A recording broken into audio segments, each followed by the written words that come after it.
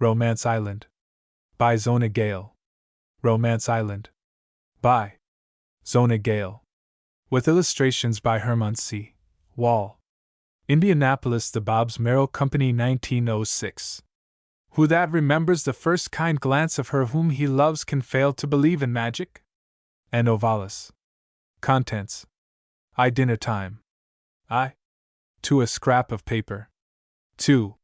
3. St. George and the lady. 3. For the Prince of Far Away. 4. The Olivia proposes. The 6. Two little men. 6. 7. Dusk, and so on. 7. 8. The porch of the morning. 8. 9. The Lady of Kingdoms.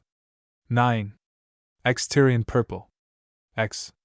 11. The end of the evening. 11. 12. Between worlds. 12. 13. The lines lead up. 13. 14. The Isle of Hearts. 14. 15. A vigil. 15. 16. Glamoury. 16.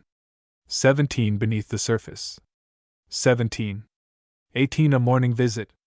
18. 19. In the Hall of Kings. 19.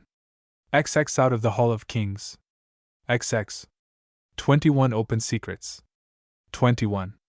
Illustrations, frontispiece 2, 3, 4, 5. Frontispiece 2, 3, 4, 5. Romance Island.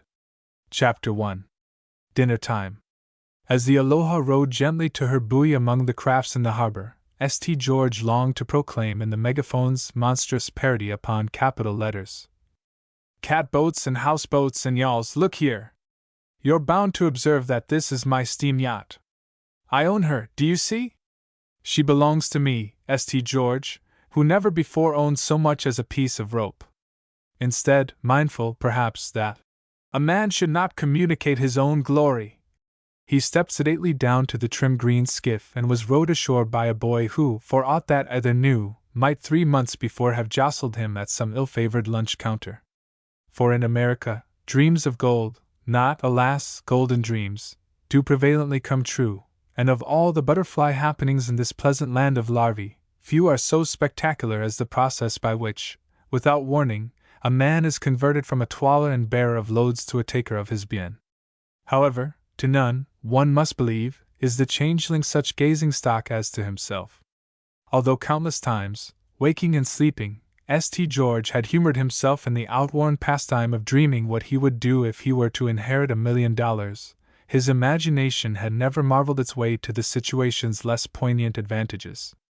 Chief among his satisfactions had been that with which he had lately seen his mother, an exquisite woman, looking like the old lace and Roman mosaic pins which she had saved from the wreck of her fortune, set off for Europe in the exceptional company of her brother, Bishop Arthur Touchett, gentlest of dignitaries. The bishop, only to look upon whose portrait was a benediction, had at sacrifice of certain of his charities seen St. George through college, and it made the million worth while to his nephew merely to send him to Tübingen to set his soul at rest concerning the date of one of the canonical Gospels. Next to the rich delight of planning that voyage, St. George placed the buying of his yacht. In the dusty, inky office of the New York Evening Sentinel he had been wont 3 months before to sit at a long green table fitting words about the yachts of others to the dreary music of his typewriter, the while vaguely conscious of a blur of 8 telephone bells, and the sound of voices used merely to communicate thought, and not to please the ear. In the last 3 months he had sometimes remembered that black day when from his high window he had looked toward the harbor and glimpsed a trim craft of white and brass slipping to the river's mouth, whereupon he had been seized by such a passion to work hard and earn a white and brass craft of his own that the story which he was hurrying for the first edition was quite ruined. Good heavens, St. George! Chillingworth, the city editor, had gnarled. We don't carry wooden type. And nothing else would set up this wooden stuff of yours. Where's some snap? Your first paragraph reads like a recipe. Now put your soul into it, and you've got less than 15 minutes to do it in. St. George recalled that his friend Amory, as one hackneyed in the ways of life, had gravely lifted an eyebrow at him, and the new men had turned different colors at the thought of being addressed like that before the staff, and St. George had recast the story and had received for his diligence a New Jersey assignment which had kept him until midnight. Haunting the homes of the club women and the common council of that little Jersey town, the trim white and brass craft slipping down to the river's mouth had not ceased to lure him. He had found himself estimating the value, in money, of the bric-a-brac of every house, and the self-importance of every alderman, and reflecting that these people, if they liked, might own yachts of white and brass, yet they preferred to crouch among the bric-a-brac and to discourse to him of one another's violations and interferences. By the time that he had reached home that dripping night, and had put captions upon the backs of the unexpected-looking photographs which were his trophies, he was in that state of comparative anarchy to be effected only by imaginative youth and a disagreeable task. Next day, suddenly as its sun, had come the news which had transformed him from a discontented grappler with social problems to the owner of stocks and bonds and shares in a busy mine and other things soothing to enumerate. The first thing which he had added unto these, after the departure of his mother and the bishop, had been the Aloha, which only that day had slipped to the river's mouth in the view from his old window at the Sentinel office. St. George had the grace to be ashamed to remember how smoothly the social ills had adjusted themselves. Now they were past, those days of feverish work and unexpected triumph and unaccountable failure, and in the dreariest of them St. George, dreaming wildly, had not dreamed all the unobvious joys which his fortune had brought to him.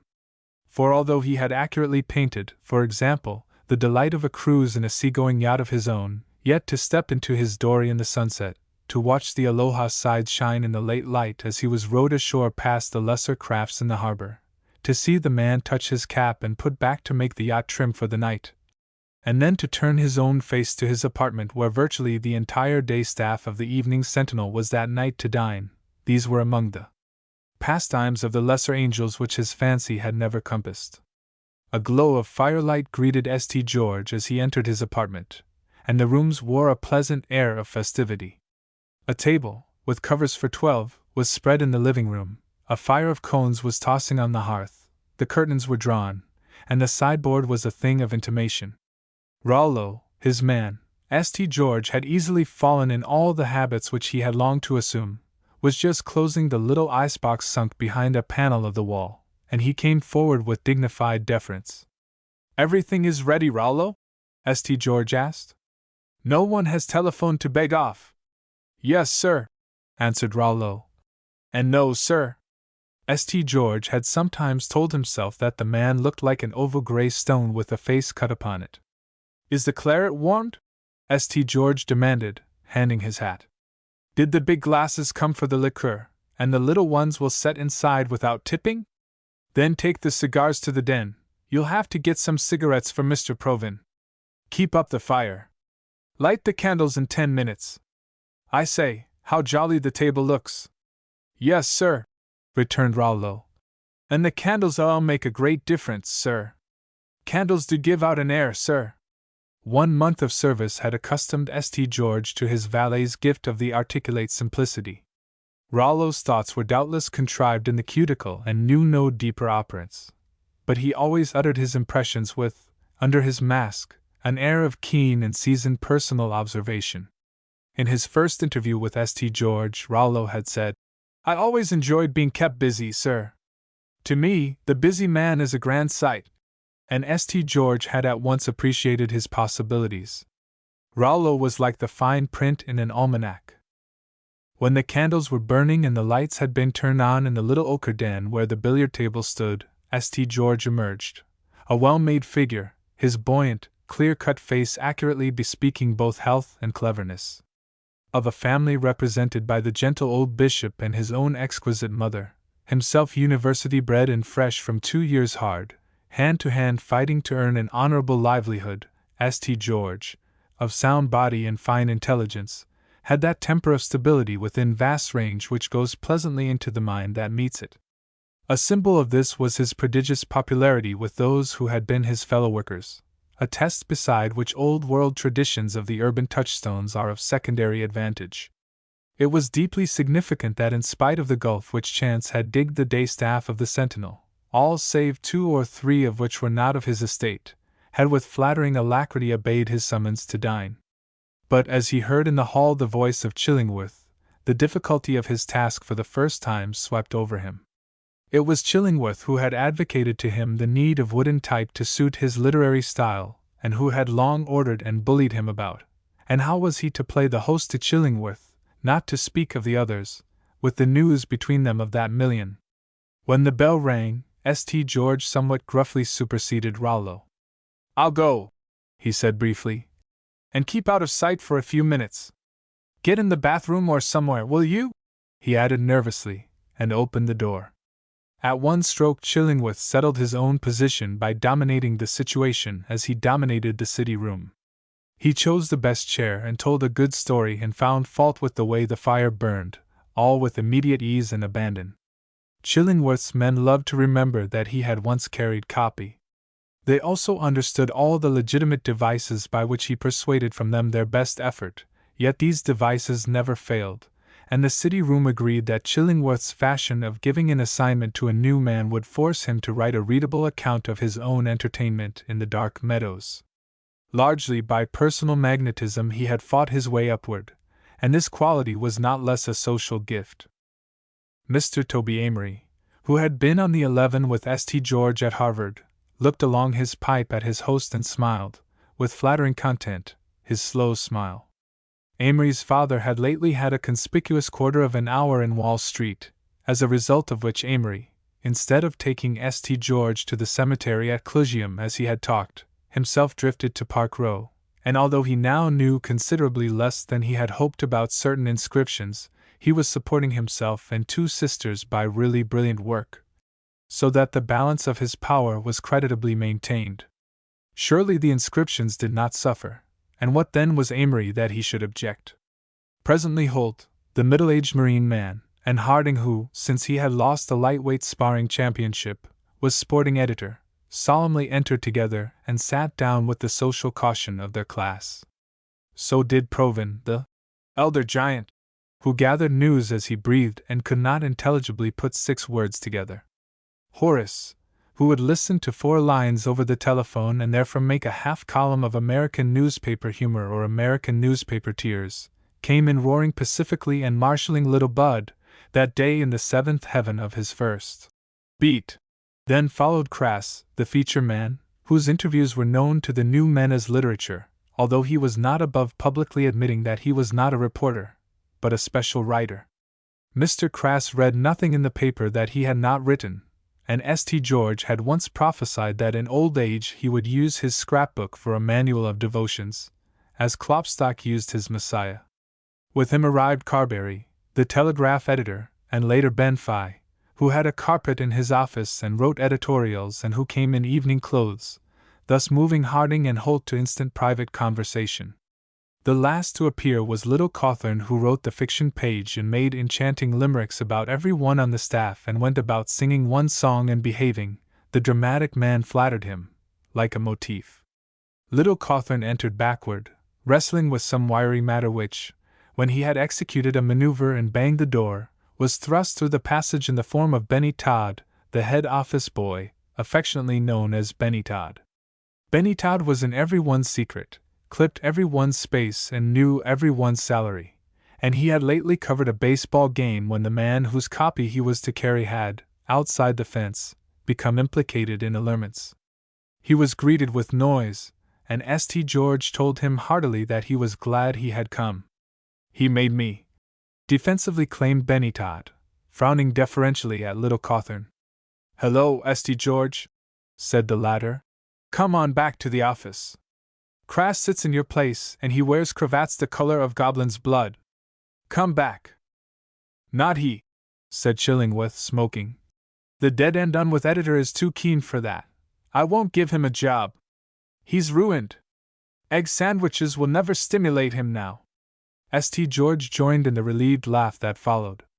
They were remembering his young Sing Sing convict who had completed his sentence in time to step in a cab and follow his mother to the grave, where his stepfather refused to have her coffin opened. And St. George, fresh from his alma mater, had weighted the winged words of his story with allusions to the tears celestial of Thetis, shed for Achilles, and Creon's grief for Haman, and the unnatural combat of Massinger's father and son, so that Chillingworth had said things in languages that are not dead, albeit a bit Elizabethan, and the composing room had shaken mailed fists. "Hi, you," said little Cawthorne, who was born in the South. "This is a mellow minute.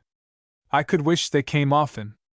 This shall be a weekly occurrence, not so, St. George?" "Cawthorne," Chillingworth warned. "Mind your manners, or they'll make you city editor." A momentary shadow was cast by the appearance of Rollo, who was manifestly a symbol of the world Philistin about which these guests knew more, and in which they played a smaller part than any other class of men. But the tray which Rollo bore was his passport. Thereafter, they all trooped to the table, and Chillingworth sat at the head, and from the foot St. George watched the city editor break bread with the familiar nervous gesture with which he was wont to strip off yards of copy paper and eat it. There was a tacit assumption that he be the conversational son of the hour, and in fostering this understanding the host took grateful refuge. "This is shameful," Chillingworth began contentedly. "Every one of you ought to be out on the Boris story." "What is the Boris story?" asked St. George with interest. But in all talk St. George had a restful, host-like way of playing the role of opposite to every one who preferred being heard. "I'll wager the boy hasn't been reading the papers these 3 months," Amory opined in his pleasant drawl. "No," St. George confessed. "No, I haven't. They make me homesick." "Don't maunder," said Chillingworth in polite criticism.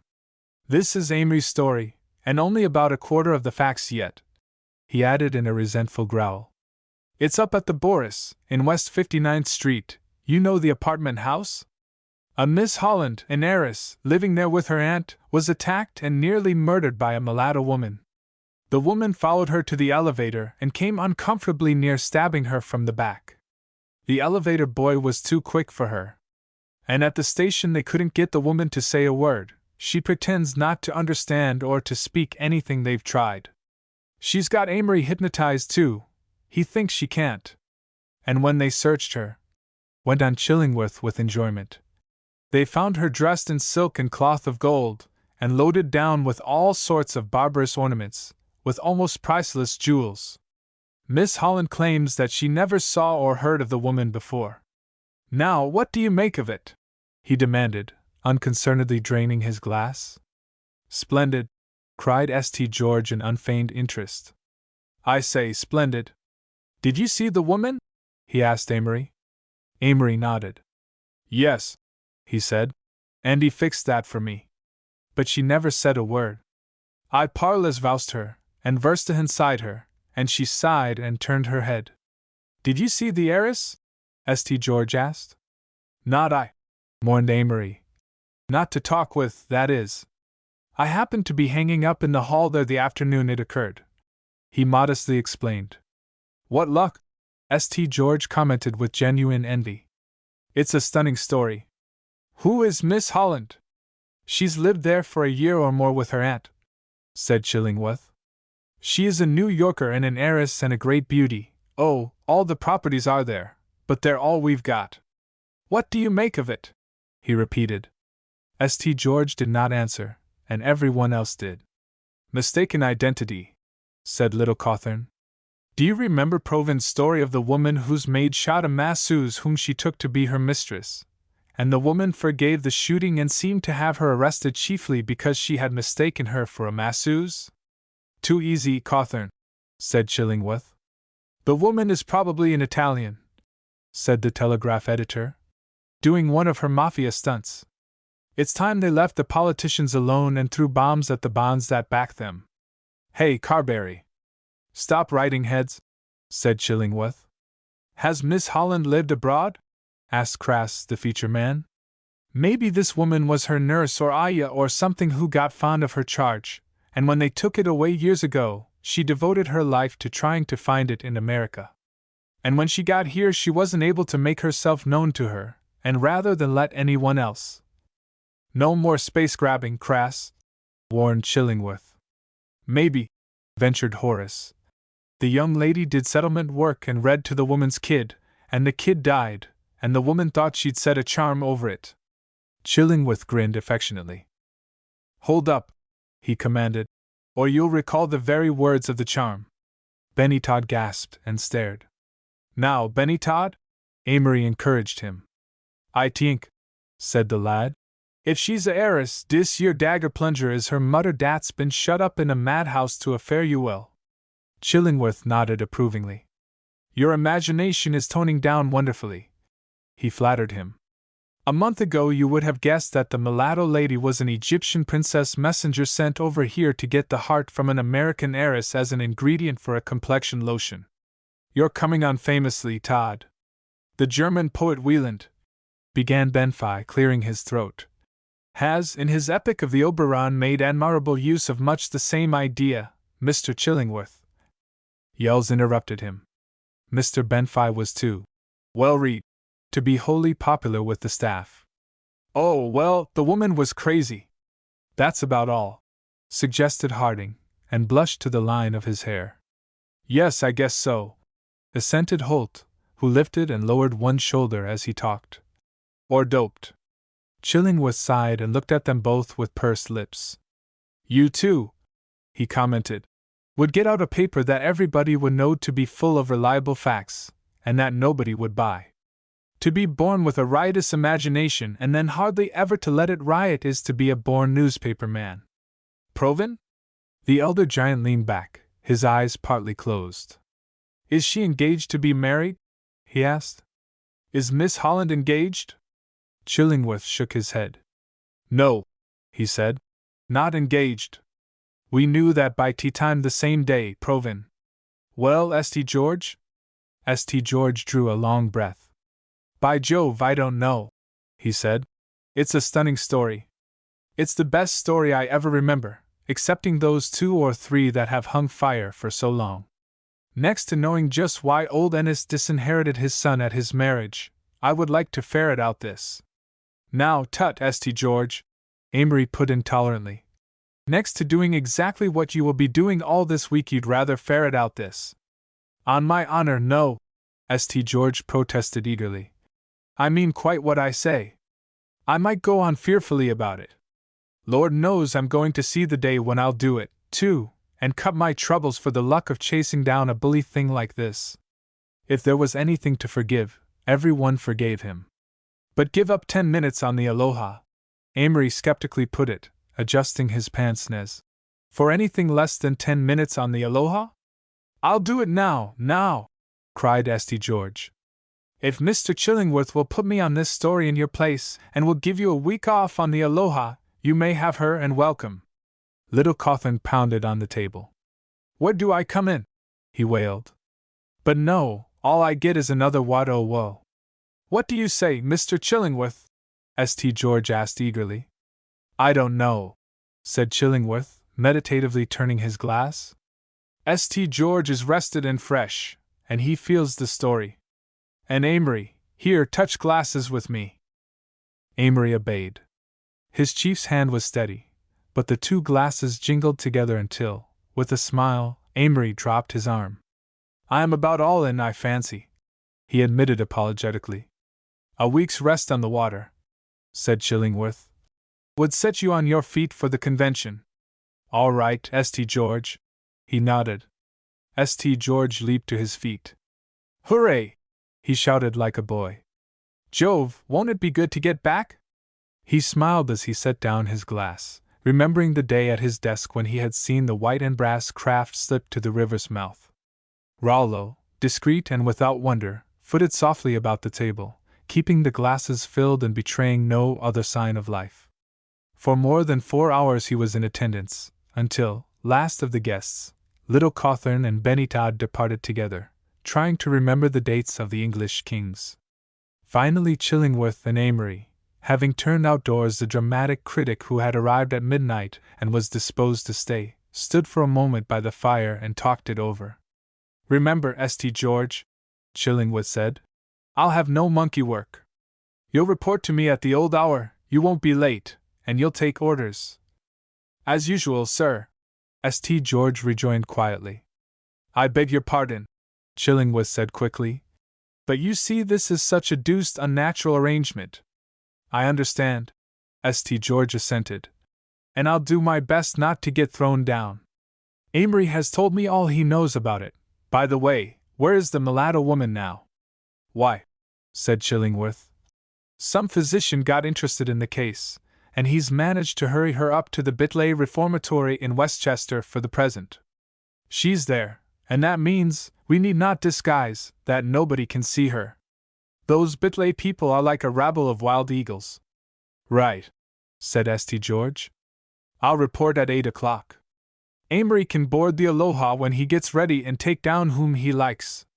On my life, old chap, it's a private view of Kadar's tents to me, said Amory, his eyes shining behind his pince-nez.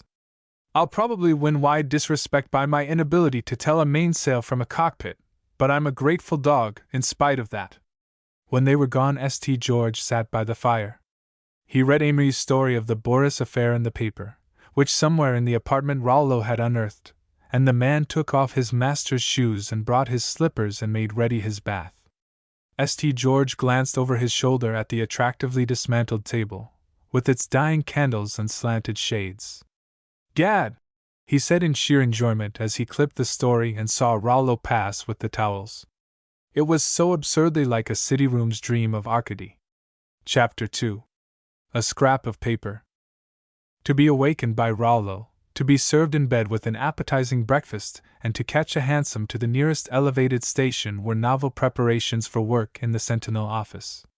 The impossibility of it all delighted St. George rather more than the reality, for there is no pastime, as all the world knows, quite like that of practicing the impossible. The days when, like a man unfree, he had fared forth from his unlovely lodgings clandestinely to partake of an evil omelette, seemed enchantingly far away. It was, St. George reflected, the experience of having been released from prison, minus the disgrace. Yet when he opened the door of the city room, the odor of the printer's ink somehow fused his elation in his liberty with the elation of the return. This was like wearing fetters for bracelets. When he had been obliged to breathe this air, he had scoffed at its fascination, but now he understood.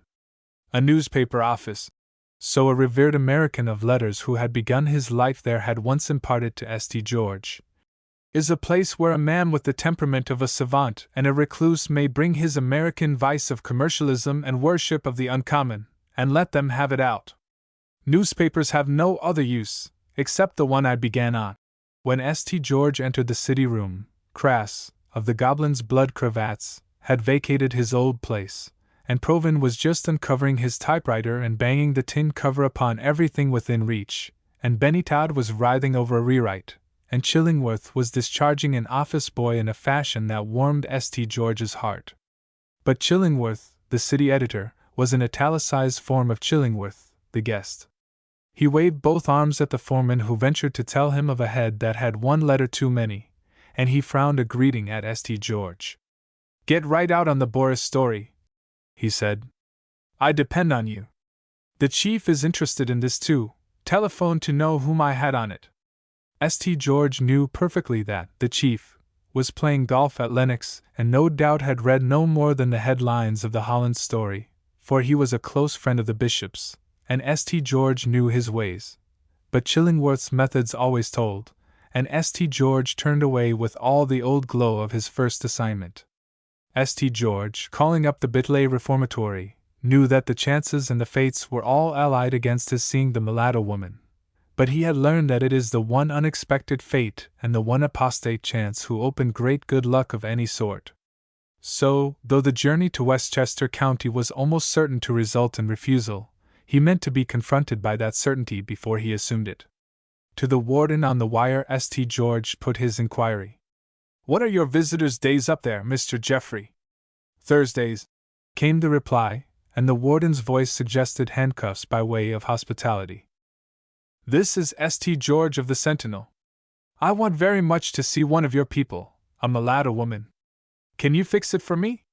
Certainly not, returned the warden promptly. The Sentinel knows perfectly that newspaper men cannot be admitted here. Well now, of course, St. George conceded. But if you have a mysterious boarder who talks Patagonian or something, and we think that perhaps we can talk with her, why then? It doesn't matter whether you can talk every language in South America, said the warden brusquely. I'm very busy now, and— See here, Mr. Jeffrey, said St. George. Is no one allowed there but relatives of the guests? Nobody. Crisply. I beg your pardon, that is literal? Relatives with a permit, divulged the warden, who, if he had had a scepter, would have used it at table, he was so fond of his little power. And the Readers' Guild? Ah, the Readers' Guild, said St. George. What days, Mr. Jeffrey? Today and Saturdays, 10 o'clock. I'm sorry, Mr. St. George, but I'm a very busy man and now. Goodbye, St. George cried triumphantly. In half an hour he was at the Grand Central Station, boarding a train for the reformatory town. It was a little after 10 o'clock when he rang the bell at the house presided over by Chillingworth's rabble of wild eagles. The reformatory, a boastful, brick building set in grounds that seemed freshly starched and ironed, had a discolored door that would have frowned and threatened of its own accord, even without the printed warnings pasted to its panels stating that no application for admission, with or without permits, would be honored upon any day save Thursday. This was Tuesday. Presently, the chains having fallen within after a futile rattling, an old man who looked born to the business of snapping up a drawbridge in lieu of a taste for any other exclusiveness peered at St. George through absurd smoked glasses, cracked quite across so that his eyes resembled buckles. Good morning, said St. George. Has the Readers' Guild arrived yet? The old man grated out an assent and swung open the door, which creaked in the pitch of his voice. The bare hall was cut by a wall of steel bars whose gate was padlocked, and outside this wall the door to the warden's office stood open. St. George saw that a meeting was in progress there, and the sight disturbed him. Then the click of a key caught his attention, and he turned to find the old man quietly and surprisingly swinging open the door of steel bars. This way, sir, he said hoarsely, fixing St. George with his buckle eyes, and shambled through the door after him, locking it behind them. If St. George had found awaiting him a gold throne encircled by kneeling elephants, he could have been no more amazed. Not a word had been said about the purpose of his visit, and not a word to the warden. There was simply this miraculous opening of the barred door. St. George breathlessly footed across the rotunda and down the dim opposite hall. There was a mistake, that was evident, but for the moment St. George was going to propose no reform. Their steps echoed in the empty corridor that extended the entire length of the great building in an odor of unspeakable soap and superior disinfectants, and it was not until they reached a stair at the far end that the old man halted. Top of the steps, he hoarsely volunteered, blinking his little buckle eyes. First door to the left. My back's bad. I won't go up. St. George, inhumanely blessing the circumstance, slipped something in the old man's hand and sprang up the stairs. The first door at the left stood ajar. St. George looked in and saw a circle of bonnets and white curls clouded around the edge of the room, like witnesses. The Readers' Guild was about leaving, almost in the same instant, with that soft lift and touch which makes a woman's gown seem sewed with vowels and sibilants. They all arose and came tapping across the bare floor. At their head marched a woman with such a bright bonnet, and such a tinkle of ornaments on her gown that at first sight she quite looked like a lamp. It was she whom St. George approached. I beg your pardon, madam, he said. Is this the Readers' Guild? There was nothing in St. George's grave face and deferential stooping of shoulders to betray how his heart was beating, or what a bound it gave at her amazing reply. Ah, she said, how do you do? And her manner had that violent absent-mindedness which almost always proves that its possessor has trained a large family of children. I am so glad that you can be with us today. I am Mrs. Manners, forgive me, she besought with perfectly self-possessed distractedness. I'm afraid that I've forgotten your name. My name is St. George, he answered as well as he could for virtual speechlessness. The other members of the guild were issuing from the room, and Mrs. Manners turned. She had a fashion of smiling enchantingly, as if to compensate her total lack of attention. Ladies, she said, this is Mr. St. George at last. Then she went through their names to him, and St. George bowed and caught at the flying end of the name of the woman nearest him, and muttered to them all. The one nearest was a Miss Bella Bliss Utter, a little brown nut of a woman with bead eyes. "Ah, Mr. St. George," said Miss Utter rapidly, "it has been a wonderful meeting. I wish you might have been with us. Fortunately for us, you are just in time for our third-floor council." It had been said of St. George that when he was writing on space and was in need, buildings fell down before him to give him 2 columns on the first page. But any architectural maneuver could not have amazed him as did this. And too, though there had been occasions when silence or an evasion would have meant bread to him, the temptation to both was never so strong as at that moment. It cost St. George an effort, which he was afterward glad to remember having made, to turn to Mrs. Manners, who had that air of appointing committees and announcing the program by which we always recognize a leader, and try to explain. "I am afraid," St. George said as they reached the stairs, "that you have mistaken me, Mrs. Manners." "I am not. Pray do not mention it," cried Mrs. Manners, shaking her little lampshade of a hat at him.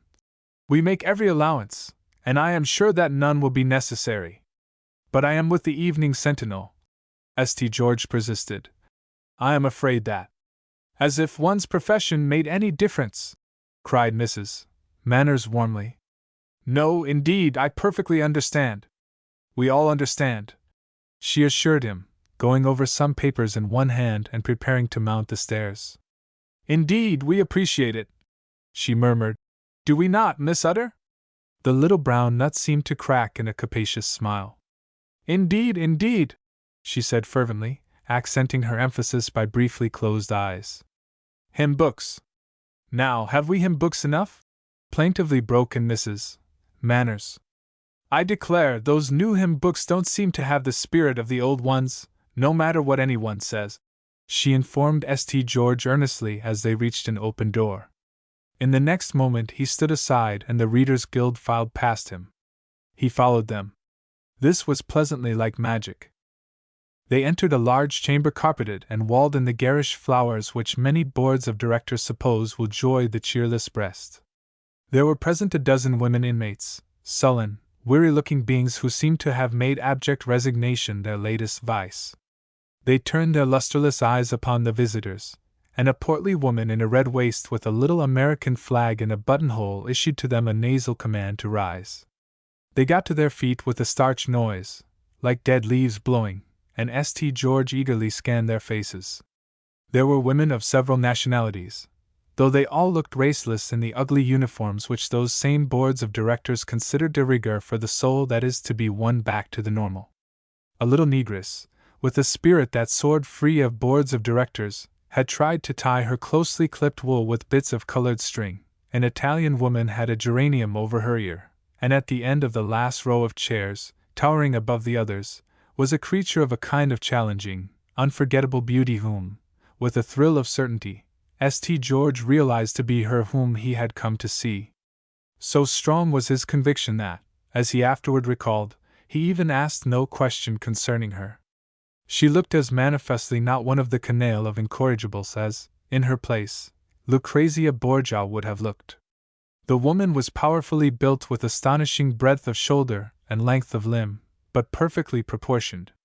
She was young, hardly more than 20, St. George fancied, and of the peculiar litheness which needs no motion to be manifest. Her clear skin was of wonderful brown, and her eyes, large and dark, with something of the oriental watchfulness, were like opaque gems and not more penetrable. Her look was immovably fixed upon St. George as if she divined that in some way his coming affected her. "We will have our hymn first." Mrs. Manners' words were buzzing and pecking in the air. "What can I have done with that list of numbers? We have to select our pieces most carefully," she confided to St. George. "So to be sure that soul's prison or hands red as crimson, or, do you see the Hebrew captive kneeling? Or anything personal like that doesn't occur. Now what can I have done with that list?" Her words reached St. George but vaguely. He was in a fever of anticipation and enthusiasm. He turned quickly to Mrs. Manners. "During the hymn," he said simply, "I would like to speak with one of the women. Have I your permission?" Mrs. Manners looked momentarily perplexed, but her eyes at that instant chancing upon her lost list of hymns, she let fall an abstracted assent and hurried to the waiting organist. Immediately St. George stepped quietly down among the women already fluttering the leaves of their hymn books, and sat beside the mulatto woman. Her eyes met his in eager questioning, but she had that temper of unsurprise of many of the Eastern peoples and of some animals. Yet she was under some strong excitement, for her hands, large but faultlessly modeled, were pressed tensely together. And St. George saw that she was by no means a mulatto, or of any race that he was able to name. Her features were classic and of exceeding fineness, and her face was sensitive and highly bred and filled with repose, like the surprising repose of breathing arrested in marble. There was that about her, however, which would have made one, constituted to perceive only the arbitrary balance of things, feel almost afraid, while one of high organization would inevitably have been smitten by some sense of the incalculably higher organization of her nature, a nature which breathed forth an influence, laid a spell, did something indefinable. Sometimes one stands too closely to a statue and is frightened by the nearness, as by the nearness of one of an alien region. St. George felt this directly he spoke to her. He shook off the impression and set himself practically to the matter in hand. He had never had greater need of his faculty for directness. His low tone was quite matter-of-fact, his manner deferentially reassuring. "I think," he said softly and without preface, "that I can help you. Will you let me help you? Will you tell me quickly your name?" The woman's beautiful eyes were filled with distress, but she shook her head. "Your name? St. George repeated earnestly, but she had only the same answer. "Can you not tell me where you live?" St. George persisted, and she made no other sign. "New York?" went on St. George patiently. "New York? Do you live in New York?" There was a sudden gleam in the woman's eyes. She extended her hands quickly in unmistakable appeal. Then swiftly she caught up a hymn book, tore at its flyleaf, and made the movement of writing. In an instant St. George had thrust a pencil in her hand and she was tracing something. He waited feverishly. The organ had droned through the hymn and the women broke into song, with loose lips and without restraint, as street boys sing. He saw them casting curious, sullen glances, and the Readers' Guild whispering among themselves. Miss Bella Blissutter, looking as distressed as a nut can look, nodded, and Mrs. Manners shook her head and they meant the same thing. Then St. George saw the attendant in the red waist descend from the platform and make her way toward him, the little American flag rising and falling on her breast. He unhesitatingly stepped in the aisle to meet her, determined to prevent, if possible, her suspicion of the message. "Is it the barbarism of a gentleman?" Amory had once propounded. "Or is it the gentlemanlike manners of a barbarian which makes both enjoy overstepping a prohibition?" "I compliment you," St. George said gravely, with his deferential stooping of the shoulders. "The women are perfectly trained. This, of course, is due to you." The hard face of the woman softened, but St. George thought that one might call her very facial expression nasal. She smiled with evident pleasure, though her purpose remained unshaken. "They do pretty good," she admitted, "but visitors ain't best for 'em. I'll have to request you," St. George vaguely wished that she would say, "ask," "not to talk to any of 'em." St. George bowed. "It is a great privilege," he said warmly if a bit incoherently, and held her in talk about an institution of the sort in Canada where the women inmates wore white, the managers claiming that the effect upon their conduct was perceptible, that they were far more self-respecting, and so on in a labyrinth of defensive detail. "What do you think of the idea?" he concluded anxiously, manfully holding his ground in the aisle. "I think it's mostly nonsense," returned the woman tartly. "A big expense and a sight of work for nothing. And now permit me to say," St. George vaguely wished that she would say, "let." "I agree with you," he said earnestly. "Nothing could be simpler and neater than these calico gowns." The attendant looked curiously at him. "They are gingham," she rejoined. "And you'll excuse me, I hope, but visitors ain't supposed to converse with the inmates." St. George was vanquished by converse. "I beg your pardon," he said. "Pray forgive me. I will say good-bye to my friend." He turned swiftly and extended his hand to the strange woman behind him. With the cunning upon which he had counted, she gave her own hand, slipping in his the folded paper. Her eyes, with their haunting watchfulness, held his for a moment as she mutely bent forward when he left her. The hymn was done and the women were seating themselves, as St. George with beating heart took his way up the aisle. What the paper contained he could not even conjecture, but there was a paper, and it did contain something which he had a pleasant premonition would be invaluable to him. Yet he was still utterly at loss to account for his own presence there, and this he coolly meant to do. He was spared the necessity. On the platform Mrs. Manners had risen to make an announcement, and St. George fancied that she must preside at her turn and try on her bonnets with just that same formal little announcement air. "My friends," she said, "I have now an unexpected pleasure for you and for us all. We have with us today Mr. St. George of New York. Mr. St. George is going to sing for us." St. George stood still for a moment, looking into the expectant faces of Mrs. Manners and the other women of the Readers' Guild, a spark of understanding kindling the mirth in his eyes. This then accounted both for his admittance to the home, and for his welcome by the women upon their errand of mercy. He had simply been very naturally mistaken for a stranger from New York who had not arrived. But since he had accomplished something, though he did not know what, inasmuch as the slip of paper lay crushed in his hand unread, he must, he decided, pay for it. Without ado he stepped to the platform. "I have explained to Mrs. Manners and to these ladies," he said gravely, "that I am not the gentleman who was to sing for you. However, since he is detained, I will do what I can." This, mistaken for a merely perfunctory speech of self-depreciation, was received in polite, contradicting silence by the guild. St. George, who had a rich, true baritone, quickly ran over his little list of possible songs, none of which he had ever sung to an audience that a canoe would not hold, or to other accompaniment than that of a mandolin.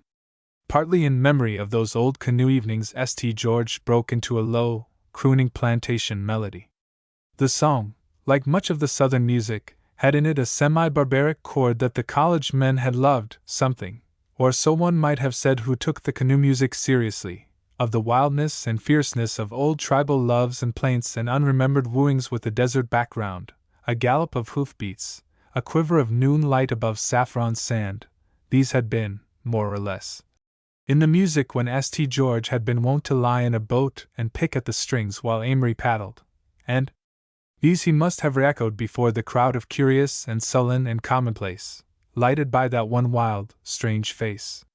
When he had finished, the dark woman sat with bowed head, and St. George himself was more moved by his own effort than was strictly professional. "Dear Mr. St. George," said Mrs. Manners, going distractedly through her handbag for something unknown, "our secretary will thank you formally. It was she who sent you our request, was it not? She will so regret being absent today." "She did not send me a request, Mrs. Manners," persisted St. George pleasantly, "but I've been uncommonly glad to do what I could. I am here simply on a mission for the Evening Sentinel." Mrs. Manners drew something indefinite from her bag and put it back again, and looked vaguely at St. George. "Your voice reminds me so much of my brother younger," she observed, her eyes already straying to the literature for distribution. With soft exclamatory twitters the Readers' Guild thanked St. George, and Miss Bella Bliss Utter, who was of womankind who clasped their hands when they praise, stood thus beside him until he took his leave. The woman in the red waist summoned an attendant to show him back down the long corridor. At the grated door within the entrance St. George found the warden in stormy conference with a pale blonde youth in spectacles. "Impossible," the warden was saying bluntly. "I know you. I know your voice. You called me up this morning from the New York Sentinel office, and I told you then." "But, my dear sir," expostulated the pale blonde youth, waving a music roll, "I do assure you—" "What he says is quite true, warden," St. George interposed courteously. "I will vouch for him. I have just been singing for the Readers' Guild myself." The warden dropped back with a grudging apology and brows of tardy suspicion, and the old man blinked his buckle eyes. "Gentlemen," said St. George, Good morning. Outside the door, with its panels decorated in positive prohibitions, he eagerly unfolded the precious paper. It bore a single name and address: Tabnet, 19 McDougal Street, New York. Chapter 3. St. George and the Lady. St. George lunched leisurely at his hotel. Upon his return from Westchester, he had gone directly to McDougal Street to be assured that there was a house numbered 19. Without difficulty he had found the place. It was in the row of old iron balconied apartment houses a few blocks south of Washington Square, and number 19 differed in no way from its neighbors, even to the noisy children, without toys, tumbling about the sunken steps and dark basement door. St. George contented himself with walking past the house, for the mere assurance that the place existed dictated his next step. This was to write a note to Mrs. Medora Hastings, Miss Holland's aunt. The note set forth that for reasons which he would, if he might, explain later, he was interested in the woman who had recently made an attempt upon her niece's life, that he had seen the woman and had obtained an address which he was confident would lead to further information about her. This address, he added, he preferred not to disclose to the police, but to Mrs. Hastings or Miss Holland herself, and he begged leave to call upon them if possible that day. He dispatched the note by Rollo, whom he instructed to deliver it, not at the desk, but at the door of Mrs. Hastings' apartment, and to wait for an answer. He watched with pleasure Rollo's soft departure, recalling the days when he had sent a messenger boy to some inaccessible threshold, himself stamping up and down in the cold a block or so away to await the boy's return. Rollo was back almost immediately. Mrs. Hastings and Miss Holland were not at home. St. George eyed his servant severely. "Rollo," he said, "did you go to the door of their apartment?" "No, sir," said Rollo stiffly. "The elevator boy told me they was out, sir." Showing, thought St. George, that a valet and a gentleman is a very poor newspaper man. "Now go back," he said pleasantly. "Go up in the elevator to their door. If they are not in, wait in the lower hallway until they return. Do you get that? Until they return. You'll want me back by tea time, sir?" ventured Rollo. "Wait," St. George repeated. "Until they return. At 3. Or 6. Or 9 o'clock. Or midnight." "Very good, sir," said Rollo impassively. "It ain't always wise, sir, for a man to trust to his own judgment, sir, asking your pardon. His judgment," he added, "may be a bit of the ape left in him, sir." St. George smiled at this evolutionary pearl and settled himself comfortably by the open fire to await Rollo's return. It was after 3 o'clock when he reappeared. He brought a note, and St. George feverishly tore it open. "Whom did you see? Were they civil to you?" he demanded. "I saw old lady, sir," said Rollo irreverently. "She didn't say a word to me, sir, but what she didn't say was civler than many people's language. There's a great deal in manner, sir," declaimed Rollo, brushing his hat with his sleeve, and his sleeve with his handkerchief, and shaking the handkerchief meditatively over the coals. St. George read the note at a glance and with unspeakable relief. They would see him. A refusal would have delayed and annoyed him just then, in the flood tide of his hope. "My dear Mr. St. George," the note ran, "my niece is not at home, and I cannot tell how your suggestion will be received by her, though it is most kind. I may, however, answer for myself that I shall be glad to see you at 4 o'clock this afternoon. Very truly yours, M. Medora H. Hastings." Grateful for her evident intention to waste no time, St. George dressed and drove to the Boris, punctually sending up his card at 4 o'clock. At once he was ushered to Mrs. Hastings' apartment. St. George entered her drawing-room incuriously. 3 years of entering drawing-rooms which he never thereafter was to see had robbed him of that sensation of indefinable charm which for many a strange room never ceases to yield. He had found far too many tables upholding nothing which one could remember, far too many pictures that returned his look, and rugs that seemed to have been selected arbitrarily, and because there was none in stock that the owner really liked. He was therefore pleasantly surprised and puzzled by the room which welcomed him. The floor was tiled in curious blocks, strangely hieroglyphed, as if they had been taken from old tombs. Over the fireplace was set a panel of the same stone, which, by the thickness of the tiles, formed a low shelf. On this shelf and on tables and in a high window was the strangest array of objects that St. George had ever seen. There were small busts of soft rose stone, like blocks of coral. There was a statue or two of some indefinable white material, glistening like marble, and yet so soft that it had been indented in several places by accidental pressure. There were fans of strangely woven silk, with sticks of carven rock crystal, and hand mirrors of polished copper set in frames of gems that he did not recognize. Upon the wall were mended bits of purple tapestry, embroidered or painted or woven in singular patterns of flora and birds that St. George could not name. There were rolls of parchment, and vases of rock crystal, and a little apparatus, most delicately poised, for weighing unknown, delicate things, and jars and cups without handles, all baked of a soft pottery having a nap like the down of a peach. Over the windows hung curtains of lace, woven by hands which St. George could not guess, in patterns of such freedom and beauty as Western looms never may know. On the floor and on the divans were spread strange skins, some marked like peacocks, some patterned like feathers and like seaweed, all in a soft fur that was like silk. Mingled with these curios were the ordinary articles of a cultivated household.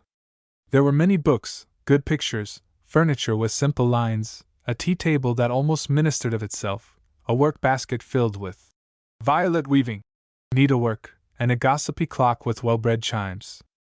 St. George was enormously attracted by the room which could harbor so many pagan delights without itself falling their victim. The air was fresh and cool and smelled of the window primroses. In a few moments Mrs. Hastings entered, and if St. George had been bewildered by the room he was still more amazed by the appearance of his hostess. She was utterly unlike the atmosphere of her drawing-room. She was a bustling, commonplace little creature, with an expressionless face, indented rather than molded in features. Her plump hands were covered with jewels, but for all the richness of her gown she gave the impression of being very badly dressed. Things of jet and metal bobbed and ticked upon her, and her sidecombs were continually falling about. She sat on the sofa and looked at the seat which St. George was to have and began to talk, all without taking the slightest heed of him, or permitting him to mention the Evening Sentinel, or his errand. If St. George had been painted purple he felt sure that she would have acted quite the same. Personality meant nothing to her. "Now this distressing matter, Mr. St. George," began Mrs. Hastings, "of this frightful mulatto woman. I didn't see her myself, no, I had stopped in on the first floor to visit my lawyer's wife who was ill with neuralgia, and I didn't see the creature. If I had been with my niece I dare say it wouldn't have occurred. That's what I always say to my niece. I always say, Olivia, nothing need occur to vex one. It always happens because of pure heedlessness, not that I accuse my own niece of heedlessness in this particular. It was the elevator boy who was heedless. That is the trouble with life in a great city. Every breath you draw is always dependent on somebody else's doing his duty, and when you consider how many people habitually neglect their duty it is a wonder. I always say that to Olivia. It is a wonder that anybody is alive to do a duty when it presents itself. Olivia, I always say, nobody needs to die, and I really believe that they nearly all do die out of pure heedlessness. Well, and so this frightful mulatto creature, you know her, I understand?" Mrs. Hastings leaned back and consulted St. George through her tortoise-shell glasses, tilting her head high to keep them on her nose and perpetually putting their gold chain over her ear, which perpetually pulled out her sidecombs. "I saw her this morning," St. George said. "I went up to the reformatory in Westchester, and I spoke with her." "Mercy!" ejaculated Mrs. Hastings. "I wonder she didn't tear your eyes out. Did they have her in a cage or in a cell? What was the creature about?" "She was in a missionary meeting at the moment," St. George explained, smiling. "Mercy!" said Mrs. Hastings in exactly the same tone. "Some trick, I expect. That's what I warned Olivia. So few things nowadays are done through necessity or design. Nearly everything is a trick. Every invention is a trick, a cultured trick, one might say. Murder is a trick, I suppose, to a murderer. That's why civilization is bad for morals, don't you think? Well, and so she talked with you? No, Mrs. Hastings, said St. George. She did not say one word. But she wrote something, and that is what I have come to bring you. What was it? Some charm? Cried Mrs. Hastings. Oh, nobody knows what that kind of people may do. I'll meet anyone face to face, but these juggling, incantation individuals appall me. I have a brother who travels in the Orient, and he tells me about hideous things they do, raising wheat and things. She vaguely concluded. Ah, said St. George quickly. You have a brother, in the Orient? Oh, yes. My brother Otho has traveled abroad I don't know how many years. We have a great many stamps. I can't begin to pronounce all the names, the lady assured him. And this brother, is he your niece, Miss Holland's father? St. George asked eagerly. Certainly, said Mrs. Hastings severely. I have only one brother, and it has been 3 years since I have seen him. Pardon me, Mrs. Hastings, said St. George. This may be most important. Will you tell me when you last heard from him and where he was? I should have to look up the place, she answered. I couldn't begin to pronounce the name, I dare say. It was somewhere in the South Atlantic, 10 months or more ago. Ah, St. George quietly commented. Well, and now this frightful creature, resumed Mrs. Hastings. Do pray tell me what it was she wrote. St. George produced the paper. That is it, he said. I fancy you will not know the street. It is 19 McDougal Street, and the name is simply Tabnet. Yes. And is it a letter? His hostess demanded. And whatever does it say? It is not a letter, St. George explained patiently. And this is all that it says. The name is, I suppose, the name of a person. I have made sure that there is such a number in the street. I have seen the house. But I have waited to consult you before going there. Why, what is it you think? Mrs. Hastings besought him. Do you think this person, whoever it is, can do something? And whatever can he do? Oh dear, she ended. I do want to act the way poor dear Mr. Hastings would have acted. Only I know that he would have gone straight to Bidley, or wherever she is, and held a revolver at that mulatto creature's head, and commanded her to talk English. Mr. Hastings was a very determined character. If you could have seen the poor dear man's chin! But of course I can't do that, can I? And that's what I say to Olivia. Olivia, one doesn't need a man's judgment if one will only use judgment oneself. What is it you think, Mr. St. George?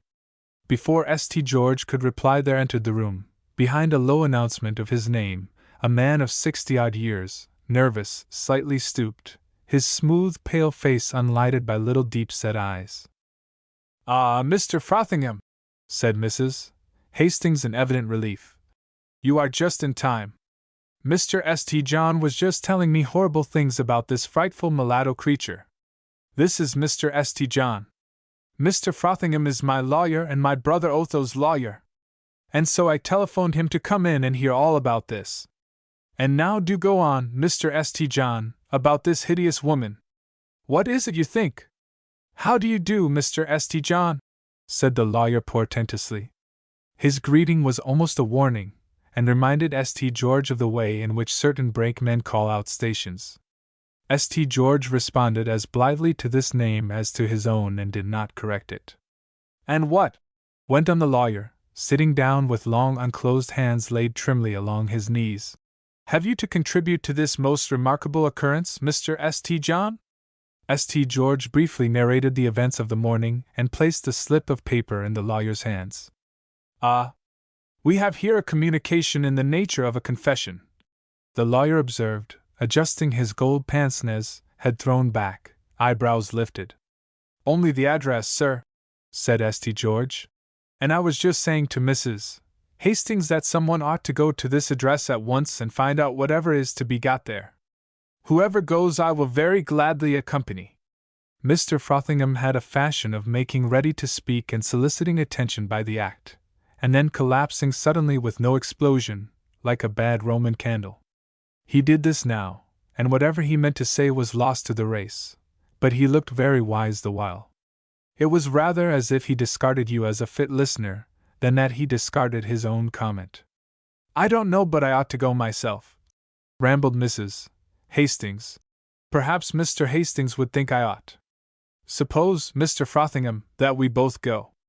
Dear, dear! Olivia always sees to my shopping and flowers and everything executive, but I can't let her go into these frightful places, can I? There was a rustling at the far end of the room, and someone entered.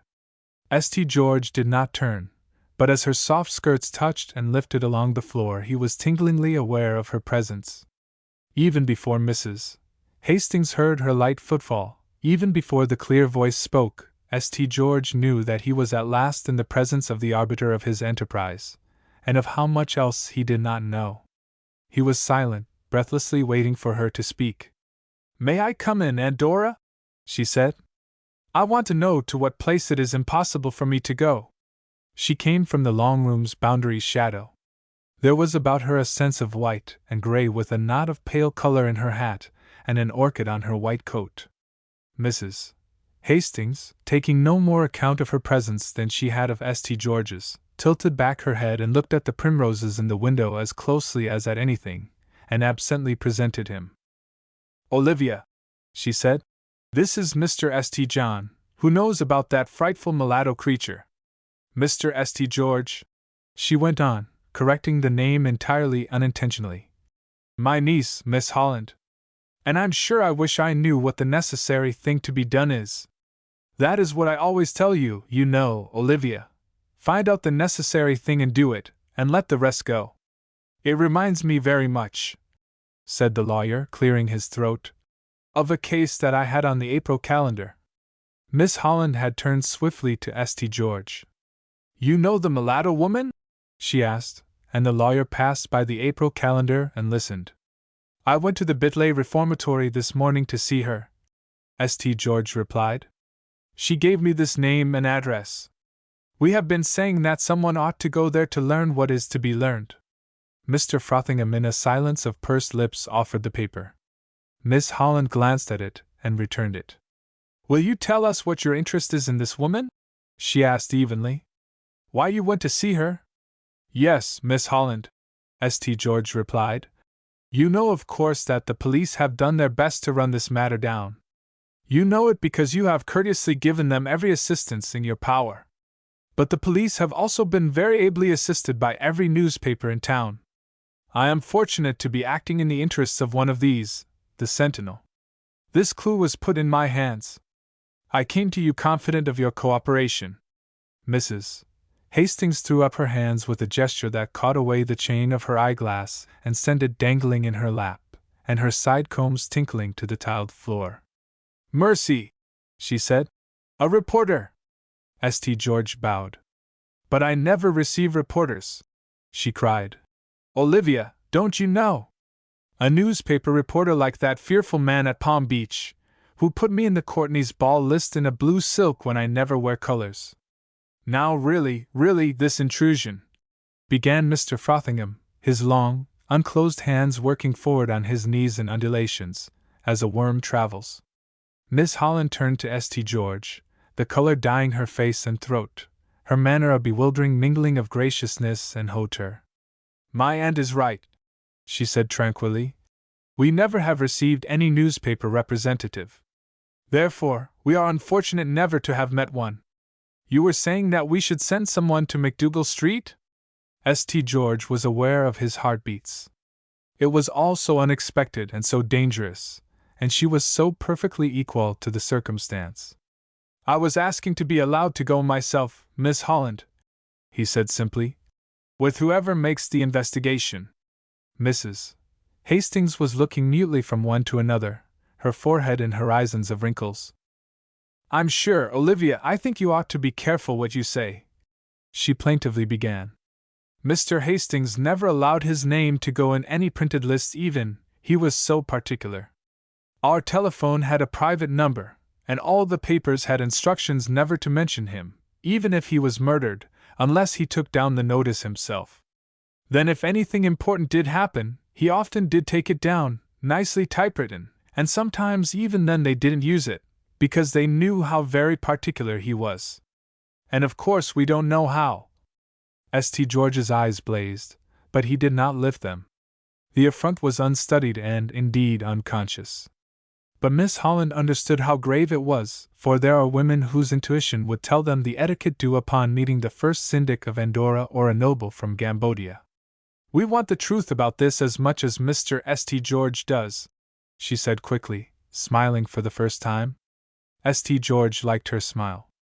It was as if she were amused, not absent-minded nor yet a prey to the feminine immorality of ingratiation. "Besides," she continued, "I wish to know a great many things. How did the mulatto woman impress you, Mr. St. George?" Miss Holland loosened her coat, revealing a little flowery waist, and leaned forward with parted lips. She was very beautiful, with the beauty of perfect, blooming, colorful youth, without line or shadow. She was in the very noon of youth, but her eyes did not wander after the habit of youth. They were direct and steady and a bit critical, and she spoke slowly and with graceful sanity in a voice that was without nationality. She might have been the cultivated English-speaking daughter of almost any land of high civilization, or she might have been its princess. Her face showed her imaginative. Her serene manner reassured one that she had not, in consequence, to pay the usury of lack of judgment. She seemed reflective, tender, and of a fine independence, tempered, however, by tradition and unerring taste. Above all, she seemed alive, receptive, like a woman with 10 senses. And, above all again, she had charm. Finally, St. George could talk with her. He did not analyze why. He only knew that this woman understood what he said in precisely the way that he said it, which is, perhaps, the fifth essence in nature. "May I tell you?" asked St. George eagerly. "She seemed to me a very wonderful woman, Miss Holland, almost a woman of another world. She is not mulatto, her features are quite classic, and she is not a fanatic or a madwoman. She is, of her race, a strangely superior creature, and I fancy, of high cultivation, and I am convinced that at the foundation of her attempt to take your life there is some tremendous secret. I think we must find out what that is, first, for your own sake, next, because this is the sort of thing that is worthwhile." "Ah!" cried Miss Holland. "Delightful! I begin to be glad that it happened.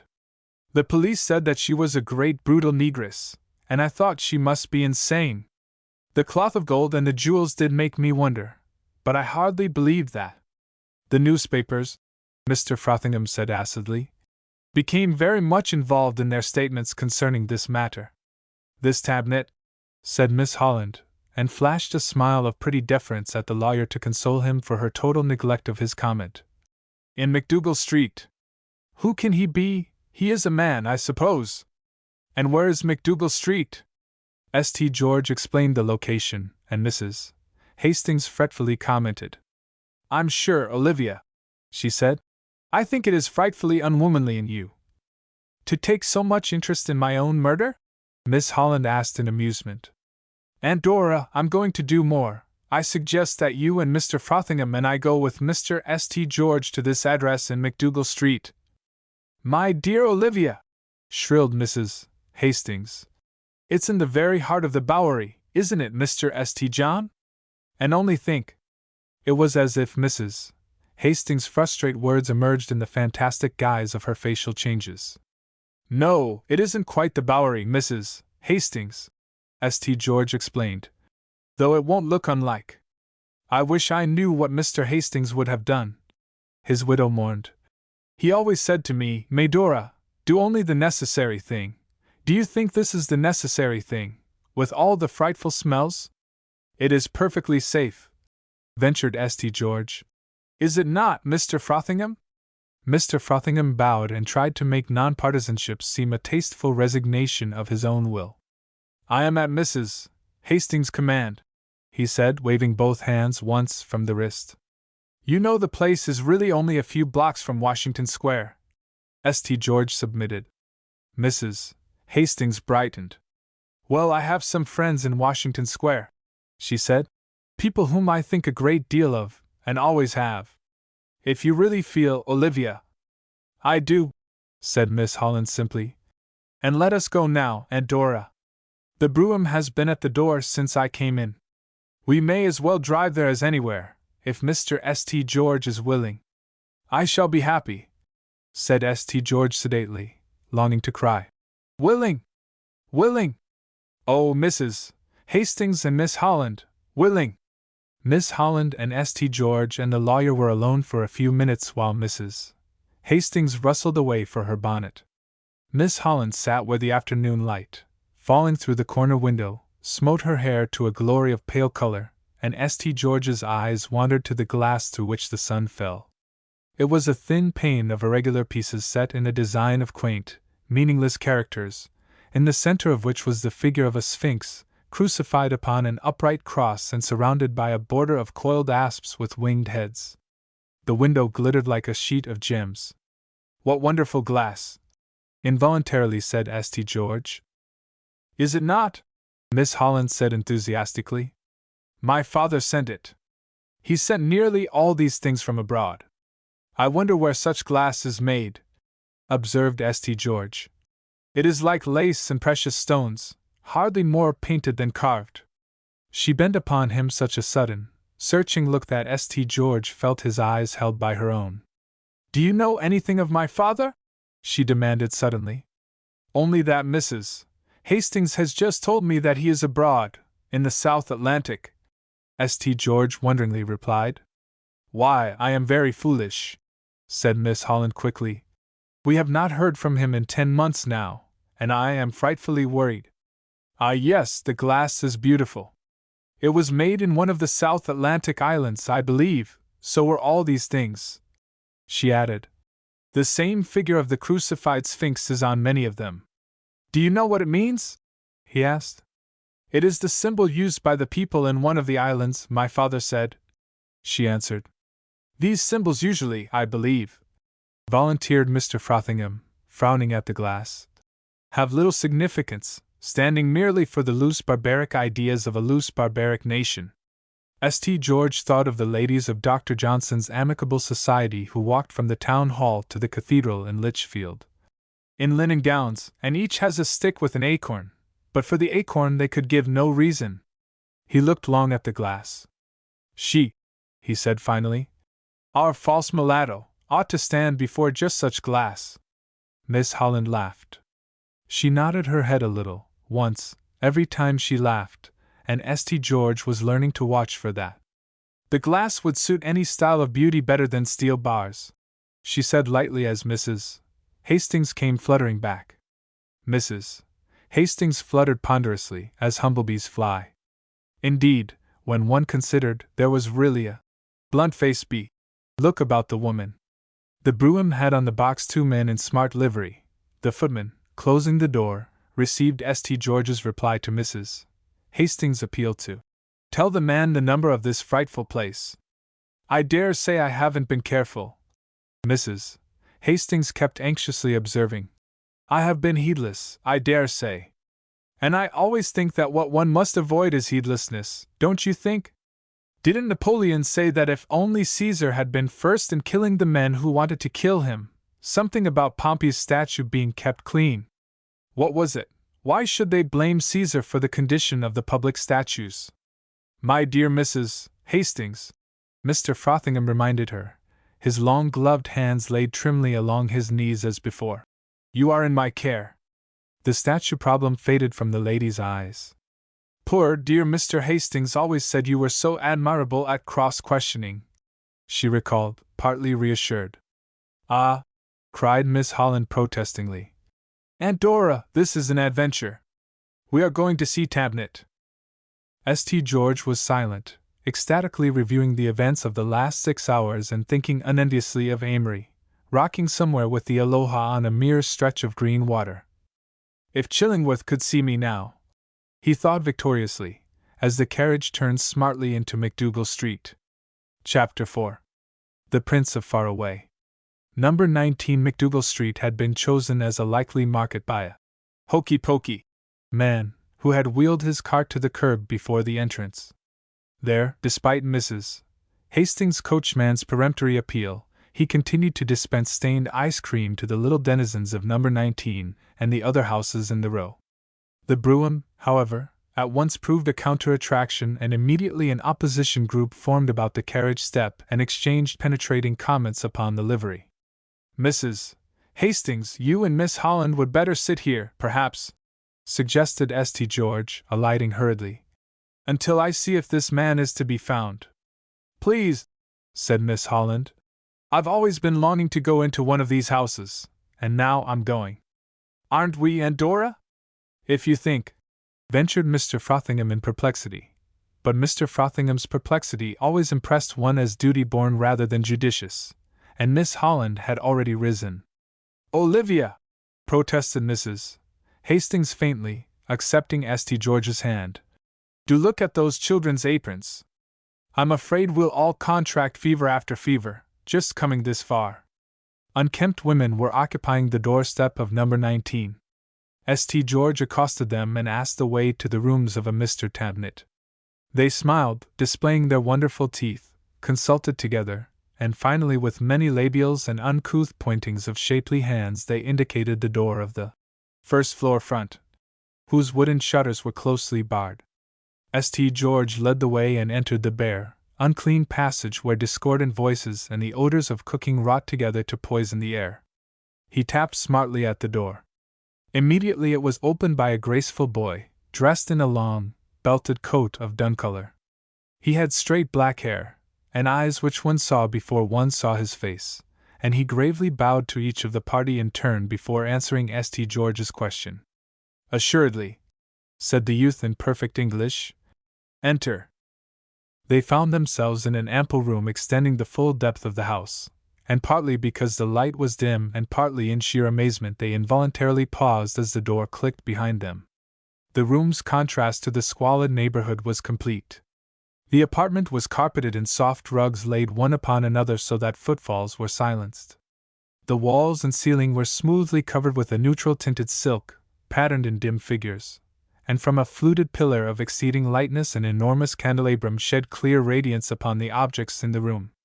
The couches and divans were woven of some light reed, made with high fantastic backs, in perfect purity of line however, and laid with white mattresses. A little reed table showed slender pipes above its surface, and these, at a touch from the boy, sent to a great height tiny columns of water that tinkled back to the square of metal upon which the table was set. A huge fan of blanched grasses automatically swayed from above. On a side table were decanters and cups and platters of a material frail and transparent. Before the shuttered window stood an observable plant with colored leaves. On a great table in the room's center were scattered objects which confused the eye. A light curtain stirring in the fan's faint breeze hung at the far end of the room. In a career which had held many surprises, some of which St. George would never be at liberty to reveal to the paper in whose service he had come upon them, this was one of the most alluring. The mere existence of this strange and luxurious habitation in the heart of such a neighborhood would, past expression, delight Mr. Crass, the feature man, and no doubt move even Chillingworth to approval. Chillingworth and Crass. Already they seemed strangers. St. George glanced at Miss Holland. She was looking from side to side, like a bird alighted among strange flowers. She met his eyes and dimpled in frank delight. Mrs. Hastings sat directly beside her, her tortoise-rimmed glasses expressing bland approval. The improbability of her surroundings had quite escaped her in her satisfied discovery that the place was habitable. The lawyer, his thin lips parted, his head thrown back so that his hair rested upon his coat collar, remained standing, one long hand upon a coat lapel. "Ah," said Miss Holland softly, "it is an adventure, Aunt Dora." St. George liked that. It irritated him, he had once admitted, to see a woman live as if living were a matter of life and death. He wished her to be alive to everything, but without suspiciously scrutinizing details, like a census taker. To appreciate did not seem to him properly to mean to assess. Miss Holland, he would have said, seemed to live by the beats of her heart, and not by the waves of her hair, but another proof, perhaps, of, "If thou likest her opinions thou wilt praise her virtues."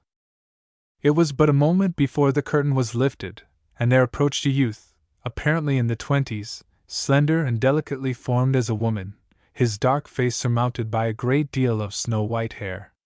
He was wearing garments of gray, cut in unusual and graceful lines, and his throat was closely wound in folds of soft white, fastened by a rectangular green jewel of notable size and brilliance. His eyes, large and of exceeding beauty and gentleness, were fixed upon St. George. "Sir," said St. George, "we have been given this address as one where we may be assisted in some inquiries of the utmost importance. The name which we have is simply Tabnit. Have I the honor?" Their host bowed. "I am Prince Tabnit," he said quietly. St. George, filled with fresh amazement, gravely named himself, and, making presentation of the others, purposely omitted the name of Miss Holland. However, hardly had he finished before their host bowed before Miss Holland herself. "And you," he said, "you to whom I owe an expiation which I can never make, do you know it is my servant who would have taken your life?" In the brief interval following this naive assertion, his guests were not unnaturally speechless. Miss Holland, bending slightly forward, looked at the prince breathlessly. "I have suffered," he went on. "I have suffered indescribably since that terrible morning when I missed her and understood her mission. I followed quickly. I was without when you entered, but I came too late. Since then I have waited, unwilling to go to you, certain that the gods would permit the possible. And now, what shall I say?" He hesitated, his eyes meeting Miss Holland's. And in that moment Mrs. Hastings found her voice. She curved the chain of her eyeglasses over her ear, threw back her head until the tortoise rims included her host, and spoke her mind. "Well, Prince Tabnit," she said sharply, quite as if St. George thought she had been nursery governess to princes all her life, "I must say that I think your regret comes somewhat late in the day. It's all very well to suffer as you say over what your servant has tried to do. But what kind of man must you be to have such a servant, in the first place?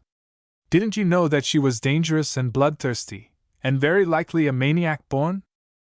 Her voice, never modulated in her excitements, was so full that no one heard at that instant a quick, indrawn breath from St. George, having something of triumph and something of terror.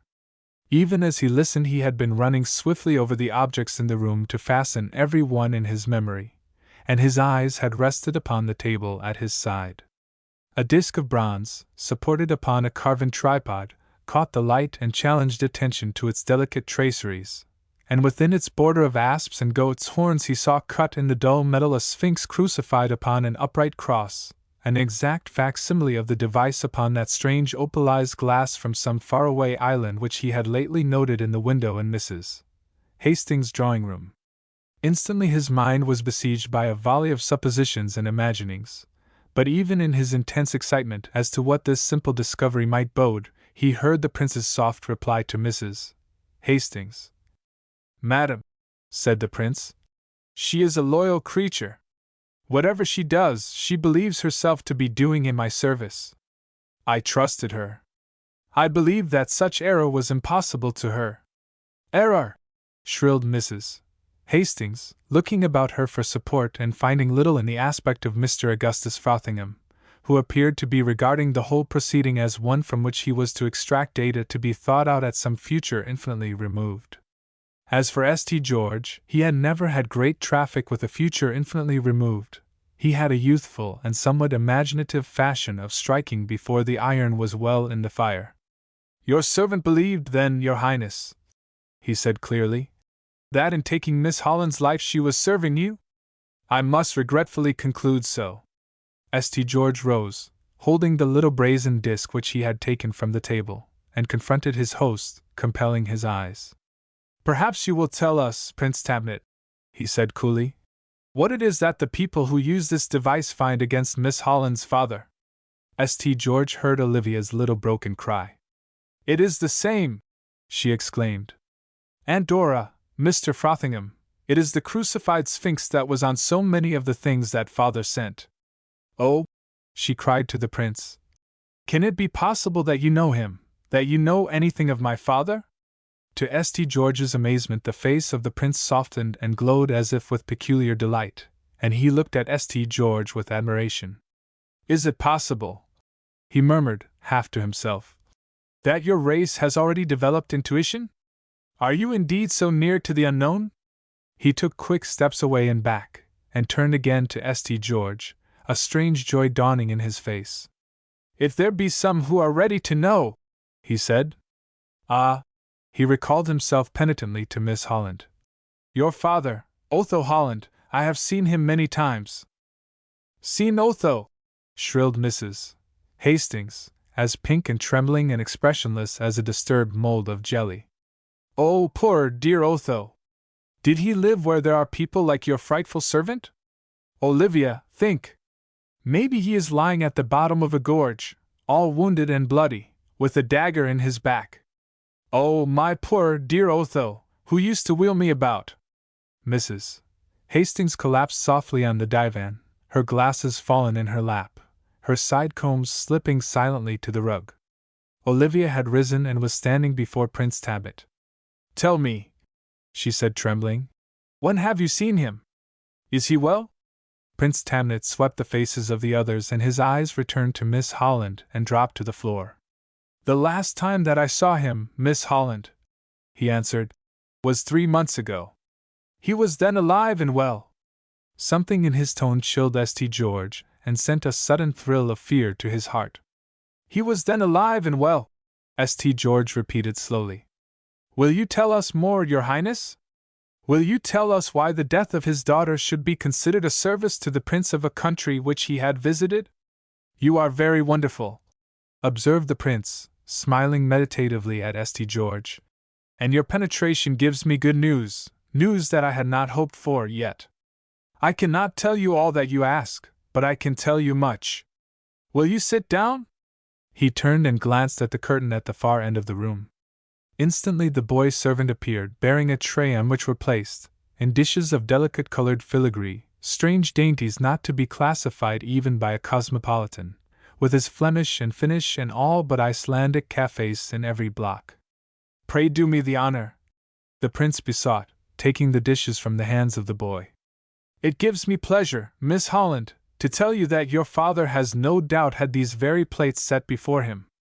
Upon a little table he deftly arranged the dishes with all the smiling ease of one to whom afternoon tea is the only business toward, and to whom an attempted murder is wholly alien. He impressed St. George vaguely as one who seemed to have risen from the dead of the crudities of mere events, and to be living in a rarer atmosphere. The lawyer's face was a study. Mr. Augustus Frothingham never went to the theatre because he did not believe that a man of affairs should unduly stimulate the imagination.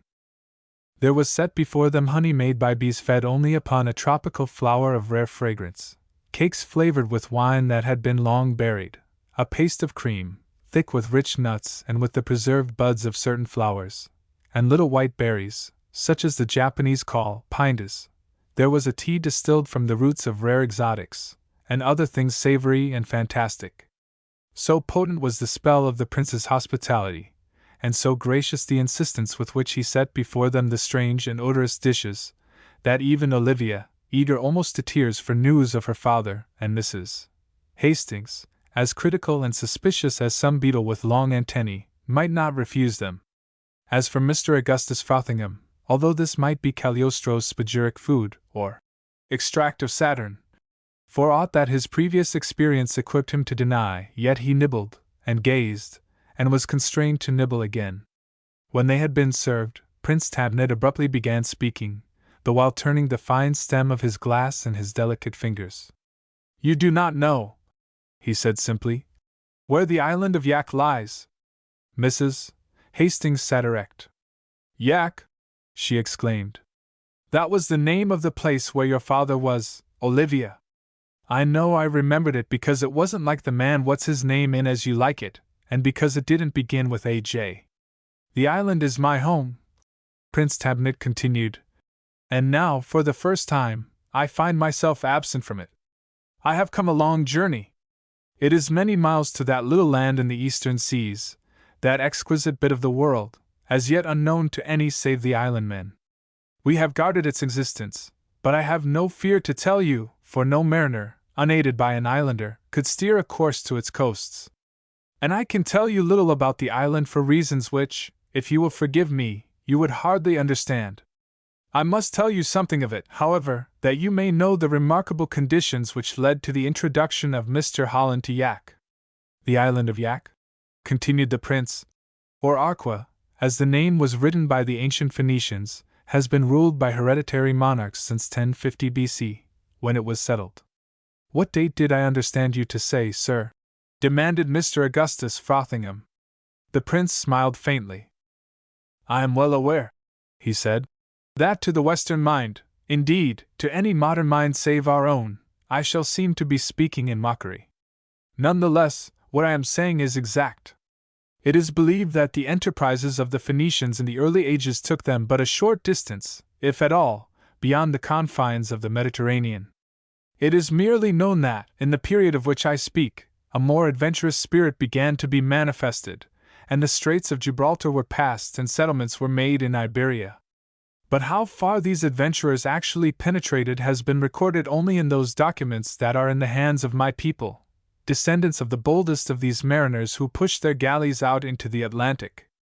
At this time the king of Tyre was Abibail, soon to be succeeded by his son Hiram, the friend, you will remember, of King David. Mr. Frothingham, who did not go to the theatre for fear of exciting his imagination, uttered the soft non-explosion which should have been speech. King Abibail, continued the prince, who maintained his court in great pomp, had a younger and favorite son who bore his own name. He was a wild youth of great daring, and upon the accession of Hiram to the throne he left Tyre and took command of a galley of adventuresome spirits, who were among the first to pass the straits and gain the open sea. The story of their wild voyage I need not detail.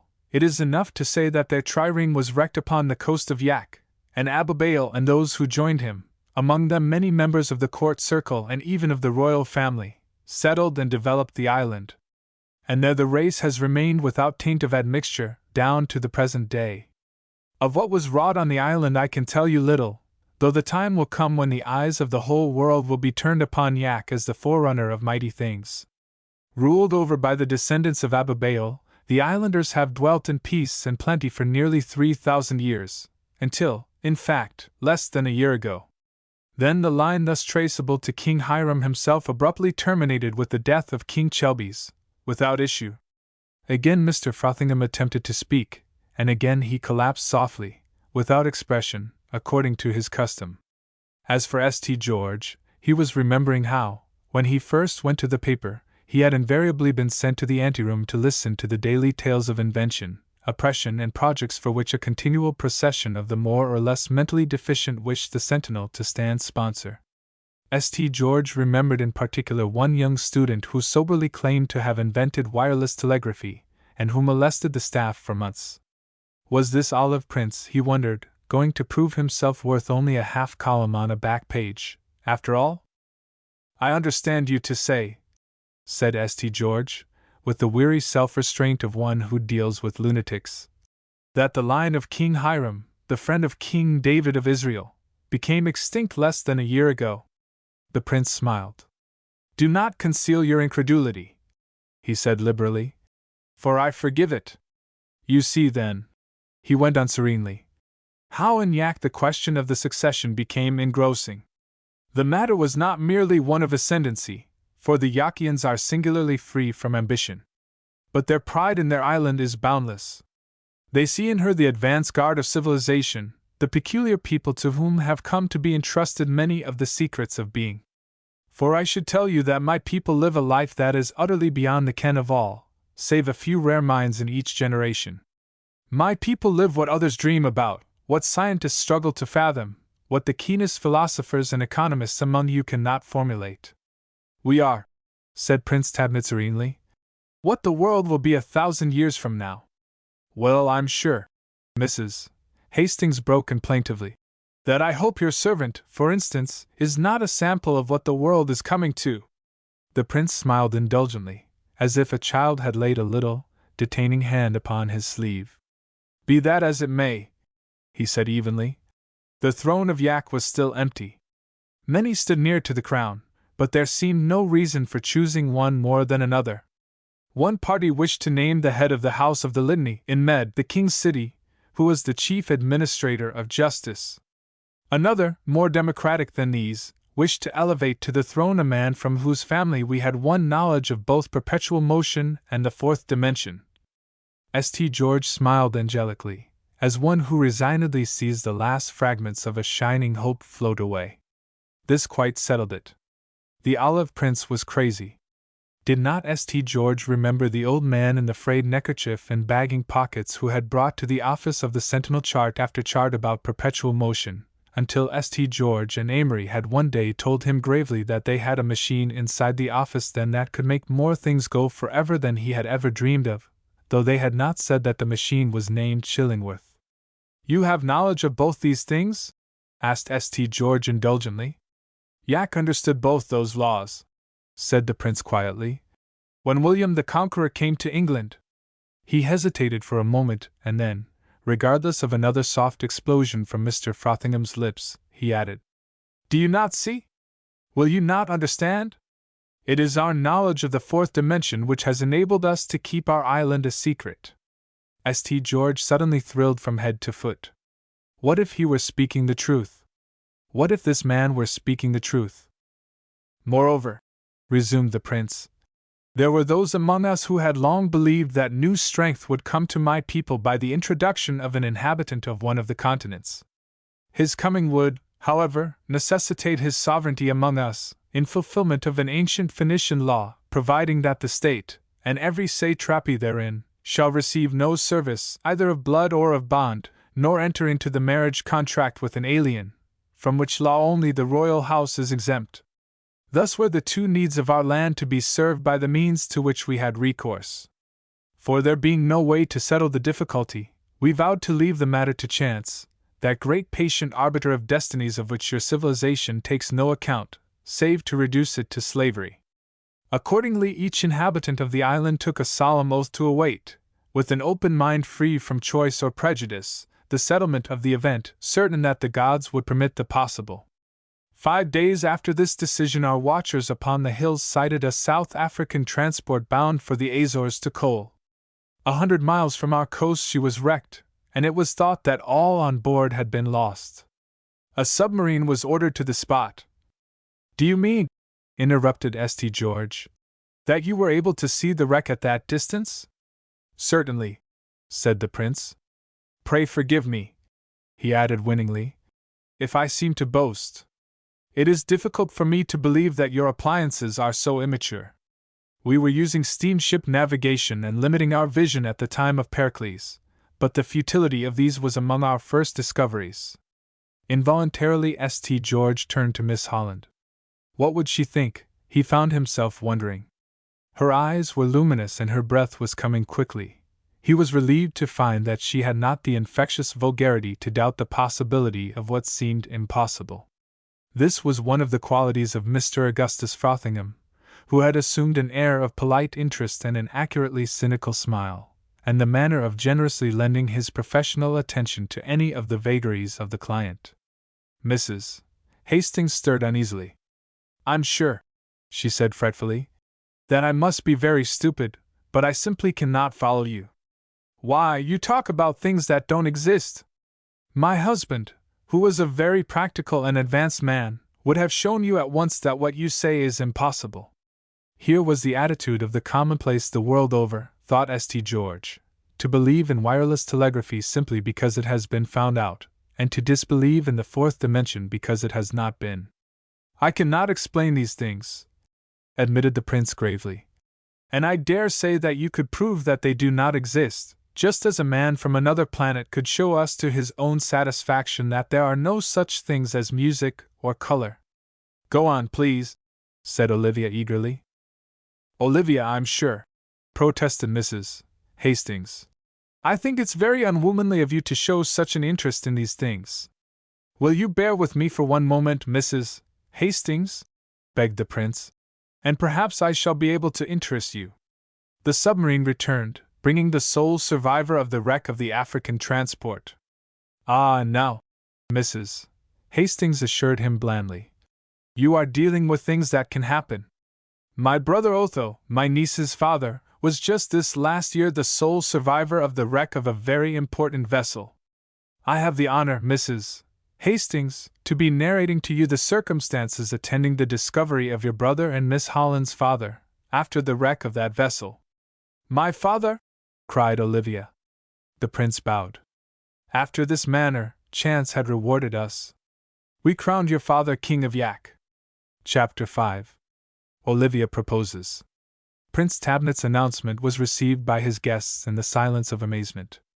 If they had been told that Miss Holland's father was secretly acting as King of England, they could have been no more profoundly startled than to hear stated soberly that he had been for nearly a year the king of a cannibal island. For the cannibal phase of his experience seemed a foregone conclusion. To St. George, profoundly startled and most incredulous, the possible humor of the situation made first appeal. The picture of an American gentleman seated upon a gold throne in a leopard-skin coat, ordering oysters and foes for breakfast, was irresistible. Floated through his mind, and he brought himself up sharply. Clearly, somebody was out of his head, but it must not be he. "What?" cried Mrs. Hastings in two inelegant syllables, on the second of which her uncontrollable voice rose. "My brother Otho, a vestryman at St. Mark's." "Aunt Dora!" pleaded Olivia. "Tell us," she besought the prince. "King Otho I of Yak," the prince was beginning, but the title was not to be calmly received by Mrs. Hastings. "King Otho!" she articulated. "Then, am I royalty? All who may possibly succeed to the throne Blackstone holds to be royalty," said the lawyer in an edictal voice, and St. George looked away from Olivia. "The Princess Olivia. King Otho," continued the prince, "ruled wisely and well for 7 months, and it was at the beginning of that time that the Imperial submarine was sent to the Azores with letters and a packet to you. The enterprise, however, was attended by so great danger of discovery that it was never repeated. This is why, for so long, you have had no word from the king. And now I come," said the prince with hesitation, "to the difficult part of my narrative." He paused, and Mr. Frothingham rushed to his assistance. "As the family solicitor," said the lawyer, pursing his lips and waving his hands once from the wrists, "would you not better divulge to my ear alone the—" "No, no!" flashed Olivia. "No, Mr. Frothingham, please." The prince inclined his head. "Will it surprise you, Miss Holland," he said, "to learn that I made my voyage to this country expressly to seek you out?" "To seek me?" exclaimed Olivia. "But, has anything happened to my father?" "We hope not," replied the prince. "But what I have to tell will none the less occasion you anxiety. Briefly, Miss Holland, it is more than 3 months since your father suddenly and mysteriously disappeared from Yak, leaving absolutely no clue to his whereabouts." A little cry broke from Olivia's lips that went to St. George's heart. Mrs. Hastings, with a gesture that was quite wild and sent her bonnet hopelessly to one side, burst into a volley of exclamations and demands. "Who did it?" she wailed. "Who did it? Otho is a gentleman. He would never have the bad taste to disappear, like all those dreadful people's wives, if somebody hadn't." "My dear madam," interposed Mr. Frothingham, calm yourself. There are families of undisputed position which record disappearances in several generations." "Please," pleaded Olivia. "Ah, tell us," she begged the prince again. "There is, unfortunately, but little to tell, Miss Holland," said the prince with sympathetic regret. "I had the honor, 3 months ago, to entertain the king, your father, at dinner. We parted at midnight. His Majesty seemed—" "His Majesty!" repeated Mrs. Hastings, smiling up at the opposite wall as if her thought saw glories. "In the best of health and spirits," continued the prince. "A meeting of the High Council was to be held at noon on the following day. The king did not appear. From that moment no eye in Yak has fallen upon him." "One moment, your highness," said St. George quickly. "In the absence of the king, who presides over the High Council, as the head of the House of the Litany, the chief administrator of justice, it is I," said the prince with humility. "Ah, yes," St. George said evenly. "But what have you done?" cried Olivia. "Have you had search made? Have you—" "Everything," the prince assured her. The island is not large. Not a corner of it remains unvisited. The people, who are devoted to the king, your father, have sought night and day. It is hardly right to conceal from you. The prince hesitated. A circumstance which makes the disappearance the more alarming. Tell us. Keep nothing from us, I beg, Prince Tabnet, besought Olivia. For centuries, said the prince slowly, there has been in the keeping of the High Council of the island a casket, containing what is known as the hereditary treasure. This casket, with some of the finest of its jewels, was left by King Abibail himself.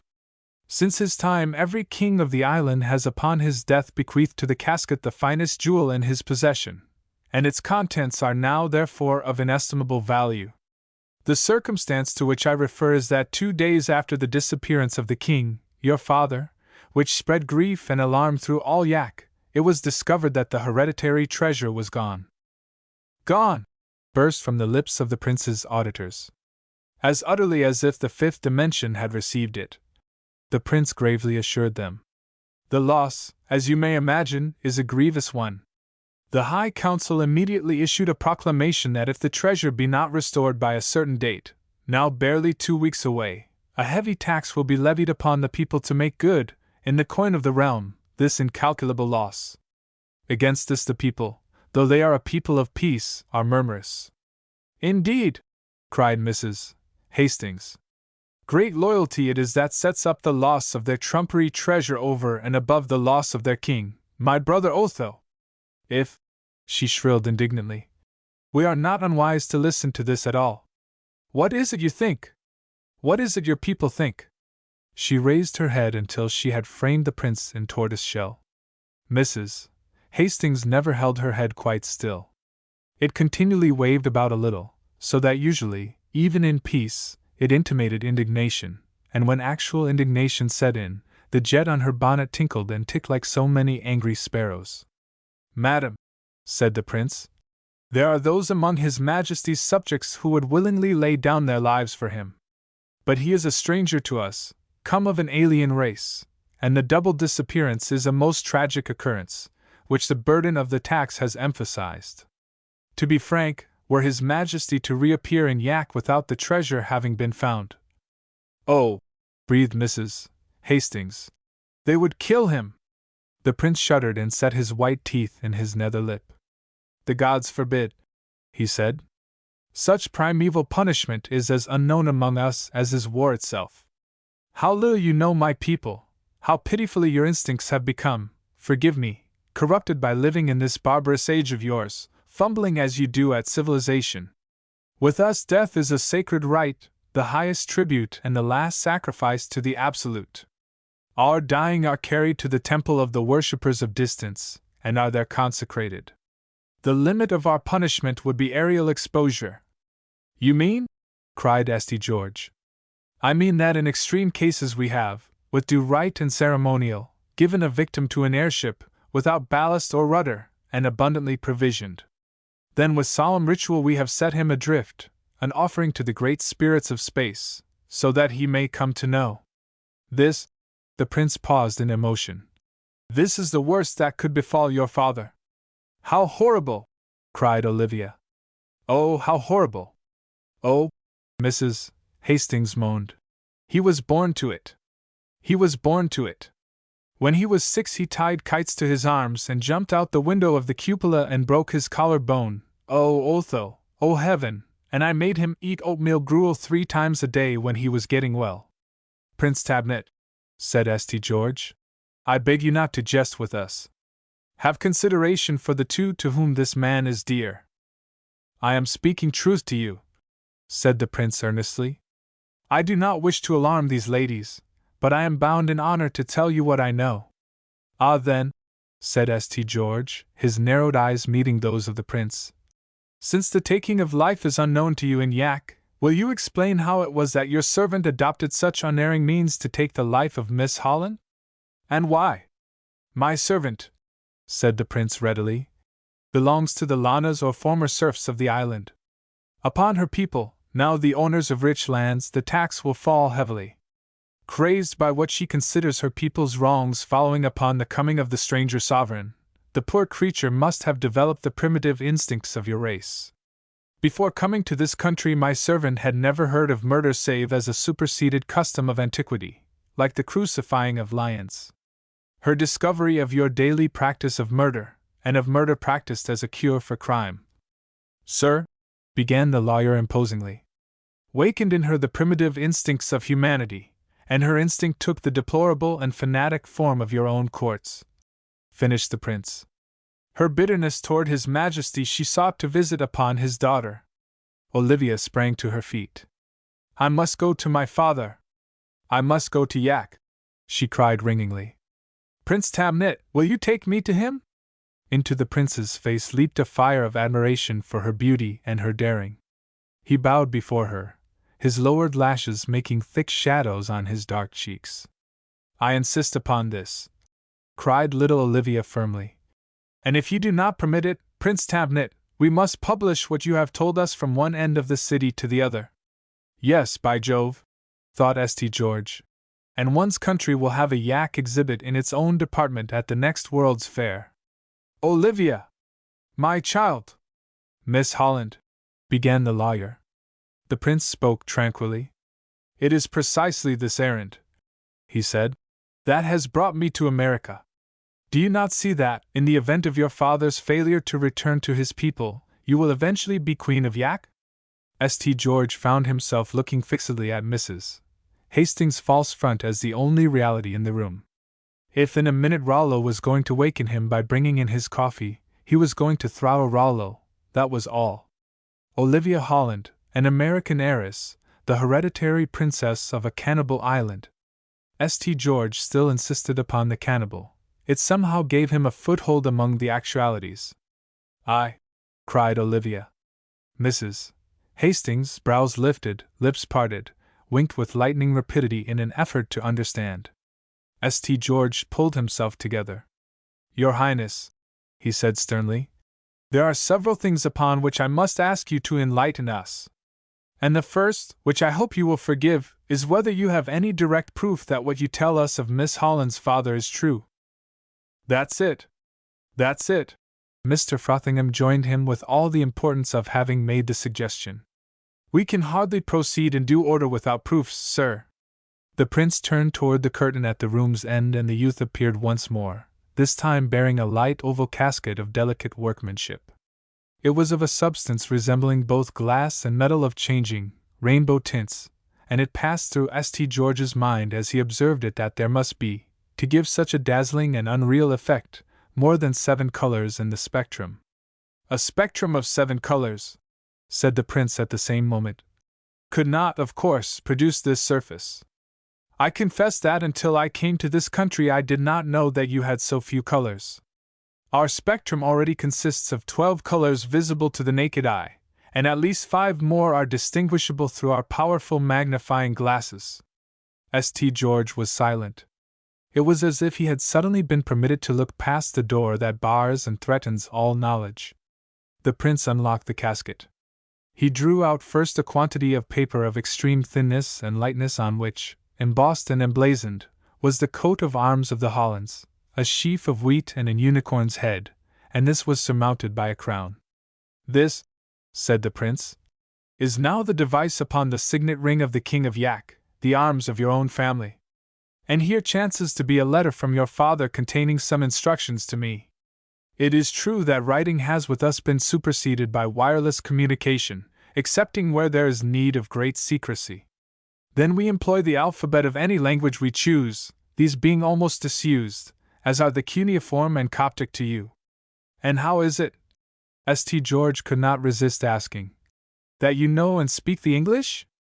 The prince smiled swiftly. To you, he said, who delve for knowledge and who do not know that it is absolute, and to be possessed at will, this cannot now be made clear. Perhaps some day. Olivia had taken the paper from the prince and pressed it to her lips, her eyes filling with tears. There was no mistaking that evidence, for this was her father's familiar hand. Otho always did write a fearful scrawl, Mrs. Hastings commented. His L's and his T's and his vowels were all the same height. I used to tell him that I didn't know whatever people would think.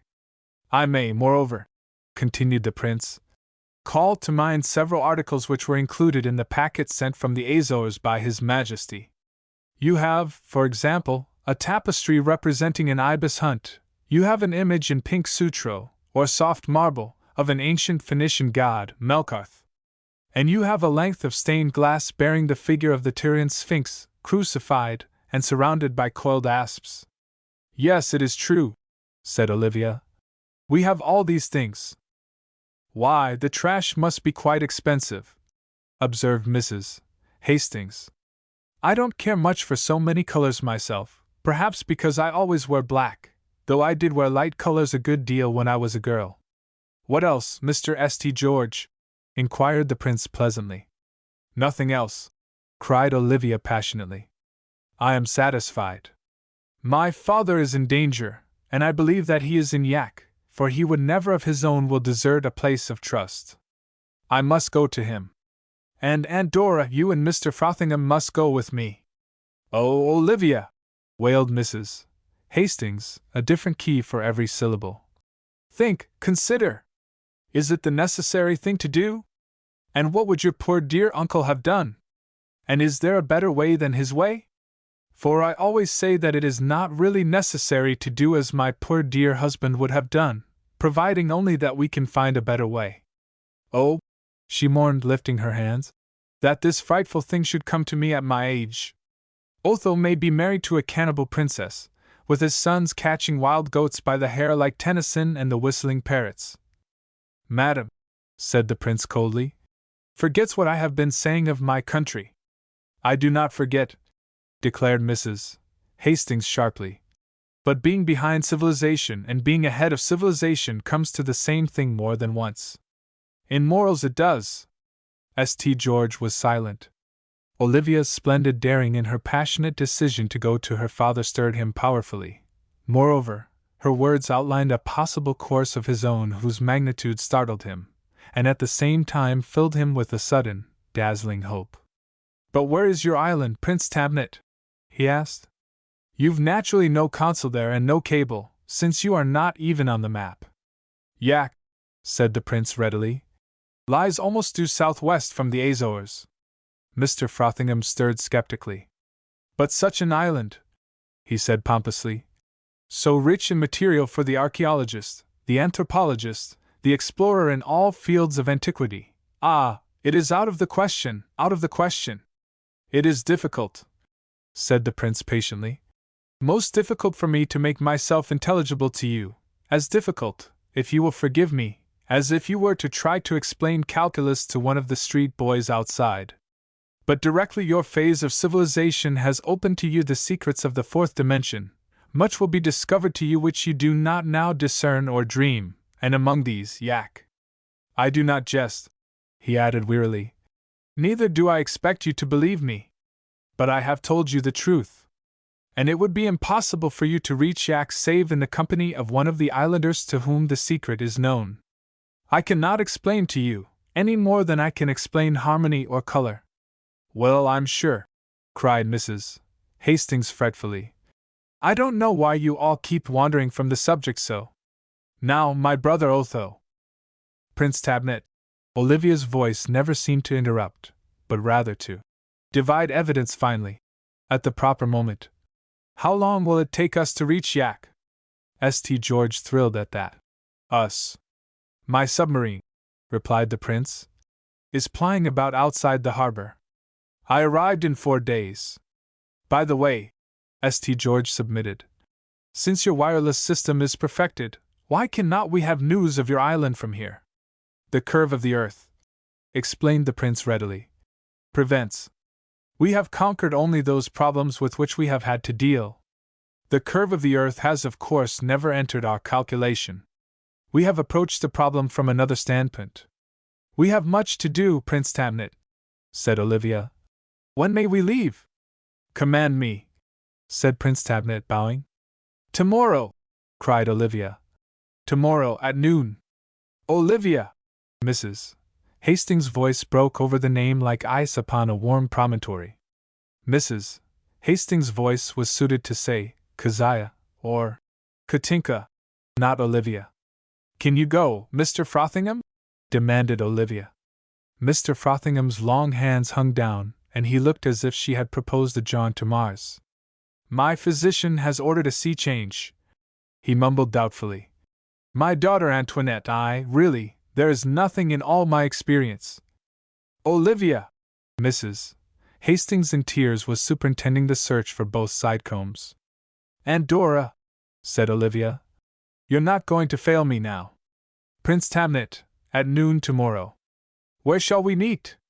St. George listened, glowing.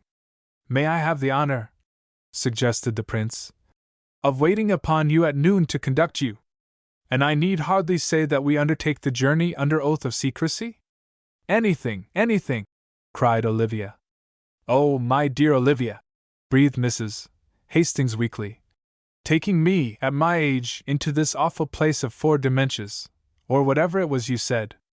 We will be ready to go with you at noon, said Olivia steadily. St. George held his peace as they made their adieus. A great many things remained to be thought out, but one was clear enough. The boy servant ran before them to the door. They made their way to the street in the early dusk. A hurdy-gurdy on the curb was bubbling over with merry discords, and was flanked by garrulous Italians with pushcarts, lighted by flaring torches. Men were returning from work, children were quarreling, women were in doorways, and a policeman was gossiping with the footman in a knot of watching idlers. With a sigh that was like a groan, Mrs. Hastings sank back on the cushions of the brougham.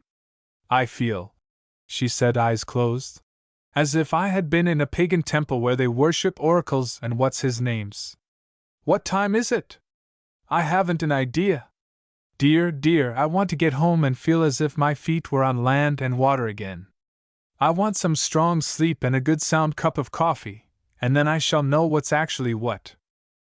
To St. George the slow drive uptown was no less unreal than their visit. His head was whirling, 100 plans and speculations filled his mind, and through these Mrs. Hastings' chatter of forebodings and the lawyer's patterned utterance hardly found their way. At his own street he was set down, with Mrs. Hastings' permission to call next day. Miss Holland gave him her hand. I cannot thank you, she said. I cannot thank you. But try to know, won't you, what this has been to me? Until tomorrow. Until tomorrow.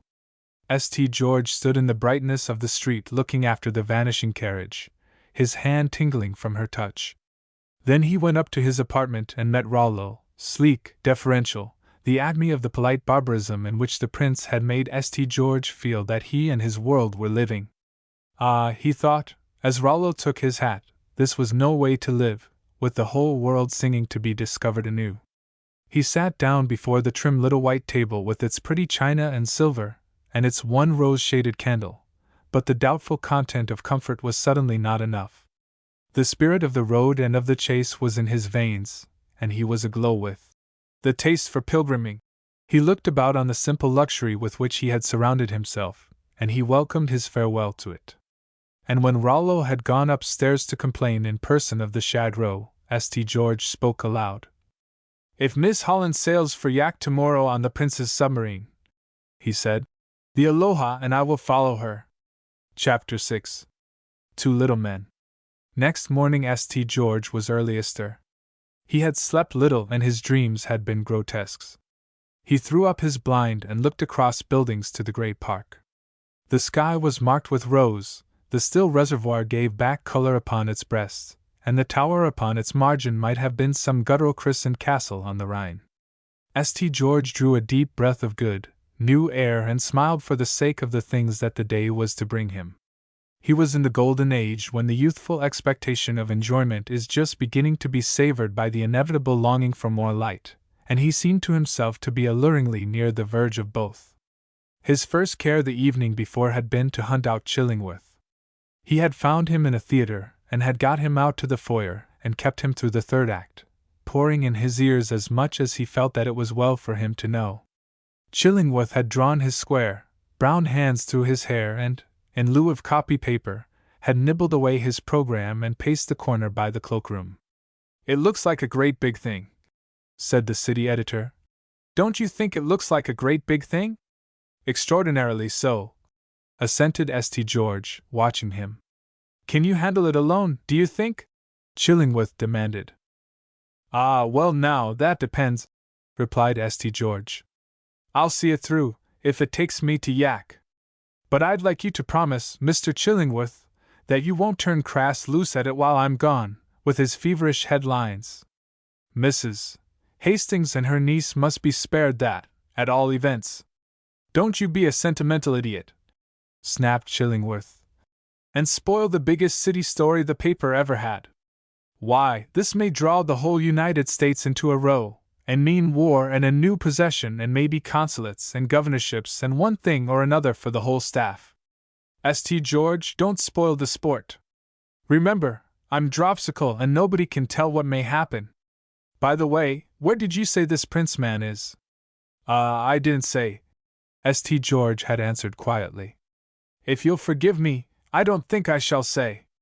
Oh, you don't, ejaculated Chillingworth. Well, you please be around at 8 o'clock in the morning. St. George watched him walking sidewise down the aisle as he always walked when he was excited. Chillingworth was a good sort at heart, too, but given, as the bishop had once said of someone else, to spending right royally a deal of sagacity under the obvious impression that this is the only wisdom. At his desk next morning Chillingworth gave to St. George a note from Amory, who had been at Long Branch with the Aloha when the letter was posted and was coming up that noon to put ashore Bennytod. May Cawthorn have his day off tomorrow and go with me, the letter ended. I'll call up at noon to find out. Yah, growled Chillingworth. It's breaking up the whole staff, that's what it's doing. You'll all want cut-glass typewriters next. If I should sail today, observed St. George, quite as if he were boarding a sound steamer, I'd like to take on at least 2 men. And I'd like Amory and Cawthorn. You could hardly go yourself, could you, Mr. Chillingworth? No, I couldn't, growled Chillingworth. I've got to keep my tastes down. And I've got to save up to buy kid gloves for the staff. Look here, he added and hesitated. Yes? St. George complied in some surprise. Bennytod's half sick anyway, said Chillingworth. He's thin as water, and if you would care. By all means then. St. George assented heartily. I would care immensely. Bennytod's sick is like somebody else healthy. Will you mind getting Amory on the wire when he calls up, and tell him to show up without fail at my place at noon today? And to wait there for me. Little Cawthorn, with a pair of shears quite a yard long, was sitting at his desk clipping jokes for the fiction page. He was humming a weary little tune to the effect that Billy Any took a penny but now he hadn't many, looky they, with which he whiled away the hours of his gravest toil, coming out strongly on the looky they, until Ben Fye on the floor above pounded for quiet which he never got. Cawthorn, said St. George, it may be that I'm leaving tonight on the yacht for an island out in the southeast. And the chief says that you and Amory are to go along. Can you go? Little Cawthorn's blue eyes met St. George's steadily for a moment, and without changing his gaze he reached for his hat. I can get the page done in an hour, he promised, and I can pack my 30 cents in 10 minutes. Will that do? St. George laughed. Ah, well now this goes, he said. Ask Chillingworth. Don't tell anyone else. Billy Any took a penny, hummed little Cawthorn in perfect tranquility.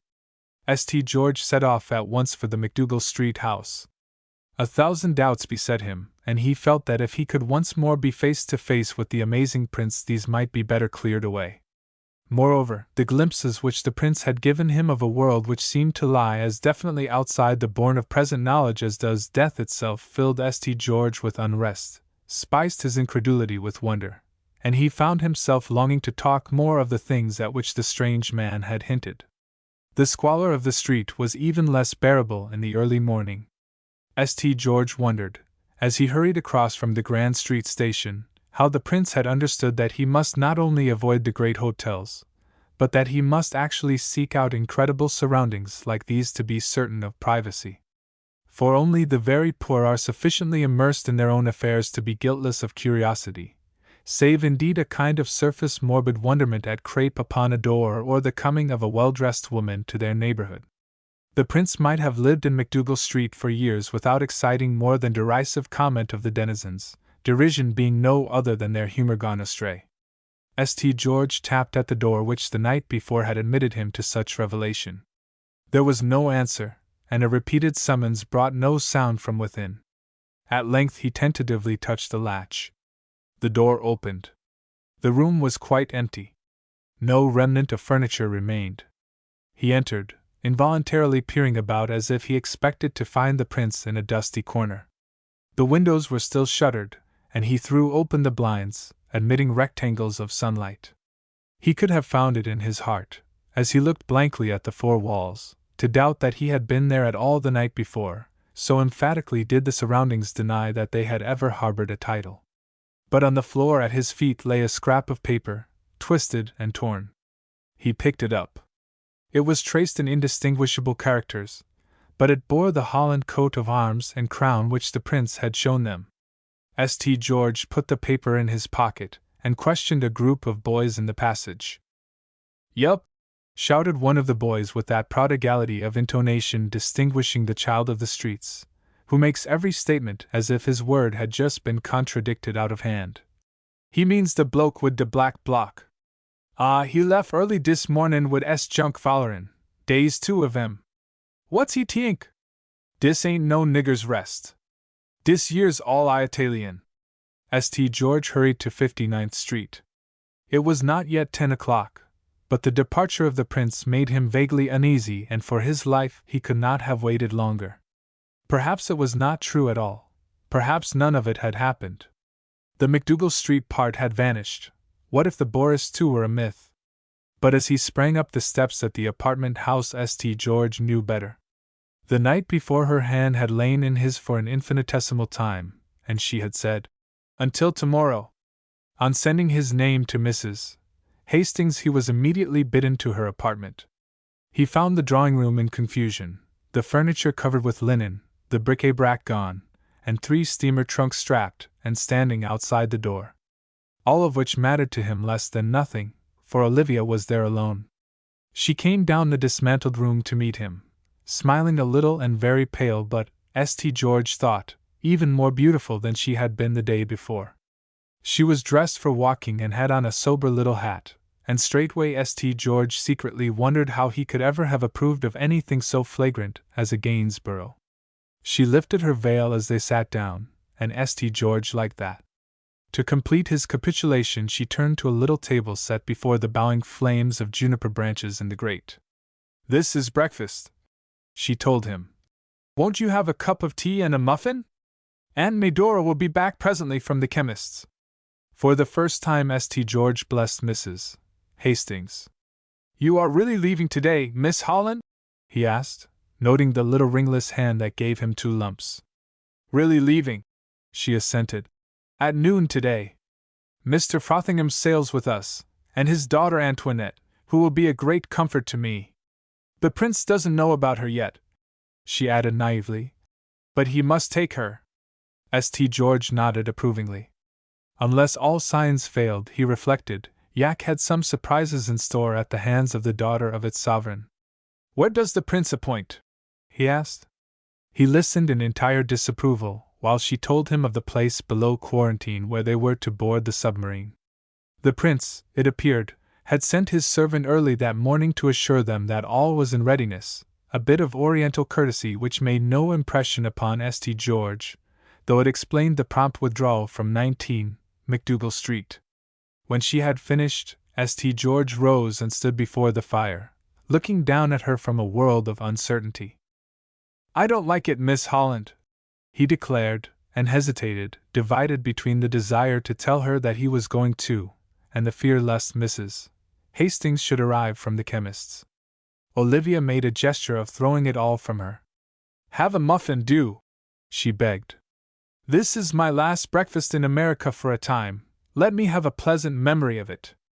Mr. St. George, I want to tell you how greatly I appreciate—" "Ah, please," urged St. George, and smiled while he protested. "You see, I've been very selfish about the whole matter. I'm selfish now to be here at all when, I dare say, you've no end of things to do. No, Olivia disclaimed. I have not. And thus proved that she was a woman of genius. For a less complex woman always flutters through the hour of her departure. Only Juno can step from the clouds without packing a bag and feeding the peacocks and leaving, pinned to an asphodel, a note for Jupiter. Then tell me what you are going to do in Yak, he besought. Forgive me, what are you going to do all alone there in that strange land, and such a land? He divined that at this she would be very brave and buoyant, and he was lost in anticipative admiration. When she was either he admired more than ever. I don't know, said Olivia gravely. I only know that I must go. You see that, do you not, that I must go? Ah, yes, St. George assured her. I do indeed, believe me. Don't you think, he said, that I might give you a lamp to rub if you need help? And then I'll appear. In Yak? He nodded gravely. Yes, in Yak. I shall rise out of a jar like the evil genie, and though I shall be quite helpless you will still have the lamp. And I shall be no end glad to have appeared. But suppose, said Olivia merrily, that when I have eaten a pomegranate or a potato or something in Yak I forget all about America? And when you step out of the jar I say off with his head, by mistake. How shall I know it is you when the jar is opened? I shall ask you what the population of Yak is, he assured her, and how the island compares with Manhattan, and if this is your first visit, and how you are enjoying your stay, and then you will recognize the talk of civilization and spare me. No, she protested. I've longed to say off with his head to too many people who have said all that to me. And you mustn't say that a holiday always seems like Sunday either. Whereat they both laughed, and it seemed an uncommonly pleasant world, and even the sad errand that was taking Olivia to Yak looked like a hope. Then the talk ran unpleasantly, and things went very briskly forward, and there was no dearth of fleet little smiles at this and that. What was she to bring him from Yak? A pet ibis? No, he had no taste for ibises, unless indeed there should be fourth-dimension ibises, and even then he begged that she would select instead a magic field glass, with which one might see what is happening at an infinite distance, although of what use would that be to him, he wanted to know, since it would be his too late to follow her errantry through Yak? They felt, as they talked, quite like the puppets of the days of Haran al-Raskid, only the puppets, poor children of mere magic, had not the traditions of the golden age of science for a setting, and were obliged to content themselves with mere tricks of jars of genii instead of applied electricity and its daring. What an Arabian Nights entertainment we might have had if only Scheherazade had ever heard of the present. As for the 1001 Nights, they would not have contained all her invention. No wonder that the time went trippingly for the two who were concerned in such bewildering speculation as the prince had made possible, and who were furthering acquaintanceship besides. Ah, well now, at all events, begged St. George at length. Will you remember something while you are away? Your kindness, always, she returned. But will you remember, said St. George with his boy's eagerness, that there is someone who hopes no less than you for your success, and who will be infinitely proud of any command at all from you? And will you remember that, though I may not be successful, I shall at least be doing something to try to help you? You are very good, she said gently. I shall remember. For already you have not only helped me, you have made the whole matter possible. And what of that? Propounded St. George gloomily. If I can't help you just when the danger begins? I insist, Miss Holland, that it takes far more good nature to see someone else set off at adventure than it takes to go one's self. Won't you let me come back here at 12 o'clock and go down with you to the boat? By all means, Olivia assented. My aunt and I shall both be glad, Mr. St. George. Then you can wish us well. What is a submarine like? She wanted to know. Were you ever on one? Never, excepting a number of times, replied St. George, supremely unconscious of any vagueness. He was rapidly losing count of all events up to the present. He was concerned only with these things, that she was here with him, that the time might be measured by minutes until she would be caught away to undergo neither knew what perils, and that at any minute Mrs. Hastings might escape from the chemist's. Although the commonplace is no respecter of enchantments, it was quite 15 minutes before the sword fell and Mrs. Hastings did make the moment her prey, as pinkly excited as though her drawing-room had been untenanted. And in the meantime no one knows what pleasantly absurd thing St. George longed to say. It is so perilous when one is sailing away to Yak and another stands upon the shore for a word of farewell. But indeed, if it were not for the soberest moments of farewell, journeys and their returns would become very tame affairs. When the first man and maid said even the most formal farewell, providing they were the right man and the right maid, the very stars must have begun their motion. Very likely the fixed stars are nothing but greybeards with no imagination. Distance lends enchantment, but the frivolous might say that the preliminary farewell is the mint that coins it. And enchantment being independent of the commonplace, after all, it may have been that certain stars had already begun to sing while St. George sat staring at the little bowing flames of the juniper branches and Olivia was taking her tea. Then in came Mrs. Hastings, a very literal interfering goddess, and her bonnet was frightfully awry so that the parrot upon it looked shockingly coquettish and irreverent, and lent to her dignity a flavor of ill-timed waggishness. But it must be admitted that Mrs. Hastings and everything that she wore were less antipodes de graces. She was followed by a footman, his arms filled with parcels, and she sank among them on the divan and held out her limp, plump hand for a cup of tea. Mrs. Hastings had the hands that are fettered by little creases at the wrists, and whose wedding rings always seemed to be uncomfortably snug.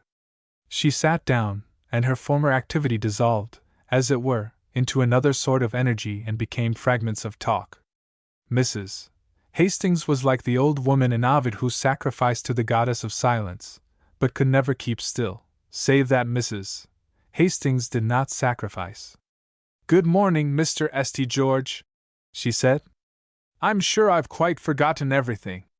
Olivia dear, I've had all the prescriptions made up that I've ever taken to Rutledge's, because no one can tell what the climate will be like, it's so low on the map. I've looked up the Azores, that's where we get some of our choicest cheese. And camphor, I've got a pound of camphor. And I must say positively that I always was against these wars in the Far East, because all the camphor comes from Korea or one of those frightful islands, and now it has gone up 26 cents a pound. And then the flaxseed, Olivia dear. I've got a tin of flaxseed, for no one can tell." St. George doubted if she knew when he said good morning, although she named him Mr. St. John, gave him permission to go to the boat, hoped in one breath that he would come again to see them, and in the next that he would send them a copy of whatever the Sentinel might publish about them, in serene oblivion of the state of the post office department in Yak. Mrs. Hastings, in short, was one of the women who are thrown into violent mental convulsions by the prospect of a journey. This was not at all because she was setting sail specifically for Yak. For the moment that she saw a porter or a pier, though she was bound only for the Bronx or Staten Island, she was affected in the same way. As Olivia gave St. George her hand, he came perilously near telling her that he would follow her to Yak. But he reflected that if he were to tell her at all, he would better do so on the way to the submarine. So he went blindly down the hall and rang the elevator bell for so long that the boy deliberately stopped on the floor below and waited, with the diabolical independence of the American lords of the lift. "For to teach him a lesson," this one explained to a passing chambermaid. St. George hurried to his apartment to leave a note for Amory, who was directed upon his arrival to bide there and await his host's return. Then he paced the floor until it was time to go back to the Boris, deaf to Rollo's solemn information that the dust comes up out of the varnish of furniture during the night, like cream out of milk. By the time he had boarded a downtown car, St. George had tortured himself to distraction, and his own responsibility in this submarine voyage loomed large and threatening. Therefore, it suddenly assumed the proportion of mountains yet unseen when, though it wanted 10 minutes to 12 when he reached the Boris, his card was returned by a faint polite clerk with the information that Mrs. Hastings and Miss Holland had been gone from the hotel for half an hour. There was a note for him in their box, the clerk believed, and presently produced it, a brief, regretful word from Olivia telling him that the prince had found that they must leave fully an hour earlier than he had planned. Sick with apprehension, cursing himself for the ease and dexterity with which he had permitted himself to be outwitted by Tamnet, St. George turned blindly from the office with some vague idea of chartering all the tugs in the harbor. It came to him that he had bungled the matter from first to last, and that Bud or Benitad would have used greater shrewdness. And while he was in the midst of anathematizing his characteristic confidence, he stepped in the outer hallway, and saw that which caused that confidence to balloon smilingly back to support him. In the vestibule of the Boris, deaf to the hovering attention of a doorboy more curious than dutiful, stood two men of the stature and complexion of Prince Tamnit of Yak. They were dressed like the youth who had answered the door of the prince's apartment, and they were speaking softly with many gestures and evidently in some perplexity. The drooping spirits of St. George soared to heaven as he hastened to them. "You are asking for Miss Holland, the daughter of King Otho of Yak," he said, with no time to smile at the pranks of the democracy with hereditary titles. The men stared and spoke almost together. "We are," they said promptly. "She is not here," explained St. George, "but I have attended to some affairs for her. Will you come with me to my apartment where we may be alone?" The men, who somehow made St. George think of tan-colored greyhounds with very gentle eyes, consulted each other, not with the suspicion of the vulgar but with the caution of the thoroughbred. "Pardon," said one, "if we may be quite assured that this is Miss Holland's friend to whom we speak." St. George hesitated. The hallboy listened with an air of polite concern, and there were curious over-shoulder glances from the passers-by. Suddenly St. George's face lighted and he went swiftly through his pockets and produced a scrap of paper, the fragment that had lain that morning on the floor of the prince's deserted apartment, and that bore the arms of the King of Yak. It was the stranger's turn to regard him with amazement. Immediately, to St. George's utmost embarrassment, they both bowed very low and pronounced together, "Pardon, Adon! My name is St. George," he assured them. "And let's get into a cab." They followed him without demur. St. George leaned back on the cushions and looked at them, lean-lithe little men with rapid eyes and supple bodies and great repose. They gave him the same sense of strangeness that he had felt in the presence of the prince and of the woman in the Bitley Reformatory, as if, it whimsically flashed to him, they some way rhymed with a word which he did not know. "What is it?" St. George asked as they rolled away. "What is it that you have come to tell Miss Holland?" Only one of the men spoke, the other appearing content to show 2 rows of exceptionally white teeth. "May we not know, Adon," asked the man respectfully, "whether the prince has given her his news? And if the prince is still in your land? The prince's servant, Elissa, has tried to stab Miss Holland and has got herself locked up," St. George imparted without hesitation. An exclamation of horror broke from both men. "To stab, to kill!" they cried. "Quite so," said St. George. "And the prince, upon being discovered, disclosed some very important news to Miss Holland, and she and her friends started an hour ago for Yak." "That is well, that is well!" cried the little man, nodding, and momentarily hesitated. "But yet his news, what news, Adon, has he told her?" For a moment St. George regarded them both in silence. "Ah, well now, what news had he?" he asked briefly. The men answered readily. "Prince Tabnit was commissioned by the Yakians to acquaint the princess with the news of the strange disappearance of her father, the king, and to supplicate her in his place to accept the hereditary throne of Yak." "Jupiter!" said St. George under breath. In a flash the whole matter was clear to him. Prince Tabnit had delivered no such message from the people of Yak, but had contented himself with the mere intimation that in some vanishing future she would be expected to ascend the throne. And he had done this only when Olivia herself had sought him out after an attempt had been made upon her life by his servant.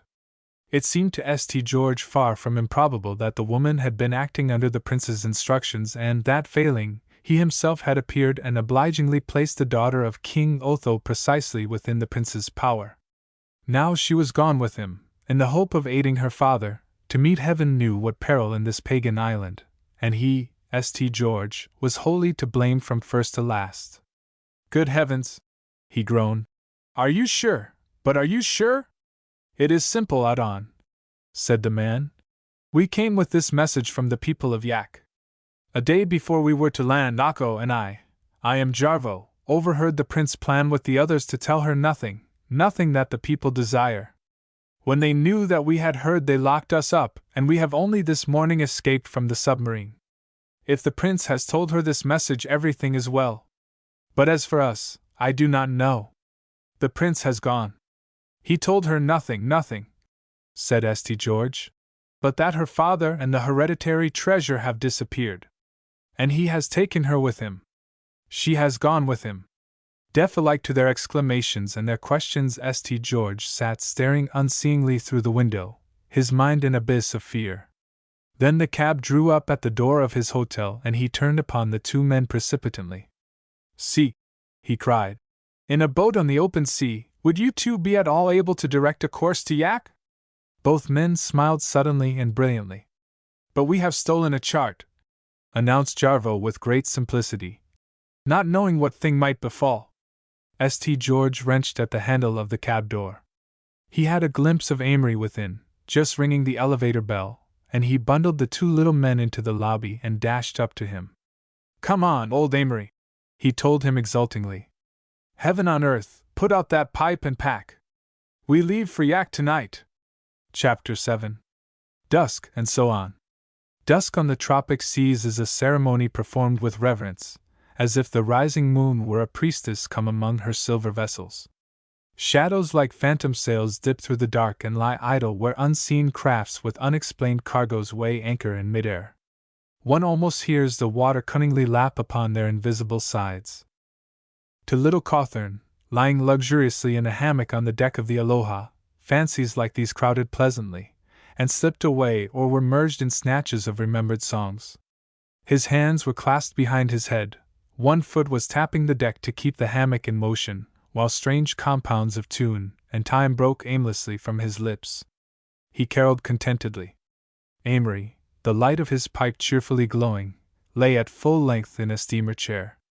The Aloha was bounding briskly forward, a solitary speck on the bosom of darkening purple, and the men sitting in the companionship of silence, which all the world praises and seldom attains, had been engaging in that most entertaining of pastimes, the comparison of present comfort with past toil. Little Cawthorne's satisfaction flowered in speech. 2 weeks ago tonight," he said, running his hands through his gray curls, "I took the night desk when Ellis was knocked out. And 2 weeks ago tomorrow morning we were the only paper to be beaten on the Fownesville story. Hi, you! Happy, Cawthorne?" Amory removed his pipe to inquire with idle indulgence. "Am I happy?" affirmed little Cawthorne ecstatically in 4 tones, and went on with his song. "Did you make that up?" inquired Amory with polite interest. "I did if I want to," responded little Cawthorne. "Everything's true out here. Go on, tell everything you like. I'll believe you." St. George came out of the dark and leaned on the rail without speaking. Sometimes he wondered if he were he at all, and he liked the doubt. He felt pleasantly as if he had been cut loose from all old conditions and were sailing between skies to some unknown planet. This was not only because of the strange waters rushing underfoot, but because of the flowering and singing of something within him that made the world into which he was sailing an alien place, heavenly desirable. A week ago that day the Aloha had weighed anchor, and these 7 days, in fairly fortunate weather, her white nose had been cleaving seas to traverse which had so long been her owner's dream, and yet her owner, in pleasant apostasy, had turned his back upon the whole matter of what he had been used to dream, and now ungratefully spent his time in trying to count the hours to his journey's end. Somewhere out yonder, he reflected, as he leaned on the rail, this southern moonlight was flooding whatever scene she looked on, the lapping of the same sea was in her ears, and his future and hers might be dependent upon those 2 perplexed tan-colored greyhounds below. By which one would have said that matters had been going briskly forward with St. George since the morning that he had breakfasted with Olivia Holland. Exactly when the end of the journey would be was not evident either to him, or to the 2 strange creatures who proposed to be his guides. Or rather to Jarvo, who was still the spokesman, lean little Akko, although his intelligence was unrivaled, being content with monosyllables for stepping stones while the stream of Jarvo's soft speech flowed about him. Barney, the captain, frankly distrusted them both, and confided to St. George that "them 2 little July scuts was limbs av the old gint himself, and they reminded him, Barney, of a pair of heathen niggers, than which he could say no more. But then Barney's wholesale skepticism was his only recreation, save talking about his pretty daughter, of school age, and he liked to stand tucking his beard inside his collar and indulging in both. In truth, Barney, who knew the waters of the Atlantic fairly well, was sorely tried to take orders from the two little brown strangers who, he averred, consulted a heathen apparatus, which they would cheerfully let him see but of which he could make no more than avy the spock avy a fish, and then directed him to take courses which lay far outside the beaten tracks of the high seas. St. George, who had had several talks with them, was puzzled and doubtful, and more than once confided to himself that the lives of the passenger list of the Aloha might be worth no more than coral headstones at the bottom of the South Atlantic. But he always consoled himself with the cheering reflection that he had had to come. There was no other way half so good. So the Aloha continued to plow her way as serenely as if she were heading toward the white cliffs of Dover and trim villas and a custom house. And the sea lay a blue, uninhabited glory save as land that Barney knew about marked low blades of smoke on the horizon and slipped back into blue sheets. This was the evening of the 7th day, and that noon Jarvo had looked despondent, and Barney had sworn strange oaths, and St. George had been disquieted. He stood up now, going vaguely down into his coat pockets for his pipe, his erect figure thrown in relief against the hurrying purple. St. George was good to look at, and Amory, with the moonlight catching the glass of his pince-nez, smoked and watched him, shrewdly pondering upon exactly how much anxiety for the success of the enterprise was occupying the breast of his friend, and how much of an emotion a good bit stronger. Amory himself was not in love, but there existed between him and all who were a special kinship, like that between a lover of music and a musician. Little Cawthon rose and shuffled his feet lazily across deck. "Where is that island, anyway?" he wanted to know, gazing meditatively out to sea. St. George turned as if the interruption was grateful. "The island? I don't see any island," complained little Cawthon. "I tell you," he confided, "I guess it's just Chillingworth's little way of fixing up a nice long vacation for us." They smiled at memory of Chillingworth's grudging and snarling assents to even an hour off duty. From below came Benny Todd, walking slowly. The seaman's life was not for Benny Todd, and he yearned to reach land as fervently as did St. George, though with other anxiety. He sat down on the moonlit deck and his face was like that of a little old man with uncanny shrewdness. His week among them had wrought changes in the head office boy. For Benny Todd was ambitious to be a gentleman. His covert imitations had always amused St. George and Amory. Now in the comparative freedom of the Aloha his fancy had reign, and he had adopted all the habits and the phrases which he had long reserved and liked best, mixing them with scraps of allusions to things which Benfi had encouraged him to read, and presenting the whole in his native Lower East Side dialect. Benny Todd was Bowery-born and office-bred, and this sad metropolitanism almost made of him a good philosopher. "I'd like immensely to say something," observed St. George abruptly, when his pipe was lighted. "Oh, yes." "All right," shrilled little Cawthon with resignation. "I suppose you all feel I'm the Jonah and you thirst to scatter me to the whales. I want to know," St. George went on slowly, "what you think. On my life, I doubt if I thought at all when we set out. This all promised good sport, and I took it at that. Lately, I've been wondering, now and then, whether any of you wish yourselves well out of it." For a moment no one spoke. To shrink from expression is a characteristic in which the extremes of cultivation and mediocrity meet.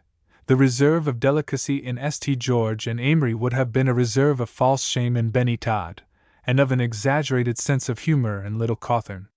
It was not remarkable that from the moment the enterprise had been entered upon, its perils and its doubtful outcome had not once been discussed.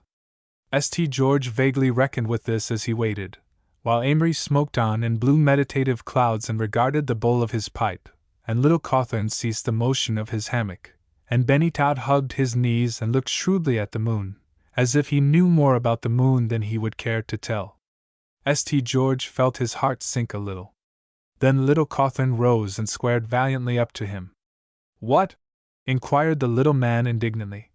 Are you trying to do? Pick a fight? St. George looked at him in surprise. Because if you are, continued little Cawthorn without preamble, we're 3-1. And 3 of us are going to yak. We'll put you ashore if you say so. St. George smiled at him gratefully. No, Benny Todd? Inquired little Cawthorn. Benny Todd, pale and manifestly weak, grinned cheerfully and fumbled in sudden abashment at an amazing checked ascot which he had derived from unknown sources. Best TNGT ever I met up wid, he assented. Yef de deck lay down level. I'm de sonny of a seahorse if it ain't. Amory? Demanded the little man. Amory looked along his pipe and took it briefly from his lips and shook his head. Don't say these things, he pleaded in his pleasant drawl, or I'll swear something horrid. St. George merely held his pipe by the bowl and nodded a little, but the hearts of all of them glowed. After dinner they sat long on deck. Rollo, at his master's invitation, joined them with a mandolin, which he had been discovered to play considerably better than any one else on board. Rollo sat bolt upright in a reclining chair to prove that he did not forget his station and strummed softly, and acknowledged approval with, Yes, sir. A little music adds an air to any occasion, I always think, sir. The moon was not yet full, but its light in that warm world was brilliant. The air was drowsy and scented with something that might have been its own honey or that might have come from the strange blooms, water-sealed below. Now and then St. George went aside for a space and walked up and down the deck or sent below for Jarvo. Once, as Jarvo left St. George's side, little Cawthorn awoke and sat upright and inquiring, in his hammock. What is the matter with his feet? He inquired peevishly. I shall certainly ask him directly. It's the 7th day out, Amory observed, and still nobody knows. For Jarvo and Akko had another distinction besides their diminutive stature and greyhound build. Their feet, clad in soft soleless shoes, made of skins, were long and pointed and of almost uncanny flexibility. It had become impossible for any one to look at either of the little men without letting his eyes wander to their curiously expressive feet, which, like courtier speech, were expressive without revealing anything. I tink, Benny Todd gave out. Dat dairy lost Italian organ grinder monkeys, with human intelligence, like Bertrand's Beamy. What a suspicious child it is, yawned little Cawthorn, and went to sleep again. Toward midnight he awoke, refreshed and happy, and broke into instant song. He was chanting in perfect tonelessness, when St. George cried out. The others sprang to their feet. Lights! Said St. George, and gave the glass to Amory, his hand trembling, and very nearly snatched it back again. Far to the southeast, faint as the lost Pleiad, a single golden point pricked the haze, danced, glimmered, was lost, and reappeared to their eager eyes. The impossibility of it all, the impossibility of believing that they could have sighted the lights of an island hanging there in the waste and hitherto known to nobody simply because nobody knew the truth about the fourth dimension did not assail them. So absorbed had St. George become in the undertaking, so convincing had been the events that led up to it, and so ready for anything in any dimension were his companions, that their excitement was simply the ancient excitement of lights to the mariner and nothing more, save indeed that to St. George they spoke a certain language sweeter than the language of any island lying in the heart of mere science, or mere magic either. When it became evident that the lights were no will-o'-the-wisps, born of the moon and the void, but the veritable lights that shine upon harbors, Benny Todd tumbled below for Jarvo, who came on deck and gazed and doubted and well-nigh wept for joy and poured forth strange words and called aloud for Akko. Akko came and nodded and showed white teeth. Tomorrow, he said only. Barney came. What matter? He put it cynically, scowling critically at Jarvo and Akko. All in the way av fair fight, that'll be about Morocco, if I've the full av my wits about me, and music to my eyes by the same token. Jarvo fixed him with his impenetrable look. It is the light of the king's palace on the summit of Mount Kalak, he announced simply. The light of the king's palace. St. George heard and thrilled with thanksgiving. It would be then the light at her very threshold, provided the impossible is possible, as scientists and devotees have every reason to think. But was she there? Was she there? If there was an oracle for the answer, it was not St. George. The little white stars danced and signaled faintly on the far horizon. Whatever they had to reveal was for nearer eyes than his. The glass passed from hand to hand, and in turn they all swept the low sky where the faint points burned. But when someone had cried that the lights were no longer visible, and the others had verified the cry by looking blankly into a sudden waste of milky black water, pale light, and turned baffled eyes to Jarvo, the little man spoke smoothly, not even reaching a lean, brown hand for the glass. But have no fear, Adon, he reassured them. The chart is not exact, it is that which has delayed us. It will adjust itself. The light may long disappear, but it will come again. The gods will permit the possible. They looked at one another doubtfully when the two little brown men had gone below, where Barney had immediately retired, tucking his beard in his collar and muttering sedition. If the two strange creatures were twin Robin Goodfellows perpetrating a monstrous 20th century prank, if they were gigantic evolutions of Puck whose imagination never went far beyond threshing corn with shadowy flails, at least this very modern caper demanded respect for so perfectly catching the spirit of the times. At all events, it was immensely clever of them to have put their finger upon the public pulse, and to have realized that the public imagination is ready to believe anything because it has seen so much proved. Still, science was faith once. And besides, to St. George, charts and compasses of all known and unknown systems of seamanship were suddenly become but the dead letter of the law. The spirit of the whole matter was that Olivia might be there, under the lights that his own eyes would presently see again. Who, remembering the first kind glance of her whom he loves, can fail to believe in magic? It is very likely that having met Olivia at all seemed at that moment so wonderful to St. George that any of the frolic things of science were to be accepted with equanimity. For an hour or more the moon, flooding the edge of the deck of the Aloha, cast four shadows sharply upon the smooth boards. Lined up at the rail stood the four adventurers, and the glass passed from one to another like the eye of the three Grey sisters. The far beacon appeared and disappeared, but its actuality might not be doubted. If Jarvo and Akko were to be trusted, there in the velvet distance lay Yak, and Med, the king's city, and the light upon the very palace of its American sovereign. St. George's pulses leaped and trembled. Amory lifted lazy lids and watched him with growing understanding and finally, upon a pretext of sleep, led the others below. And St. George, with a sense of joyful companionship in the little light, paced the deck until dawn. Chapter 8. The Porch of the Morning. By afternoon the island of Yak was an accomplished fact of distinguishable parts. There it lay, a thing of rock and green, like the islands of its sister latitudes before which the passing ships of all the world are wont to cast anchor. But having once cast anchor before Yak, the ships of all the world would have had great difficulty in landing anybody. Sheer and almost smoothly hewn from the utmost coast of the island rose to a height of several hundred feet one scarcely deviating wall of rock, and this apparently impregnable wall extended in either direction as far as the sight could reach. Above the natural rampart the land sloped upward still in steep declivities, but cut by tortuous gorges, and afar inland rose the mountain upon whose summit the light had been descried. There the glass revealed white towers and columns rising from a mass of brilliant tropical green, and now smitten by the late sun, but save these towers and columns not a sign of life or habitation was discernible.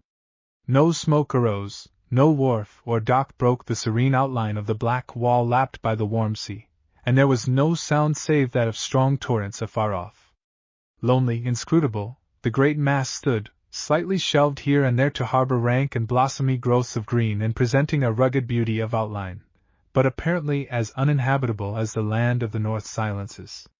Consternation and amazement sat upon the faces of the owner of the Aloha, and his guests, as they realized the character of the remarkable island.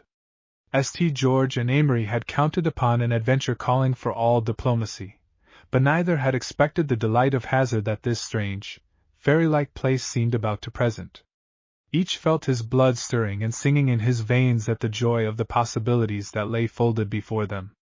"We shall be obliged to land upon the east coast then, Jarvo," observed St. George. "But how long will it take us to sail round the island?" Very long, Jarvo responded. But no, Audon, we land on this coast. How is that possible? St. George asked. Well, hi you, said little Cawthorn. I'm a goat, but I'm no mountain goat. See the little Swiss kid skipping from peak to peak and from crag to crag. Do we scale the wall? Inquired St. George. Or is there a passage in the rock? Benny Todd hugged himself in uncontrollable ecstasy. Hully gee, a submarine passage in under the sea, like Jules Verne, he said in a delight that was almost awe. There is a way over the rock, said Jarvo. Partly hewn, partly natural, and this is known to the islanders alone. That way we must take. It is marked by a white blade blazoned on the rock over the entrance of the submarines. The way is cunningly concealed. Hardly will the glass reveal it, Audon. Barney shook his head. You've a bad time comin' with the homesickness, he prophesied, tucking his beard far down in his collar until he looked, for Barney, smooth-shaven. I've sailed the so Atlantic up and down fair a matter av 400 years, more or less, and I niver as much as seed hide nor hair av the place before this present. There ain't map or chart that ever drawed breath that shows ut, new or old. Oot's been lifted out o' ground to be after swallowin' us in. A sweet dose will be the lot av us, mesilf with as foine a girl av school age as ever you'll see in any country. Ah yes, Barney, said St. George soothingly, but he would have tried now to soothe a man in the embrace of a sea serpent in just the same absent-minded way, Amory thought indulgently. The sun was lowering and birds of evening were beginning to brood over the painted water when the Aloha cast anchor. In the late light the rugged sides of the island had an air of almost sinister expectancy. There was a great silence in their windless shelter, broken only by the boom and charge of the breakers and the gulls and choughs circling overhead, winging and dipping along the water and returning with discordant cries to their crannies in the black rock. Before the yacht, blazoned on a dark, water-polished stratum of the volcanic stone, was the white blade which Jarvo told them marked the subterranean entrance to the mysterious island. St. George and his companions and Barney, Jarvo and Akko were on deck. Raulo, whose soul did not disdain to be valet to a steam yacht, was tranquilly mending a canvas cushion. The Audon will wait until sunrise to go ashore? asked Jarvo. Sunrise! cried St. George. Heaven on earth, no, we'll go now. There was no need to ask the others. Whatever might be toward, they were eager to be about, though Raulo ventured to St. George a deprecatory. You know, sir, one can't be too careful, sir. Will you prefer to stay aboard? St. George put it quietly. Oh, no, sir, said Raulo with a grieved face. One should meet danger with a light heart, sir. And went below to pack the oilskins. Hear me now, said Barney in extreme disfavor. It's I that am to lay hereabouts and wait for you, sor? Lord be good to me. And fwhat if she lays here 10 year, and you somewheres fillin' the eyes av the agles with your brains blowed out, neat? He demanded misanthropically. Fwhat if she lays here on that gin-row theory till she's rotted up, sor? Ah well now, Barney, said St. George grimly. You couldn't have an easier career. Little Cawthorn, from leaning on the rail staring out at the island, suddenly pulled himself up and addressed St. George. Here we are, he complained. Here has been me coming through the watery deep all the way from Broadway, with an octopus clinging to each arm and a dolphin on my back, and you don't even ask how I stood the trip. And do you realize that it's sheer madness for the 5 of us to land on that island together? What do you mean? asked St. George. The little man shook his gray curls. What if it's as Barney says? He put it. What if they should bag us all, who'll take back the glad news to the harbor? Lord, you can't tell what you're about walking into. You don't even know the specific gravity of the island, he suggested earnestly. How do you know but your own weight will flatten you out the minute you step ashore? St. George laughed. He thinks he is reading the fiction page, he observed indulgently. Still, I fancy there is good sense on the page for once. We don't know anything about anything. I suppose we really ought not to put all 5 eggs in one basket. But, by Jove! He looked over at Amory with troubled eyes. As host of this picnic, he said, I dare say I ought to stay aboard and let you fellows, but I'm hanged if I will. Little Cawthorn reflected, frowning, and you could as well have expected a bird to frown as Little Cawthorn. It was rather the name of his expression than a description of it. Suppose, he said, that Benny Todd and I sit rocking here in this bay, if it is a bay, while you two rest your chins on the top of that ledge of rock up there, and look over. And about tomorrow or day after we two will venture up behind you, or you could send one of the men back. My thunder, said Benny Todd wistfully. Ain't I going to get to climb in de pantry window at de palace, nor fire out of a loophole? Benny Todd and I couldn't talk to a prince anyway, said Little Cawthorn. We'd get our language twisted something dizzy, and probably tell him yes, ma'am. St. George's eyes softened as he looked at the little man. He knew well enough what it cost him to make the suggestion, which the good sense of them all must approve. Not only did Little Cawthorn always sacrifice himself, which is merely good breeding, but he made opportunities to do so, which is both well-bred and virtuous. When Rollo came up with the oilskins they told him what had been decided, and Rollo, the faithful, the expressionless, dropped his eyelids, but he could not banish from his voice the wistfulness that he might have been one to stay behind. Sometimes it is best for a person to change his mind, sir, was his sole comment. Presently the little green dory drew away from the Aloha, and they left her lying as much at her ease as if the phantom island before her were in every schoolboy's geography, with a scale of miles and a list of the principal exports attached. If we had diving dresses on, Jarvo suggested, we might have gone down through the sluice and entered by the lagoon where the submarines pass. Jove, said Amory, trying to row and adjust his pince-nez at the same time. Chillingworth will never forgive us for missing that.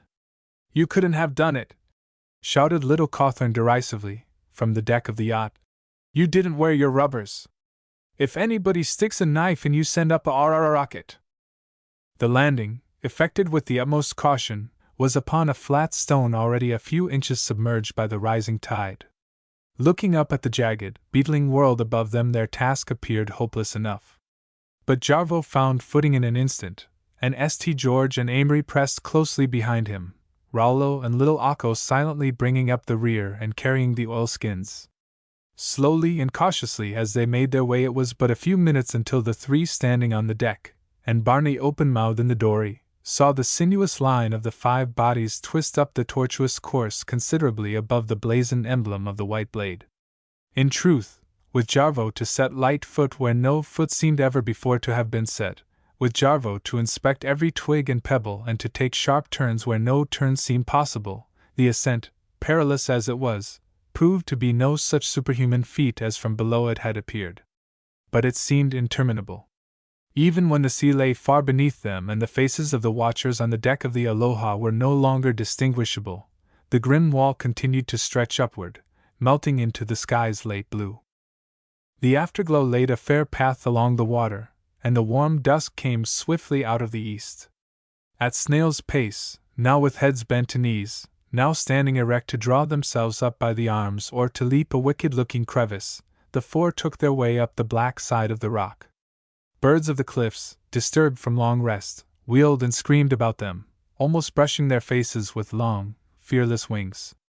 There was an occasional shelf where, with backs against the wall spotted with crystals of feldspar, they waited to breathe, hardly looking down from the dizzy ledge. Great slabs of obsidian were piled about them between stretches of calcareous stone, and the soil, which was like beds of old lava covered by thin layers of limestone, was everywhere pierced by sharp shoulders of stone lying in savage disarray. Gradually rock slides and rock edges yielded a less insecure footing on the upper reaches, but the chasms widened and water dripping from lateral crevasses made the vague trails slippery and the occasional earth sodden and treacherous.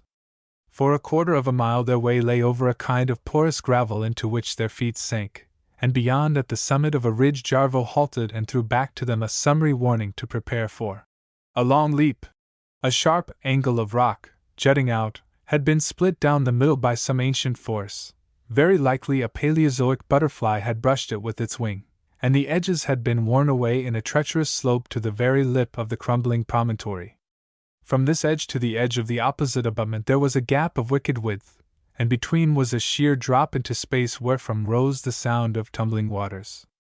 When Jarvo had taken the leap, easily and gracefully, alighting on the other side like the greyhound that he resembled, and the others, following, had cleared the edge by as safe a margin as if the abyss were a minor field day event, St. George and Amory looked back with sudden wonder over the path by which they had come.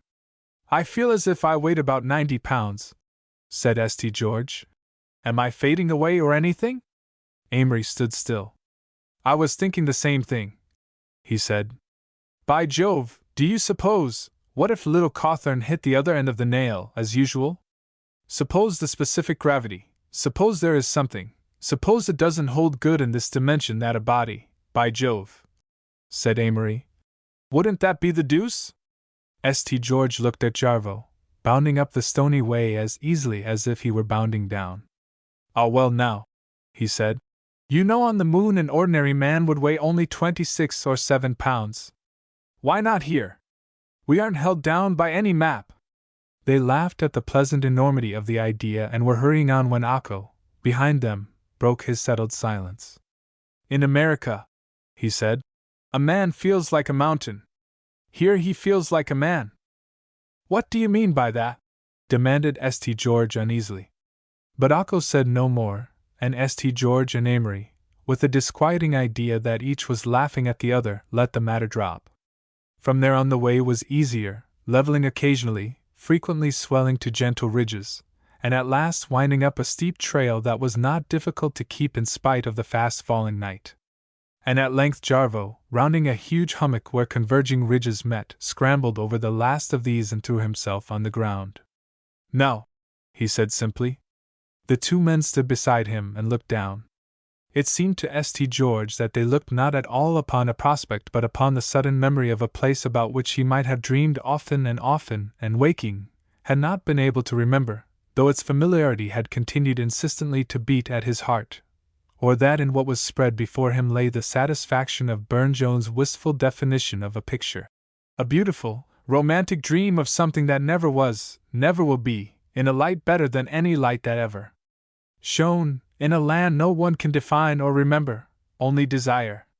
Yet it was to St. George as if he had reached no strange land, no alien conditions, but rather that he had come home. It was like a homecoming in which nothing is changed, none of the little improvements has been made which we resent because no one has thought to tell us of them, but where everything is even more as one remembers than one knew that one remembered. At his feet lay a pleasant valley filled with the purple of deep twilight. Far below a lagoon caught the late light and spread it in a pattern among hidden green. In the midst of the valley towered the mountain whose summit, royally crowned by shining towers, had been visible from the open sea. At its feet, glittering in the abundant light shed upon its white wall and dome and pinnacle, stood Med, the king's city, but its light was not the light of the day, for that was gone, nor of the moon, not risen, and no false lights vexed the dark. Yet he was looking into a cup of light, as clear as the light in a gazing crystal and of a quality, as wholly at variance with reality. The rocky coast of Yak was literally a massive, natural wall, and girt by it lay the heart of the island, fertile and populous and clothed in mystery. This new face which nature turned to him was a glorified face, and some way it meant what he meant. St. George was off for a few steps, trampling impatiently over the coarse grass of the bank. Somewhere in that dim valley, was she there? Was she there? Was she in trouble? Did she need him? Did she think of him? St. George went through the ancient, delicious list as conscientiously as if he were the first lover, and she were the first princess, and this were the first ascent of Yak that the world had ever known. For by some way of miracle, the mystery of the island was suddenly to him the very mystery of his love, and the two so filled his heart that he could not have told of which he was thinking. That which had lain, shadowy and delicious, in his soul these many days, not so very many either, if one counts the suns, was become not only a thing of his soul but a thing of the outside world, almost of the visible world, something that had existed forever and which he had just found out, and here, wrapped in nameless light, lay its perfect expression. When a shaft of silver smote the long grass at his feet, and the edge of the moon rose above the mountain, St. George turned with a poignant exultation, Did a mere victory over half a continent ever make a man feel like that? And strode back to the others. "Come on!" he called ringingly in a voice that did everything but confess in words that something heavenly sweet was in the man's mind. "Let's be off!" Amory was carefully lighting his pipe. "I feel sort of tense," he explained. "As if the whole place would explode if I threw down my match. What do you think of it?" St. George did not answer. "It's a place where all the lines lead up," he was saying to himself. "As they do in a cathedral." The four went the fragrant way that led to the heart of the island. First the path followed the high bank, the branches of whose tropical undergrowth brushed their faces with brief gift of perfume. On the other side was a wood of slim trunks, all depths of shadow and delicacies of borrowed light in little pools. Everywhere was a chorus of slight voices, from bark and air and secret moss, singing no forced notes of monotone, but piping a true song of the gladness of earth, plaintive, sweet, indescribably harmonious. It came to St. George that this was the way the woods at night would always sound if, somehow, one were able to hear the sweetness that poured itself out. Even that familiar sense in the nightwoods that something is about to happen was deliciously present with him, and though Amory went on quietly enough, St. George swam down that green way, much as one dreams of floating along a street, above heads. The path curved, and went hesitatingly down many terraces. Here, from the dimness of the marge of the island, they gradually emerged into the beginnings of the faint light. It was not like entering upon dawn, or upon the moonlight. It was by no means like going to meet the lights of a city. It was literally a light better than any light that ever shone, and it wrapped them round first like a veil, and then like a mantle. Dimly, as if released from the censer smoke of a magician's lamp, boughs and glades, lines and curves were set free of the dark, and St. George and Amory could see about them. Yet it did not occur to either to distrust the phenomenon, or to regard it as unnatural, or the fruit of any unnatural law. It was somehow quite as convincing to them as is his first sight of electric light to the boy of the countryside, and no more to be regarded as witchcraft. St. George was silent. It was as if he were on the threshold of far away, within the porch of the morning of some day divine. The place was so poignantly like the garden of a picture that one has seen as a child, and remembered as a place past all speech beautiful, and yet failed ever to realize in after years, or to make any one remember, or, save fleetingly in dreams, to see once more, since the picture book is never chanced upon again. Sometimes he had dreamed of a great sunny plain, with armies marching. Sometimes he had awakened at hearing the chimes, and fancied sleepily that it was infinite music. Sometimes, in the country in the early morning, he had had an unreasonable, unaccountable moment of perfect happiness. And now the fugitive element of them all seemed to have been crystallized and made his own in that floating walk down the wooded terraces of this unknown world. And yet he could not have told whether the element was contained in that beauty, or in his thought of Olivia. At last they emerged upon a narrow, grassy terrace where white steps mounted to a wide parapet. Jarvo ran up the steps and turned.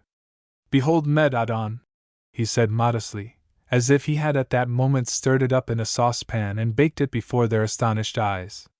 They were standing at the top of an immense flight of steps extending as far to right and left as they could see, and leading down by easy stages and wide landings to the white paved city itself.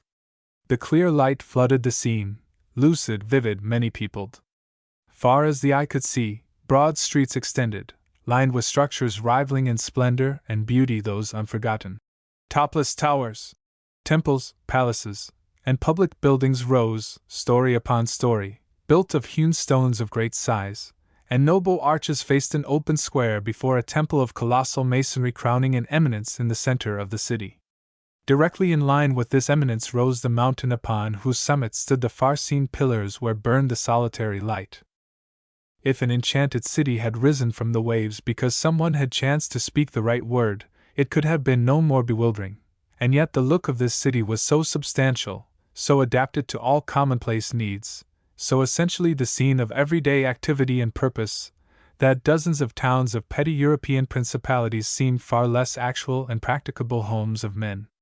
Busy citizens hurrying, the bark of a dog, The mere tone of a temple bell spoke the ordinary occupations of all the world, and upon the chief street the moon looked down as tranquilly as if the causeway were a continuation of Fifth Avenue. But it was as if the spirit of adventure in St. George had suddenly turned and questioned him, saying, "What of Olivia?"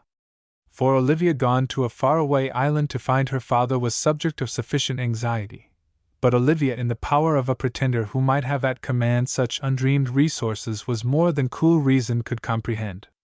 That was the principal impression that Med, the King's City, made upon St. George. To the right, Audon, Jarvo was saying, "Where the walls are highest, that is the palace of the prince, the palace of the Litany." "And the king's palace?" St. George asked eagerly. Jarvo lifted his face to the solitary summit light upon the mountain. "But how does one ascend?" cried St. George. "By permission of Prince Tabnet," replied Jarvo. "One is borne up by 6 imperial carriers, trained in the service from birth. One attempting the ascent alone would be dashed in pieces." "No municipal line of airships?" ventured Amory in slow astonishment. Jarvo did not quite get this. "The airships, Audon," he said, "belong to the imperial household and are kept at the summit of Mount Kalak." "A trust," comprehended Amory. "An absolute monarchy is a bit of a trust, anyhow." "Of course, it's sometimes an outraged trust," he murmured on. "The Audon," said Jarvo humbly, "will understand that we, I and Akko, have borne great risk. It is necessary that we make our peace with all speed, if that may be. The very walls are the ears of Prince Tabnet, and it is better to be behind those walls. May the gods permit the possible." "Do you mean to say," asked St. George, "that we two would better look out the prince at once?" "The Audon is wise," said Jarvo simply, "but nothing is hid from Prince Tabnet." St. George considered. In this mysterious place, whose ways were as unknown to him and to his companions as was the etiquette of the Court of the Moon, clearly diplomacy was the better part of valor. It was wiser to seek out Prince Tabnet, if he had really arrived on the island, than to be upon the defensive. "Ah, very well," he said briefly. "We will visit the prince." "Farewell, Audon," said Jarvo, bowing low. "May the gods permit the possible." "Of course you will communicate with us tomorrow," suggested St. George, "so that if we wish to send Rollo down to the yacht—" "The gods will permit the possible, Audon," Jarvo repeated gently. There was a flash of Akko's white teeth and the two little men were gone. St. George and Amory turned to the descending of the wide white steps. Such immense, impossible white steps, and such a curious place for these two to find themselves, alone, with a valet. Struck by the same thought, they looked at each other and nodded, laughing a little. "Alone in the distance," said Amory, emptying his pipe. "And not a cab to be seen." Rollo thrust forward his lean, shadowed face. "Shall I look about for a hansom, sir?" he inquired with perfect gravity. St. George hardly heard. "It's like cutting into a great, smooth sheet of white paper," he said whimsically, "and making any figure you want to make." Before they reached the bottom of the steps they divined, issuing from an isolated, temple-seeming building below, a train of sober-liveried attendants, all at first glance resembling Jarvo and Akko. These defiled leisurely toward the strangers and lined up regularly at the foot of the steps. "Enter trouble," said Amory happily. They found themselves confronting, in the midst of the attendants, an olive man with no angles, whose face, in spite of its health and even wealth of contour, was ridiculously grave, as if the papier-mâché man in the downtown window should have had a sudden serious thought just before his papier-mâché incarnation. "Permit me," said the man in perfect English and without bowing, "to bring to you the greeting of His Highness, Prince Tabnet, and his welcome to Yak. I am Cyrus, an officer of the government. At the command of His Highness I am come to conduct you to the palace." "The prince is most kind," said St. George, and added eagerly, "He is returned, then?" "Assuredly. 3 days ago," was the reply. "And the king, is he returned?" asked St. George. The man shook his head, and his very anxiety seemed important. "His Majesty the King," he affirmed. is still most lamentably absent from his throne and his people. And his daughter? Demanded St. George then, who could not possibly have waited an instant longer to put that question. The daughter of His Majesty, the King, said Cyrus, looking still more as if he were having his portrait painted, will in 3 days be recognized publicly as Princess of Yak. St. George's heart gave a great bound. Thank heaven, she was here, and safe. His hope and confidence soared heavenward. And by some miracle she was to take her place as the people of Yak had petitioned. But what was the meaning of that news of the prince's treachery which Jarvo and Akko had come bearing? The prince had faithfully fulfilled his mission, and had conducted the daughter of the king of Yak safely to her father's country. What did it all mean? St. George hardly noted the majestic square through which they were passing. Impressions of great buildings, dim white and misty gray and bathed in light, bewilderingly succeeded one another. But, as in the days which followed the news of his inheritance, he found himself now in a temper of unsurprise, in that mental atmosphere, properly the normal, which regards all miracle as natural law. He even omitted to note what was of passing strangeness, that neither the retinue of the minister nor the others upon the streets cast more than casual glances at their unusual visitors. But when the great gates of the palace were readied, his attention was challenged and held, for though mere marvels may become the air one breathes, beauty will never cease to amaze, and the vista revealed was of almost disconcerting beauty. Avenues of brightness, arches of green, glimpses of airy columns, of boundless lawns set with high, pyramidal shrines, great places of quiet and straight line, alleys whose shadow taught the necessity of mystery, the sound of water, the pure, positive element of it all, and everywhere, above, below, and far, that delicate, labyrinth light diffused from no visible source. It was as if some strange compound had changed the character of the dark itself, transmuting it to a subtle essence more exquisite than light, inhabiting it with wonders. And high above their heads, where this translucence seemed to mix with the upper air and to fuse with moonbeams, sprang almost joyously the pale domes and cornices of the palace, sending out floating streamers and pennons of colors nameless and unknown. Jupiter! Said the human Amory in awe. What a picture for the first page of the supplement! St. George hardly heard him.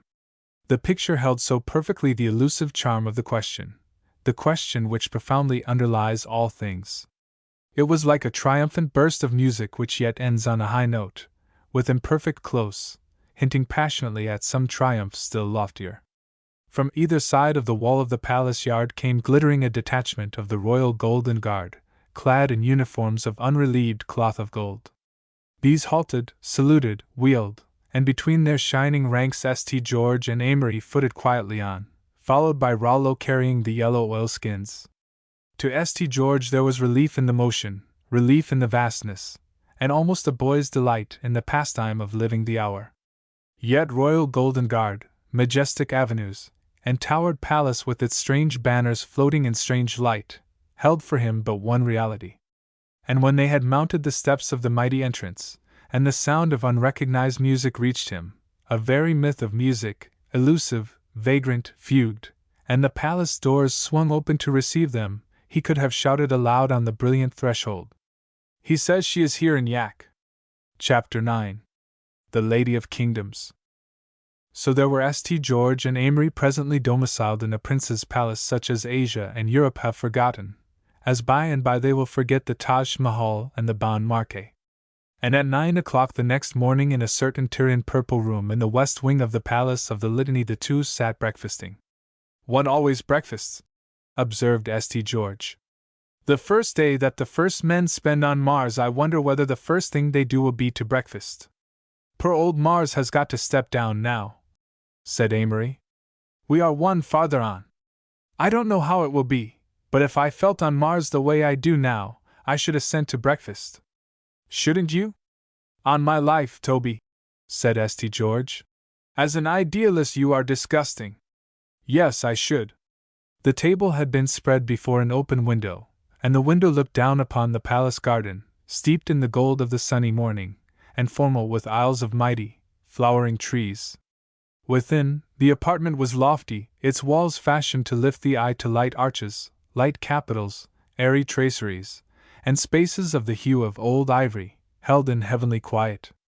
The sense of color both captive and atmospheric, was a new and persistent delight, for it was color purified, specialized, and infinitely extended in either direction from the crudity of the seven-winged spectrum. The room was like an alcove of outdoors, not divorced from the open air and set in contradistinction, but made a continuation of its space and order and ancient repose, a kind of exquisite porch of light. Across this porch of light Rollo stepped, bearing a covered dish. The little breakfast table and the laden side table were set with vessels of rock crystal and drinking cups of silver gilt, and breakfast consisted of delicately prepared seafood, a pulpy fruit, thin wine, and a paste of delicious powdered gums. These things Rollo served quite as if he were managing oatmeal and eggs in China. One would have said that he had been brought up between the covers of an ancient history, nothing in consequence being so old or so new as to amaze him.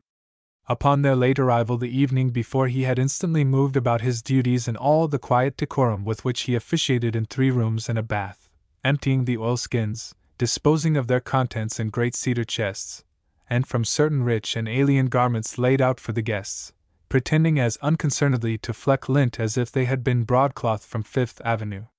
He stood bending above the breakfast table, his lean, shadowed hands perfectly at home, his lean, shadowed face all automatic attention. "Rollo," said St. George, "go and look out the window and see if Sodom is smoking." "Yes, sir," said Rollo, and moved to the nearest casement, and bent his look submissively below. "Everything quiet, sir," he reported literally. "A very warm day, sir. But it's easy to sleep, sir, no matter how warm the days are if only the nights are cool. Begging your pardon, sir." St. George nodded. "You don't see Jezebel down there in the trees?" he pressed him. "Or Elissa setting off to found Carthage? Chaldea and Egypt all calm?" he anxiously put it. Rollo stirred uneasily. "There's a couple old blue-tailed birds scrappin' in a palm tree, sir," he submitted hopefully. "Ah," said St. George. "Yes. There would be. Now, if you like," he gave his servant permission, "you may go to the festivals or the funeral games or wherever you choose today. Or perhaps," he remembered with solicitude, "you would prefer to be present at the wedding of the land water with the sea water, providing, as I suspect, Tyre is handy?" "Thank you, sir," said Rollo doubtfully. "Mind you put your money on the cracked disc thrower, though," warned St. George. "And you might put up a couple of derricks for me." "No," languidly begged Amory. "Pray no, you are getting your periods mixed something horrid." "A person's recreation is as good for him as his food, sir," proclaimed Rollo, sententious, anxious to agree. "Food?" said Amory languidly. "This isn't food, it's molten history, that's what it is. Think, this is what they had to eat at the cafés boulevards of Gamara. And to think we've been at Tony's before now. Do you remember?" he asked raptly. "Those brief and savory banquets around 1 o'clock at Tony's? From where little Cawthorne once went away wearing 2 omelets instead of his overshoes. Don't tell me that Tonicana and all this belong to the same system in space. Don't tell me." He stopped abruptly, and his eyes sought those of St. George. It was all so incredible, and yet it was all so real and so essentially, distractingly natural. "I feel as if we had stepped through something, to somewhere else. And yet, somehow, there is so little difference. Do you suppose when people die they don't notice any difference either? What I want to know," said Amory, filling his pipe, "is how it's going to look in print. Think of Crass, digging for headlines." St. George rose abruptly. Amory was delicious, especially his drawl, but there were times. "Print it!" he exclaimed. "You might as well try to print the absolute." Amory nodded. "Oh, if you're going to be Neoplatonic," he said, "I'm off to hum an Orphic hymn. Isn't it about time for the prince? I want to get out with the camera, while the light is good." The lateness of the hour of their arrival at the palace the evening before had prevented the prince from receiving them, but he had sent a most courteous message announcing that he himself would wait upon them at a time which he appointed. While they were abiding his coming, Rollo setting aside the dishes, Amory smoking, strolling up and down, and examining the faint symbolic devices upon the wall's tiling, St. George stood before one of the casements, and looked over the aisles of flowering treetops to the grim, grey sides of Mount Kalak, inscrutable, inaccessible, now not even hinting at the walls and towers upon its secret summit. He was thinking how heavenly curious it was that the most wonderful thing in his commonplace world of New York, that is, his meeting with Olivia, should, out here in this world of things wonderful beyond all dream, still hold supreme its place as the sovereign wonder, the sovereign delight. "I dare say that means something," he said vaguely to himself. "And I dare say all the people who are in love know what it does mean." And at this his spirit of adventure must have nodded at him, as if it understood, too. When, in a little time, Prince Tabnit appeared at the open door of the Porch of Light, it was as if he had parted from St. George in McDougal Street but the night before. He greeted him with exquisite cordiality, and his welcome to Amory was like a welcome unfeigned. He was clad in white of no remembered fashion, with the green gem burning on his breast, but his manner was that of one perfectly tailored and about the most cosmopolitan offices of modernity. One might have told him one's most subtly humorous story and rested certain of his smile. "I wonder," he asked with engaging hesitation when he was seated, "whether I may have a cigarette? That is the name?" "Yes, a cigarette. Tobacco is unknown in Yak. We have invented no colonies useful for the luxury. How can it be, forgive me, that your people, who seem remote from poetry, should be the devisers and popularizers of this so poetic pastime? To breathe in the green of earth and the light of the dead sun! The poetry of your American smoke delights me." St. George smiled as he offered the prince his case. "In America," he said, "we devised it as a vice, your highness. We are obliged to do the same with poetry, if we popularize it." And St. George was thinking, "Miss Holland. He has seen Miss Holland, perhaps yesterday. Perhaps he will see her today. And how in this world am I ever to mention her name?" But the prince was in the idlest and most genial of humors. He spoke at once of the matters uppermost in the minds of his guests, gave them news of the party from New York, told how they were in comfort in the palace on the summit of Mount Kalak, struck a momentary tragic note in mention of the mystery still mantling the absence of the king, and repeated the announcement already made by Cyrus, the premier, that in 2 days' time, failing the return of the sovereign, the king's daughter would be publicly recognized, with solemn ceremonial, as Princess of Yak. Then he turned to St. George, his eyes searching him through the haze of smoke. "Your own coming to Yak," he said abruptly, "was the result of a sudden decision?" "Quite so, your highness," replied St. George. "It was wholly unexpected." "Then we must try to make it also an unexpected pleasure," suggested the prince lightly. "I am come to ask you to spend the day with me in looking about Med, the king's city." He dropped the monogrammed stub of his cigarette in a little jar of smaragdos brought, he mentioned in passing, from a despoiled temple of one of the Chthonian deities of Tyre, and turned toward his guests with a winning smile. "Come," he said, "I can no longer postpone my own pleasure in showing you that our nation is the lady of kingdoms as once were Babylon and Chaldea." It was as if the strange panorama of the night before had once more opened its frame, and they were to step within. As the prince left them, St. George turned to Rollo for the novelty of addressing a reality.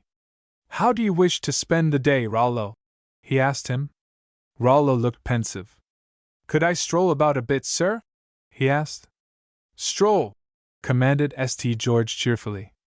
"Thank you, sir," said Rollo. "I always think a man can best learn by observation, sir." "Observe!" supplemented his master pleasantly, as a detachment of the guard appeared to conduct Amory and him below. "Don't black up the sandals," Amory warned Rollo as he left him. "And be back early. We may want you to get us ready for a mastodon hunt." "Yes, sir," said Rollo with simplicity. "I'll be back quite some time before tea time, sir." St. George was smiling as they went down the corridor. He had been vain of his love that, in Yak as in America, remained the thing it was, supreme and vital. But had not the simplicity of Rollo taken the leap in experience, and likewise without changing? For a moment, As he went down the silent corridors, lofty as the woods, vocal with faint inscriptions on the uncovered stone, the old human doubt assailed him. The very age of the walls was a protest against the assumption that there is a touchstone that is ageless. Even if there is, even if love is unchanging, the very temper of unconcern of his valet might be quite as persistent as love itself. But the gallery emptying itself into a great court open to the blue among graven rafters, St. George promptly threw his doubt to the fresh, heaven-kissing wind that smote their faces, and against mystery and argument, and age alike he matched only the happy clamor of his blood. Olivia Holland was on the island, and all the age was gold. In Yak or on the continents there can be no manner of doubt that this is love, as love itself loves to be.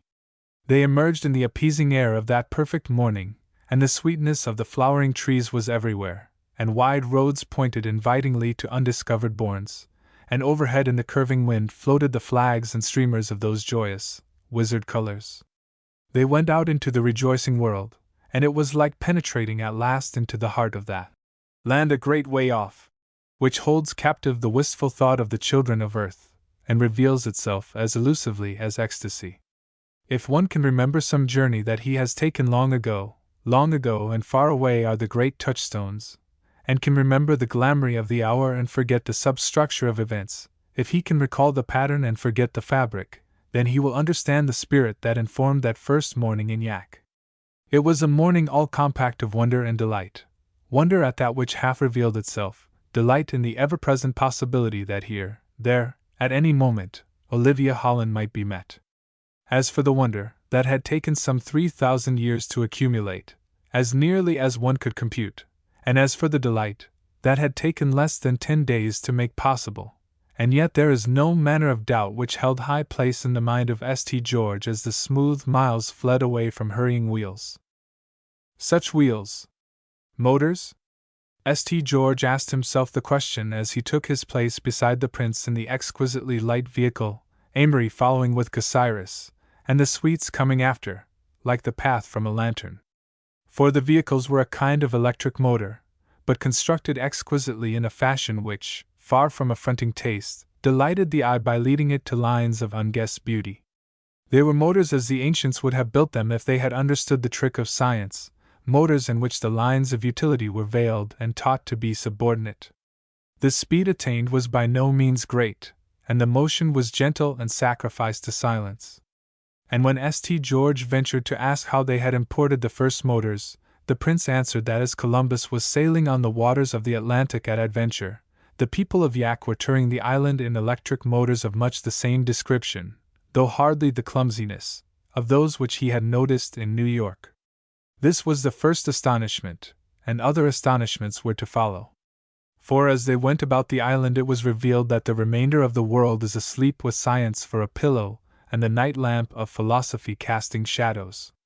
Yet as the prince exhibited wonders, one after another, St. George, dimly conscious that these are the things that men died to discover, would have given them all for one moment's meeting with Olivia on that high road of Med. If you come to think of it, this may be why science always has moved so slowly, creeping on from point to point. Thus it came about that when Prince Tabnet indicated a low, pillared, temple-like building as the home of perpetual motion, which gave the power operating the manufactures and water supply of the entire island, St. George looked and understood and resolved to go over the temple before he left Yak, and then fell a wondering whether, when he did so, Olivia would be with him. When the prince explained that it is ridiculous to suppose that combustion is the chief means of obtaining light and heat, or that heaven provided divinely beautiful forests for the express purpose of their being burned up, and when he told him that artificial light and heat were effected in a certain reservoir, built with a classic regard for the dignity of its use as a link with unspoken forces, St. George listened, and said over with attention the name of the substance acted upon by emanations, and wondered if Olivia were not afraid of it. So it was all through the exhibition of more wonders scientific and economic than any one has dreamed since every one became a victim of the world's habit of being afraid to dream. Although it is true that when St. George chanced to observe that there were about Med few farms of tilled ground, the prince's reply did startle him into absorbed attention. "You are referring to agriculture?" Prince Tabnet said after a moment's thought. I know the word from old parchments brought from Phoenicia by our ancestors. But I did not know that the art is in practice anywhere in the world.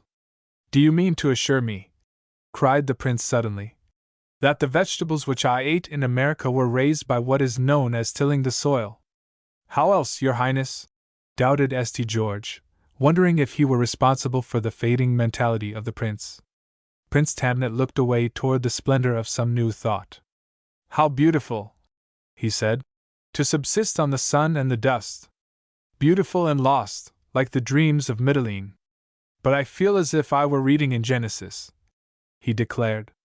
Is it possible that in this age of science of yours it has not occurred to your people that if plants grow by slowly extracting their own elements from the soil, those elements artificially extracted and applied to the seed will render growth and fruitage almost instantaneous?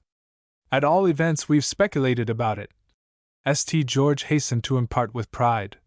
Just as we do about telephones that will let people see one another when they talk. But nearly every one smiles at both. Don't smile, the prince warned him. Yak has perfected both those inventions only since she ceased to smile at their probability. Nothing can be simpler than instantaneous vegetation. Any Egyptian juggler can produce it by using certain acids. We have improved the process until our fruits and vegetables are produced as they are needed, from hour to hour. This was one of the so-called secrets of the ancient Phoenicians. Has it never occurred to you as important that the Phoenician name for Dionysus, the god of winegrowers, was lost? Mentally, St. George added another barrel to the cargo of the Aloha, and wondered if the Sentinel would start botanical gardens and a lighting plant and turn them to the account of advertisers. All the time, mile upon mile, was unrolling before them the unforgettable beauty of the island. So perfectly were its features marshaled and so exact were its proportions that, as in many great experiences and as in all great poems, one might not, without familiarity, recall its detail, but must instead remain wrapped in the glory of the whole. The avenues, wide as a river, swept between white banks of majestic buildings, combining with the magic of great masts the pure beauty of virginal line. Line, the joy of line, the glory of line, almost, St. George thought, the divinity of line, was everywhere manifest, and everywhere too the divinity of color, no longer a quality extraneous, laid on as insecure fancy dictates, but by some law long unrevealed, now actually identified with the object which it not so much decorated as purified. The most interesting of the thoroughfares led from the Eurycorus, or public square, along the lagoon. This fair water, extending from Med to Melita, was greenly shored and dotted with strange little pleasure crafts with exquisite sweeping prows and silken canopies. Before a white temple, knee-deep in whose flowered ponds the ibises dozed and contemplated, was anchored the imperial trireme, with delicately embroidered sails and prow and poop of forgotten metals. From within, temple music sounded softly and was never permitted to be silenced, as the flame of the vestals might never be extinguished. Here on the shores had begun the morning traffic of itinerant merchants of Med and Melita, compelled by law to carry on their exchange in the morning only, when the light is least lovely. Upon canopied wagons drawn by strange animals, with shining horns, were displayed for sale all the pleasantest excuses for commerce: ostrich feathers, gums, gems, quicksilver, papyrus, bales of fair cloth, pottery, wine and oranges. The sellers of salt and fish and wool and skins were forced down under the wharfs of the lagoon, and there endeavored to attract attention by displaying fanciful and lovely banners and by liberating faint perfumes of the native orris and algum. Street musicians, playing tunefully upon the zither and upon the crowd, wandered, wearing wreaths of fur, and clustered about stalls where were offered tenuous blades, and statues, and temple vessels filled with wine and flowers. At the head of the street leading to the temple of Baltus, my lady, Aphrodite, the prince's motor was checked while a procession of pilgrims, white-robed and carrying votive offerings, passed before them, the votive tablet to the Lady Tanith and the face of Baal being borne at the head of the line by a dignitary in a smart electric victoria. This was one of the frequent festival embassies to Melita, to combine religious rites with morning games and the dedication of the tablet, and there was considerable delay incident to the delivery of a wireless message to the dignitary with the tablet of the Semitic inscription. St. George wondered vaguely why, in a world of marvels, progress should not already have outstripped the need of any communication at all. This reminded him of something at which the prince had hinted away off in another aeon, in another world, when St. George had first seen him, and there followed 10 minutes of talk not to be forgotten. "Would it be possible for you to tell me, Your Highness?" St. George asked, and thereafter even a lover must have forgiven the brief apostasy of his thought. "How it can be that you know the English? How you are able to speak it here in Yak?" The motor moved forward as the procession passed, and struck into a magnificent country avenue bordered by trees, tall as elms and fragrant as acacias. "I can tell you, yes," said the prince. "But I warn you that you will not in the least understand me. I dare say, however, that I may illustrate by something of which you know. Do there chance to be, for example, any children in America who are regarded as prodigies of certain understanding?" "You mean?" St. George asked. "Children who can play on a musical instrument without knowing how they do it, and so on?" "Quite so," said the prince with interest. "Many, Your Highness," affirmed St. George. "I myself know a child of 7 who can play most difficult piano compositions without ever having been taught, or knowing in the least how he does it." "Do you think of anyone else?" asked the prince.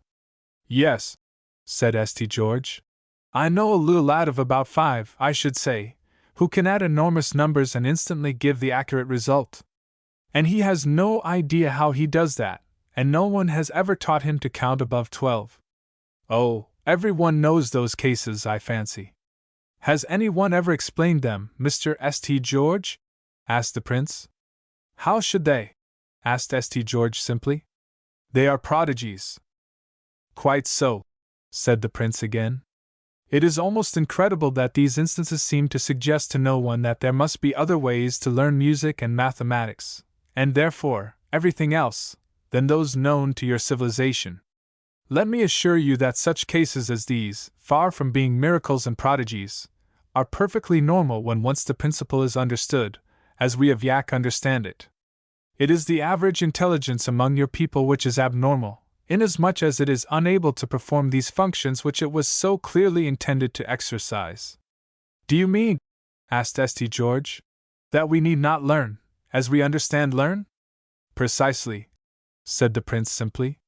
"You are accustomed, I was told in New York, to say that there is no royal road to learning. On the contrary, I say to you that the possibilities of these children are in every one.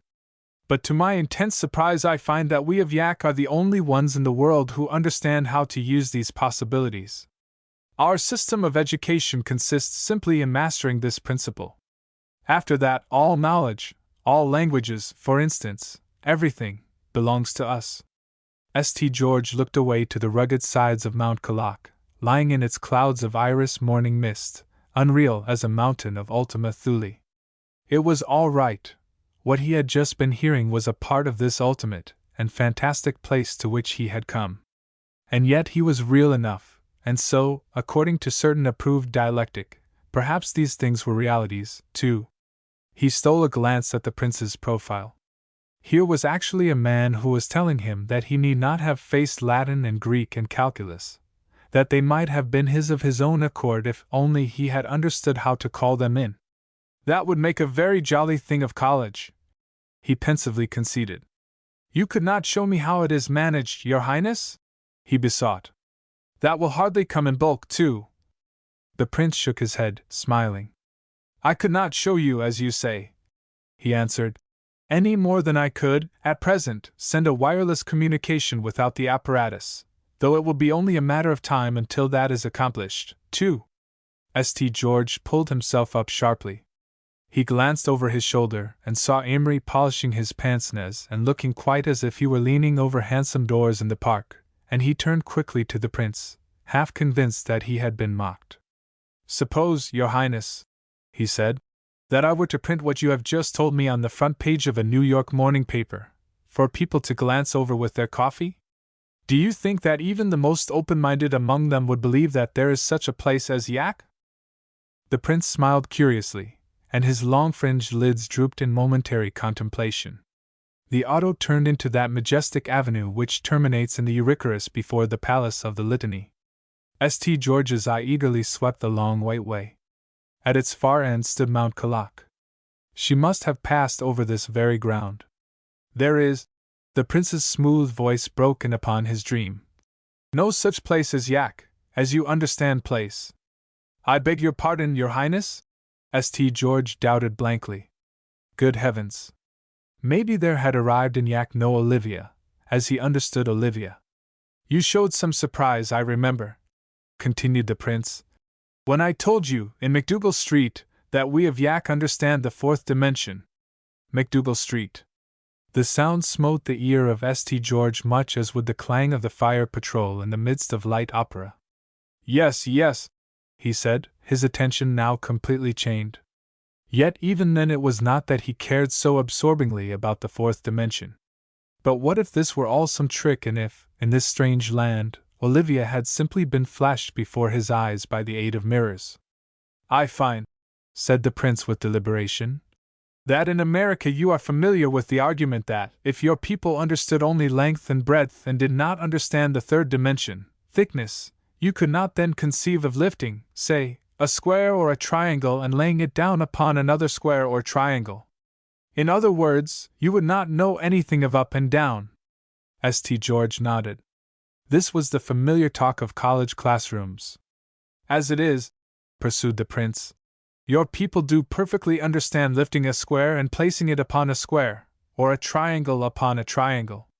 But you do not know anything about placing a cube upon a cube, or a pyramid upon a pyramid so that both occupy the same space at the same time. We of Yak have mastered that principle also, the prince tranquilly concluded, and all that of which this is the alphabet. That is why we are able to keep our island unknown to the world, not to say invisible. For a moment St. George looked at him speechlessly, then, in spite of himself, a slow smile overspread his face.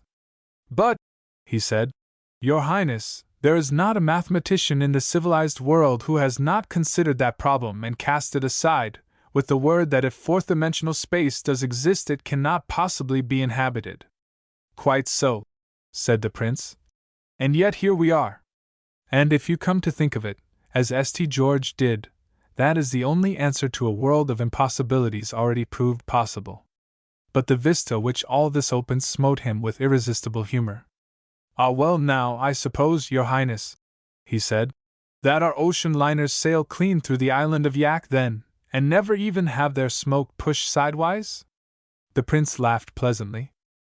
Have you ever, he asked, had occasion to explain the principles of hydraulics, or chess, or philosophical idealism to a 3-year-old child, or a charwoman? You must forgive me, but really I can think of no better comparison. I am quite as powerless now as you have been if you have ever attempted it. I can only assure you that such things are. Without Jarvo or Akko or someone who understood, you might have sailed the high seas all your life and never have come any nearer to Yak. St. George reflected. Is Yak the only example of this kind of thing? He asked. That the fourth dimension would reveal? By no means, said the prince in surprise. The world is literally teeming with like revelations, once the key is in your hands. The fourth dimension is only the beginning. We utilize that to isolate our island. But the higher dimensions are gradually being conquered, too. Nearly all of us can pass into the fifth at will, disappearing, as you have the word, from the lower dimensions. It is well known to you that in a land whose people knew length and breadth, but no up and down, an object might be pushed, but never lifted up or put down. If it were to be lifted, such a people would believe it to have disappeared. So, from you who know only 3 dimensions, Yak has disappeared, until one of us guides you here.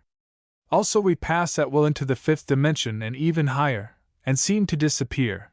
The only difference is that, there, we should not be able yet to guide one who did not himself understand how to pass there. Just as one who understands how to die and to come to life, as you have the phrase, would not be able to take with him any one who did not understand how to take himself there. St. George listened, grasping at straws of comprehension, remembering how he had heard all this theorized about and smiled at, but most of all he was beset by a practical consideration. Then, he said suddenly, the question leaping to his lips almost against his will, if you hold this key to all knowledge, how is it that the king, Mr. Holland, could get away from you, and the hereditary treasure be lost. The prince sighed profoundly. We have by no means, he said, perfected our knowledge. We are at one with the absolute in knowledge, true. But the affairs of every day most frequently elude us. Not even the most advanced among us are perfect intuitionists. We have by no means reached that desirable and inevitable day when our minds shall flow together, without need of communication, without possibility of secret. We still suffer the disadvantage of a slight barrier of personality. And it is into one of these lapses, thought St. George irreverently, that the king has disappeared. Aloud he asked curiously concerning a matter which was every moment becoming more incomprehensible. But how, your highness? He said simply. Did your people ever consent to have an American for your king? Before the prince could reply, there occurred a phenomenon that sent all thought of such insubstantialities as the secrets of the fourth dimension far in the background. The prince's motor, closely followed by the others of the train, had reached a little eminence from which the island unrolled in fair patterns. Before them the smooth road unwound in varied light. At their left lay a still grove from whose depths was glimpsed a slim needle of a tower, rising, arrow-like, from the green. In the distance lay Med, with shining domes. The water of the lagoon gave brightness here and there among the hills. And as St. George and the prince looked over the prospect, they saw, far down the avenue toward Med, a little, moving speck, a speck moving with a rapidity which neither the prince's motor nor any known motor of yak had ever before permitted itself. In an instant the 6 members of the Royal Golden Guard, who upon beautiful, spirited horses rode in advance of the train of the prince, wheeled and thundered back, lifting glittering hands of warning. "Aside! Aside!" shrieked the main Golden Guard. "A motor is without control!" Immediately there was confusion. At a touch the prince's car was drawn to the road's extreme edge, and the Golden Guards rode furiously back along the train, hailing the peaceful, slow-going machines into orderly retreat. They were all sufficiently amenable, for at sight of the alarming and unprecedented onrush of the growing speck that was bearing full down upon them, anxiety sat upon every face. St. George watched. And as the car drew nearer, the thought which, at first sight of its speed, had vaguely flashed into being, took definite shape, and his blood leaped to its music. Whose hand would be upon that lever? Whose daring would be directing its flight? Whose but one in all yak, and that Olivia's? It was Olivia. That was plain even in the mere instant that it took the great, beautiful motor, at 30 miles an hour, to flash past them. St. George saw her, coat of hunting pink and fluttering veil and shining eyes. He was dimly conscious of another little figure beside her, and of the unmistakable and agonized Mrs. Hastings in the tonneau, but it was only Olivia's glance that he caught as it swept the prince. There was the faintest possible smile, and she was gone, and St. George, his heart pounding, sat staring stupidly after that shining cloud of dust, frantically wondering whether she could just possibly have seen him. For this was no trick of the imagination, his galloping heart told him that. And whether or not Yak was a place, the world was within his grasp, instinct with possibilities heavenly sweet. His eyes met Amory's in the minute when Cyrus, Prime Minister of Yak, had it borne in upon him that this was no runaway machine, but the ordinary and preferred pace of the daughter of their king, and while Cyrus, at the enormity of the conception, breathed out expostulations in several languages, some of them known to us only by means of inscriptions on tombs, Amory spoke to St. George. "Who was the other girl?" he asked comprehensively. "What other girl?" St. George blankly murmured. And at this, Amory turned away with a look that could be made to mean whatever Amory meant. On went the imperial train faring back to Med over the road lately stirred to shining dust by the wheels of Olivia's auto. Olivia's auto. St. George was secretly saying over the words with a kind of ecstatic non-comprehension, when the prince spoke. "That," he said, "may explain why an American has been able to govern us. Chance crowned him, but he made himself king." Prince Tamnid hesitated and his eyes wandered, and those of St. George followed, to a far winding dot in that opal valley, a mere speck of silver with a prick of pink, fleeing in a cloud of sunny dust. "I do not know if you will know what I mean," said the prince. But hers is the spirit, and the spirit of her father, the king, which Yak had never known. It is the spirit which we of Phoenicia seem to have lost since the wealth of the world accumulated at her ports, and she gave her trust to the hands of mariners and mercenaries, and later bowed to the conqueror. It is the spirit that not all the continental races, I fancy, have for endowment, but yours possesses in rich measure. For this we would exchange half that we have achieved. St. George nodded, glowing. It is a great tribute, Your Highness, he said simply, and in his heart he laid it at Olivia's feet.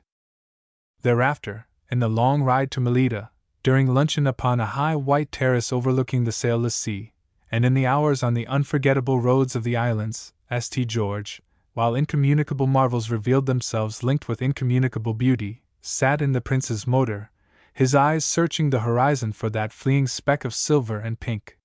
It did not appear again. And when the train of the prince rolled into the yard of the palace of the Litany, it trembled upon St. George's lips to ask whether the formalities of the court would permit him that day to scale the skies and call upon the royal household. For whatever he says, I've got to do, thought St. George. But no matter what he says, I shall go. Doesn't Amory realize that we've been more than 12 hours on this island, and that nothing has been done? And then as they crossed the grassy court in the delicate hush of the merging light, the nameless radiance already penetrating the dusk, the prince spoke smoothly, as if his words bore no import deeper than his smile. You are come, he said courteously, in time for one of the ceremonies of our regime most important to me. You will, I hope, do honor to the occasion by your presence. This evening, in the Hall of Kings in the Palace of the Litany, will occur the ceremony of my betrothal. Your betrothal, Your Highness? Repeated St. George uncertainly. You will be attended by an escort. The prince continued, and Balater, the commander of the guard, will receive you in the hall. May the gods permit the possible. He swept through the portico before them, and they followed dumbly.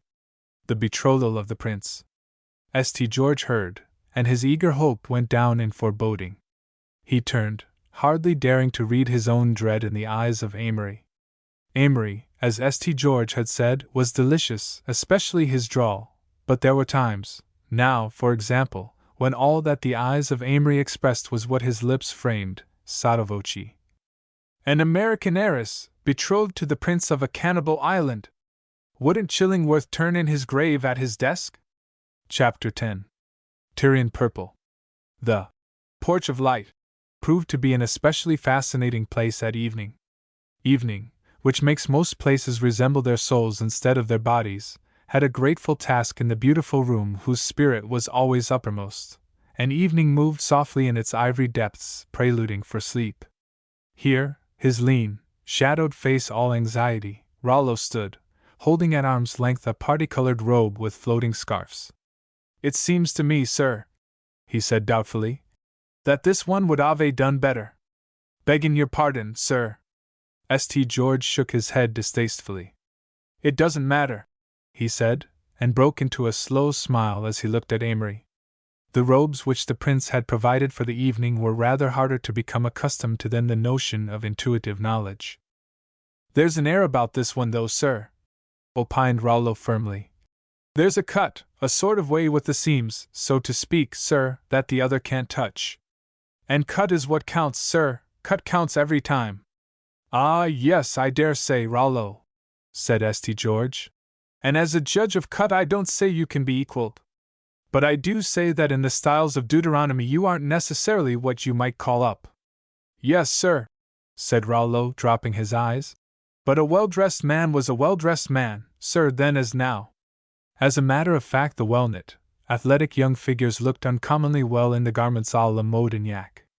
One would have said that if the garments followed Deuteronomy fashions, they had at all events been cut by the scissors of a court tailor to Louis XV. The result was beautiful and bizarre, but it did not suggest stage land because the colors were so good. I dare say, said St. George, examining the exquisitely fine cloth whose shades were of curious depth and richness, that this may be regular Tyrian purple. Amory waved his long sleeves. Stop, he languidly begged. You make me feel like a golden text. St. George went back to the row of open casements, and resumed his walk up and down before the windows that looked away to the huge threatening bulk of Mount Calac. Since the prince's announcement that afternoon, St. George had done little besides continuing that walk. Now it wanted hardly half an hour to the momentous ceremony of the evening, big with at least one of the dozen portents of which he accused it. "Amory," he burst out as he walked, "if you didn't know anything about it, would you say that the prince could possibly have made her consent to marry him?" Amory, left in the middle of the great room, stood polishing his pince-nez exactly as if he had been waiting at the end of Chillingworth's desk of a bright, American morning. "If I didn't know anything about it," he said cheerfully, "I should say that he had. As it is, having this afternoon watched a certain motor wear its way past me, I should say that nothing in Yak is more unlikely. And that's about as strong as you could put it. We don't know what the man may have threatened," said St. George morosely. "He may have played upon her devotion to her father to some ridiculous extent. He may have refused to land the submarine at Yak at all otherwise." St. George broke off suddenly. "Toby!" he said. Amory looked over and nodded. He had seen that look before on St. George's face. "She's not going to marry the prince," said St. George. "And if her father is alive and in a hole, he's going to be pulled out. And she's not going to marry the prince." "Why, no," assented Amory. "No." He had guessed a good deal of the truth since he had been watching St. George flee overseas upon a yacht shod, so to speak, with fire, and he had arrived at the suspicion that the Aloha was winged by little loves and guided under water by plenty of blue and green dragons. But he had not, until now, been thoroughly certain that St. George's spirit of adventure had another name, and though theoretically his sympathies leaped to the look in his friend's eyes, yet he found himself wondering practically what effect romance would be having upon their enterprise. After all, from a newspaper point of view, to relinquish any part of the adventure was a kind of tragedy, and it cost Amory something to emphasize his assent. "Of course she won't," he said. "And now let's toddle down and see about it." When the tread of the feet of a detachment of the Royal Golden Guard was heard without, Rollo advanced to the door with a dignity which amounted to melancholy. The setting of a palace and the proximity of a prince had raised his office to the majesty of skilled labor. He always threw open the door now as who should say, "Enter. But mind you have a reason." At sight of the long liberty of the corridor where the light lay mysteriously touching tiles and tapestries to festal colors, Amory's spirits rose contagiously, and his eyes shone behind his pince-nez. "Me," he said, looking ahead with enjoyment at the glittering escort. "Me, done in a fabric of about the 11th shade of the yak spectrum, made loose and floppy, after a modish Canaanitish model. I'll wager that when the firstborn of Canaan was in the flood tide of glory, this very gown was worn by one of the most beautiful women in the Pentapolis of Philistia. I'm going to photograph the model for the Sunday supplement, and name it the Nebuchadnezzar." Amory murmured on, and St. George hardly heard him. He could almost count by minutes now the time until he should see her. Would she see him, and might he just possibly speak with her, and what would the evening hold for her? As he went forth where she would be, the spell of the place was once more laid upon him, as it had been laid in the hour of his coming. Once more, as in the hour when he had first looked down upon the valley brimming with a light, better than any light that ever shone. He was at one with the imponderable things which, always before, had just eluded him. Now, as then, the thought of Olivia was the symbol for them all. So the two went on through the winding galleries, silent, haunted, to the great staircase, and below into the crowded court. And when they reached the threshold of the audience chamber, they involuntarily stood still. The hall was like a temple in its sense of space and height and clear air, but its proportions did not impress one, and indeed one could not remember its boundaries as one does not consider the boundaries of a grove. It was amphitheater-shaped, and about it ran a splendid colonnade, in the niches of whose cornices were beautiful grotesques. But Yak seemed to be a land whose very grotesques had all the dignity of the ultimate instead of crying for the indulgence due a phase. The roof was inlaid with prisms of clear stone, and on high were pilasters carved with the Tyrian sphinxes crucified upon upright crosses, surmounted by parhelions of burnished metal. All the seats faced a great dais at the chamber's far end where 3 thrones were set. But it was the men and women in the great chamber who filled St. George with wonder. The women, they were beautiful women, slow-moving, slow-eyed, of soft laughter and sudden melancholy, and clear, serene profiles and abundant hair. And they were all alive, fully and mysteriously alive, alive to their fingertips. It was as if in comparison all other women acted and moved in a kind of half-consciousness. It was as if, St. George thought vaguely, one were to step through the frame of a pre-Raphaelite tapestry and suddenly find its strange women rejoicing in fulfillment instead of yearning, in noon instead of dusk. As he stood looking down the vast chamber, all springing columns and light lines lifting through the honey-colored air, it smote St. George that these people, instead of being far away, were all near, surprisingly, unbelievably near to him, in a way, nearer to his own elusive personality than he was himself. They were all obviously of his own class. He could perfectly imagine his mother, with her old lace and Roman mosaics, moving at home among them, and the bishop, with his wise, kindly smile. Yet he was irresistibly reminded of a certain haunting dream of his childhood in which he had seemed to himself to walk the world alone, with every one else allied against him because they all knew something that he did not know. That was it, he thought suddenly, and felt his pulse quickening at the intimation. They all knew something that he did not know, that he could not know. But as they swept him with their clear-eyed, impersonal look, a look that seemed in some exquisite fashion to take no account of individuality, he was gratefully aware of a curious impression that they would like to have had him know, too. They wish I knew, they'd rather I did know. St. George found himself thinking in a strange excitement. If only I could know, if only I could know. He looked about him, smiling a little at his folly. He saw the light flash on Amory's glasses as they turned inquisitively on this and that, and somehow the sight steadied him. Ah well, he assured himself. I'll look them up in 1,000 years or so, and we'll dine together, and then we'll say, don't you remember how I didn't know? Immediately there presented himself to them a little man who proved to be Ballater, Lord Chief Commander of the Royal Golden Guard, and now especially directed by the Prince, he pleasantly told them, to be responsible for their entertainment and comfort during the ceremony to follow. They were, in fact, his guests for the evening, but St. George and Amory were uncertain whether, considering his office, this was a high honor or a kind of exalted durance. However, as the man was charming, the doubt was not important. He had an attenuated face, so conveniently browned by race as to suggest the most soldierly exposure, and he had great, peaceable, slow-lidded eyes. He was, they subsequently learned, an authority upon insect life in Yak, for he had never had the smallest opportunity to go to war.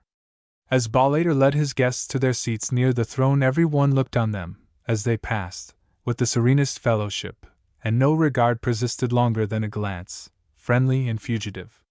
Ballater himself not only refrained from stoning the barbarians with commonplaces, but he did not so much as mention America to them or treat them otherwise than as companions, as if his was not only the cosmopolitanism that knows no municipal or continental aliens of its own class, but a kind of interdimensional cosmopolitanism as well.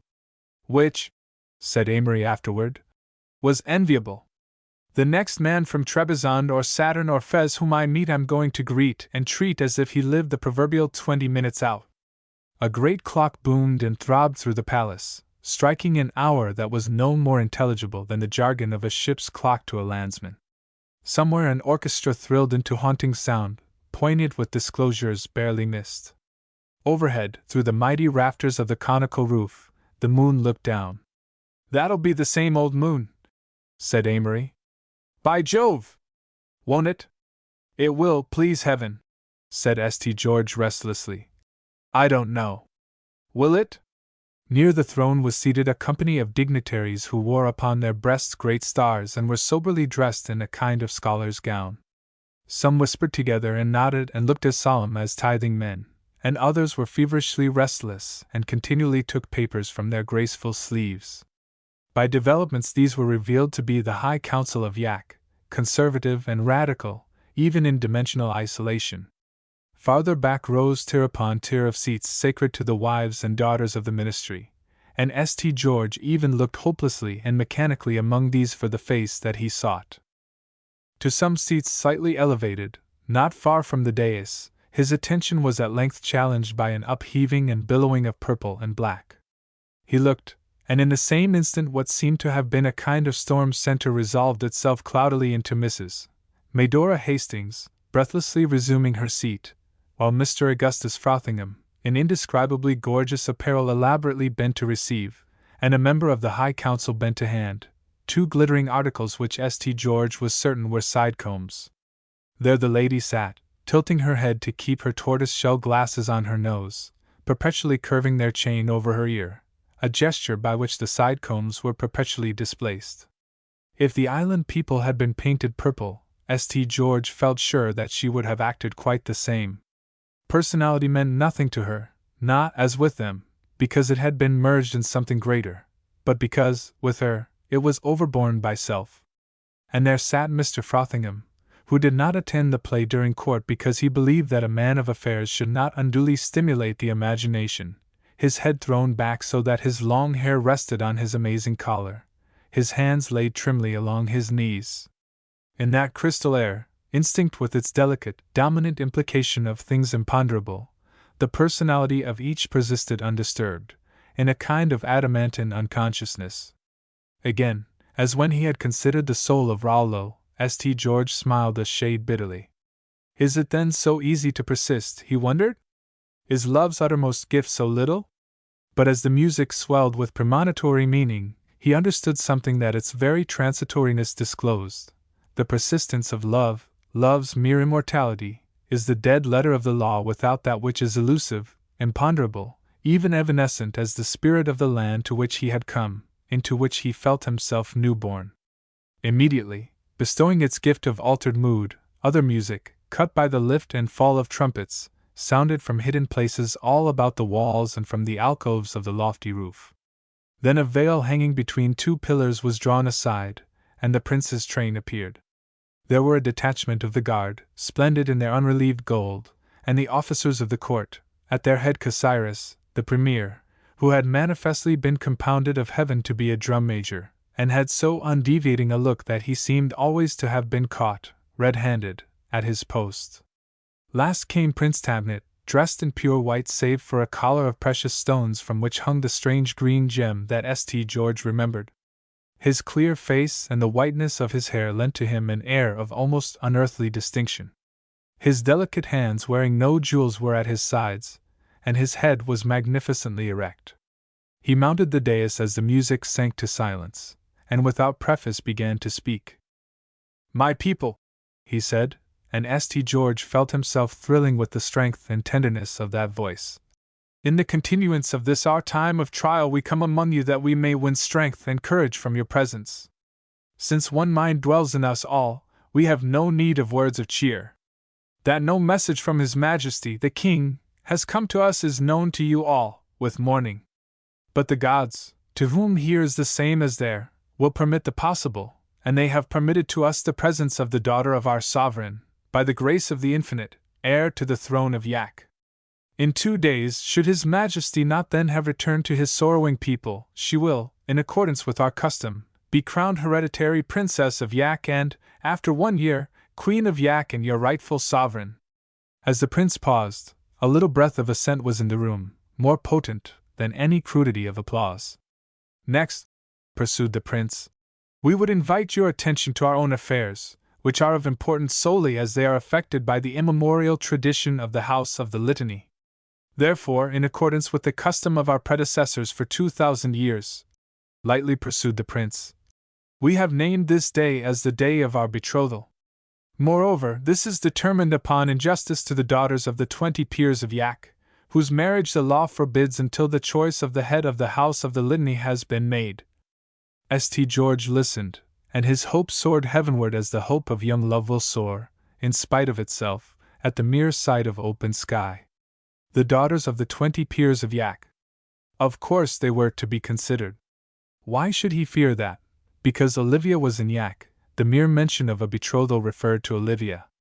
He was bold enough to smile at his fears, to smile even when, as the prince ceased speaking, the music sounded again, as it were from the air, in a chorus of pure young voices with a ripple of unknown strings in accompaniment. Suddenly, at the opening of great doors, a flood of saffron light was poured upon a stair, and at the summit appeared the leisurely head of a procession which the two men were destined never to forget. Across the gallery and down the stair, it might have been the golden stair linking near with far, came a score of exquisite women in all the glory of their youth, of perfect physical beauty and splendid strength and fullness of life, and the wonder was not their beauty more than a kind of dryad delicacy of that beauty, which was yet not frailty, but a look of angelic strength. But they were not remote. They were gloriously human, almost, one would say, divinely human, all gentle movement and warmth and tender breath. They were not remote, save as one's own soul would be remote by its very excess of intimacy with life.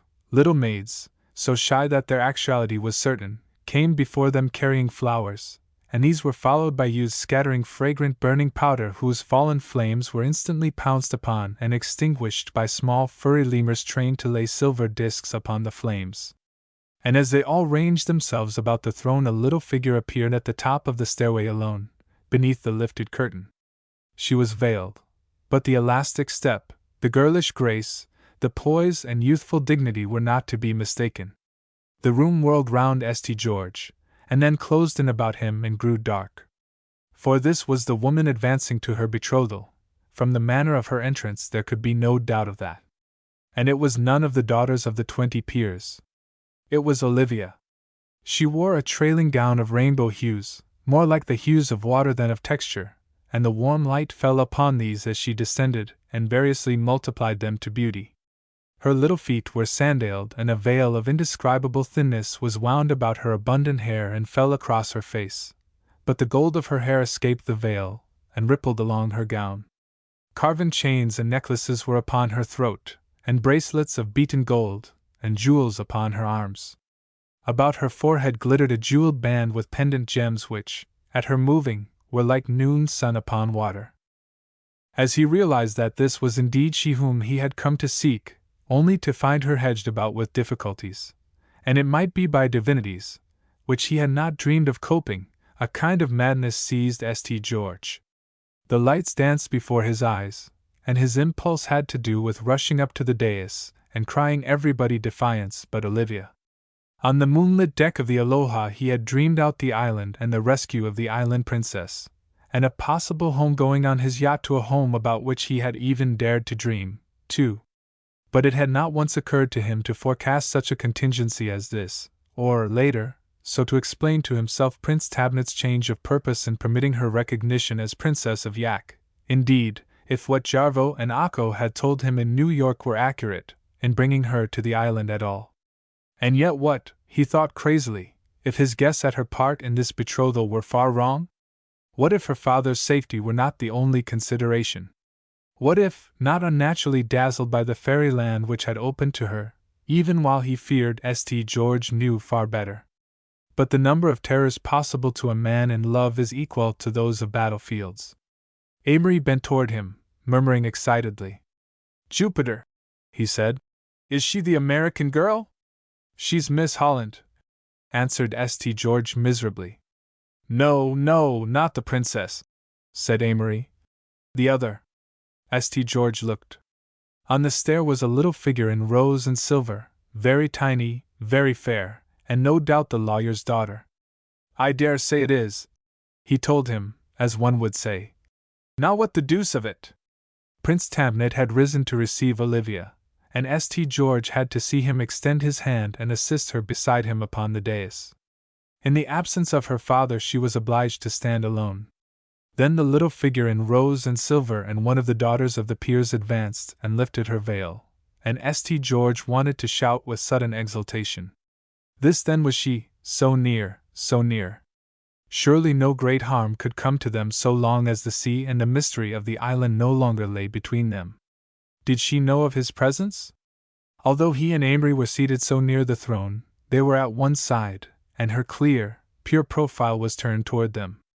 And Olivia did not lift her eyes throughout the Prime Minister's long address, of which St. George and Amory, so lapped were they in wild projects and importunities, heard nothing until, uttered with indescribable pompousness, as if Cyrus were a dowager and had made the match himself. The concluding words beat upon St. George's heart like stones. They were the formal announcement of the betrothal of Olivia, daughter of His Majesty, Otho I of Yak, to Tabnet, Prince of Yak and head of the House of the Litany. St. George saw Prince Tabnet kneel before Olivia and place a ring upon her hand, no doubt the ring which had betrothed the island princesses for 3,000 years. He saw the High Council standing with bowed heads, like the necessary archangels in an old painting. He caught the flash of the turquoise blue ephod of the head of the religious order, as the benediction was pronounced by its wearer. And through it all he said to himself that all would be well if only she understood, if only she had the supreme self-consciousness to play the game. After all, he knew her so little. He was certain of her exquisite, playful fancy, but had she imagination? Would she see the value of the moment, and watch herself moving through it? Or would she live it with that feminine, unhumorous seriousness which is woman's weakness? She had an exquisite independence. He was certain that she had humor, and he remembered how alive she had seemed to him, receptive, like a woman with 10 senses. But after all, would not her graceful sanity of view, that sense of tradition and unerring taste which he so reverenced, yet handicap her now and prevent her from daring whatever she must dare? Amory was beside himself. It was all very well to feel a great sympathy for St. George, but the sight was more than journalistic flesh and blood could look upon with sympathetic calm. An American girl! He breathed in spite of himself. Why, St. George, if we can leave this island alive. Well, you won't, St. George explained, with brutal directness. Unless you can cut that. Before silence had again fallen, the Prime Minister, all his fever of importance still upon him, once more faced the audience. This time his words came to St. George like a thunderbolt. In 3 days' time, at noon, in this the Hall of Kings, he cried, letting each phrase fall as if he were its proud inventor. Immediately following the official recognition of Olivia, daughter of Otho I, as hereditary Princess of Yak, there will be solemnized, according to the immemorial tradition of the island last observed 684 years ago by Queen Penteleria, the marriage of Olivia of Yak, to His Highness, Prince Tabnet, head of the House of the Litany, and Chief Administrator of Justice. For the law prescribes that no unmarried woman shall sit upon the throne of Yak. At noon of the 3rd day will be observed the double ceremony of the recognition and the marriage. May the gods permit the possible. There was a soft insistence of music from above, a stir and breath about the room. The Premier backed away to his seat, and St. George, even with the horrified tightening at his heart, was conscious of a vague commotion from the vicinity of Mrs. Medora Hastings. Then he saw the prince rise and turn to Olivia, and extend his hand to conduct her from the hall. The great banquet room beyond the colonnade was at once thrown open, and there the court circle and the ministry were to gather to do honor to the new princess, whom Prince Tabnet was to lead to the seat at his right hand at the table's head. To the amazement of His Highness, Olivia made no movement to accept the hand that he offered. Instead, she sat slightly at one side of the great glittering throne, looking up at him with something like the faintest conceivable smile which, while one saw, became once more her exquisite, girlish gravity. When the music sank a little, her voice sounded above it with a sweet distinctness. "One moment, if you please, Your Highness," she said clearly. It was the first time that St. George had heard her voice since its goodbye to him in New York. And before her words his vague fears for her were triumphantly driven. The spirit that he had hoped for was in her face, and something else. St. George could have sworn that he saw, but no one else could have seen the look, a glimpse of that delicate roguery that had held him captive when he had breakfasted with her, several hundred years before, was it? At the Boris. Ah, he need not have feared for her, he told himself exultantly. For this was Olivia, of America, standing in a company of the women who seemed like the women of whom men dream, and whose presence, save in glimpses at first meetings, they perhaps never wholly realize. These were the women of the land which no one can define or remember. And yet, as he watched her now, St. George was gloriously conscious that Olivia not only held her own among them, but that in some charm of vividness and of knowledge of laughter, she transcended them all.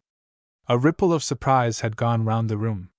For all the air of the ultimate about the island women, St. George doubted whether ever in the 3,000 years of Yak's history a woman had raised her voice from that throne upon a like occasion. And such a tender, beguiling, cajoling little voice it was. A voice that held little remarks upon whatever it had just said, and that made one breathless to know what would come next. "Bully!" breathed Amory, his eyes shining behind his pince-nez. Prince Tabnet hesitated. "If the princess wishes to speak with us," he began, and Olivia made a charming gesture of dissent, and all the jewels in her hair and upon her white throat caught the light and were set glittering. "No," she said gently. "No, Your Highness. I wish to speak in the presence of my people." She gave the "my" no undue value, yet it fell from her lips with delicious audacity. "Indeed," she said, "I think, Your Highness, that I will speak to my people myself." Chapter 11. The End of the Evening. The Hall of Kings was very still as Olivia rose. She stood with one hand touching her veil's hem, the other resting on the low, carved arm of the throne, and at the coming and going of her breath her jewels made the light lambent with the indeterminate colors of those strange, joyous banners floating far above her head. Her voice was very sweet and a little tremulous, and it is the very grace of a woman's courage that her voice trembled never so slightly. It seemed to St. George that he loved her 1,000 times the more for that mere persuasive wavering of her words. And while he listened to what he felt to be the prelude of her message, it seemed to him that he loved her another 1,000 times the more. What heavenly ease there is in this arithmetic of love, for the tender meaning which, upon her lips, her father's name took on. When, speaking with simplicity and directness of the subject that lay uppermost in the minds of them all, she asked their utmost endeavor in their common grief, it was clear that what she said transcended whatever phenomena of mere experience lay between her and those who heard her, and they understood. The rapport was like that among those who hear one music. But St. George listened, and though his mind applauded, it ran on ahead to the terrifying future. This was all very well, but how was it to help her in the face of what was to happen in 3 days' time? Therefore, Olivia's words touched tranquilly among the flying ends of his own thought. "I am come before you to make that sacrifice which my love for my father, and my grief and my anxiety demand. I count upon your support, as he would count upon it for me. I ask that one heart be in us all in this common sorrow. And I am come with the unalterable determination both to renounce my throne there."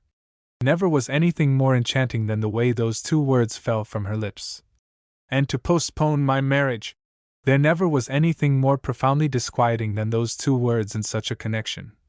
"Until such time as, by your effort and by my own, we may have news of my father, the king, and until, by your effort or by my own, the hereditary treasure shall be restored." So, serenely and with the most ingenuous confidence, did the daughter of the absent King Otho make disposition of the hour's events. Amory leaned forward and feverishly polished his pince-nez. "What do you think of that?" he put it, beneath his breath. "What do you think of that?" St. George, watching that little figure, so adorably, almost pathetically little in its corner of the great throne, knew that he had not counted upon her in vain. Over there on the raised seats Mrs. Medora Hastings and Mr. Augustus Frothingham were looking on matters as helplessly as they would look at a thunderstorm or a circus procession, and they were taking things quite as seriously. But Olivia, in spite of the tragedy that the hour held for her, was giving the moment its exact value, guiltless of the feminine immorality of panic. To give a moment its due without that panic is, St. George knew, a kind of genius, like creating beauty, and divining another's meaning, and redeeming the spirit of a thing from its actuality. But by that time the arithmetic of his love was by way of being in too many figures to talk about. Which is the proper plight of love? Every one had turned toward Prince Tabnet, and as St. George looked it smote him whimsically that that impassive profile was like the profiles upon the ancient coins which, almost any day, might be cast up by a passing hoof on the island mould. Indeed, St. George thought, one might almost have spent the prince's profile at a fig stall, and the vendor would have jingled it among his silver and never have detected the cheat. But in the next moment the joyous mounting of his blood running riot in audacious whimsies was checked by the even voice of the prince himself. The gratitude and love of this people," he said slowly, "are due to the daughter of its sovereign for what she has proposed. It is, however, to be remembered that by our ancient law the state and every satrapy therein shall receive no service, whether of blood or of bond, from an alien. The king himself could serve us only in that he was king. To his daughter as princess of Yak and wife of the head of the house of the Litany, this service in the search for the sovereign and the hereditary treasure will be permitted, but she may serve us only from the throne." "Upon my soul, then that lets us out," murmured Amory. And St. George remembered miserably how, in that dingy house in McDougal Street, he and Olivia had listened once before to the recital of that law from the prince's lips. If they had known how next they would hear it! If they had known then what that law would come to mean to her! What could she do now, what could even Olivia do now but assent? She could do a great deal, it appeared. She could incline her head, with a bewitching droop of eyelids, and look up to meet the eyes of the prince with a serenity that was like a smile. "In my country," said Olivia gravely, "when anything special arises they frequently find that there is no law to cover it. It would seem to us," it was as though the humility of that us took from her superb daring, "that this is a matter requiring the advice of the High Council. Therefore," asked little Olivia gently, "will you not appoint, Your Highness, a special session of the High Council to convene at noon tomorrow, to consider our proposition?" There was a scarcely perceptible stir among the members of the High Council, for even the Liberals were, it would seem, taken aback by a departure which they themselves had not instituted. Olivia, still in submission to tradition which she could not violate, had gained the time for which she hoped. With a grace that was like the conferring of a royal favor, Prince Tabnet appointed the meeting of the High Council for noon on the following day. "May the gods permit the possible," he added, and once more extended his hand to Olivia. This time, with lowered eyes, she gave him the tips of her fingers and, as the beckoning music swelled a delicate prelude, she stepped from the dais and suffered the prince to lead her toward the banquet hall. Amory drew a long breath, and it came to St. George that if he, Amory, said anything about what he would give if he had a lease wire to the Sentinel office, there would no longer be room on the island for them both. But Amory said no such thing. Instead, he looked at St. George in distinct hesitation. "I say," he brought out finally. "St. George, by Jove, do you know, it seems to me I've seen Miss Frothingham before. And how jolly beautiful she is," he added almost reverently. "Maybe it was when you were a Phoenician galley slave and she went by in a trireme," offered St. George, trying to keep in sight the bright hair and the floating veil beyond the press of the crowd. Would he see Olivia and would he be able to speak with her, and did she know he was there, and would she be angry? Ah well, she could not possibly be angry, he thought, but with all this in his mind it was hardly reasonable of Amory to expect him to speculate on where Miss Frothingham might have been seen before. If it weren't for this Ballater now, St. George said to himself restlessly, and suddenly observed that Ballater was expecting them to follow him.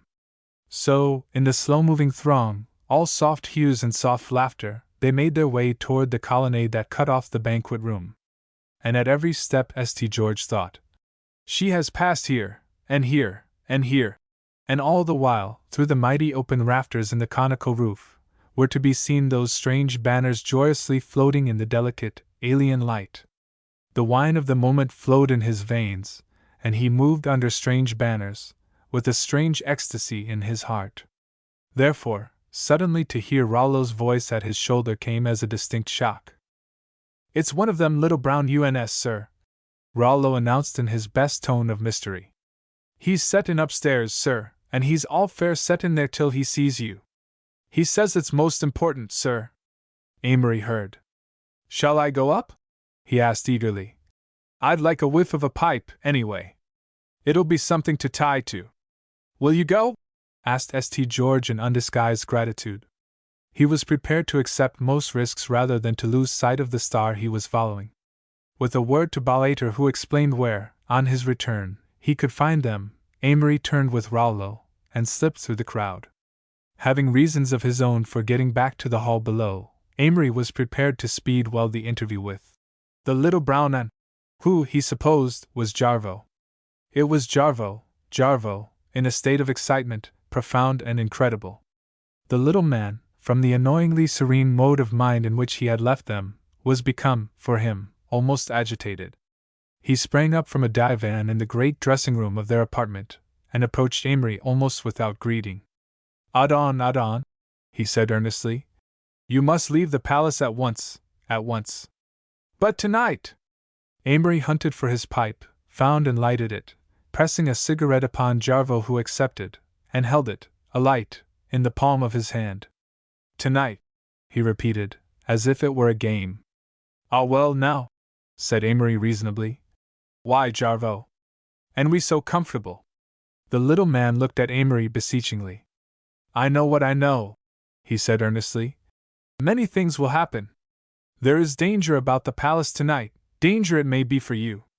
I do not know all, but I come to warn you, and to warn the Adon who has been kind to us. You have brought us here when we were alone in America," said Jarvo simply. "Akko and I will help you now. It was Akko who remembered the tower." Amory looked down at the bowl of his pipe, and shook his vestas in their box, and turned his eyes to Rollo, listening nearby with an air of the most intense abstraction. Yes, all these things were real. They were all real, and here was he, Amory, smoking. And yet what was all this amazing talk about danger in the palace, and being warned, and remembering the tower? "Anybody would think I was crass, writing headlines," he told himself, and blew a cloud of smoke through which to look at Jarvo. "What are you talking about?" he demanded sternly. Jarvo had a little key in his hand, which he shook. The key was on a slender, carved ring, and it jingled. And when he offered it to him, Amory abstractedly took it. "See, Adon," said Jarvo. "See! In the ilex grove on the road that we took last night there is a white tower. It may be that you have noticed it today. That tower is empty, and this is the key. There may be guards, but I shall know how to pass among them. You must come with me there tonight, the three. Even then it may be too late, I do not know. The gods will permit the possible. But this I know, the royal guard are of the Lanas, on whom the tax to make good the hereditary treasure will fall most heavily. They are filled with rage against your people, you and the king who is of your people. I do not know what they will do, but you are not safe for one moment in the palace. I come to warn you." Amory's pipe went out. He sat pulling at it abstractedly, trying to fit together what St. George had told him of the hereditary treasure situation. And more than at any other time since his arrival on the island, his heart leaped up at the prospect of promised adventure. What if St. George's romantic apostasy were not, after all, to spoil the flavor of the kind of adventure for which he, Amory, had been hoping? He leaned eagerly forward. "What would you suggest?" he said. Jarvo's eyes brightened. At once he sprang to his feet and stood before Amory, taking soft steps here and there as he talked, in movement graceful and tenuous as the greyhound of which he had reminded St. George. "In the palace yard," explained the little man rapidly, "is a motor which came from Melita, bringing guests for the ceremony of tonight. They will remain in the palace until after the marriage of the prince, 2 days hence. But the motor, that must go back tonight to Melita, Adon. I have made for myself permission to take it there. But you, the three, must go with me. At the tower in the ilex grove I shall leave you, and I shall return. Is this good?" "Excellent. But what afterward?" demanded Amory. "Are we all to keep house in the tower?" Jarvo shook his head, like a man who has thought of everything. "Through tomorrow, yes," he said. "But tomorrow night, when the dark falls—" He bent forward and spoke softly. "Did not the Adon wish to ascend the mountain?" he asked. "Rather," said Amory. "But how, good heavens? I and Akko wish to ascend also. The prince has sent us no message, and we fear him," said Jarvo simply. "There are on the island, Adon, 6 carriers, trained from birth to make the ascent. They are the sons of those whose duty it was to ascend, and they the sons for many generations. The trail is very steep, very perilous. 6 were taught to go up with messages long before the knowledge of the wireless way, long before the flight of the airships. They are become a tradition of the island. It is with them that you must ascend, if you have no fear." Fear! Cried Amory.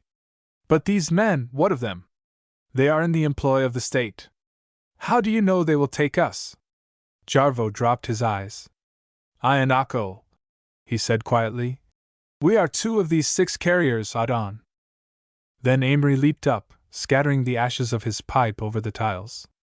This, then, was what was the matter with the feet of the 2 men, about which they had all speculated on the deck of the Aloha, the feet trained from birth to make the ascent of the steep trail, feet become long, tenuous, almost prehensile. It's miracles, that's what it is, declared Amory solemnly. How on earth did they come to take you to New York? He could not forbear asking. The prince knew nothing of your country, Adon, answered Jarvo simply. He might have needed us to enter it. To climb the custom house, said Amory abstractedly, and laughed out suddenly in sheer lightheartedness. Here was come to them an undertaking to which St. George himself must warm as he had warmed at the prospect of the voyage. To go up the mountain to the threshold of the king's palace, where lived the daughter of the king. Amory bent himself with a will to mastering each detail of the little man's proposals.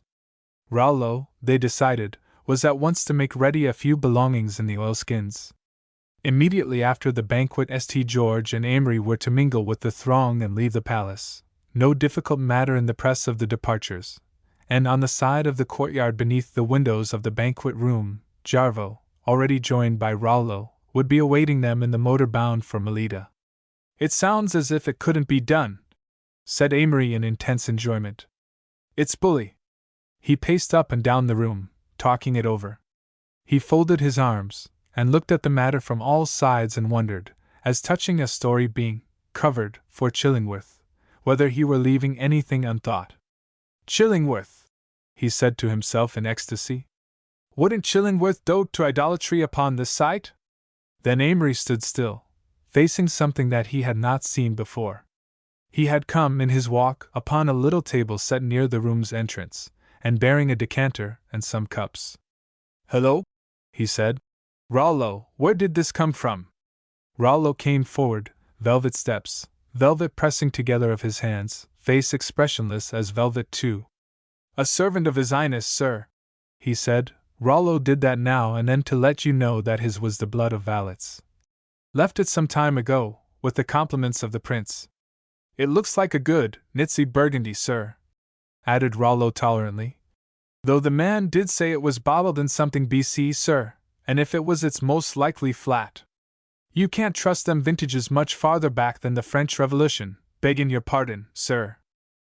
Amory absently lifted the decanter, and then looked at it with some curiosity. The decanter was like a vase, ornamented with gold medallions covered with exquisite and precise engraving of great beauty and variety of design.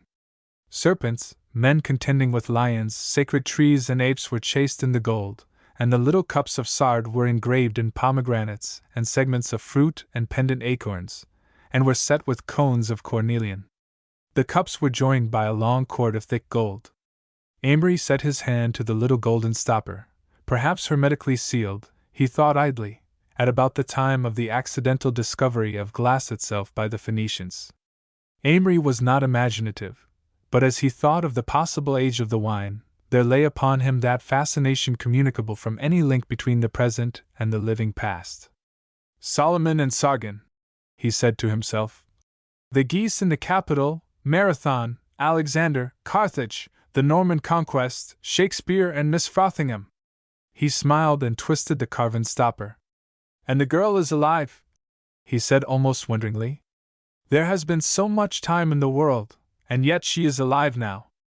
Down there in the banquet room. The odor of the contents of the vase, spicy, penetrating, delicious, crept out, and he breathed it gratefully. It was like no odor that he remembered. This was nothing like Raulo's good nitsy burgundy. This was something infinitely more wonderful. And the odor was like a draught. And wasn't this the wine of wines, he asked himself, to give them courage, exultation, the most superb daring when they started up that delectable mountain? St. George must know, he would think so too. Oh, I say, said Amory to himself. We must put some strength in Jarvo's bones too, poor little brick. With that Amory drew the carven stopper, fitted in the little funnel that hung about the neck of the vase, poured a half-finger of the wine in each cup, and lifted one in his hand. But the mere odor was enough to make a man live 10 lives, he thought, smiling at his own strange exultation. He must no more than touch it to his lips, for he wanted a clear head for what was coming. "Come, Jarvo!" he cried gaily. Was he shouting, he wondered, and wasn't that what he was trying to do, to shout to make some faraway voice answer him? "Come and drink to the health of the prince. Long may he live, without us." Amory had stood with his back to the little brown man while he poured the wine. As he turned, he lifted one cup to his lips and Rollo gravely presented the other to Jarvo. But with a bound that all but upset the velvet valet, the little man cleared the space between him and Amory and struck the cup from Amory's hand. "Adon!" he cried terribly. "Adon! Do not drink! Do not drink!" The precious liquid splashed to the floor with the falling cup and ran red about the tiles. Instantly a powerful and delightful fragrance rose, and the thick fumes possessed the air. Amory threw out his hands blindly, caught dizzily at Rollo, and was half dragged by Jarvo to the open window. "Oh, I say, sir!" burst out Rollo, more upset over the loss of the wine than he was alarmed at the occurrence. If it came to losing a good, Nitzy Burgundy, Rollo knew what that meant. "Adon!"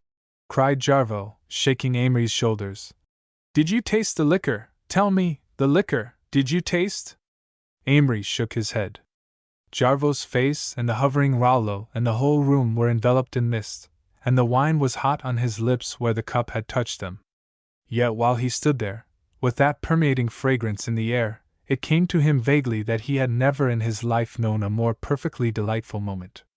If this, he said to himself vaguely, was what they meant by wine in the old days, then so far as his own experience went, the best, Nitzy Burgundy was no more than a flabby vin ordinaire beside it. Not that, flabby, was what he meant to call it, but that was the word that came.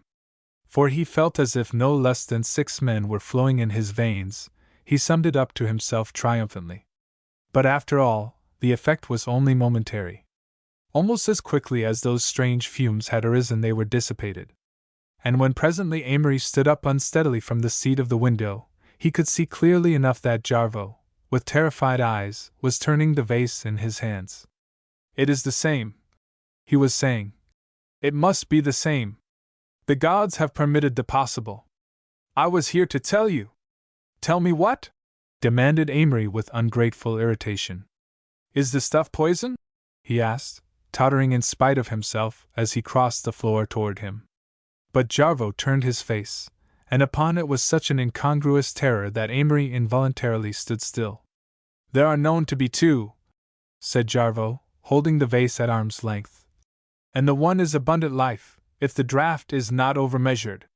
But the other is 10,000 times worse than death." "What do you mean?" cried Amory roughly. "What are you talking about? If the stuff is poison, can't you say so?" Jarvo looked at him swiftly. "These things are not spoken aloud in Yak," he said simply, and after that he held his peace. Amory threatened him and laughed at him, but Jarvo shook his head.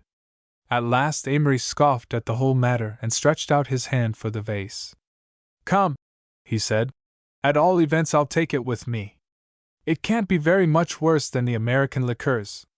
"My word for it, sir, begging your pardon," said Rollo earnestly. "It's a kind of what you might call medieval Burgundy, sir."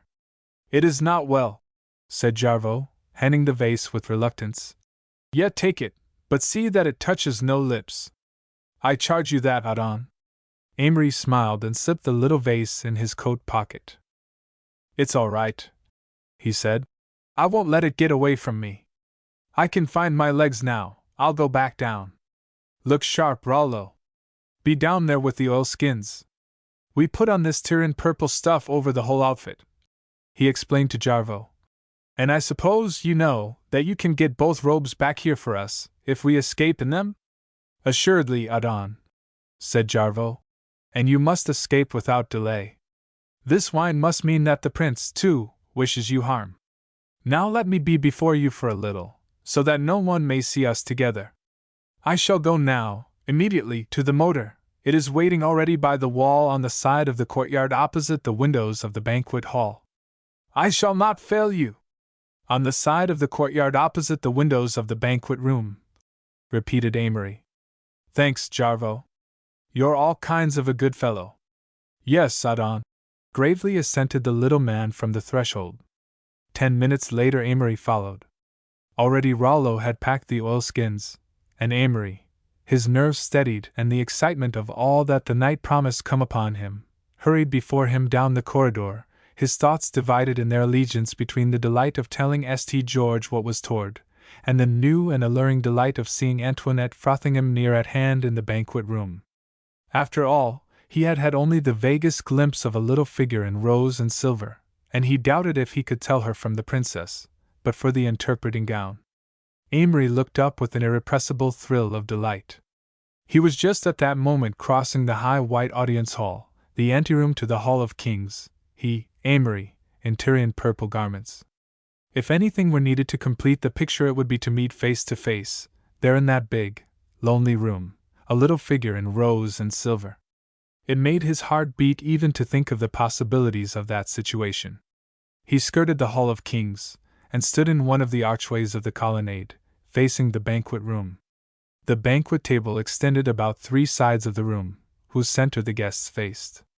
The middle space was left pure, unvexed by columns or furnishing.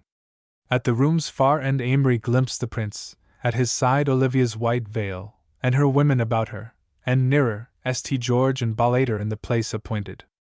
A guard came to conduct him, and he crossed to his seat and sank down with a look that could be made to mean whatever Amory meant.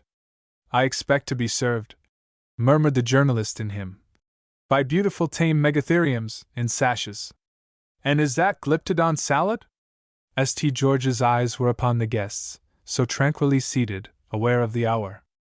I fancy, he said in half voice, that presently we shall see little flames issuing from their hair, as there used from the hair of the ladies in Werner's ballets. Then, as Ballater leaned toward him in his splendid leisure, fostering his charm, there came an amazing interruption. The low key of the room was electrically raised by a cry, loosed from some other plight of being, like an odor of burning encroaching upon a garden. Why have you not waited? Someone called, and the voice, clear, equal, imperious, evened its way upon the air and reduced to itself the soft speech of the others. Silence fell upon them all, and their eyes were toward a figure standing in the open interval of the room, a figure whose aspect thrilled St. George with sudden, inexplicable emotion. It was an old man, incredibly old, so that one thought first of his age. His beard and hair were not all gray, but he had grotesquely brown and wrinkled flesh. His stuff robe hung in straight folds about his singularly erect figure, and there was in his bearing the dignity of one who has understood all fine and gentle things, all things of quietude. But his look was vacant, as if the mind were asleep. Why have you not waited? He repeated almost wonderingly. Why have you not sent for me?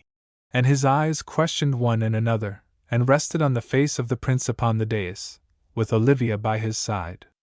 The guard, whom in some fashion the strange old man had eluded, hurried from the borders of the room. But he broke from them and was off up half the length of the hall toward the prince's seat.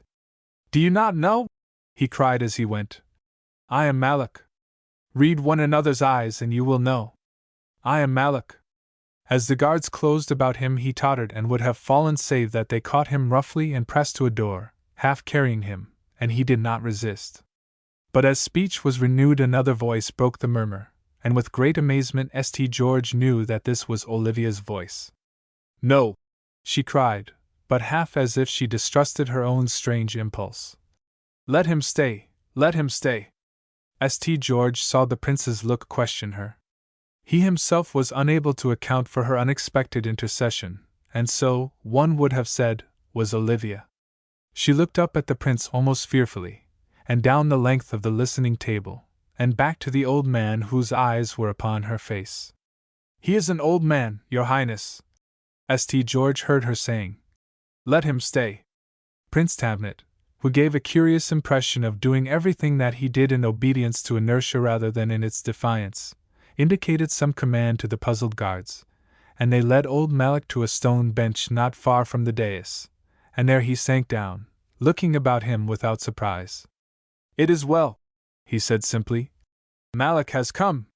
While St. George was marveling, but not that the old man spoke the English, for in Yak it was not surprising to find the very madman speaking one's own tongue, Ballater explained the man. "He is a poor mad creature," Ballater said.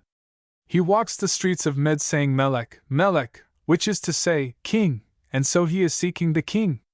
But he is mad, and they say that he always weeps, and therefore they pretend to believe that he says Malak, which is to say salt, and they call him that for his tears. Doubtless the princess does not understand. Her Highness has a tender heart." St. George was silent. The incident was trivial, but Olivia had never seemed so near. Sometimes in the world of commonplace there comes an extreme hour which one afterward remembers with, "Could that have been I? But could it have been I who did that?" And one finds it in one's heart to be certain that it was not oneself, but someone else, someone very near, someone who is always sharing one's own consciousness and inexplicably mixing with one's moments. "Perhaps," St. George would have said, "there is some such person who is nearly, but not quite, I myself. And if there is, it was he and not I who was at that banquet." It was one of the hours which seemed to have been made with no echo. It was, and then passed into other ways, and one remembered only a brightness. For example, St. George listened to what Ballater said, and he heard with utmost understanding, and with the frequent pleasure of wonder, and was now and then exquisitely amused as one is amused in dreams. But even as he listened, if he tried to remember the last thing that was said, and the next to the last thing, he found that these had escaped him, and as he rose from the table he could not recall 10 words that had been spoken. It was as if the someone very near, who is always sharing one's consciousness and inexplicably mixing with one's moments, had taken St. George's part at the banquet while he, himself, sat there in the role of his own outer consciousness.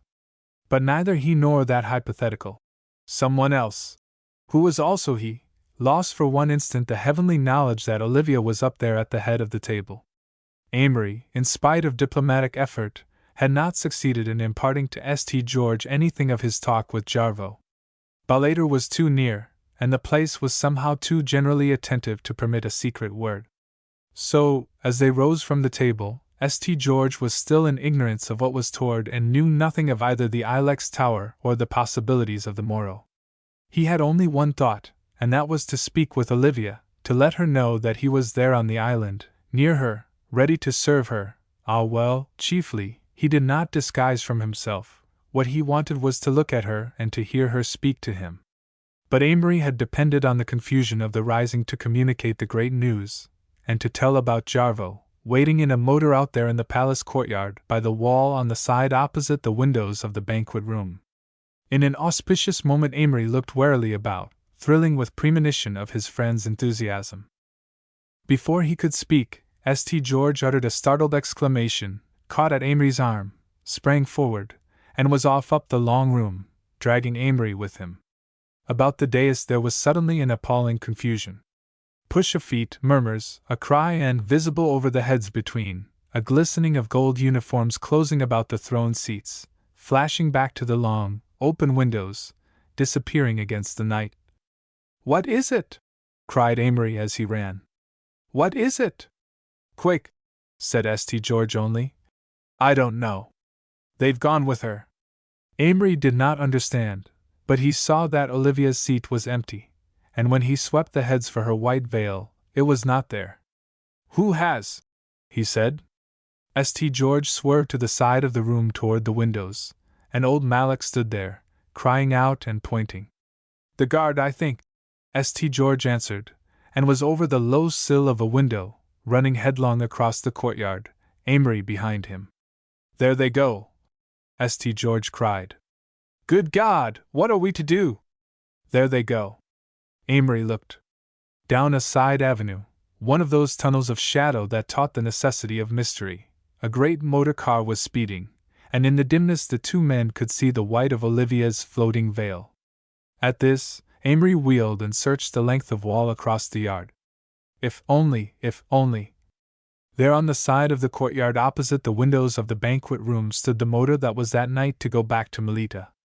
Bolt upright on the seat was Jarvo, and climbing in the tonneau, with his neck stretched toward the confusion of the palace, was Rollo. Jarvo saw Amory, who beckoned, and in an instant the car was beside them and the two men were over the back of the tonneau in a flash. "That way!" cried St. George, with no time to waste on the miracle of Jarvo's appearance. "That way there! Where you see the white!"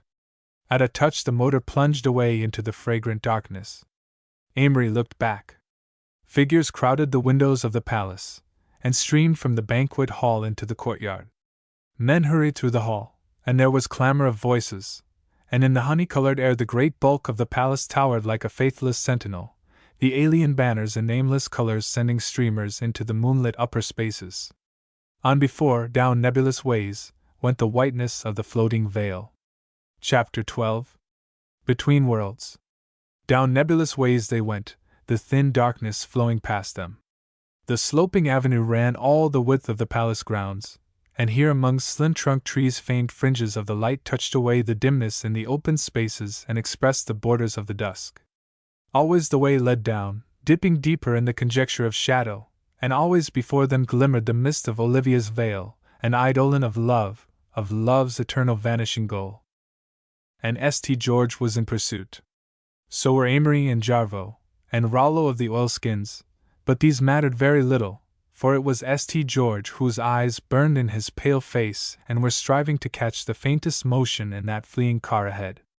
"Faster, Jarvo," he said. "We're not gaining on them. I think they're gaining on us. Put ahead, can't you?" Amory vexed the air with frantic questionings. "How did it happen?" he said. "Who did it? Was it the guard? What did they do it for?" "It looks to me," said St. George only, peering distractedly into the gloom, "as if all those fellows had on uniforms. Can you see?" Jarvo spoke softly. "It is true, Adon," he said. "They are of the guard. This is what they had planned," he added to Amory. "I feared the harm would be to you. It is the same. Your turn would be the next." "What do you mean?" St. George demanded. Amory, with some incoherence, told him what Jarvo had come to them to propose, and heightened his own excitement by plunging into the business of that night and the next, as he had had it from the little brown man's lips. "Up the mountain tomorrow night," he concluded fervently. "What do you think of that? Do you see us?" "Maniac, no," said St. George shortly. "What do we want to go up the mountain for if Miss Holland is somewhere else?" "Faster, Jarvo, can't you?" he urged. "Why, this thing is built to go 60 miles an hour. We're creeping. Perhaps it's better to start in gentle and work up a pace, sir," observed Rollo inspirationally. "Like a man's legs, sir, begging your pardon." St. George looked at him as if he had first seen him, so that Amory once more explained his presence and pointed to the oilskins. And St. George said only, "Now we're coming up a little. Don't you think we're coming up a little? Throw it wide open, Jarvo, now go!" "What are you going to do when you catch them?" demanded Amory. "We can't lunge into them, for fear of hurting Miss Holland. And who knows what devilish contrivance they've got, dum-dum bullets with a poison seal attachment," prophesied Amory darkly. "What are you going to do?" "I don't know what we're going to do," said St. George doggedly. "But if we can overtake them, it won't take us long to find out." Never so slightly the pursuers were gaining.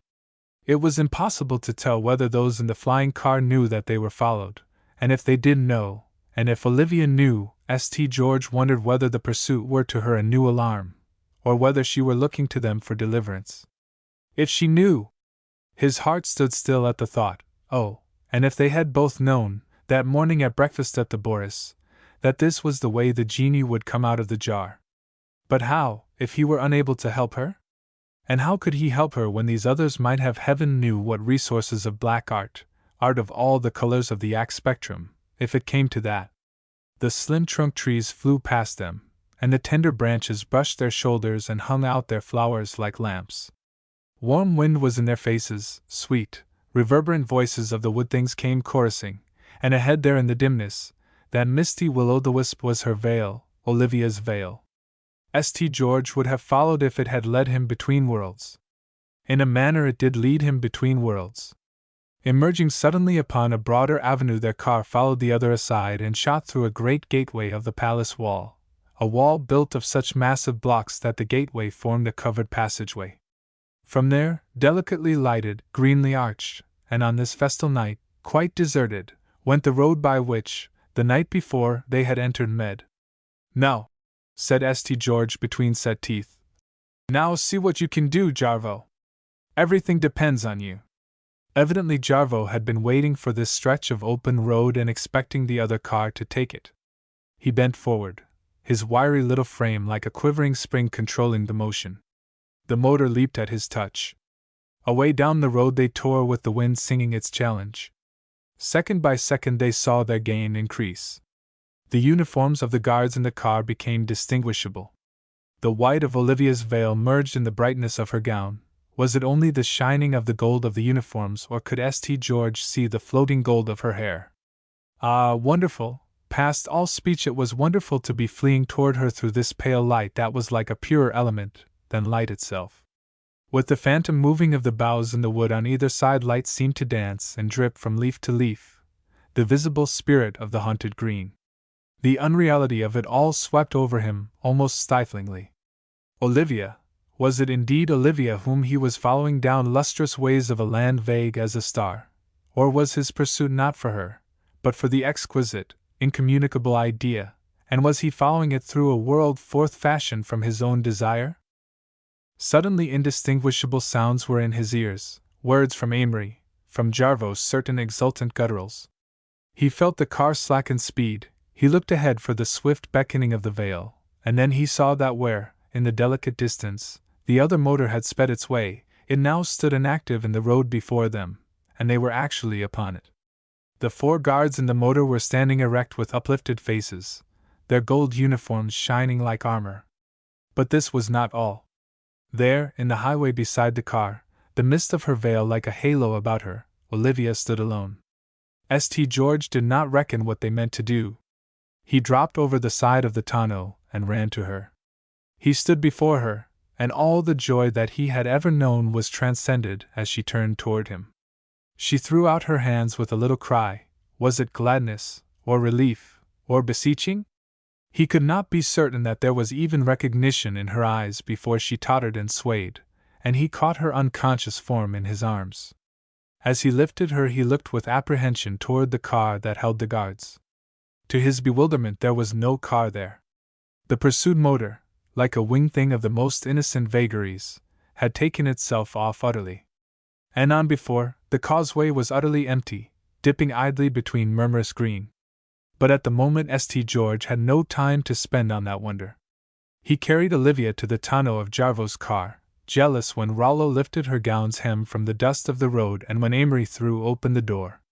He held her in his arms, half kneeling beside her, profoundly regardless where it should please the others to dispose themselves. He had no recollection of hearing Jarvo point the way through the trees to a path that led away, as far from them as a voice would carry, to the ilex tower whose key burned in Amory's pocket, promising radiant, intangible things to his imagination. St. George understood with magnificent unconcern that Amory and Rollo were gone off there to wait for the return of him and Jarvo. He took it for granted that Jarvo had grasped that Olivia must be taken back to her aunt and her friends at the palace, and afterward he knew only, for an indeterminate space, that the car was moving across some dim, heavenly foreground to some dim, ultimate destination in which he found himself believing with infinite faith. For this was Olivia, in his arms.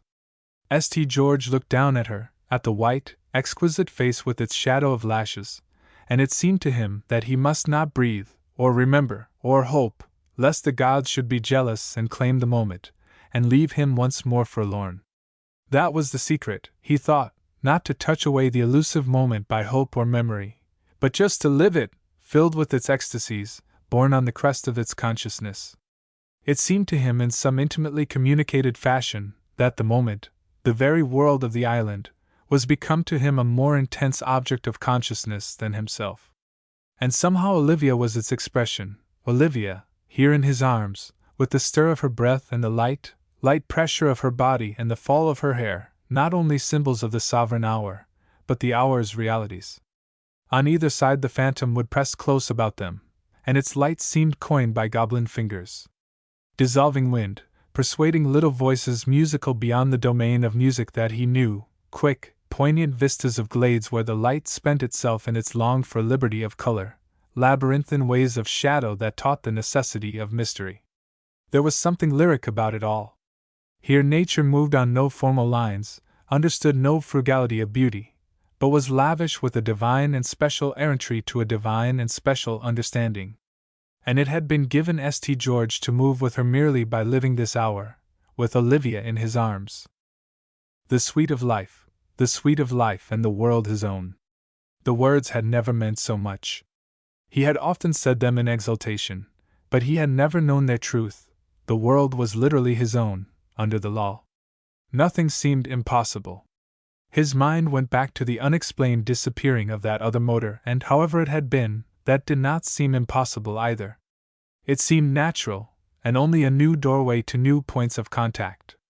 In this amazing land no speculation was too far afield to be the food of every day. Here men understood miracle as the rest of the world understands invention.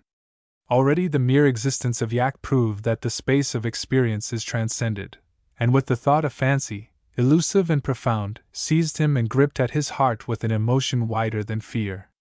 What had become of the other car?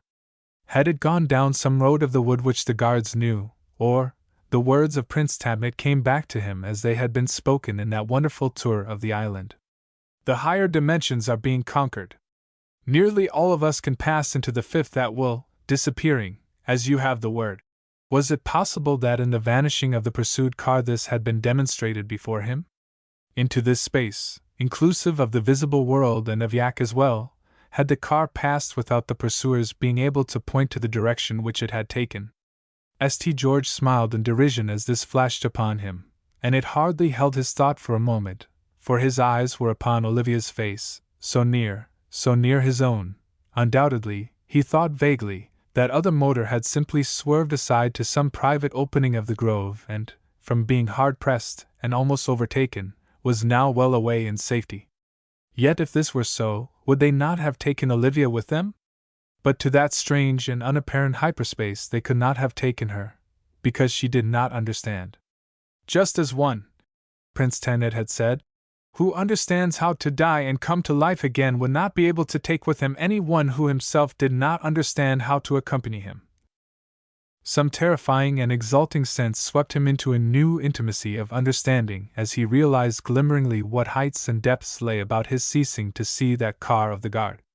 Yet, with Olivia's head upon his arm, all that he theorized in that flash of time hung hardly beyond the border of his understanding. Indeed, it seemed to St. George as if almost he could understand, as if he could pierce the veil and know utterly all the secrets of spirit and sense that confound. We shall all know when we are able to bear it, he had once heard another say, and it seemed to him now that at last he was able to bear it, as if the sense of the uninterrupted connection between the two worlds was almost a part of his own consciousness.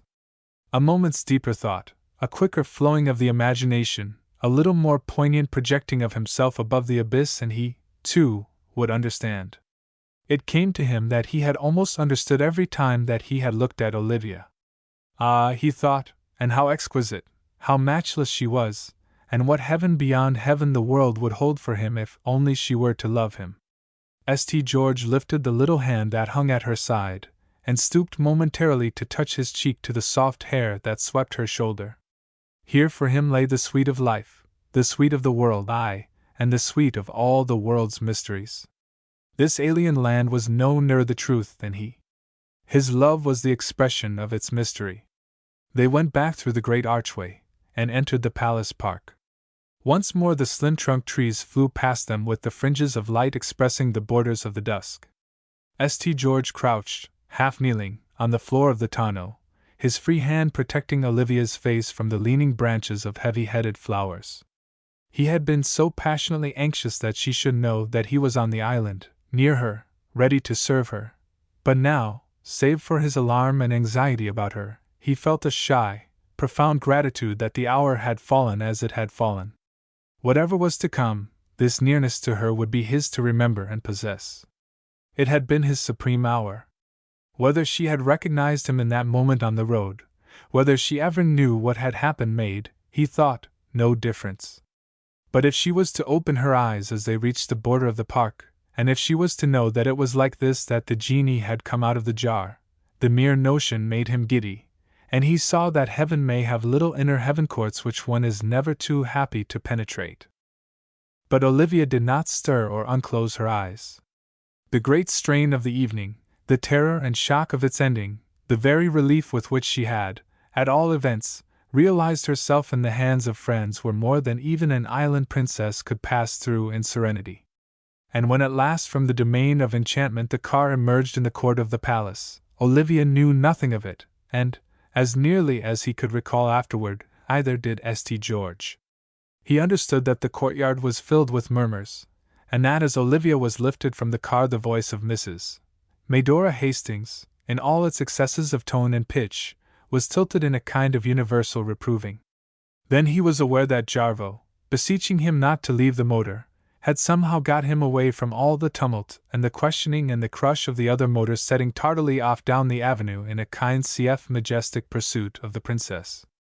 After that he remembered nothing but the grateful gloom of the wood and the swift flight of the car down that nebulous way, thin darkness flowing about him. He was to go back to join Amory in some kind of tower, he knew, and he was infinitely resigned, for he remembered that this was in some way essential to his safety, and that it had to do with the ascent of Mount Caloc tomorrow night. For the rest, St. George was certain of nothing save that he was floating once more in a sea of light, with the sweet of the world flowing in his veins, and upon his arm and against his shoulder he could still feel the thrill of the pressure of Olivia's head. The genie had come out of the jar, and never, never would he go back. Chapter 13. The lines lead up. In the late hours of the next afternoon Rollo, with a sigh, uncoiled himself from the shadow of the altar to the god Melkarth, in the Ilex temple, and stiffly rose. Vicissitudes were not for Rollo, who had not fathomed the joys of adaptability, and the savor of the sweet herbs which, from Jarvo's wallet, he had that day served, was forgotten in his longing for a drop of tarragon vinegar and a bulb of garlic with which to dress the herbs. His lean and shadowed face wore an expression of settled melancholy. "Sorrow's nothing," he sententiously observed. "It's trouble that does for a man, sir." St. George, who lay at full length on a mossy sill of the King's Chapel counting the hours of his inaction, continued to look out over the glistening tops of the ilex trees. "Speaking of trouble," he said, "what would you say, Rollo, to getting back to the yacht tonight, instead of going up the mountain with us?" Rollo dropped his eyes, but his face brightened under, as it were, his never-lifted mask. "Oh, sir," he said humbly, "a person is always willing to do whatever makes him the most useful. Little Cawthorne and Benny Todd," went on St. George, 10 to 1 will take to the trail tonight, if they haven't already. They'll be coming to Med and reorganizing the police force, or raising a standing army or starting a subway. You'd do well to drop down and give them some idea of what's happened, and I fancy you'd better all be somewhere about on the day after tomorrow, at noon. Not that there will be any wedding at that time," explained St. George carefully, "although there may be something to see, all the same. But you might tell them, you know, that Miss Holland is due to marry the prince then. Can you get back to the yacht alone?" Rollo hadn't thought of that, and his mask fell once more into its lines of misery. "I don't know, sir," he said doubtfully. "Most men can go up a steep place all right. It's comin' down that's hard on the knees. And if I was to try it alone, sir—" Jarvo made a sign of reassurance. "That is not well," he said. "You would be dashed to pieces. Ulfin, one of the 6, will wait for us tonight on the edge of the grove. He can conduct the way to the vessel." "Ah, sir," said Rollo, not without a certain self-satisfaction. "Something is always sure to turn up, sir." From a tour of the temple Amory came listlessly back to the King's Chapel. There, where the descendants of Abibaal had worshipped until their idols had been refined by time to a kind of decoration, the Americans and Jarvo had spent the night. They had slept stretched on benches of beveled stone. They had waked to trace the figures in a length of tapestry representing the capture of Io on the coast of Argolis, doubtless woven by an eyewitness. They had bathed in a brook near the entrance where stood the altar for the sacrifice round which the priests and hierodoloi had been wont to dance, and where huge architraves, metopes and tryglyphes, massive as those at Jabeel and Tortosa and hewn from living rock, rose from the fragile green of the wood like a huge arm signaling its eternal. Alas! They had partaken of Jarvo's fruit and sweet herbs, and Rollo had served them, standing with his back to the niche where once had looked augustly down the image of the god. And now Amory, with a smile, leaned against a wall where old vines, grown miraculously in crannies, spread their tendrils upon the friendly hieroglyphic scoring of the crenellated stone, and summed up his reflections of the night. "I've got it," he announced. "I think it was up in the Adirondacks, summer before last. I think I was in a canoe when she went by in a launch, with the Chiswicks. Why, do you know, I think I dreamed about Miss Frothingham for weeks." St. George smiled suddenly and radiantly, and his smile was for the sake of both Rollo and Amory, Rollo whose sense of the commonplace nothing could overpower, Amory who talked about the Chiswicks in the Adirondacks. Why not? St. George thought happily. Here in the temple certain precious and delicate idols were believed to be hidden in alcoves walled up by mighty stone, and here, Jarvo was telling them, were secret exits to the road contrived by the priests of the temple at the time of their oppression by the worshippers of another god. But yet what special interest could he and Amory have in brooding upon these, or the ancient Phoenicians having invited to traffic by a signal fire, when they could sit still and remember? "Tonight," he said aloud, feeling a sudden fellowship for both Amory and Rollo. "Tonight, when the moon rises, we shall watch it from the top of the mountain." Then he wondered, many hundred times, whether Olivia could possibly have recognized him. When the dark had fallen, they set out. The ilex grove was very still save for a fugitive wind that carried faint spices, and they took a winding way among trunks and reached the edge of the wood without adventure. There Ulfin and another of the 6 carriers were waiting, as Jarvo had expected, and it was decided that they should both accompany Rollo down to the yacht. Rollo handed the oilskins to St. George and Amory, and then stood crushing his hat in his hands, doing his best to speak. "Look sharp, Rollo," St. George advised him. "Don't step one foot off a precipice. And tell the people on the yacht not to worry. We shall expect to see them day after tomorrow, somewhere about. Take care of yourself." "Oh, sir," said Rollo with difficulty. "Goodbye, sir. I hope you'll be successful, sir. A person likes to succeed in what they undertake." Then the 3 went on down the glimmering way where, last night, they had pursued the floating pennon of the Vale. There were few upon the highway, and these hardly regarded them. It occurred to St. George that they passed as figures in a dream will pass, in the casual fashion of all unreality, taking all things for granted. Yet, of course, to the passers-by upon the road to Med, there was nothing remarkable in the aspect of the 3 companions.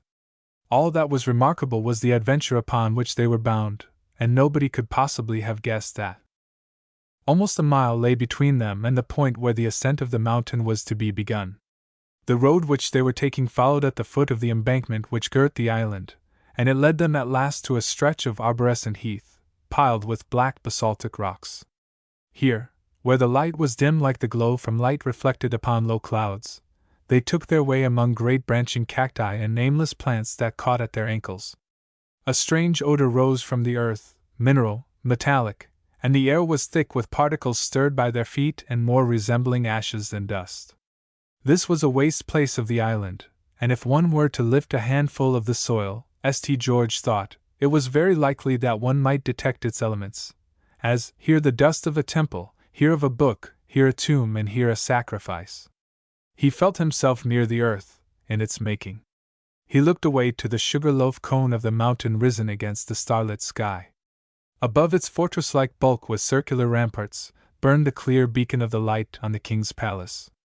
As he saw the light, St. George knew himself not only near the earth but at one with the very currents of the air, partaker of now a hope, now a task, now a spell, and now a memory.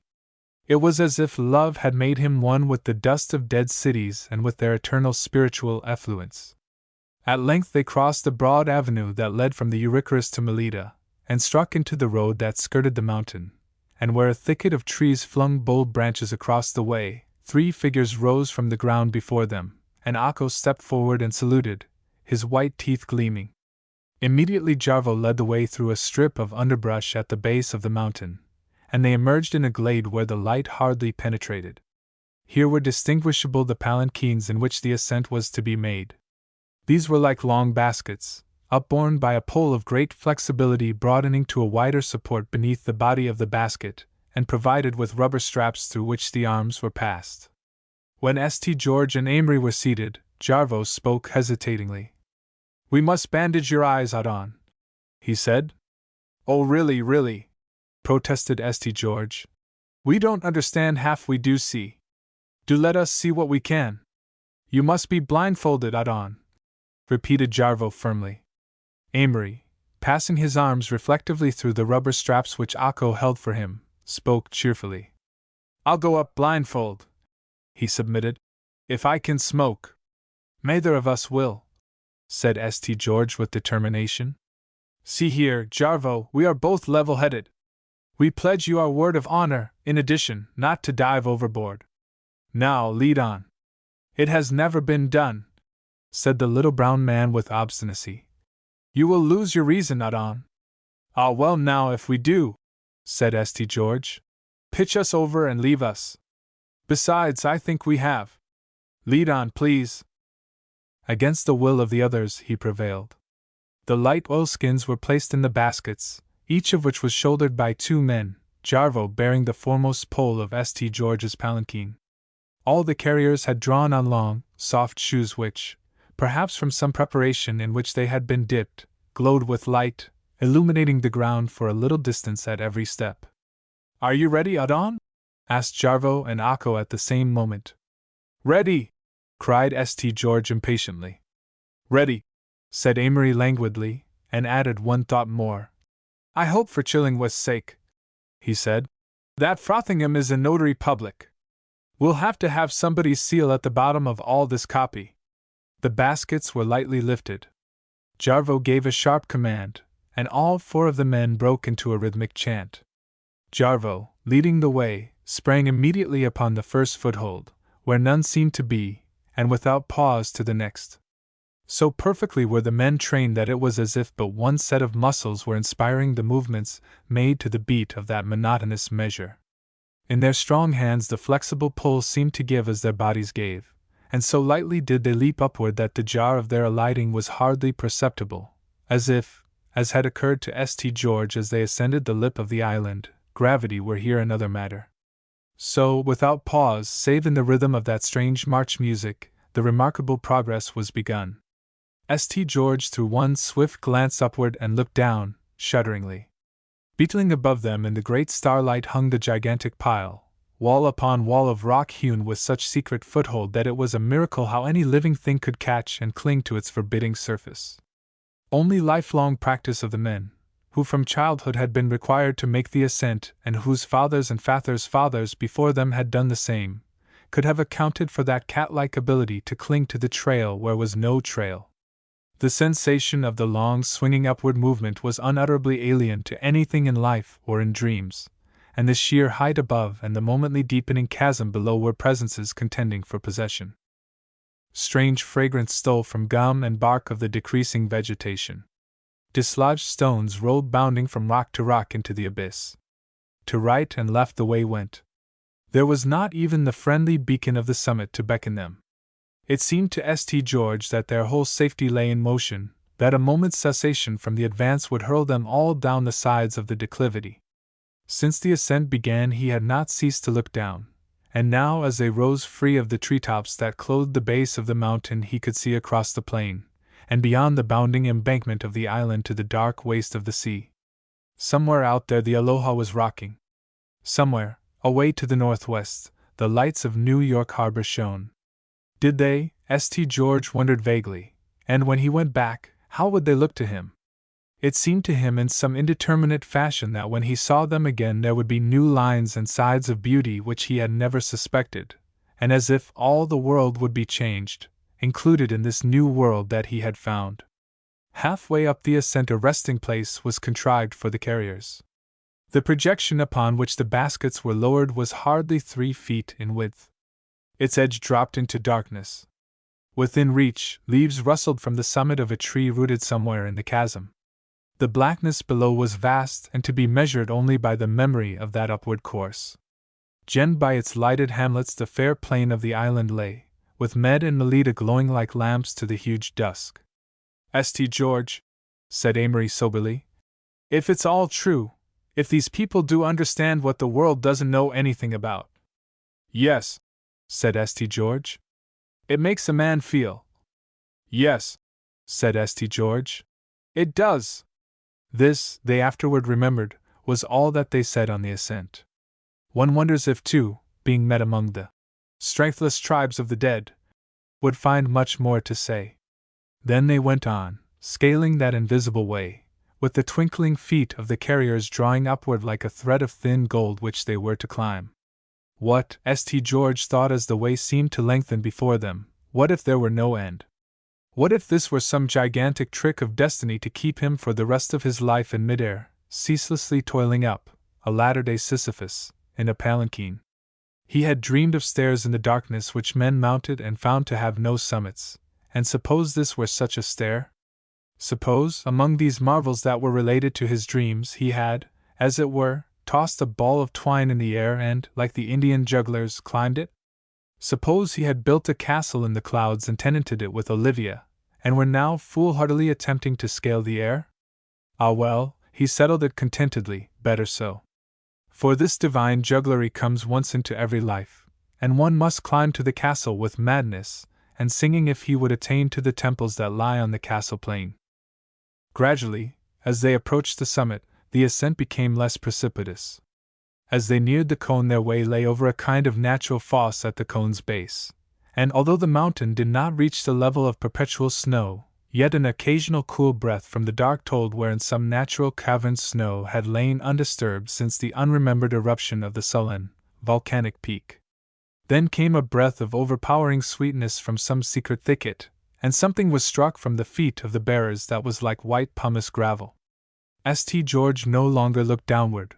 The plain and the waste of the sea were in a forgotten limbo, and he searched eagerly on high for the first rays of the light that marked the goal of his longing. Yet he was unprepared when, swerving sharply and skirting an immense shoulder of rock, Jarvo suddenly emerged upon a broad retaining wall of stone bordering a smooth, moonlit terrace extending by shallow flights of steps to the white doors of the king's palace itself. As St. George and Amory freed themselves and sprang to their feet, their eyes were drawn to a glory of light shining over the low parapet which surrounded the terrace. "Look!" cried St. George victoriously. "The moon!"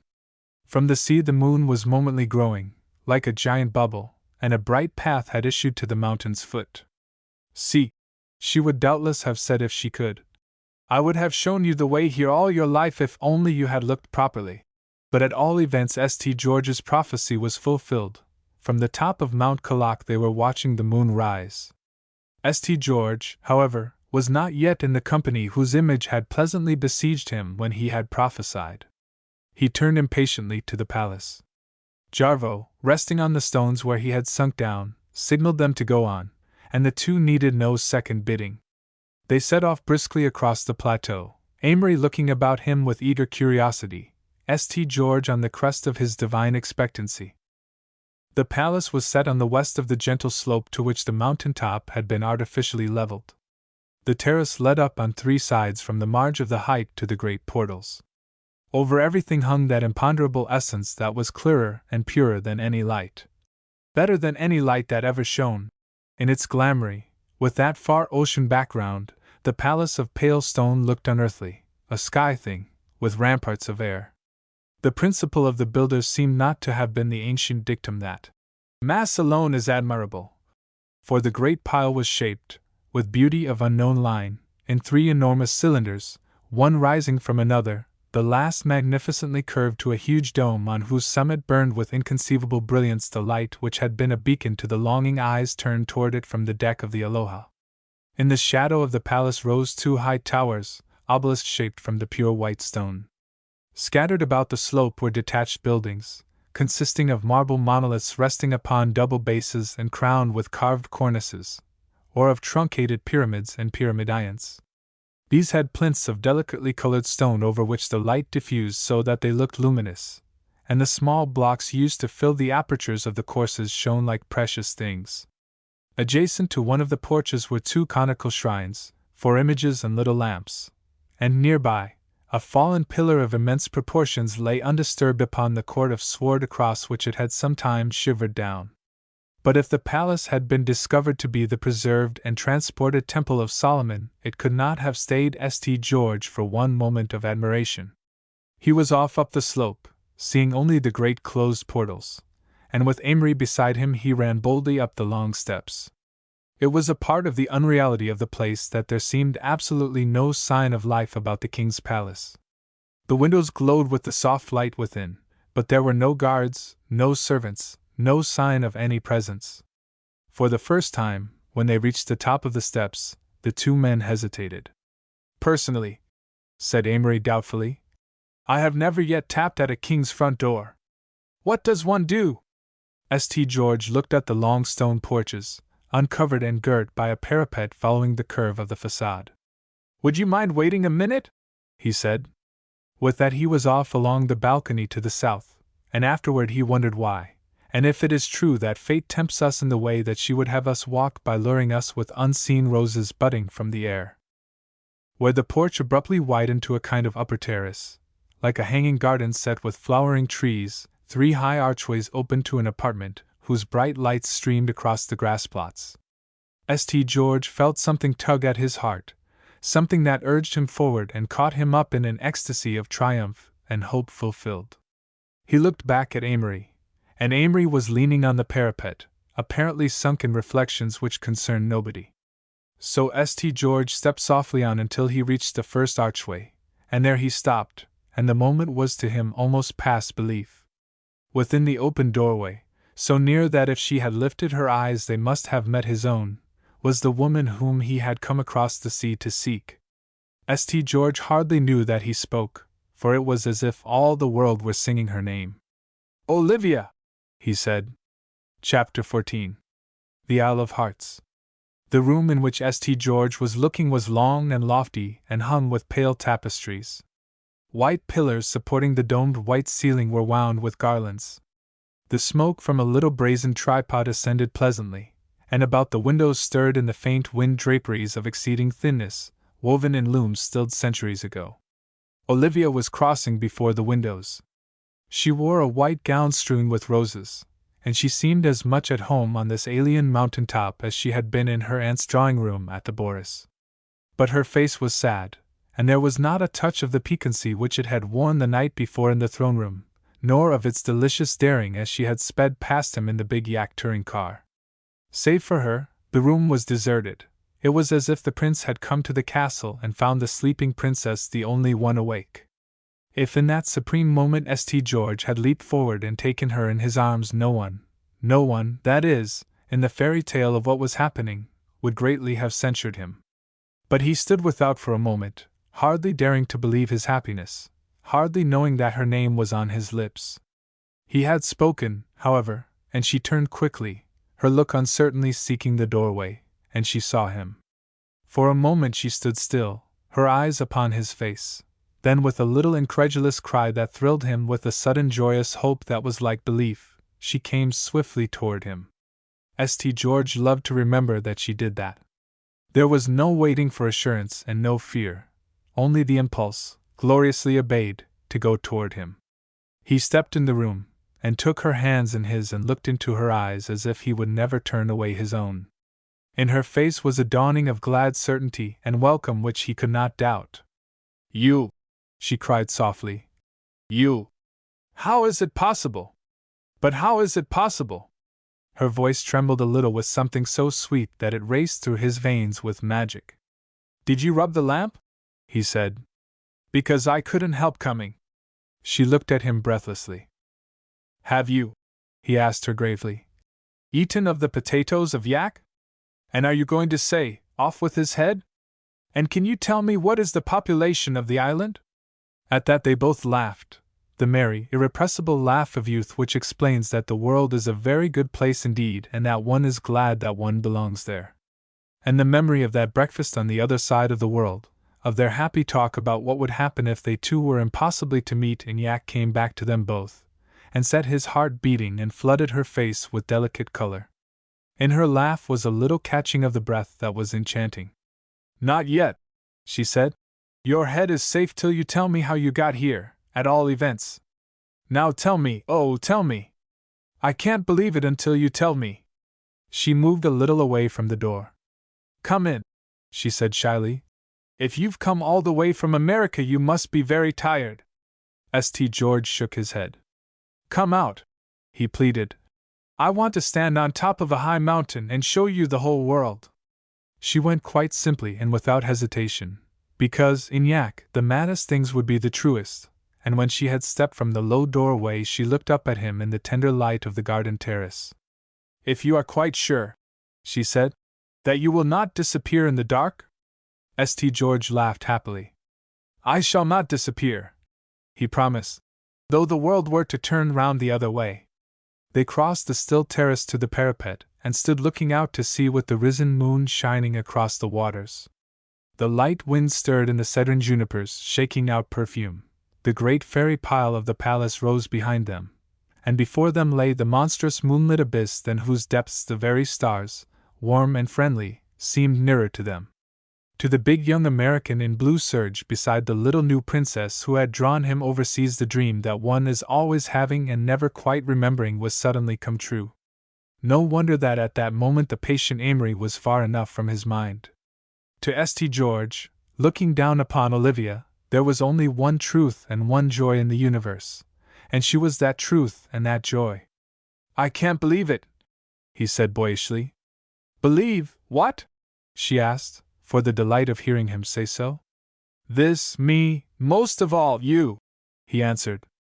But you must believe it, she cried anxiously. Or maybe it will stop being. I will, I am now, promised St. George in alarm. Whereat they both laughed again in sheer light-heartedness. Then, resting his broad shoulders against the prism of the parapet, St. George looked down at her in infinite content. You found the island, she said. What is still more wonderful, you have come here, but here, to the top of the mountain. Oh, did you bring news of my father?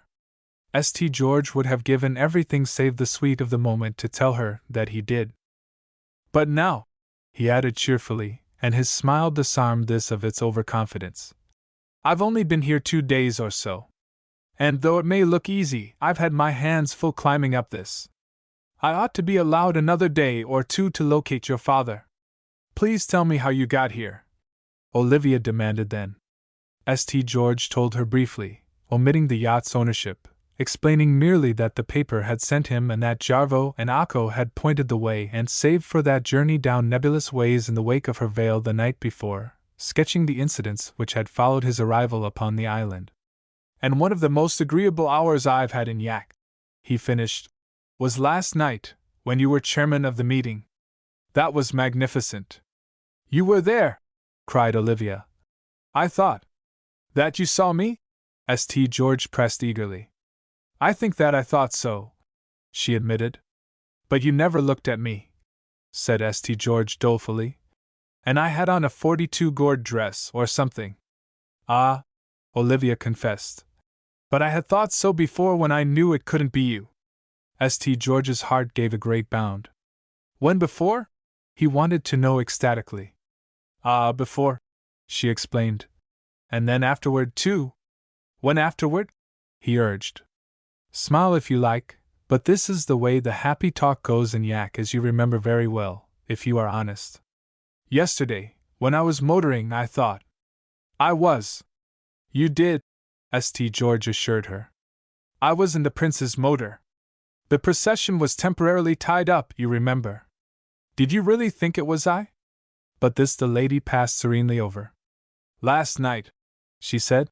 When that terrible thing happened, who was it in the other motor? Who was it there in the road when was it you? Was it? She demanded.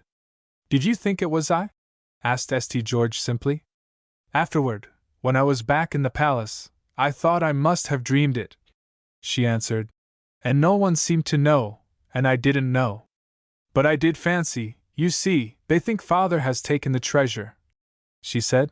And they thought if they could hide me somewhere and let it be known, that he would make some sign.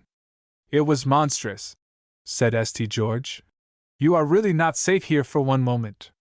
Tell me, he asked eagerly. The car you were in, what became of that? I meant to ask you that, she said quickly. I couldn't tell, I didn't know whether it turned aside from the road, or whether they dropped me out and went on.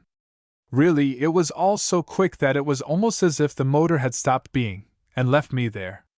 Perhaps it did stop being, in this dimension, St. George could not help saying. At this she laughed in assent. Who knows, she said. What may be true of us, new Sotras in the fourth dimension? In Yak queer things are true. And of course you never can tell. At this St. George turned toward her, and his eyes compelled hers. Ah, yes, you can, he told her. Yes, you can. Then he folded his arms and leaned against the stone prisms again, looking down at her. Evidently the magician, whoever he was, did not mind his saying that, for the palace did not crumble, or the moon cease from shining on the white walls. Still, she answered, looking toward the sea, queer things are true in Yak. It is queer that you are here. Say that it is. Heaven knows that it is, assented St. George obediently. Presently, realizing that the terrorists did not intend to turn into a cloud out of hand, they set themselves to talk seriously, and St. George had not known her so adorable, he was once more certain, as when she tried to thank him for his pursuit the night before. He had omitted to mention that he had brought her back alone to the Palace of the Litany, for that was too exquisite a thing, he decided, to be spoiled by leaving out the most exquisite part. Besides, there was enough that was serious to be discussed, in all conscience, in spite of the moon. Tell me, said St. George instead, what has happened to you since that breakfast at the Boris? Remember, I have come all the way from New York to interview you, Mademoiselle the Princess. So Olivia told him the story of the passage in the submarine which had arrived in Yak 2 days earlier than the Aloha, of the first trip up Mount Kalak in the Imperial airship, of Mrs. Hastings' frantic fear and her utter refusal ever to descend, and of what she herself had done since her arrival. This included a most practical account of effort that delighted and amazed St. George. No wonder Mrs. Hastings had said that she always left everything, executive, to Olivia. For Olivia had sent wireless messages all over the island offering an immense reward for information about the king, her father. She had assigned 40 servants of the royal household to engage in a personal search for such information and to report to her each night. She had ordered every house in Yak, not excepting the house of the Litany and the king's palace itself, to be searched from dungeon to tower, and, as St. George already knew, she had brought about a special meeting of the High Council at noon that day. It was very little, said the American princess apologetically, but I did what I could. What about the meeting of the High Council? Asked St. George eagerly. Didn't anything come of that? Nothing, she answered. They were like adamant. I thought of offering to raise the hereditary treasure by incorporating the island and selling the shares in America. Nobody could ever have found what the shares stood for, but that happens every day. Half the corporations must be capitalized chiefly in the fourth dimension. That is all, she added wearily. Save that day after tomorrow I am to be married. That, St. George explained, is as you like. For if your father is on the island we shall have found him by day after tomorrow, at noon, if we have to shake all Yak inside out, like a paper sack. And if he isn't here, we simply needn't stop. Olivia shook her head. You don't know the prince, she said. I have heard enough to convince me that it is quite as he says. He holds events in the hollow of his hand. Amory propose, said St. George, that we sit up here and throw pebbles at him for a time. And Amory is very practical.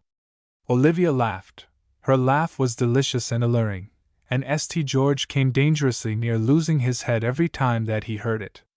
Ah! She cried.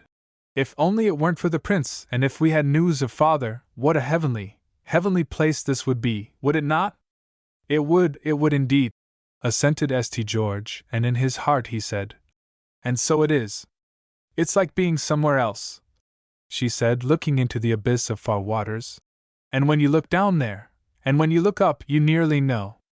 I don't know what, but you nearly know. Perhaps you know that here is the same as there, as all these people say. But whatever it is, I think we might have come almost as near knowing it in New York, if we had only known how to try.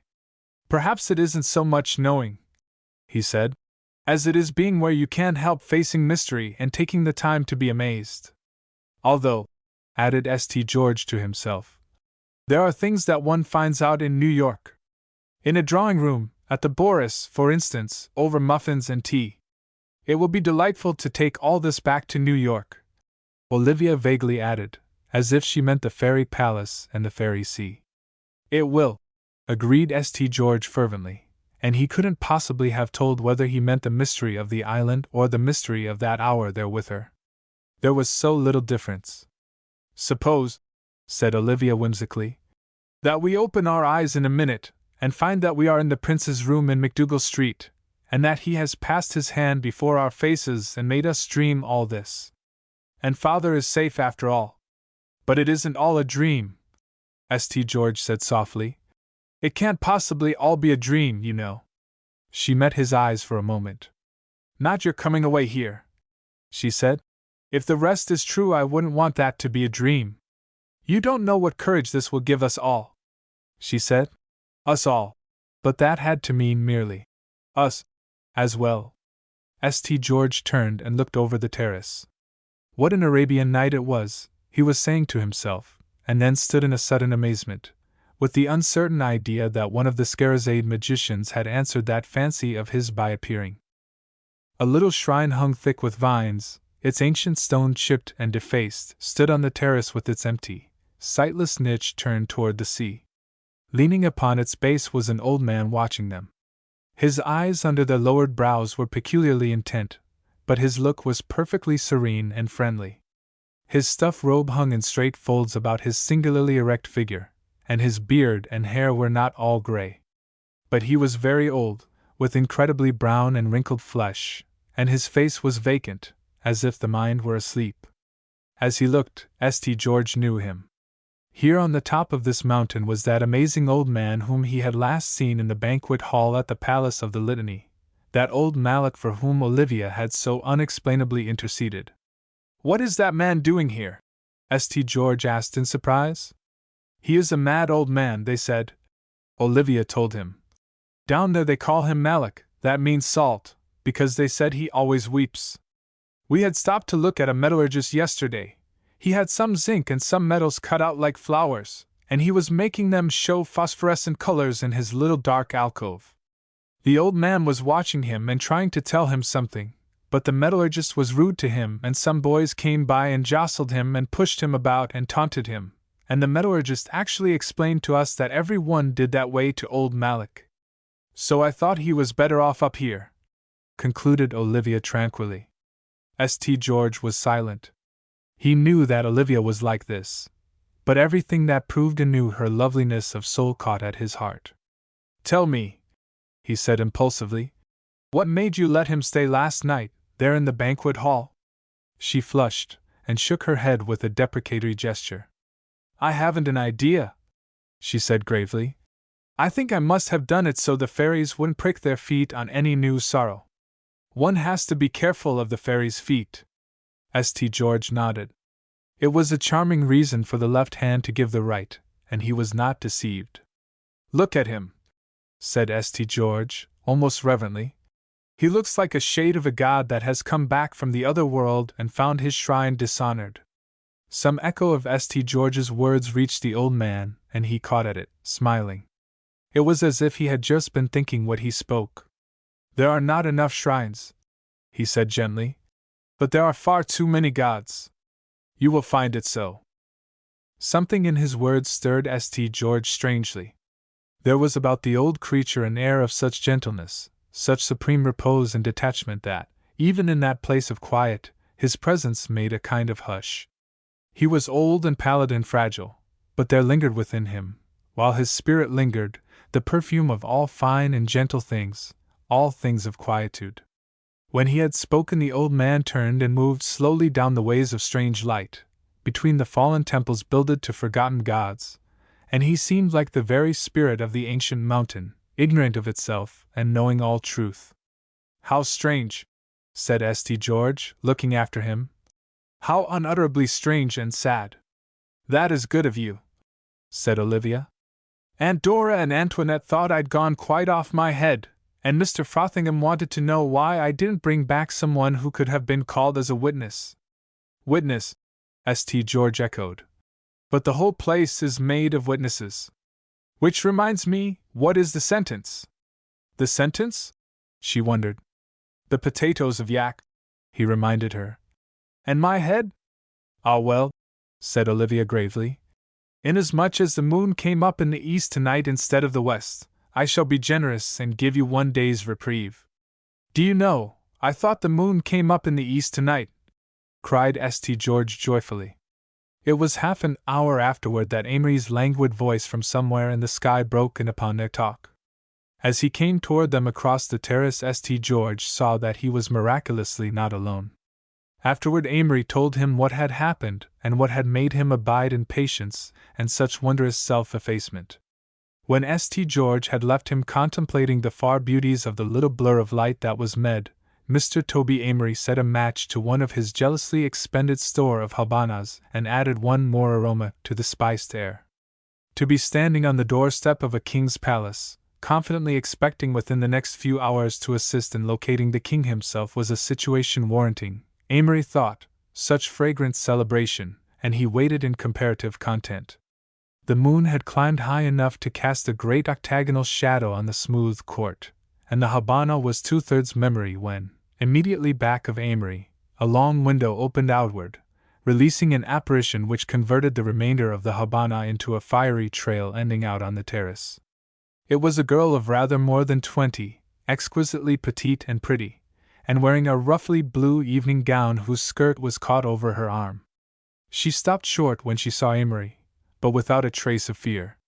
To tell the truth, Antoinette Frothingham had got so desperately bored within doors that if Amory had worn a black mask or a cloak of flame she would have welcomed either. For the last 2 hours Mrs. Medora Hastings and Mr. Augustus Frothingham had sat in a white marble room of the King's Palace, playing chess on Mr. Frothingham's pocket chessboard. Mr. Frothingham, who loathed chess, played it when he was tired so that he might rest, and when he was rested he played it so that he might exercise his mind, on the principle of a cool drink on a hot day and a hot drink on a cool day. Mrs. Hastings, who knew nothing at all about the game, had entered upon the hour with all the suave complacency with which she would have attacked the making of a pie. Mrs. Hastings had a secret belief that she possessed great aptitude. Antoinette Frothingham, the lawyer's daughter, had leaned on the high casement and looked over the sea. The window was narrow, and deep in an embrasure of stone. To be 20 and to be leaning in this palace window wearing a pale blue dinner gown manifestly suggested a completion of the picture, and all that evening it had been impressing her as inappropriate that the maiden and the castle tower and the very sea itself should all be present, with no possibility of any night within an altitude of many 100 feet. "The dear little ponies' heads," Mrs. Hastings had kept saying. "What a poetic game chess is, Mr. Frothingham, don't you think?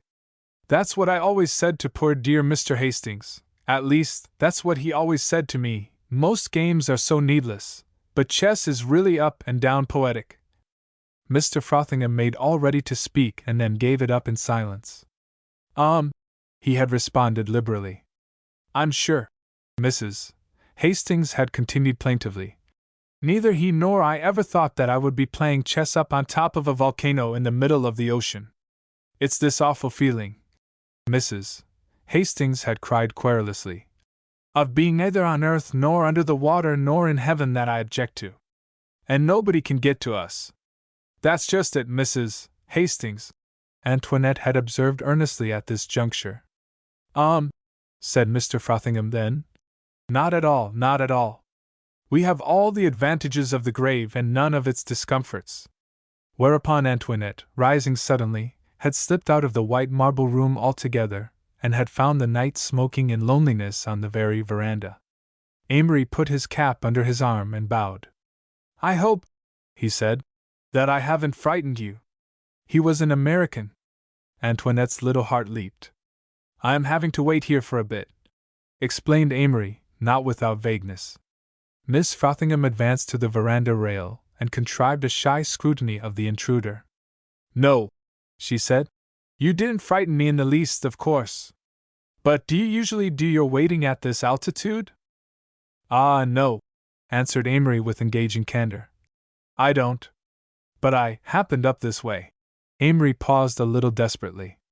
In that soft light he could not tell positively whether this was Miss Holland or that other figure of silver and rose which he had seen in the throne room. The blue gown was not interpretative. If she was Miss Holland it would be very shabby of him to herald the surprise. Naturally, St. George would appreciate doing that himself. I'm looking about a bit, he neatly temporized. Antoinette suddenly looked away over the terrace as her eyes met his, smiling behind their pince-nez. Amory was good to look at, and he had never been more so than as he towered above her on the steps of the king's palace. Who was he? But who was he? Antoinette wondered rapidly. Had a warship arrived? Was Yak taken? Or had, she turned eyes, round with sudden fear, upon Amory. Did Prince Tabnet send you? She demanded. Amory laughed. No, indeed, he said. Amory had once lived in the South, and he accented the no very takingly. I came myself, he volunteered. I thought, explained Antoinette, that maybe he opened a door in the dark, and you walked out. It is rather funny that you should be here. You are here, you know, suggested Amory doubtfully. But I may be a cannibal princess, Antoinette demurely pointed out. It was not that her astonishment was decreasing, but why modernity and the democracy spoke within her, waste the possibilities of a situation merely because it chances to be astonishing? Moments of mystery are rare enough, in all conscience, and when they do arrive all the world misses them by trying to understand them. Which is manifestly ungrateful and stupid. They do these things better in Yak. You may be, agreed Amory evenly. Though I don't know that I ever met a desert island princess in a dinner frock. But then I am a beginner in desert islands. Are you an American? Inquired Antoinette earnestly. Amory looked up at the frowning facade of the king's palace, and he could have found it in his heart to believe his own answer. I'm the ghost, he confessed, of a poor beggar of a Phoenician who used to make water jars in Sidon. I have been condemned to plow the high seas and explore the tall mountains until I find the pitiful princess. She must be up at the very peak, in distress, and I. Amory stopped and looked desperately about him. Would St. George never come? How was he, Amory, to be accountable for what he told if he were left here alone in these extraordinary circumstances? Then Antoinette lightly clapped her hands. A ghost! She exclaimed with pleasure. Miss Holland hoped the place was haunted. A Phoenician ghost with an Alabama accent, she had said. Miss Holland hoped. Aren't you Miss Holland? Demanded Amory promptly, a joyful note of uncertainty in his voice. Antoinette shook her head. No, she said, though I don't know why I should tell you that. From Amory's soul rolled a burden that left him treading air on Mount Caloc. She was not Miss Holland. What did he care how long St. George stayed away? I am Tobias Amory, he said, of New York. Most people don't know about the Sidonian ghost part. But I've told you because I thought, perhaps, you might be the pitiful princess.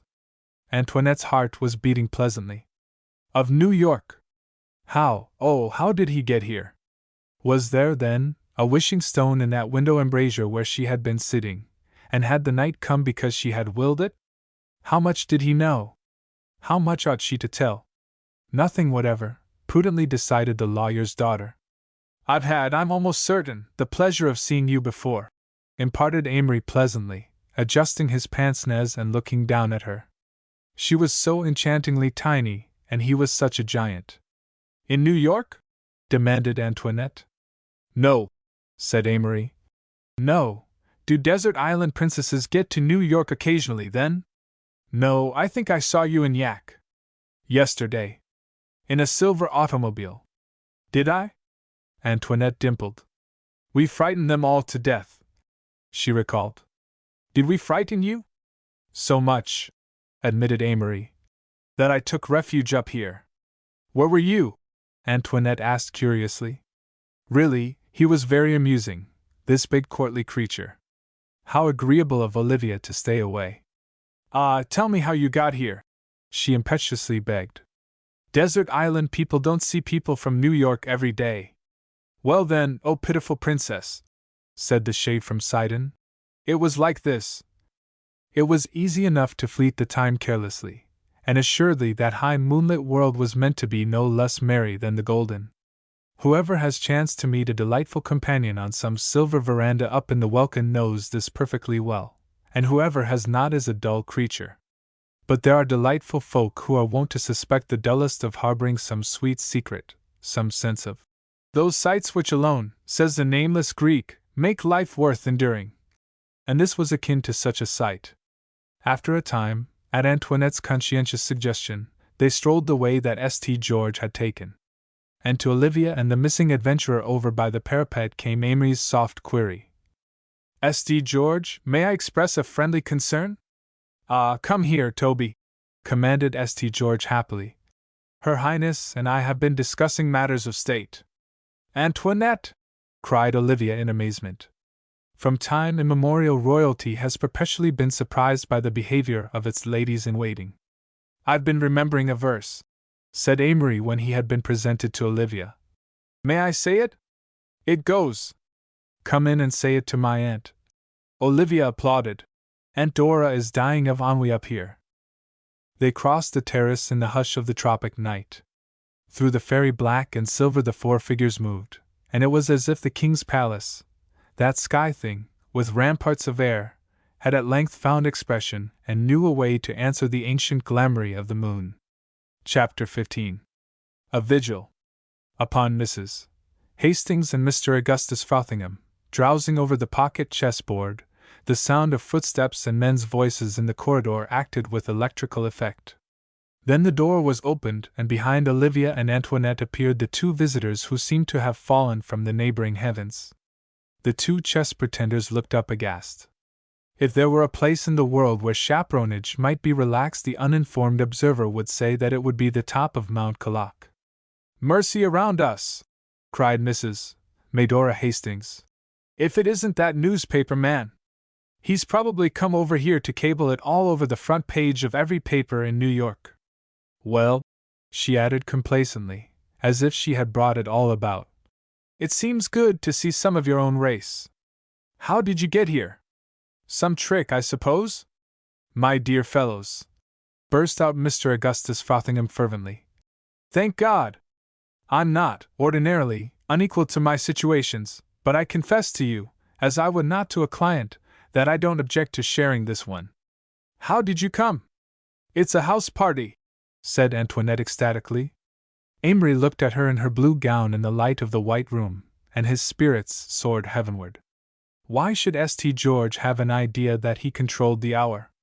From a tumult of questioning, none of which was fully answered before Mrs. Hastings put another query, the lawyer at length elicited the substance of what had occurred. You came up the side of the mountain, carried by 4 of those frightful natives? Shrilled Mrs. Hastings. Olivia, think. It's a wonder they didn't murder you first and throw you over afterward, isn't it, Olivia? Oh, and my poor dear brother. To think of his lying somewhere all mangled and BL. Emotion overcame Mrs. Hastings. Her tortoise-shell glasses fell to her lap, and both her side combs tinkled melodiously to the tiled floor. This reminds me, said Mr. Frothingham, settling back and finding a pencil with which to emphasize his story. This reminds me very much of a case that I had on the June calendar. In half an hour St. George and Amory saw that all serious consideration of their situation must be accomplished alone with Olivia, for in that time Mr. Frothingham had been reminded of 2 more cases and Mrs.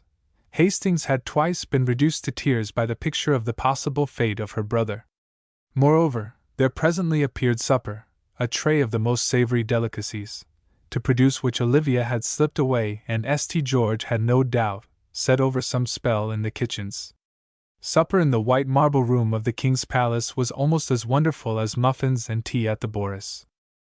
There were Olivia in her gown of roses on one side of the table and Antoinette on the other, and between them the hungry and happy adventurers.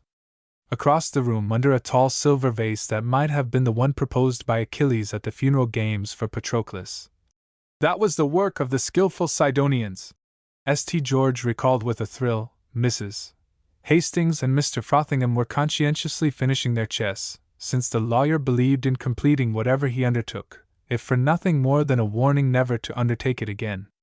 Manifestly the little ivory kings and queens and castles were in league with all the other magic of the night, for the game prolonged itself unconscionably, and the supper party found it far from difficult to do the same. St. George looked at Olivia in her gown of roses, and his eyes swept the high white walls of the room with its frescoes and inscriptions, its broken statues and defaced chests of stone and ancient armor, and so back to Olivia in her gown of roses, with her little ringless hands touching and lifting among the alien dishes as she ministered to him. What a dear little gown of roses and what beautiful hands, St. George thought, and as for the broken statues and the inscriptions and the contents of the stone chests, nobody had paid any attention to them for so long that they could hardly have missed his regard. Nor Amory's. For Amory was in the midst of a reminiscent reference to the Chiswicks, in the Adirondacks, and to Antoinette Frothingham in a launch. At last they all were aware that the chessboard was being closed and Mrs. Hastings had risen. "I suppose," she was saying, "that they have an idea here, the poor deluded creatures, that it is very late. But I tell Olivia that we are so much farther east it can't be very late in New York at this minute, and I intend to go to bed by my watch as I always do, and that is New York time. If I were in New York I wouldn't be sleepy now, and I'm no different here, am I? I don't think people are half independent enough." Mrs. Hastings stepped round the stone god, almost faceless, that stood in a little circular depression in the floor. "Olivia, where?" she inquired, patting the bobbing, ticking jet on her gown. "Where do you think that frightful, mad, old man is?" "I heard him cross the corridor a little while ago," Olivia answered. "I think he went to his room." "I must say, Olivia," said Mrs. Hastings with a damp sigh, "that you are very selfish where I am concerned, in this matter." "Ah," said Olivia. "Please, Aunt Dora. He is far too feeble to harm anyone. And he's away there on the 2nd floor. I'm sure he's a murderer," protested Mrs. Hastings. "He has the murderer's eye. Mr. Hastings would have said he has. We all sleep on the ground floor here," she continued plaintively, "because we are so high up anyway that I think the air must be just as pure as it would be upstairs. I always leave my window up the width of my handkerchief box." As they went out to the great corridor, Olivia spoke softly to St. George. "Look up," she said. He looked, and saw that the vast circular chamber was of incalculable height, extending up to the very dome of the palace, and shaping itself to the lines of the topmost of the 3 huge cones. It was a great well of light, playing over strange frescoes of gods and demons, of constellations and of beasts, and exquisite with all the secret colors of some other way of vision. As high as the eye could see, the precious metals upon the skeleton of the open roof shone in the bright light that was set there, the light on the summit of the King's Palace. St. George turned from the glory of it and looked into her eyes. "A new heaven and a new earth," he said, but he did not mean the dome of light nor yet the splendor of the palace. Manifestly, there is no use in being asleep when one can dream rather better awake. St. George wandered aimlessly between his room and Amory's and took the time to reflect that when a man looks the way Amory did he might as well have Cupids painted on his coat. "St. George," Amory said soberly, "is this the way you've been feeling all the way here? Is this what you came for?" Then, on my soul, I forgive you everything. I would have climbed 10 mountains to meet Antoinette Frothingham. I've been watching you, you son of Dixie, said St. George darkly. Don't you lose your head just when you need it most. I have a notion yours is gone, defended Amory critically. And mine is only going. That's twice as dangerous, St. George wisely opined. Besides, mine is different. So is mine, said Amory. So is everybody's. St. George stepped through the long window to the terrace. Amory didn't care whether anybody listened. He simply longed to talk, and St. George had things to think about. He crossed the terrace to the south, and went back to the very spot where he and Olivia had stood, and there, because the night would have it no other way, he stretched along the broad wall among the vines, and lit his pipe, and lay looking out at sea. Here he was, liberated from the business of buzzing in a corner, trifling with monosyllables, set upon a field pleasant with hazard and without paths, to move in the primal experiences where words themselves are born. Better and more intimate names for everything seemed now almost within his ken. He had longed unspeakably to go pilgriming, and he had forthwith been permitted to leave the world behind with its thickets and thresholds, its hesitations and confusions, its marching armies, breakfasts, friendships and the like, and to live on the edge of what will be. He thought of his mother, in her black gowns and Roman mosaic pins with a touch of yellow lace at her throat, listening to the bishop as he examined the dicta of still cloisters, and he told himself that he knew a heresy or two that were like belief. His mother and the bishop at Tübingen and on the Baltic. Curiously enough, they did not seem very remote. He adored his mother and the bishop, and so the thought of them was a part of this fairy tale. All pleasant thoughts, whether of adventure or impression, boast kinship, perhaps have identity. And the name of that identity was Olivia. So he drove the night along, on the leafy parapet. He was not far from asleep, nor perhaps from the dream of the Roman emperor who believed the sea to have come to his bedside and spoken with him, when something, he was not sure whether it was a voice or a touch, startled him awake. He rose on his elbow and looked drowsily out at the glorified blackness, as if black were no longer absent CF color but, the veil of negative definitions having been pierced, were found to be a mystic union of color and more inclusive than white. The very dark seemed delicately vocal and to fill the waste with sound, no less than the wash of the waves. St. George awoke deliciously confused by a returning sense of the sweet and the joy of the night. This was the loneliest speech between two seas, there flitted through his mind. And strange things had been done there in the ancient ages. He turned among the vines, half listening. And in there is the king's daughter, he told himself. And this is certainly the strangest thing that ever befell between two seas, and I have a great mind to look up the old woman of that tale who must certainly be hereabout, dancing widdershins. Then, like a bright blade unsheathed in a quiet chamber, a cry of great and unmistakable fear rang out from the palace, a woman's cry, uttered but once, and giving place to a silence that was even more terrifying. In an instant St. George was on his feet, running with all his might. "Coming!" he called. "Where are you? Where are you?" And his heart pounded against his side with the certainty that the voice had been Olivia's. It was unmistakably Olivia's voice that replied to him. "Here!" she cried clearly, and St. George followed the sound and dashed through the long open window of the room next that in which he had first seen her that night. "Here!" she repeated. "But be careful. Someone is in this room. Don't be afraid," he cried cheerily into the dark. "It's all right." Which is exactly what he would have said if there had been about dragons and real shades from Sidon. The room was now in darkness, and in the dim light cast by the high moon he could at first discern nothing. He heard a silken rustling and the tap of slippered feet. The next instant the apartment was quick with light, and in the curtained entrance to an inner room, Olivia, in a brown dressing gown, her hair vaguely bright about her flushed face, stood confronting him. Between them, his thin hand thrown up, palm outward, to protect his eyes from the sudden light, was the old man whom St. George had last seen by the shrine on the terrace. St. George was prepared for a mere procession of palace ghosts, but at this strange visitor he stared for an uncomprehending moment. "What are you doing here?" he said wonderingly to him. "What in the world are you doing here?" The old man looked uncertainly about him, one hand spread against the pillar behind him, the other fumbling at his throat. "I think," he answered almost indistinguishably, "I think that I meant to sit here, to sit in the room beyond, where the mock stars shine." Olivia uttered an exclamation. "How could he possibly know that?" she said. "But what does he mean?" asked St. George. She crossed swiftly to a portiere hanging by slender rings from the full height of the lofty room, and at her bidding St. George followed her.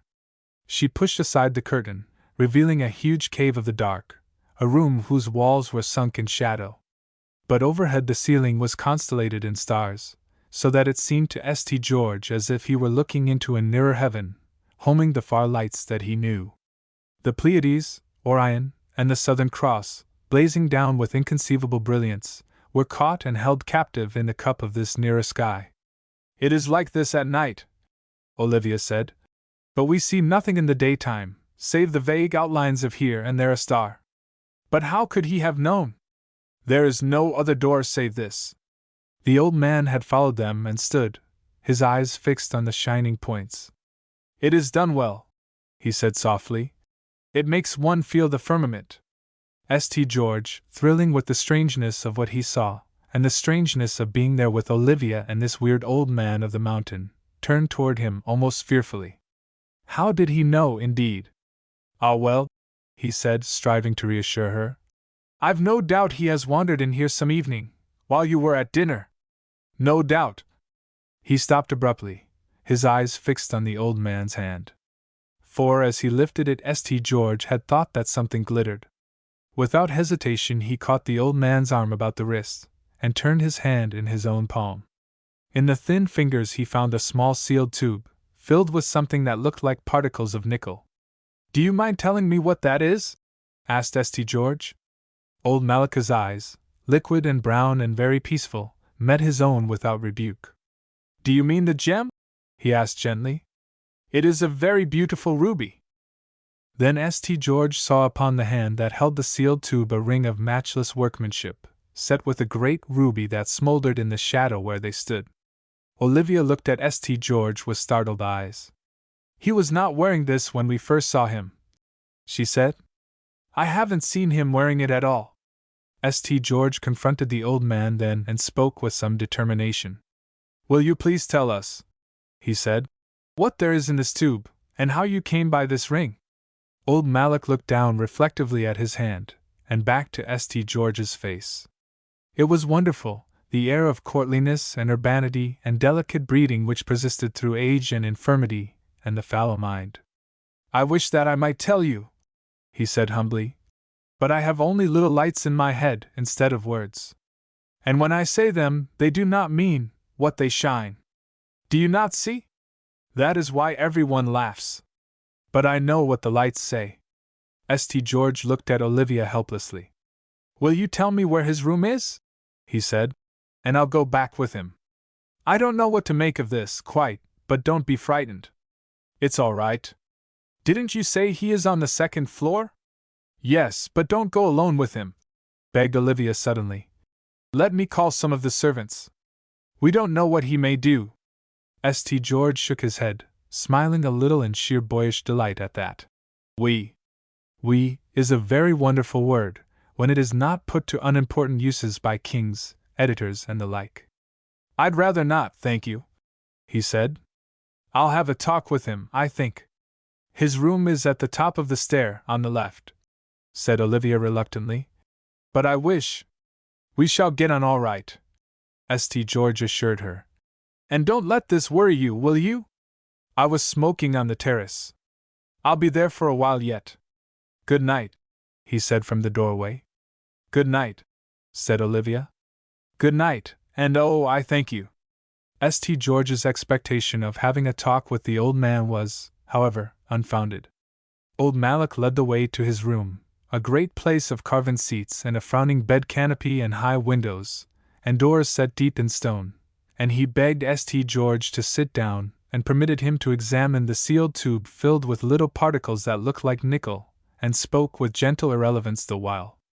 At the last, St. George left him, feeling as if he were committing not so much an indignity as a social solecism when he locked the door upon the lonely creature, using for the purpose a key-like implement chained to the lock without, and having a ring about the size of the iron crown of the Lombards. "Good night," old Malloch told him courteously. "Good night. But yet all nights are good, save the night of the heart." St. George went back to the terrace. For hours he paced the paths of that little upper garden, or lay upon the wall among the pungent vines. But now he forgot the iridescent dark and the companion sea and the high moon and the king's palace, for it was not these that made the necromancy of the night. It was permitted him to watch before the threshold while Olivia slept, as lovers had watched in the youth of the world. Whatever the morrow held, tonight had been added to yesternight. Not until the dawn of that morrow whitened the sky and drew from the vaporous plain the first far towers of Med, the king's city, did St. George say good night to her glimmering windows. Chapter 16. Glamoury. There is a certain poster, all stars and poppies and deep grass, and over these hangs a new moon which must surely have been cut by fairy scissors, for it looks as much like a cake or a cowslip as it looks like a moon. But withal it sheds a light so eerie and strangely silver that the poster seems, in spite of the poppies, to have been painted in spring wind. "Never," said some chance visitors vehemently, "have I seen such a moon as that." "But ah, sir, and ah, madam," was the answer, "it is not recorded whether the poster spoke, or whether someone spoke for it. Wouldn't you like to?" Now, therefore, concerning the suite of those hours in the king's palace, the vehement may be tempted to exclaim that in life things never happen like that. Ah, do they not so? You have only to go back to the days when young love and young life were yours to recall distinctly that the most impossible things were everyday occurrences. What about the time that you went down one street instead of up another, and that changed the entire course of your days and brought you two together? What about the song, the June, the letter that touched the world to gold before your eyes and caught you up in a place of clouds? Remembering that magic, it is quite impossible to assert that any charming thing whatever would not have happened. Is there not some wonderland in every life? And is not the ancient citadel of love upon the heights that common wonderland? One must believe in all the happiness that one can. But if the most vehement, who are as thick as butterflies, still remain unconvinced and persist that they never heard of things fallen out thus, there is left this triumph. "Ah, sir, or ah, madam, wouldn't you like to?" A fugitive wind rollicking in from sea next morning swept through the palace and went on around the world, and thereafter it had 100 odorous ways of attracting attention, which were merely its own tale of what pleasant things it had seen and heard on high. For example, that breakfast. A cloth had been laid at one end of the long stone table whereat, since the days of Abigail, brother to Hiram, friend to David, kings had breakfasted and banqueted, and this cloth had now been set with the ancient plate of the palace, dishes that looked like helmets and urns and discs. Here Olivia and Antoinette, in charming print frocks, made a kind of tea in a kind of biblical samovar and served it in vessels that resembled individual trophies of the course. And here St. George and Amory praised the admirable English muffins which someone had taught the dubious cook to make, and Mr. Augustus Frothingham tip-fingered his way about his plate among alien fruits and queer-shaped cakes. "Are they cookies or are they manna?" Amory wondered. "For they remind me of coriander seeds." And here Mrs. Hastings, who always awoke a thought impatient and became ultra-complacent with no interval of real sanity, wistfully asked for a soft-boiled egg and added plaintively, "Though I dare say the very hens in Yak lay something besides eggs, pineapples, very likely." "I suppose," speculated Amory, "that when we get perfectly intuitionized we won't have to eat either one because we'll know beforehand exactly how they both taste." "A reductio ad absurdum, my young friend," said the lawyer sternly. "The real purpose of eating will remain forever unchanged." Later, while Mrs. Hastings and Mr. Frothingham went out on the terrace in the sun and wished for a morning paper. "I missed the weather report so," complained Mrs. Hastings. The four young people with Jarvo and Akko for guides set out to explore the palace. For St. George had risen from his 2 hours' sleep with some clearly defined projects, and he meant first to go over every niche and corner of the great pile where one, say a king, might be hidden with 20 other kings, and no one be at all the wiser. What a morning it was! When the rollicking wind got to that part of the story, it must have told about it in such intimating perfumes that even the unimaginative were constrained to sit idle, thinking delicate thoughts. There never was a fairer temple of romance, a very temple of young love's plaisance, and since the coming of St. George and Amory all the cavernous chambers and galleries were become homes of hope that the king would be found and all would yet be well. To the main part of the palace there were story after story, all octagons and pentagons and labyrinths, so that incredulity and amazement might increase with every step. How they had ever raised those massive blocks of stone to that great height no one can guess unless, indeed, Amory's theory were correct and the palace had originally been built upon level ground and had had its surroundings blasted neatly away to make a mountain. At all events there were the walls of the great airy rooms made of the naked stone, exquisitely beveled and chiseled, and frescoed with the planetary deities, Elodie, the moon with her chariot drawn by white bulls, the sun and his 4 horses, with his emblem of a column in the form of a rising flame, types taken from the heavens and from the abyss. There were roofs of sound fir and sweet cedar, carven cornices, cave-like window embrasures with no glass, and little circular rooms built about shrines in which sat broken images of Baal the sun god, of a Sandel Astarte, and a ravening Melkarth, with the lion's skin. From a great upper corridor there went a stairway, each deep step of which was placed on the back of a stone lion of increasing size, until the tallest lion's head extended close to the painted ceiling, and there were comfortable benches cut in his gigantic paws. Many of the rooms were without furnishing, some were filled with vague, splendid stuff moldering away, and others with most luxuriously devised ministries to beauty and comfort. The palace was curiously and wonderfully an habitation of more than 2,000 years ago, furnished with a taste and luxury in advance of this moment's civilization of the world. The heart of that elder world beat strangely in one of the upper chambers where they came upon a little workshop, strewn with unknown metals and tools and empty crucibles, and in their midst a rectangular metallic plate partly traced with a device of bows, appearing, in one light, slightly fluorescent. "It is the work of the Princess Simera Adon," said Jarvo. "She was the daughter of King Fabian, and when she died what she had touched in this room was left unmoved. But it was very many years ago, I have forgotten. Every one has forgotten." They went down among the very roots of the palace, 3 full stories below the surface of the summit. Jarvo went before, lighting the way, and they threaded vaulted corridors and winding passages, and emerged at last in a silent, haunted chamber whose stones had been hewn and sunken there, before Isis.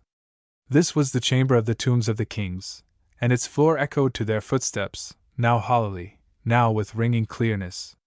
3 sides of the mighty hall were lined with loculi or niches, each as deep as the length of a man. About the floor stood stone sarcophagi, and beneath the long flags kings were sleeping, each with his abandoned name graven on the stones, washed year-long by the dark. In the room's center was a lofty cylindrical tomb, mounted by 4 steps, and this was the resting place of King Abibail, the younger son of King Abibail of Tyre, and the brother to King Hiram, who ruled in Tyre when the Phoenicians who settled Yak, or Arqua, first passed the Straits of Gibraltar and gained the open sea. "Dear me," said Mrs. Hastings when they told her, "I was at Mount Vernon once, and the Washington's tombs there impressed me very deeply, but they were nothing to these in point of age, were they?" Sunken in the wall was a tomb of white marble hewn in a 5-faced pyramidion, where slept Queen Midijan, who ruled in Yak while Alexander was king of Persia. There was said to have been buried with her a casket of love letters from Alexander, who may have known Yak and probably at one time visited it, and, in that case, was entertained in the very palace. And if this is true, the story of his omission to conquer the island may one day divert the world. Jarvo bent before a low tomb whose stone was delicately scored with winged circles. "Perhaps," he said, "you will recall the accounts of the kidnapped Egyptian priestesses sold to the Theoprosians by Phoenician merchants in the heroic age of Greece? They were not all sold. Here lie the bones of 4, given royal burial because of their holy office." Nothing was unbelievable. Nothing had been unbelievable for so long that these 4 had almost learned that everything is possible. Which, if you come to think of it, and no matter how absurdly you learn it, is a thing immeasurably worth realizing in this world of possibilities. It is one of our two magics. And this, Jarvos said softly, pausing before a vacant niche opposite the tomb of King Abibail. This will be the receptacle for the present King of Yak, His Majesty, King Otho, by the grace of God.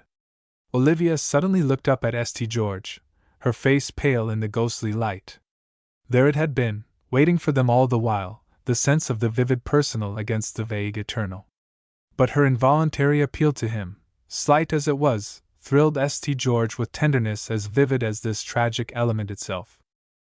They went back to the sun and the sweet messengering air above, and crossed a little vacant grassy court on the north side of the mountain. Here they saw that the palace climbed down the northern slope from the summit, and literally overhung the precipice where the supports were made fast by gigantic girders run in the living rock. A little observatory was built below the edge of the mountain, and this box of a place had a glass floor, and one felt like a fly on the sky as one stood there. It was said that a certain king of Yak, sometime in the course of the Punic Wars, had thrown himself from this observatory in a rage because his court electrician had died, but how true this may be it is impossible to say because so little is known about electricity. Below the building lay quite the most wonderful part of the king's palace. Here in the long north rooms, hermetically quiet, was the heart of the treasure of the ancient island. Here, saved inexplicably from the wreck of the past, were 1,000 testimonies to that lost and but half-guessed art of the elder world. Beautiful things, made in the days when King Solomon built the temple at Jerusalem, lined the walls, and filled the stone shelves, together with curios of that later day when Phoenicia stood first in knowledge of the plastic and glyptic arts. Workers in gold and ivory, in gems and talismans, in brass and fine linen and purple had done the marvels which those courtier adventurers brought with them over the sea, and to these, from year to year, had been added the treasure of private chests, necklaces and coronals and hair loops, bottles and vases of glass colored with metallic oxides, and patterned agri beads, now sometimes found in ancient tombs on the Ashanti coasts. Beneath an altar set with censers and basins of gold was a chest brought from Amethyst, its ogive lid carved with baigai or two-horse chariots, and it was in this chest, Jarvo told them, that the hereditary treasure had been kept. The chamber walls were covered with bas-reliefs in the ill-proportioned and careful carving of the Phoenician artists not yet under Greek influence, and all about were set the wonderful bronzes, such as Tyrian artificers made for the temple. The other chambers gave still deeper utterance to days remote, for it was there that the king's library had been collected in case after case, filled with parchment rolls preserved and copied from age to age.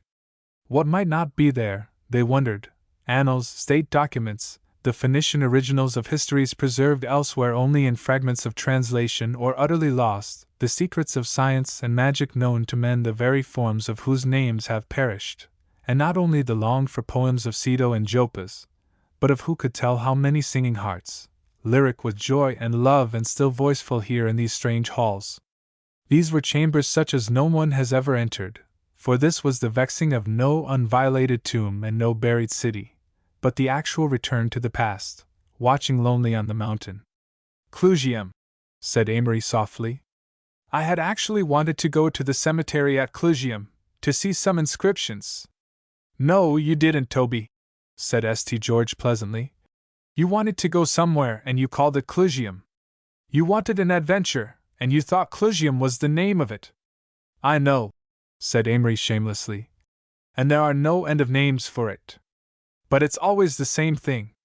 Excepting this. Excepting this, St. George repeated fervently as they turned to go, and if, in singing of that morning, the rollicking wind sang that, it must have breathed and trembled with a chorus of faint voices from every shelf in the room, voices that of old had thrilled with the same meaning and woke now to the eternal echo. Woke now to the eternal echo, an echo that touched delicately through the events of that afternoon and laid strange values on all that happened. Otherwise, if they four were not all a little echo-mad, how was it that in the shadow of doubt, in the face of danger, and near the inextinguishable mystery they yet found time for the little, wing-like moments that never hold history, because they hold revelation? There were, too, some events, but an event is a clumsy thing at best, unless it has something intangible about it. The delicious moments are when the intangibilities prevail, and pervade and possess. In the king's palace there must have been shrines to intangibilities, as there should be everywhere, for they seem to come there, and belong. The mere happenings included, for example, a talk that St. George had with Mr. Augustus Frothingham on the terrace after luncheon, in which St. George laid before the lawyer a plan which he had virtually matured and of which he himself thought very well.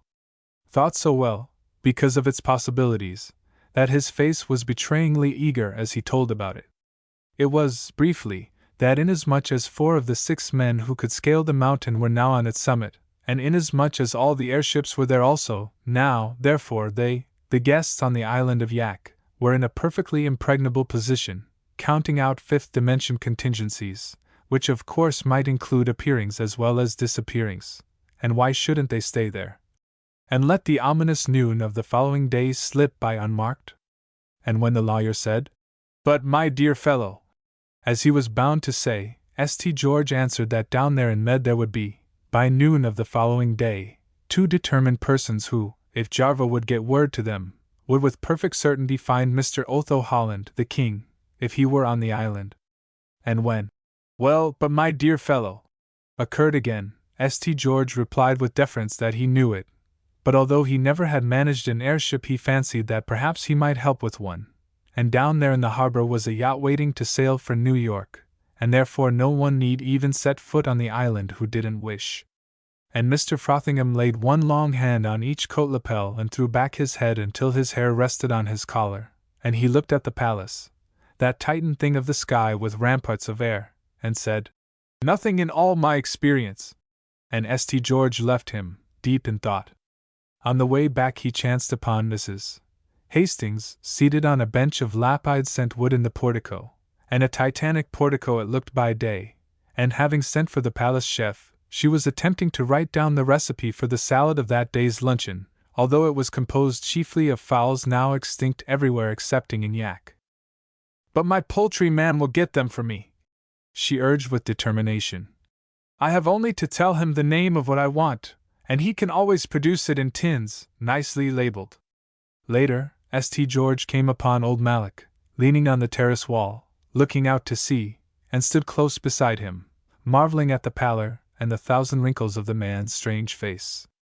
The face was stranger by day than it had been by night. This St. George had felt when he went that morning to release him, and the old man leaned from the frowning bed hangings to bid him a gentle good morning. Could he be, St. George now wondered vaguely, a citizen of the 15th or 20th dimension, and there, did they live to his incredible age? Then he noticed that the old man was not wearing the ruby ring. "I wear it only when I wish to see it shine, sir," old Malak answered, and St. George marveled at that courteous "sir," and at other things. To everything that he asked him the old man returned only his urbane, unmeaning replies, touched with their melancholy symbolism. When St. George left him it was in the hope that Olivia would consent to have him sent down the mountain, although St. George himself was half inclined to agree with Amory's. "But really I would far rather talk with one man and with this man's manners than to sup with uncouth sanity.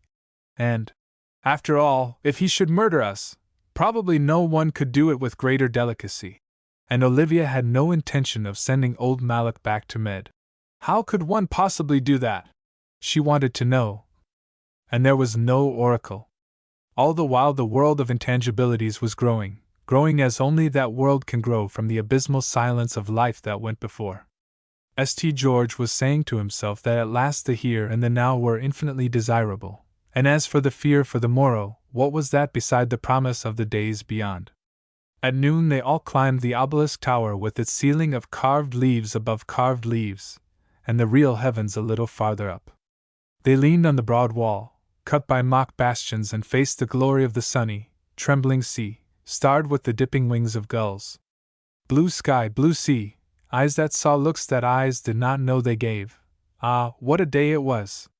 When the rollicking wind told about that, down on the dun earth, surely it echoed their young courage, their young belief in the future, the incorruptibility of their understanding that the future was theirs, under the law.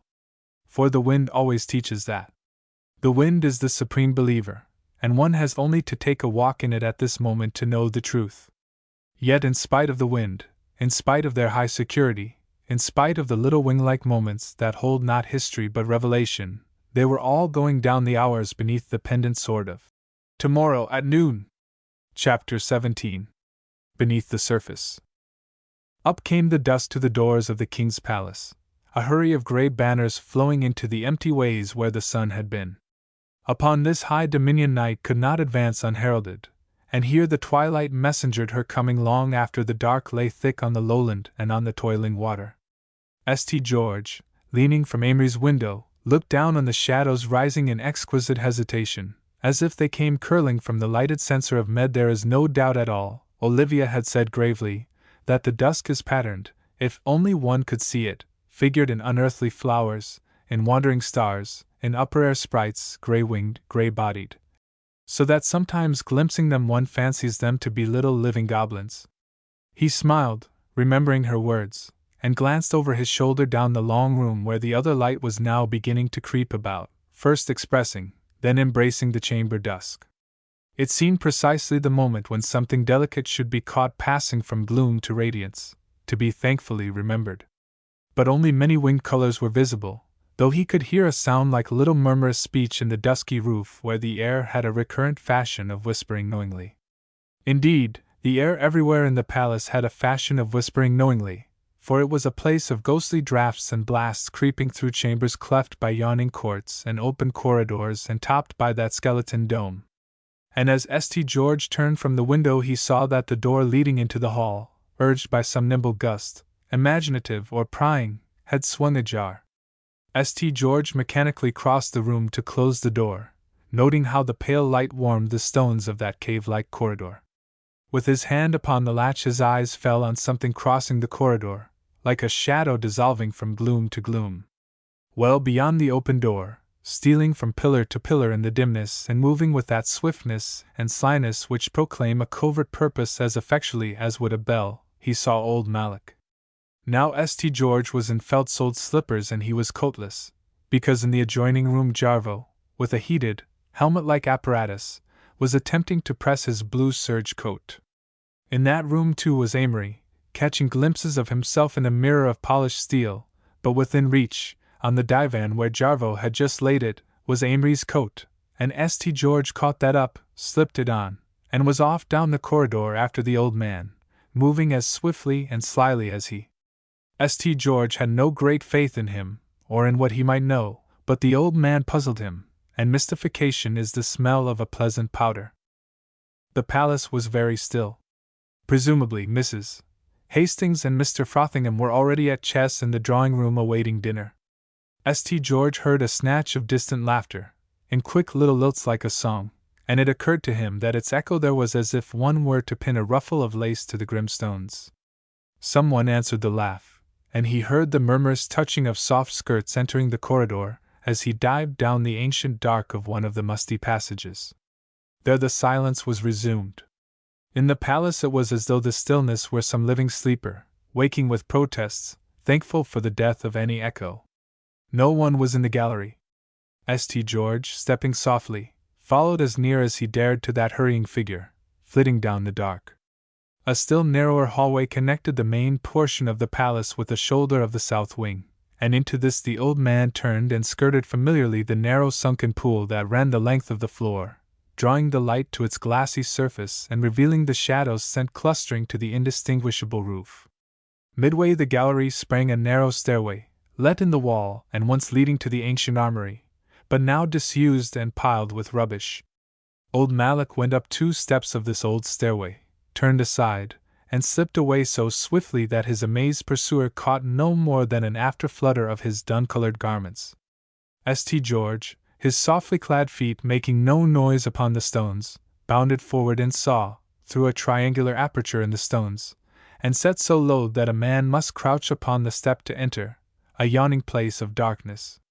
He might very well have been taking his life in his hands, for he could have no idea whether the aperture led to the imperial dungeons or to the imperial rainwater cistern, but St. George instantly bent and slipped down into that darkness, thick with the dust of the flight of the old man. With the distinctly pleasurable sensation of being still alive, he found himself standing upright upon an uneven floor of masonry. He thrust out his arms and touched sides of mossy rock. Then just before him a pale flame flickered. The old man had kindled a little taper that hardly did more than make shallow hollows in the darkness through which he moved. It was easy to follow now, and St. George went breathlessly on past the rudely hewn walls and giant pillars of that hidden way. He might have been lost with ease in any of the lower processes of the palace which they had that morning visited, but he could not be deceived about the chambers which he had once seen, and this subterranean course was new to him. Was it, he wondered, new to Olivia and to Jarvo? Else why had it been omitted in that morning's search? And was this strange guide going on at random, or did he know something? A suspicion leaped to St. George's mind that made his heart beat. The king, might he be down here after all, and might this weird old man know where? His own consciousness became chiefly conjecture, and every nerve was alert in the pursuit, not the less because he realized that if he were to lose this strange conductor who went on before, either in secure knowledge or in utter madness, he himself might wander for the rest of his life in that nether world. Past grim latchless doors sealing, with appropriate gestures, their forgotten secrets, past outlying passages winding into the heart of the mountain, past niches filled with shapeless crumbling rubbish they hurried, the mad old man and his bewildered pursuer. Twice the way turned, gradually narrowing until two could hardly have passed there, and at last apparently terminated in a short flight of steps. Old Malak mounted with difficulty, and St. George, waiting, saw him standing before a blank stone wall. Immediately and without effort the old man's scanty strength served to displace one of the wall's huge stones which hung upon a secret pivot and rolled noiselessly within. He stepped through the aperture, and St. George sprang behind him, watched his moment to cross the threshold, crouched in the leaping shadow of the displaced stone and looked with the undistinguishing amazement that a man feels in the panorama of his dreams.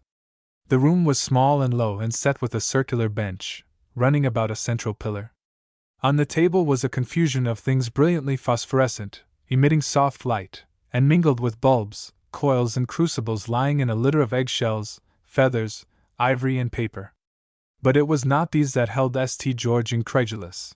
It was the fire that glowed in their midst, a fire that leaped and trembled and blazed inextinguishable color, smoldering, sparkling, tossing up a spray of strange light, lambent with those wizard hues of the pennons and streamers floating joyously from the dome of the Palace of the Litany, the fire from the subject hearts of 1,000 jewels. There could be no doubting what he saw.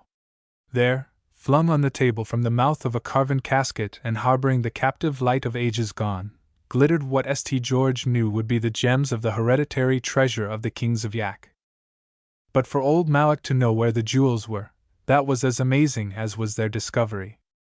St. George, breathing hard in his corner, watched the long, fine hands of the old man trembling among the delicate tubes and spindles, lingering lovingly among the stones, touching among the necklaces and coronals of the dead queens whose dust lay not far away. It was as if he were summoning and discarding something shining and imponderable, like words. The contents of the casket which all Yak had mourned lay scattered in this secret place of which only this strange, mad creature, a chance pensioner at the palace, had knowledge. Suddenly the memory of Balladur's words smote St. George with new perception. He walks the streets of Med, Balladur had told him at the banquet, saying Melek, Melek, which is to say king, and so he is seeking the king. But he is mad, and he weeps, and therefore they pretend to believe that he says Malak, which is to say salt, and they call him that for his tears. Could old Malak possibly know something of the king? The hope returned to St. George insistently, and he watched, spending his thought in new and extravagant conjecture, his mental vision blurring the details of that heaped up, glistening confusion, and on the opposite side of the table the old man lifted and laid down that rainbow stuff of dreams, delighting in it, speaking softly above it. Had he been the king's friend, St. George was asking, but why did no one know anything of him? Or had he been an enemy who had done the king violence? But how was that possible, in his age and feebleness? Mystifying as the matter was, St. George exulted as much as he marveled, for it would be his, at all events, to place the jewels in Olivia's hands and clear her father's name. He longed to step out of the dark and confront the old man and seize the casket out of hand, and he would probably have done so and taken his chances at getting back to the upper world, had he not been chained to his corner by the irresistible hope that the old man knew something more, something about the king. And while he wondered, reflecting that at any cost he must prevent the replacing of the pivotal stone, he saw old Malak take up his taper, turn away from the table, and open a door which the room's central pillar had cut from his view. He was around the table in an instant. The open door revealed 3 stone steps which the old man was ascending, one at a time. Following him cautiously, St. George heard a door grate outward at the head of the stair, saw the taper move forward in darkness, and the next moment found himself standing in the room of the tombs of the kings of Yak. And he saw that the panel which had swung inward to admit them was set low in the monolithic tomb of King Abibail himself. Old Malak had crossed swiftly to the wall opposite the tomb, and stood before the vacant niche which was to be occupied, as Jarvo had announced, by His Majesty, King Otho, by the grace of God. There, setting aside his taper, the old man stretched his arms upward to the empty shelf and with a gesture of inconceivable weariness bowed his head upon them and stood silent, the leaping candlelight silvering his hair. Upon my soul, thought St. George with finality. He's murdered him. Old Malak has murdered the king, and it's driven him crazy. With that he did step out of the dark, and he laid his hand suddenly upon the old man's shoulder. Malak, he said, what have you done with the king? The old man lifted his head and turned toward St. George a face of singular calm. It was as if so many phantoms vexed his brain that a strange reality was of little consequence.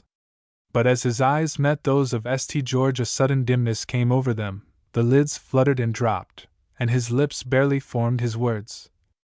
The king, he said. I did not leave the king. It was the king who somehow went away and left me here. He threw out his hands blindly, tottered and swayed from the wall, and St. George received him as he fell, measuring his length upon the stones before King Otho's future tomb. St. George caught down the light and knelt beside him. Death seemed to have come, pressing within his face, and breathing hardly disquieted his breast. St. George fumbled at the old man's robe, and beneath his fingers the heart fluttered never so faintly. He loosened the cloth at the withered throat, passed his hand over the still forehead, and looked desperately about him. The other inmates of the palace were, he reflected, about 2 good city blocks from him, and he doubted if he could ever find his unaided way back to them. Mechanically, though he knew that he carried no flask, he felt conscientiously through his pockets, a habit of the boy in perplexity which never deserts the man in crises. In the inside pocket of the coat that he was wearing, Amory's coat, his fingers suddenly closed about something made of glass. He seized it and drew it forth. It was a little vase of rock crystal, ornamented with gold medallions, covered with exquisite and precise engraving of great beauty and variety of design, griffins, serpents, winged discs, men contending with lions. St. George stared at it uncomprehendingly. In the press of events of the last 48 hours, Amory had quite forgotten to mention to him the prince's intended gift of wine, almost 3,000 years old, sealed in Phoenicia. St. George drew the stopper. In an instant an odor, spicy, penetrating, delicious, saluted him and gave life to the dead air of the room. For a moment he hesitated. He knew that the flask had not been among Amory's belongings and that he himself had never seen it before. But the odor was, he thought, unmistakable, and so powerful that already he felt as if the liquor were racing through his own veins. He touched it to his lips. It was like a full draught of some marvelous elixir. Sudden confidence sat upon St. George, and thanking his guiding stars for the fortunate chance, he unhesitatingly set the flask to the old man's lips. There was a long-drawn, shuddering breath, a fluttering of the eyelids, a movement of the limbs, and after that old Malak lay quite still upon the stones. Once more St. George thrust his hand within the bosom of the loose robe, and the heart was beating rapidly and regularly, and with amazing force. In a moment deep breaths succeeded one another, filling the breast of the unconscious man, but the eyelids did not unclose, and St. George took up the taper and bent to scan the quiet face. St. George looked, and sank to his knees and looked again, holding the light now here, now there, and peering in growing bewilderment. What he saw he was wholly unable to define. It was as if a mask were slowly to dissolve and yet to lie upon the features which it had covered, revealing while it still made mock of concealing. Color was in the lips, color was stealing into the changed face. The changed face, changed, St. George could not tell how, and the longer he looked, and though he rubbed his eyes and turned them toward the dark and then looked again, moving the taper, he could neither explain nor define what had happened. He set the candle on the floor and sprang away from the quiet figure, searching the dark. The great silent place, with its shoulders of sarcophagi jutting from the gloom, was black save for the little ring of pallid light about that prostrate form. St. George sent his hand to his forehead, and shook himself a bit, and straightened his shoulders with a smile. "It must be the stuff you've tasted," he addressed himself solemnly. "Heaven knows what it was. It's the stuff you've tasted." Though he had barely touched his lips to the rock crystal vase, St. George's blood was pounding through his veins, and a curious exhilaration filled him. He looked about at the rims and corners of the tombs caught by the light, and he laughed a little, though this was not in the least what he intended, because it passed through his mind that if King Abibail and Queen Mitigen, for example, might be treated with the contents of the mysterious vase, they would no doubt come forth, Abibail with memories of the Queen of Sheba in his eyes, and Queen Mitigen with her casket of Alexander's letters. Then St. George went down on his knees again, and raised the old man's head until it rested upon his own breast, and he passed the candle before his face, his hand trembling so that the light flickered and leaped up. This time there was no mistaking. The tissues of old Malika's ashen face and throat and pallid hands were undergoing some subtle transfiguration. It was as if new blood had come encroaching in their veins. It was as if the muscles were become firm and full, as if the wrinkled skin had been made smooth, the lips grown fresh, as if, the word came to St. George as he stared, spell-stricken, as if youth had returned. St. George slipped down upon the stones and sat motionless. There was a little blue, forked vein on the man's forehead, and upon this he fastened his eyes, mechanically following it downward and back. Lines had crossed it, and there had been a deep cleft between the eyes, but these had disappeared, leaving the brow almost smooth. The cheeks were now tinged with color, and the throat, where he had pulled aside the robe, showed firm and white. Mechanically St. George passed his hand along the inert arm, and it was no more withered than his own, the arm of no graybeard, but of a man in the prime of life. What did it mean? What did it mean? St. George waited, the blood throbbing in his temples, a mist before his eyes. What did it mean? The minutes dragged by and still the unconscious man did not stir or unclose his eyes. From time to time St. George pressed his hand to the heart, and found it beating on rhythmically, powerfully. When he found himself sitting with averted head, as if he were afraid to look back at that changing face, a fear seized him that he had lost his reason and that what he imagined himself to see was a phase of madness. So he left the old man's side and sturdily tramped away into the huge dark of the room, resolutely explaining to himself that this was all very natural. The old man had been ill, improperly nourished, and the powerful stimulant of the wine had partly restored him. But even while he went over it, St. George knew in his heart that what had happened was nothing that could be so explained, nothing that could be explained at all by anything within his ken. His footsteps echoed startlingly on the stones, and the chill breath of the place smote his face as he moved. He stumbled on a displaced tile and pitched forward upon a jagged corner of sarcophagus, and reeled as if at a blow from some arm of the darkness. The taper rays struck a length of wall before him, minting from the gloom a sheet of pale orchids clinging to the unclean rock. St. George remembered a green slope, spangled with crocuses and wild strawberries, colored like the orchids but lying under free sky, in free air. It seemed only a trick of chance that he was not now lying on that far slope, wherever it was, instead of facing these ghost blooms in this ghost place. Back there, where the light glimmered beside the tomb of King Abibail, nobody could tell what awaited him. If the man could change like this, might he not take on some shape too hideous to bear in the silence? St. George stood still, suddenly clenching his hands, trying to reach out through the dark and to grasp, himself, the self that seemed slipping away from him. But was he mad already, he wondered angrily, and hurried back to the far flickering light, stumbling, panting, not daring to look at the figure on the floor, not daring not to look. He resolutely caught up the candle and peered once more at the face. As steadily and swiftly as change in the aspect of the sky, the face had gone on changing. St. George had followed to the chamber an old tottering man. The figure before him was a man of not more than 50 years. St. George let fall the candle, which flickered down, upright in its socket, and he turned away, his hand across his eyes. Since this was manifestly impossible, he must be mad. Something in the stuff that he had tasted had driven him mad. He felt strong as a lion, strong enough to lift that prostrate figure and to carry it through the winding passages into the midst of those above stairs, and to beg them in mercy to tell him how the man looked. What would she say? He wondered what Olivia would say. Dinner would be over and they would be in the drawing-room, Olivia and Amory and Antoinette Frothingham. Already the white room and the lights and Antoinette's laughter seemed to him of another world, a world from which he had irrevocably passed. Yet there they were above, the same roof covering them, and they did not know that down here in this place of the dead he, St. George, was beyond all question going mad. With a cry he pulled off Amory's coat, flung it over the unconscious man, and rushed out into the blackness of the corridor. He would not take the light. The man must not die alone there in the dark, and besides he had heard that the mad could see as well in the dark as in the light. Or was it the blind who could see in the dark? No doubt it was the blind. However, he could find his way, he thought triumphantly, and ran on, dragging his hand along the slippery stones of the wall. He could find his way.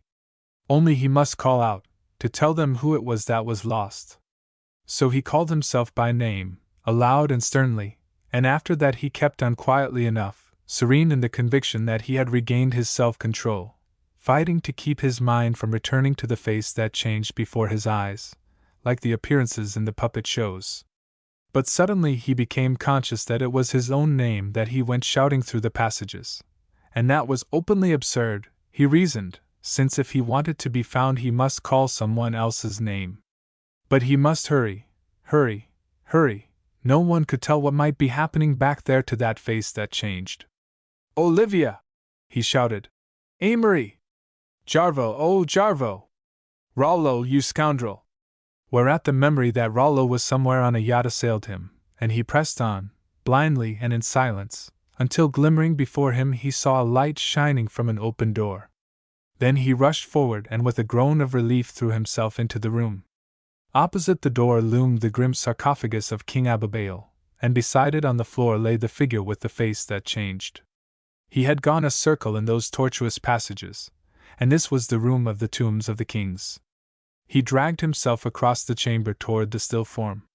He must look again, no one could tell what might have happened. He pulled down the coat and looked. And there was surely nothing in the delicate, handsome, English-looking face upturned to his to give him new horror.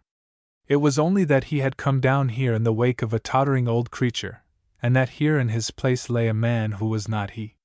Which was manifestly impossible. Mechanically St. George's hand went to the man's heart.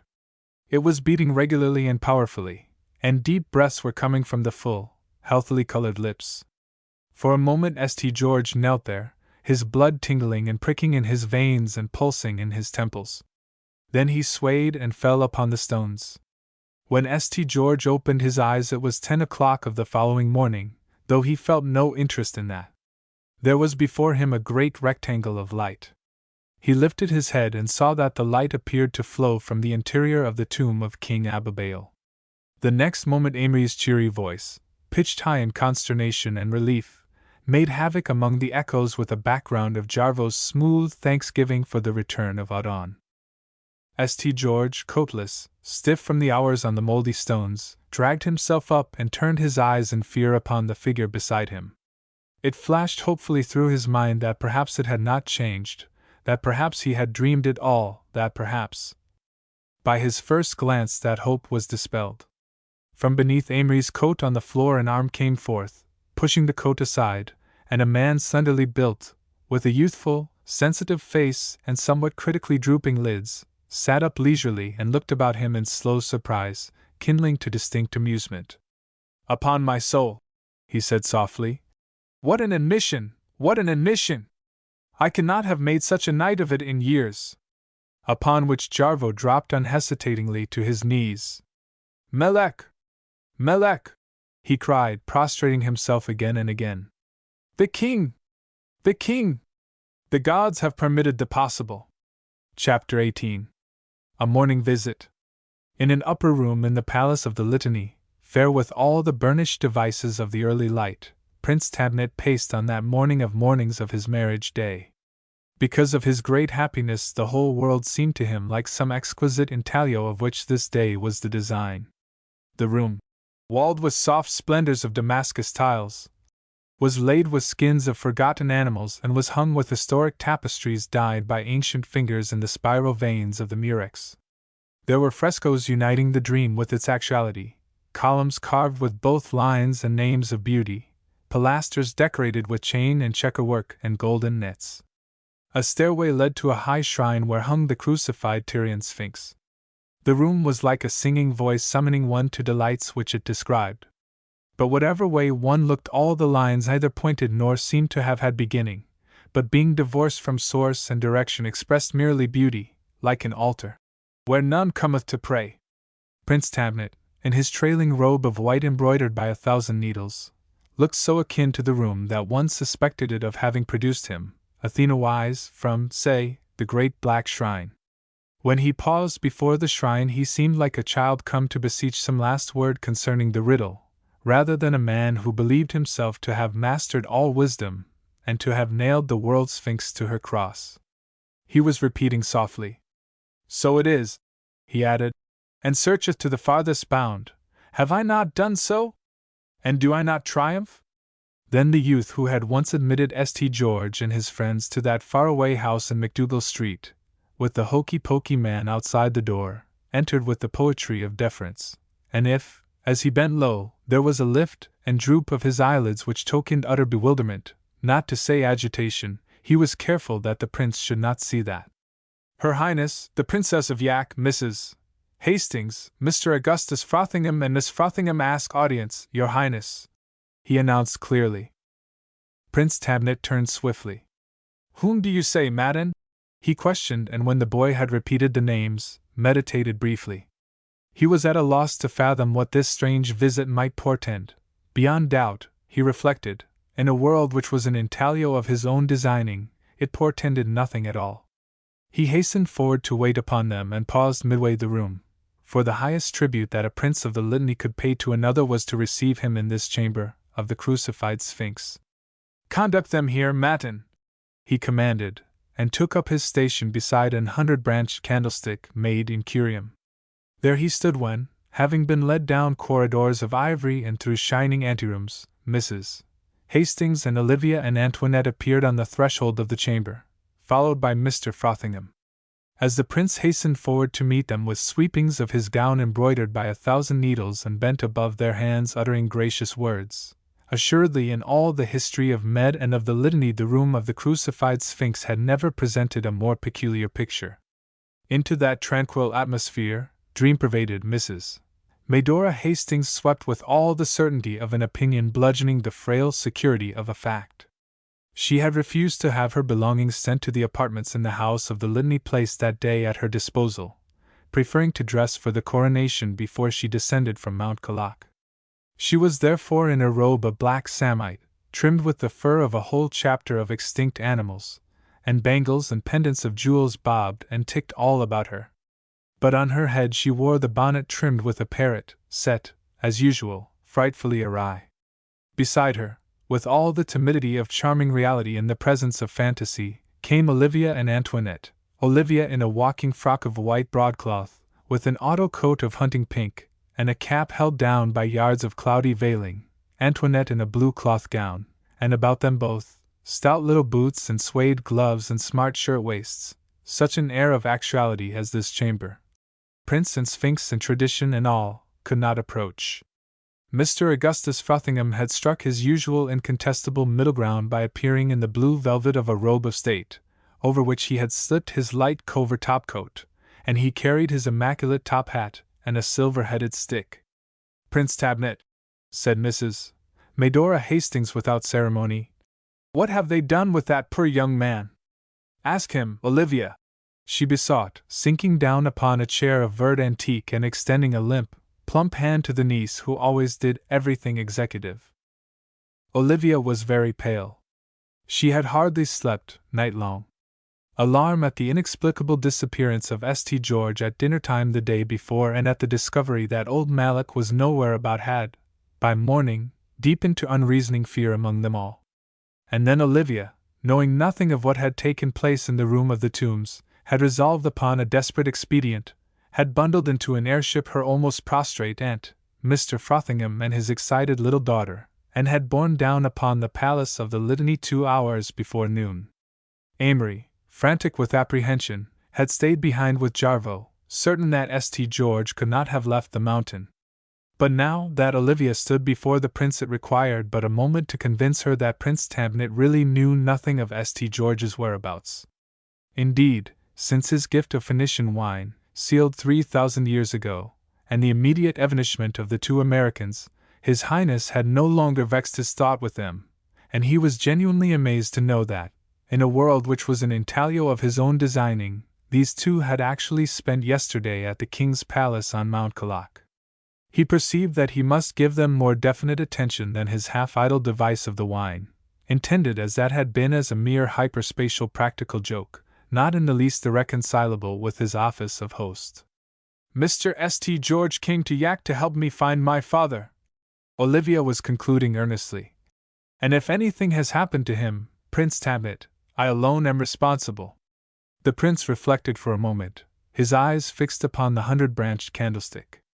Then, "Mr. St. George's disappearance," he said, "has prevented a still more unpleasant catastrophe." "Catastrophe," repeated Mrs. Hastings, quite without tucking in her voice at the corners. "I have thought of no other word since I got to be royalty." A world experience, dear madam," contributed Mr. Frothingham, his hands laid trimly along his blue velvet lap. "But that doesn't make it any easier to bear, no matter what anybody says," retorted the lady.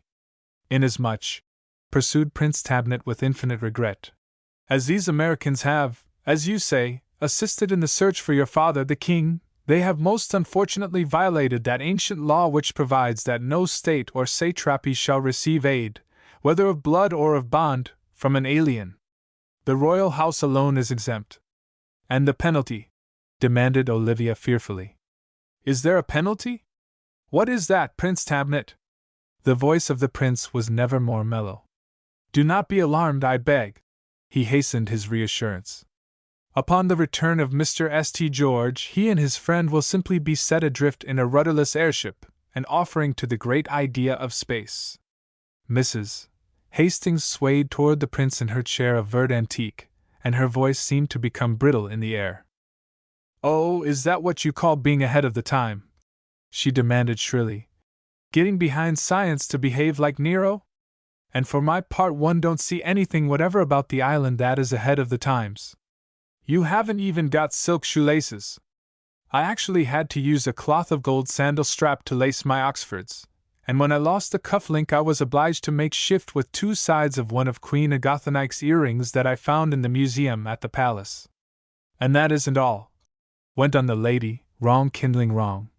"What do you do for paper and envelopes?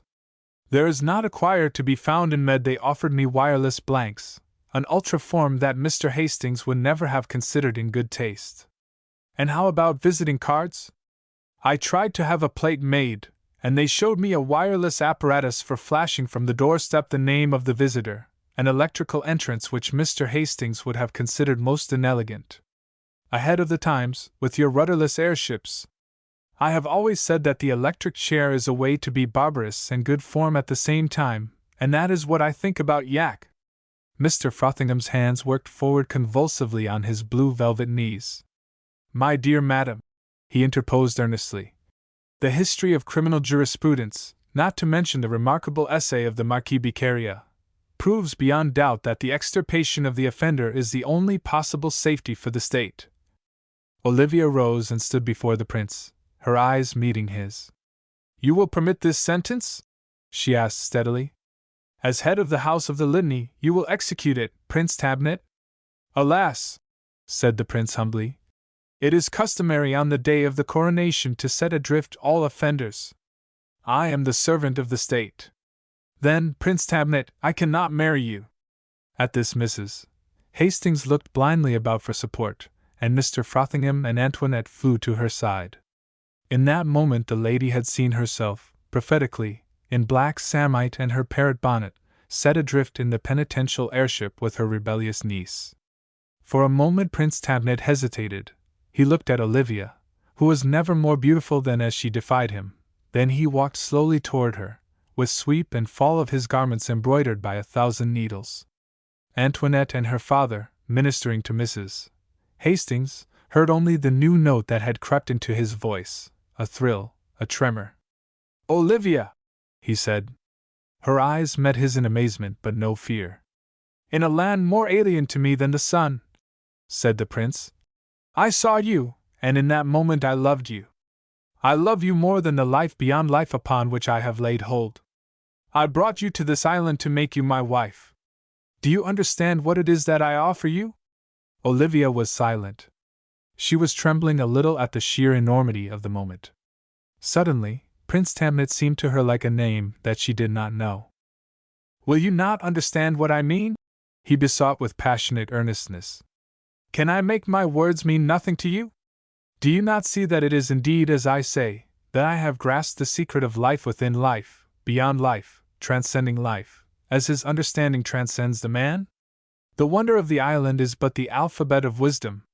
The secrets of life and death and being itself are in my grasp. The hidden things that come near to you in beauty, in dream, in inspiration are mine and my people's. All these I can make yours. I offer you life of a fullness such as the people of the world do not dream. I will love you as the gods love, and as the gods we will live and love, it may be forever. Nothing of high wisdom shall be unrevealed to us. We shall be what the world will be when it nears the close of time. Come to me, trust me, be beside me in all the wonder that I know.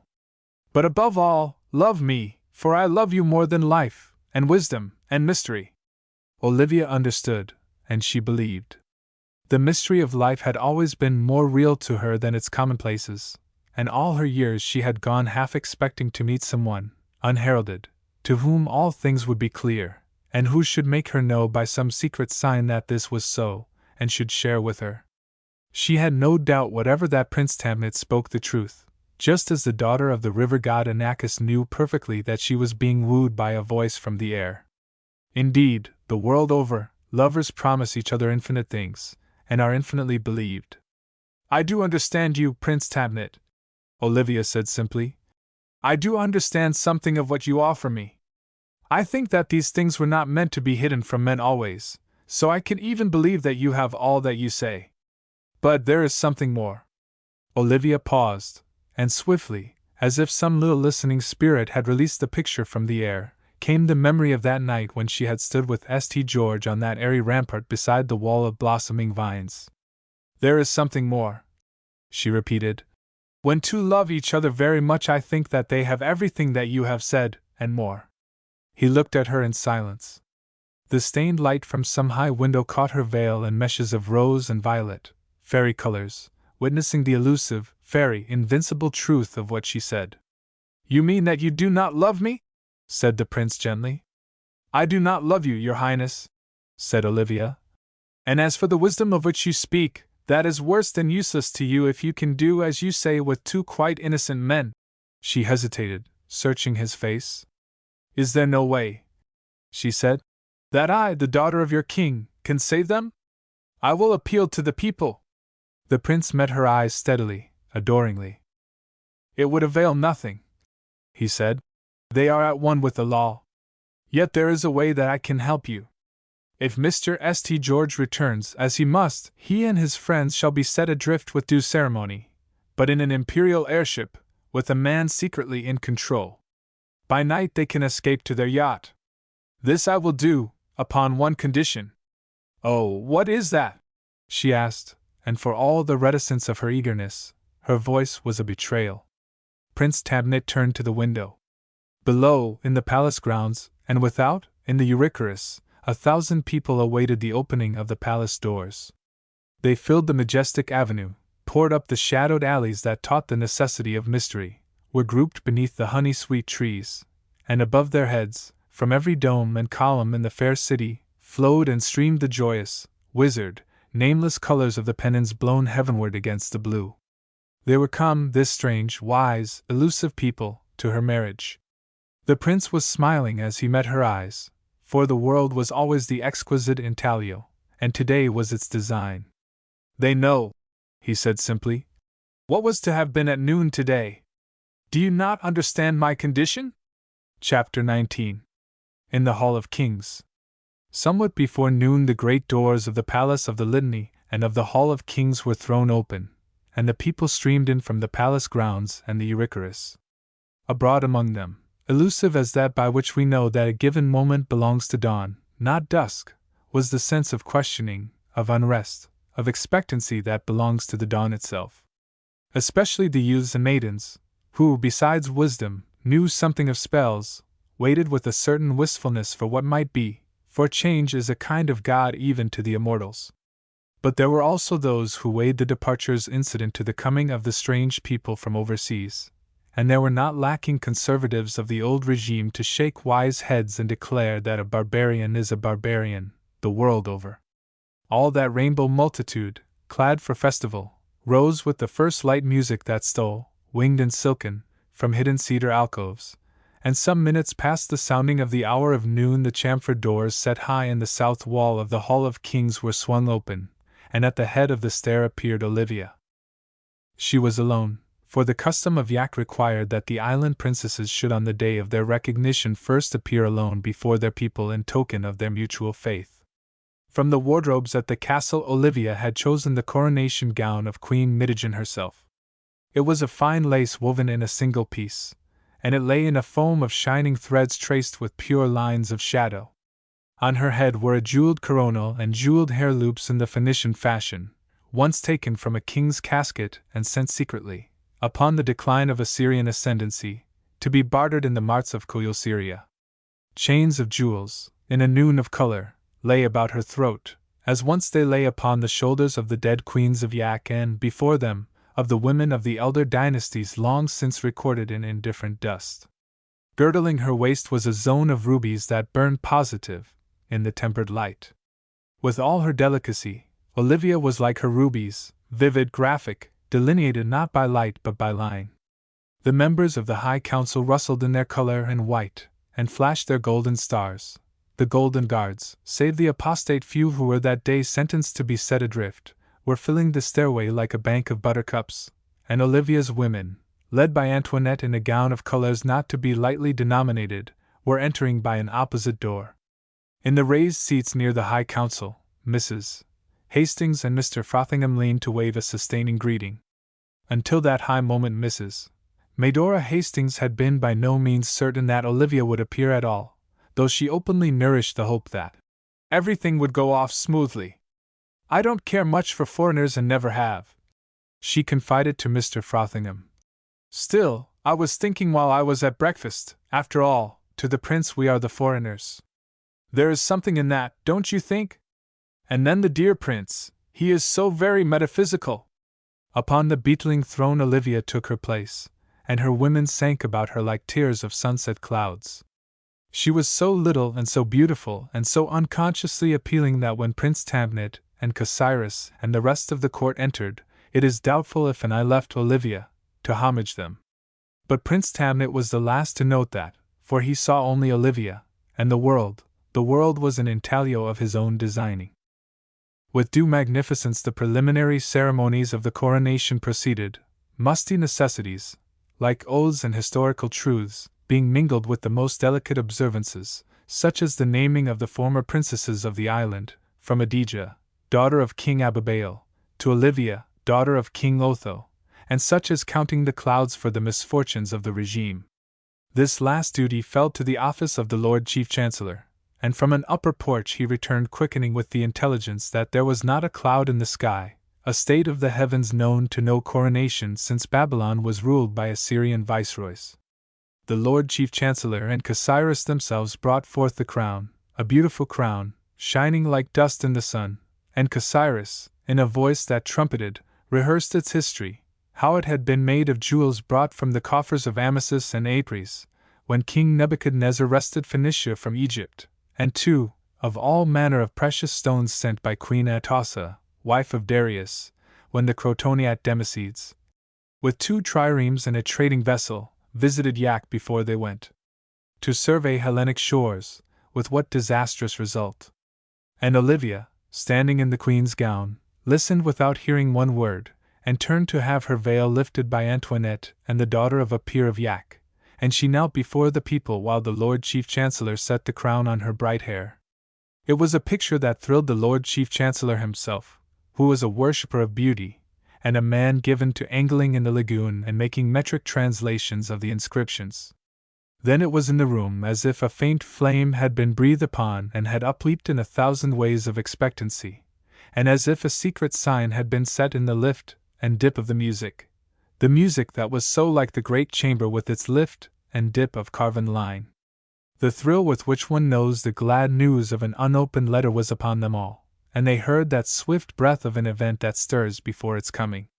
When Olivia's women fell back from the dais with wonder and murmur, the murmur was caught up in the great hall, and ran from tier to tier as amazement, as incredulity, and as thanksgiving. For there, beside the beetling throne, was standing a man, slenderly built, with a youthful, sensitive face and critically drooping lids, and upon them all his eyes were turned in faint amusement warmed by an idle approbation. Perfect, perfect. Quite perfect, he was saying below his breath. Olivia turned. The next moment she stood with outstretched arms before her father, and King Otho, in his long, straight robe, encrusted with purple amethysts, bent with exquisite courtesy above his daughter's hands. "My dear child," he murmured, "the picture that you make entirely justifies my existence, but hardly my absence. Shall we ask His Highness to do that?" It mattered little who was to do that so long as it was done. For to that people, steeped in dream, risen from the crudity of mere events to breathe in the rarer atmosphere of their significance, here was a happening worthy their attention, for it had the dignity of mystery. Even Mrs. Medora Hastings, billowing toward the throne with cries, was less poignantly a challenge to be heard. Upon her the king laid a tranquilizing hand and, with a droop of eyelids in recognition of Mr. Frothingham, he murmured, "Ah, Medora, Medora! Delight in the moment, but do not embrace it." While beside him, star-eyed, Olivia stood waiting for Prince Tamnet to speak. To Olivia, trembling a little as she leaned upon his arm, King Otho bent with some word, at which she raised to his her startled face, and turned from him uncertainly, and burned a heavenly color from brow to chin. Then, her father's words being insistent in her ear, and her own heart being tumultuous with what he had told her, she turned as he bade her, and following his glance, slipped beneath a shining curtain that cut from the audience chamber the still seclusion of the king's alcove, a chamber long sacred to the sovereigns of Yak. Confused with her wonder and questioning, hardly daring to understand the import of her father's words, Olivia went down a passage set between 2 high white walls of the palace, open today to the upper blue and to the floating pennons of the dome. Here, prickly-leaved plants had shot to the cornices with uncouth contorting of angled boughs, and in their inner green ruffle-feathered birds looked down on her with the uncanny interest of myriapods. She caught about her the lace of her skirts and of her floating veil, and the way echoed musically to the touch of her little sandals and was bright with the shining of her diadem. And at the end of the passage she lifted a swaying curtain of soft dyes and entered the king's alcove. The king's alcove laid upon one the delicate demands of calm open water, for its floor of white transparent tiles was cunningly traced with the reflected course of the carven roof, and one seemed to look into mirrored depths of disappearing line between spaces shaped like petals and like chevrons. In the king's alcove one stood in a world of white, and one's sight was exquisitely won, now by a niche open to a blue well of sea and space, now by silver plants lucent in high casements. And there one was spellbound with this mirroring of the near which thus became the remote, until one questioned gravely which was there, and which was here. for the real was extended into vision, and vision was quickened to the real, and nothing lay between. But to Olivia, entering, none of these things was clearly evident, for as the curtain of many dyes fell behind her she was aware of two figures, but the one, with a murmured word which she managed somehow to answer without an idea what she said or what it had said either, vanished down the way that she had come. And she stood there face to face with St. George. He had risen from a low divan before a small table set with figs and bread and a decanter of what would have been Bordeaux if it had not been distilled from the vineyards of Yac. He was very pale and haggard, and his eyes were darkly circled and still fever-bright. But he came toward her as if he had quite forgotten that this is a world of danger, and that she was a princess, and that, little more than a week ago, her name was to him the unknown music. He came toward her with a face of unutterable gladness, and he caught and crushed her hands in his and looked into her eyes as if he could look to the distant soul of her. He led her to a great chair hewn from quarries of things silver and unremembered, and he sat at her feet upon a bench that might have been a stone of the altar of some forgotten deity of dreams, at last worshipped as it should long have been worshipped by all the host that had passed it by. He looked up in her face, and the room was like a place of open water where heaven is mirrored in earth, and earth reflects and answers heaven. St. George laughed a little for sheer, inextinguishable happiness. "Once," he said, "once I breakfasted with you on tea and, if I remember correctly, gold and silver muffins. Won't you breakfast with me now?" Olivia looked down at him, her heart still clamorous with its anxiety of the night and of the morning. "Tell me where you can have been," she said only. "Didn't you know how distressed we would be? We imagined everything, in this dreadful place. And we feared everything, and we. But yet the we did not deceive St. George. How could it with her eyes, for all their avoidings, so divinely upon him? "Did you?" he said. "Ah, did you wonder? I wish I knew. And my father, where did you find him?" she besought. "It was you? You found him, did you not?" St. George looked down at a fold of her gown that was fallen across his knee. How on earth was he ever to move, he wondered vaguely, if the slightest motion meant the withdrawing of that fold. He looked at her hand, resting so near, upon the arm of the chair, and last he looked again into her face, and it seemed wonderful and before all things wonderful, not that she should be here, jeweled and crowned, but that he should so unbelievably be here with her. And yet it might be but a moment, as time is measured, until this moment would be swept away. His eyes met hers and held them. "Would you mind," he said, "now, just for a little, while we wait here, not asking me that? Not asking me anything? There will be time enough in there, when they asked me. Just for now I only want to think how wonderful this is," she said. Yes, it is wonderful, unbelievable. But he thought that she might have meant the white room or her queen's robe or any one of all the things which he did not mean. "Is it wonderful to you?" he asked, and he said again, I wish I knew." He looked at her, sitting in the moon of her laces and the stars of her gems, and the sense of the immeasurableness of the hour came upon him as it comes to few, the knowledge that the evanescent moment is very potent, the world where the siren light of the remote may at any moment lie quenched in some ashen present. To him, held momentarily in this place that was like shoreless, open water, the present was inestimably precious, and it lay upon St. George like the delicate claim of his love itself. What the next hour held for them either could know, and this universal uncertainty was for him crystallized in an instant of high wisdom, over the little hand lying so perilously near. His own closed suddenly, and he crushed her fingers to his lips. "Olivia, dear heart," he said, "we don't know what they may do, what will happen. Oh, may I tell you now?" There was no one to say that he might not, for the hand was not withdrawn from his. And so he did tell her, told her all his heart as he had known his heart to be that last night on the Aloha, and in that divine twilight of his arriving on the island, and in those hours beside the airy ramparts of the king's palace, and in the vigil that followed, and always, ever since he could remember, only that he hadn't known that he was waiting for her, and now he knew. "Must you not have known, up there in the palace?" he besought her. "The night that I got there? And yesterday, All day yesterday, you must have known, didn't you know? I love you, Olivia. I couldn't have told you, I couldn't have let you know, only now, when we can't know what may come or what they may do, oh, say you forgive me. Because I love you, I love you. She rose swiftly, her veil floating about her, silver over the gold of her hair, and the light caught the enchantment of the gems of the strange crown they had set upon her head, and she looked down at him in almost unearthly beauty. He stood before her, waiting for the moment when she should lift her eyes. And the eyes were lifted, and he held out his arms, and straight to them, regardless of the coronation laces of Queen Midigen, went Olivia, Princess of Yak.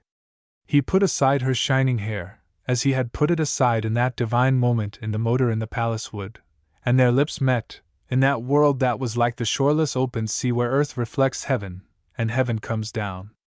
They sat upon the white cushioned divan, and St. George half knelt beside her as he had knelt that night in the fleeing motor, and there were 100 things to say and 100 things to hear.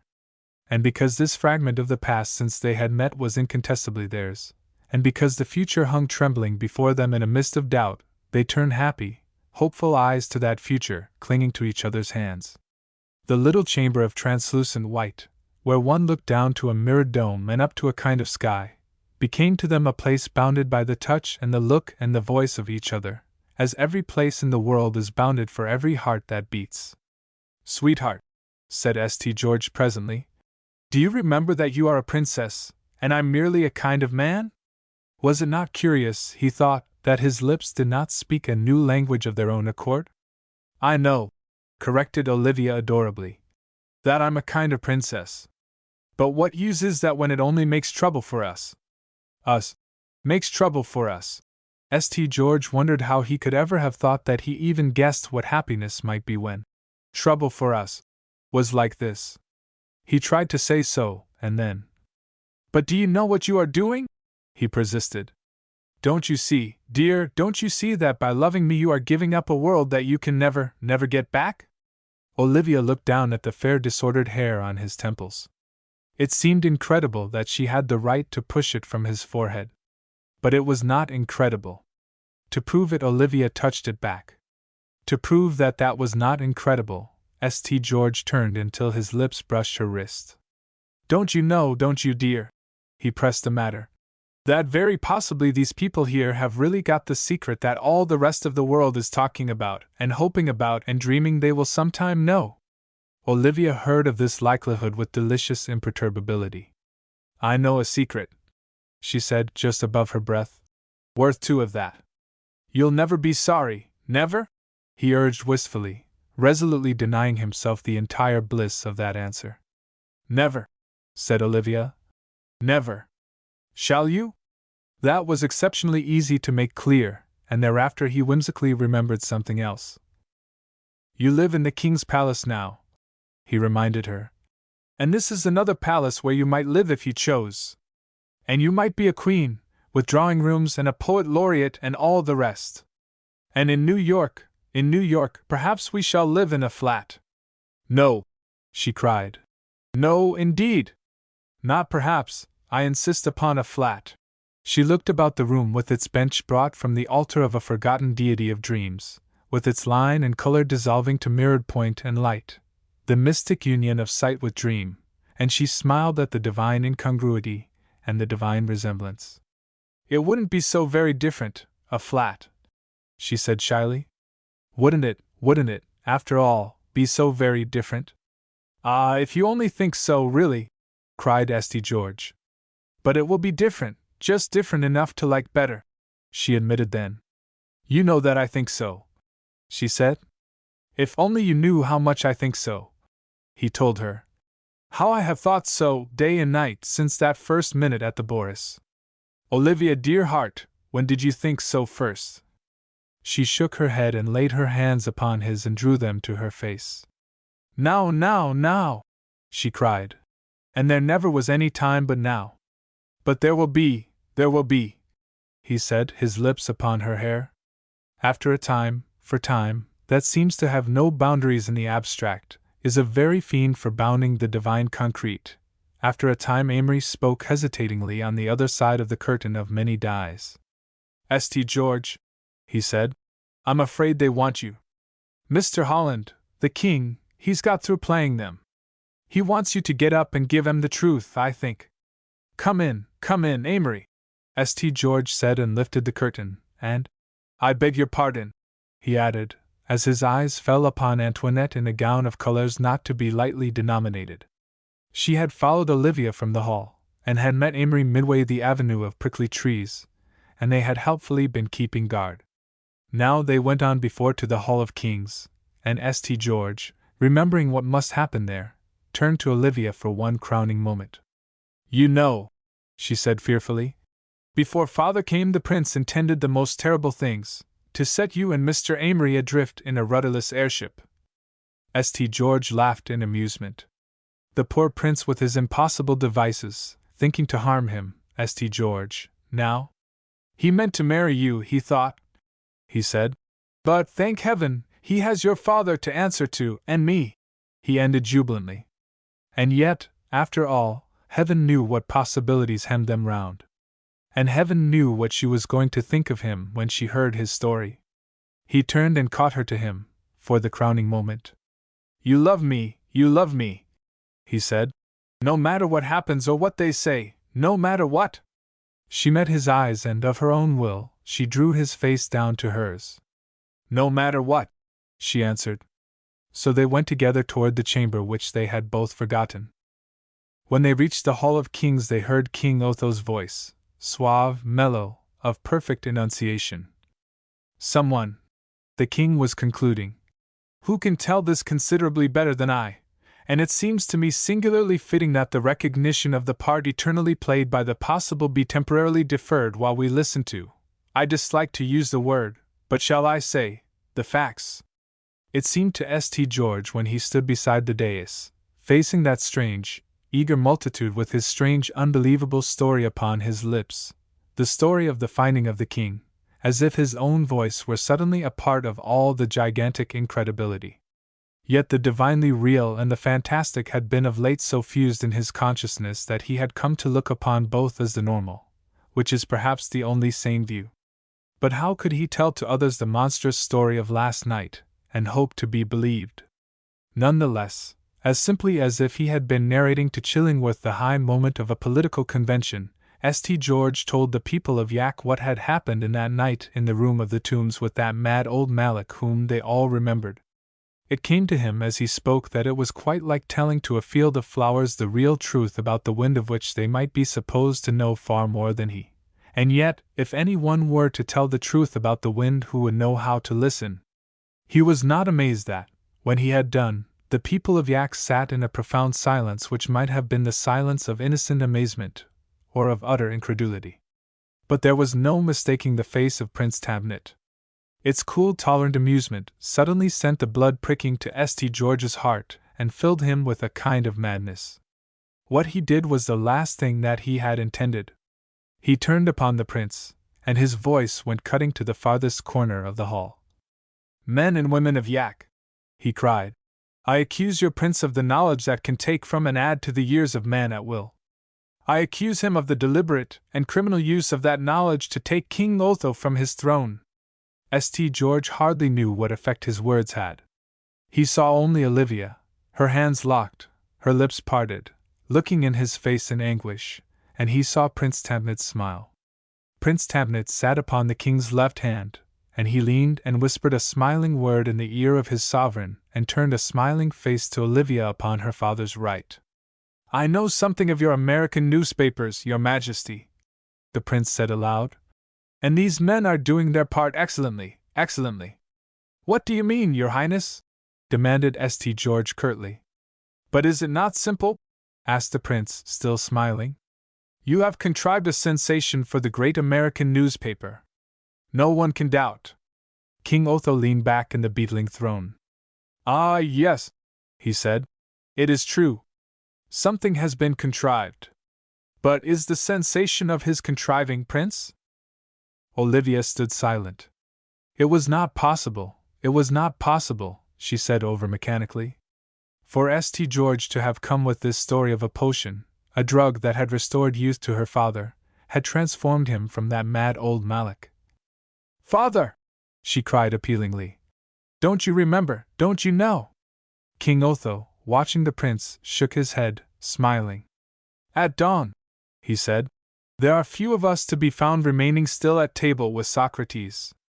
I seem not to have been of that number. Olivia! Cried St. George suddenly.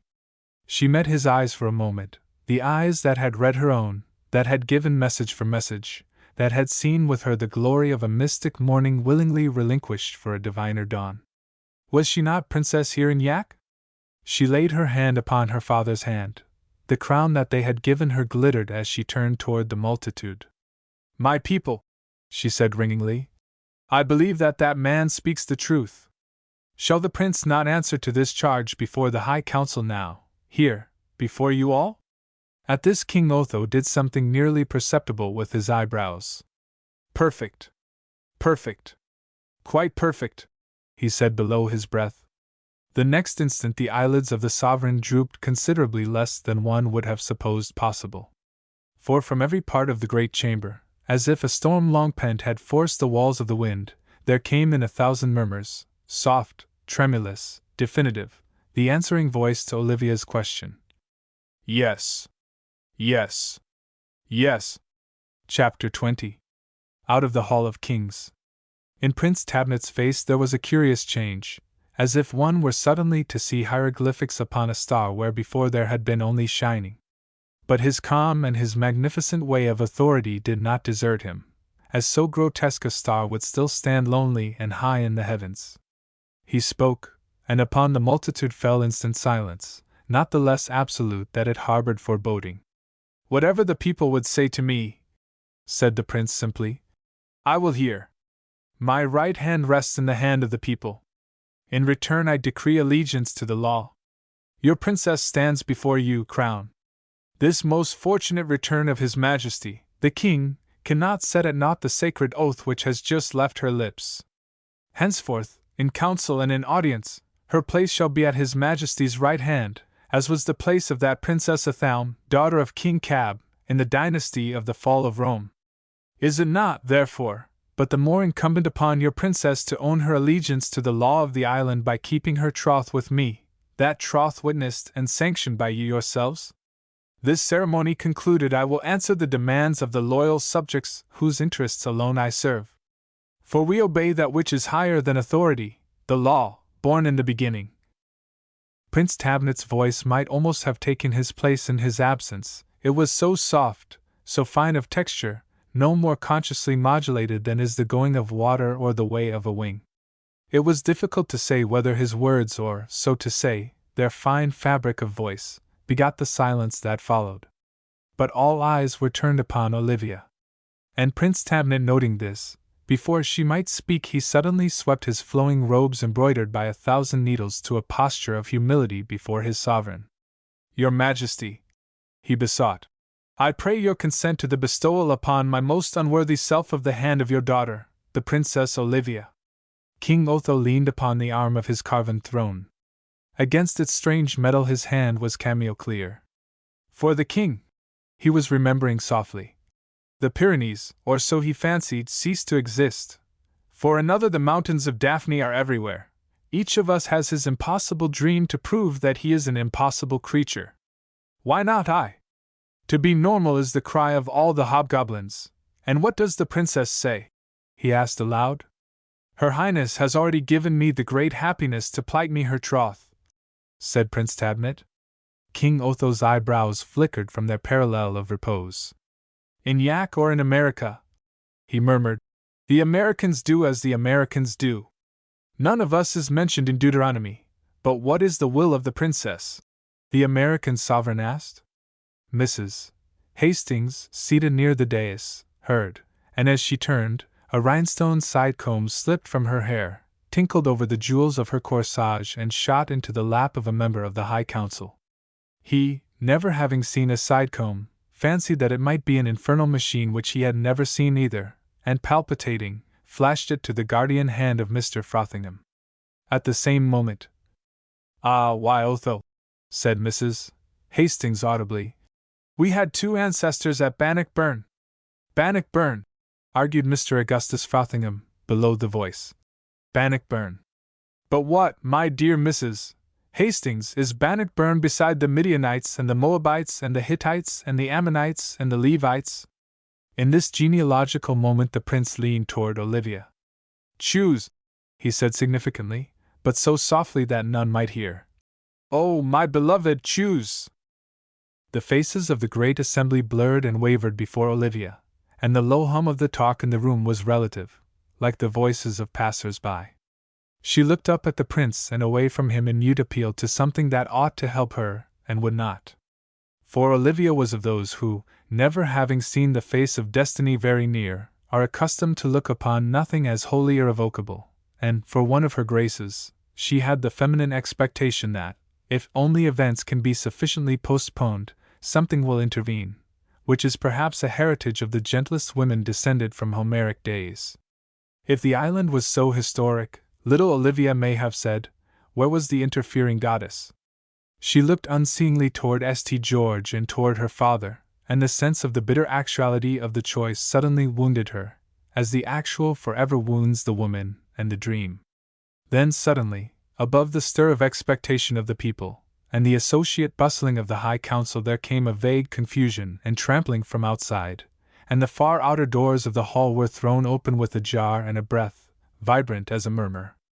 There was a cry, the determined resistance of some of the Golden Guard, and shouts of expostulation and warning as they were flung aside by a powerful arm.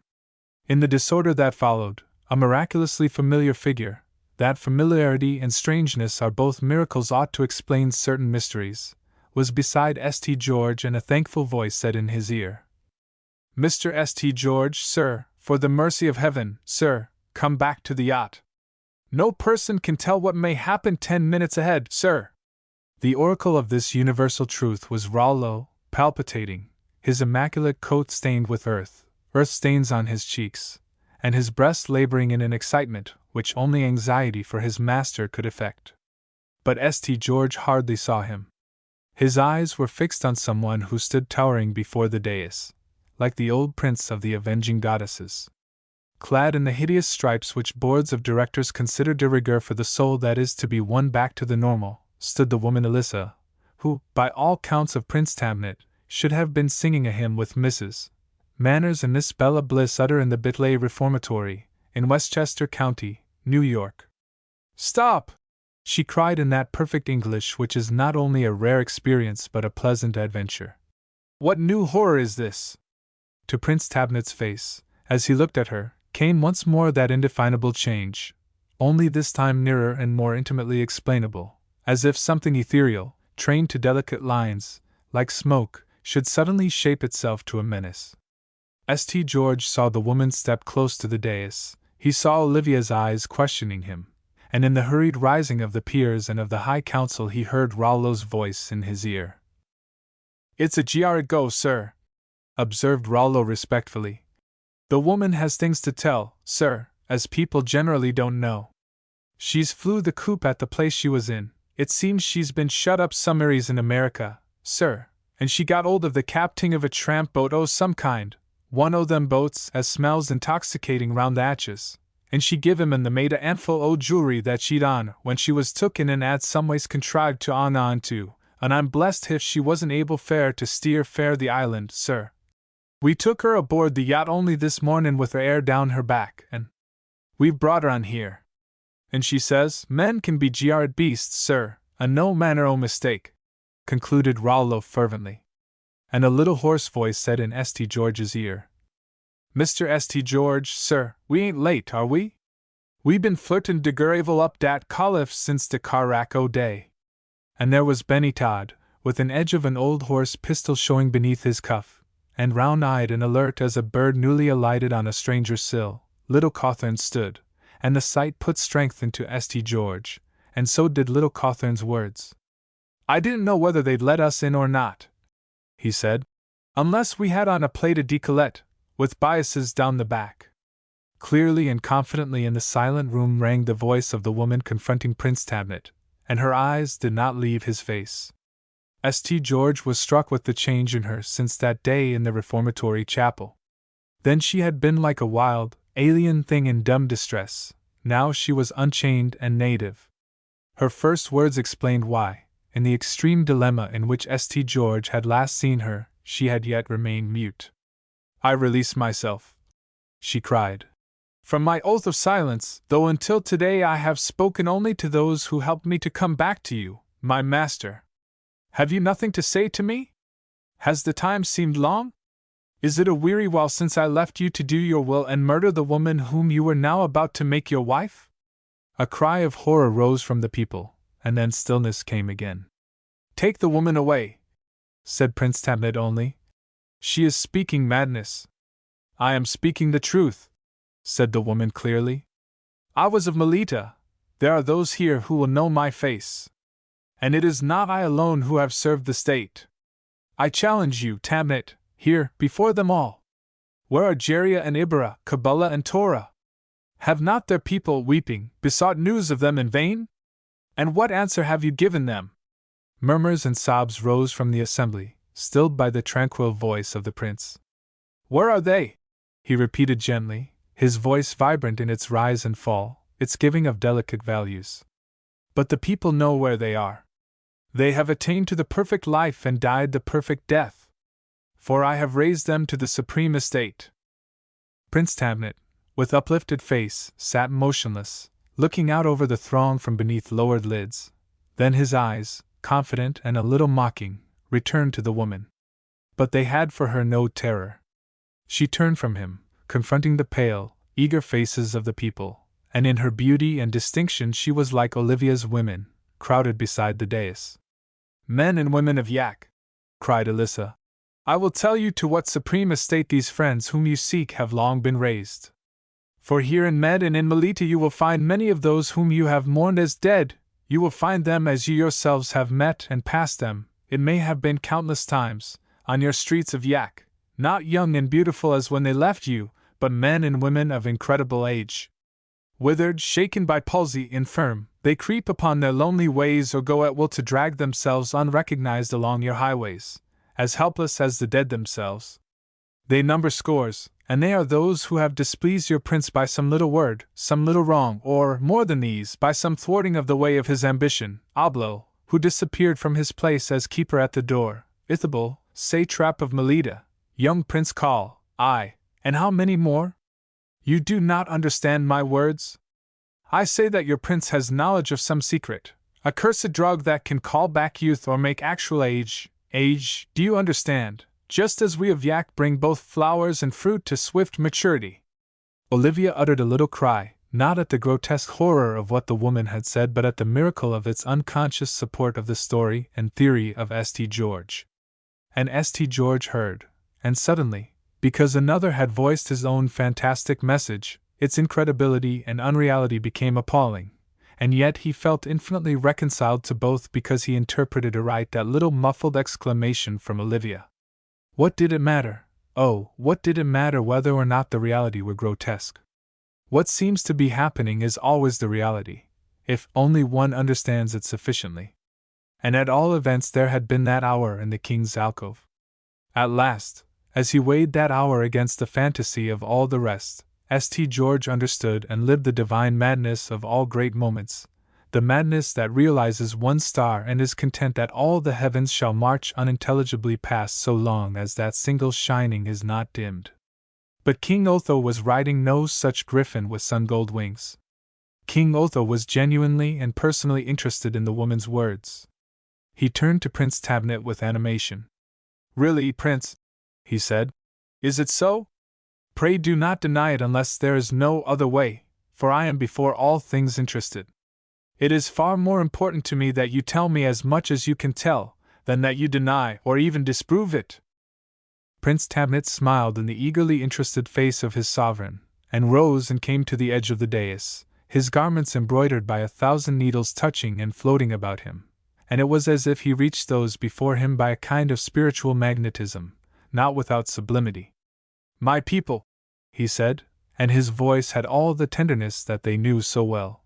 "This is some conspiracy of those to whom we have shown the utmost hospitality. I would have shielded your king, for he was also my sovereign and I owed him allegiance. But now that is no longer possible, and the time is come. Know then, O my people of Yak, that which my loyalty has led me wrongfully to conceal, that in the strange disappearance and return of your sovereign, King Otho, he who may trace the loss of that which the island has mourned without ceasing. I accuse your king, he is no longer mine, of being now in possession of the hereditary treasure of Yak. Then St. George came back with a thrill to actuality. In the press of the events of this morning, after his awakening in the room of the tombs, he had completely forgotten the soft fire of gems that had burned beneath the hands of old Malik in that dark chamber under King Abibail's tomb. He and Amory and Jarvo had, with the king, left the chamber by the upper passages, and Amory and Jarvo knew nothing of the jewels. Yet St. George was certain that he could not have been mistaken, and he listened breathlessly for what the king would say. King Otho, with a smile, nodded in perfect imperturbability. "That is true," he said. "I had forgotten all about it." They waited for him to speak, the people in amazed silence, Mrs. Medora Hastings saying unintelligible things in whispers, for which she had a genius. "It is true," said King Otho, "that I am responsible for the disappearance of the hereditary treasure. You will find it at this moment in a basement dungeon of the palace on Mount Kalak.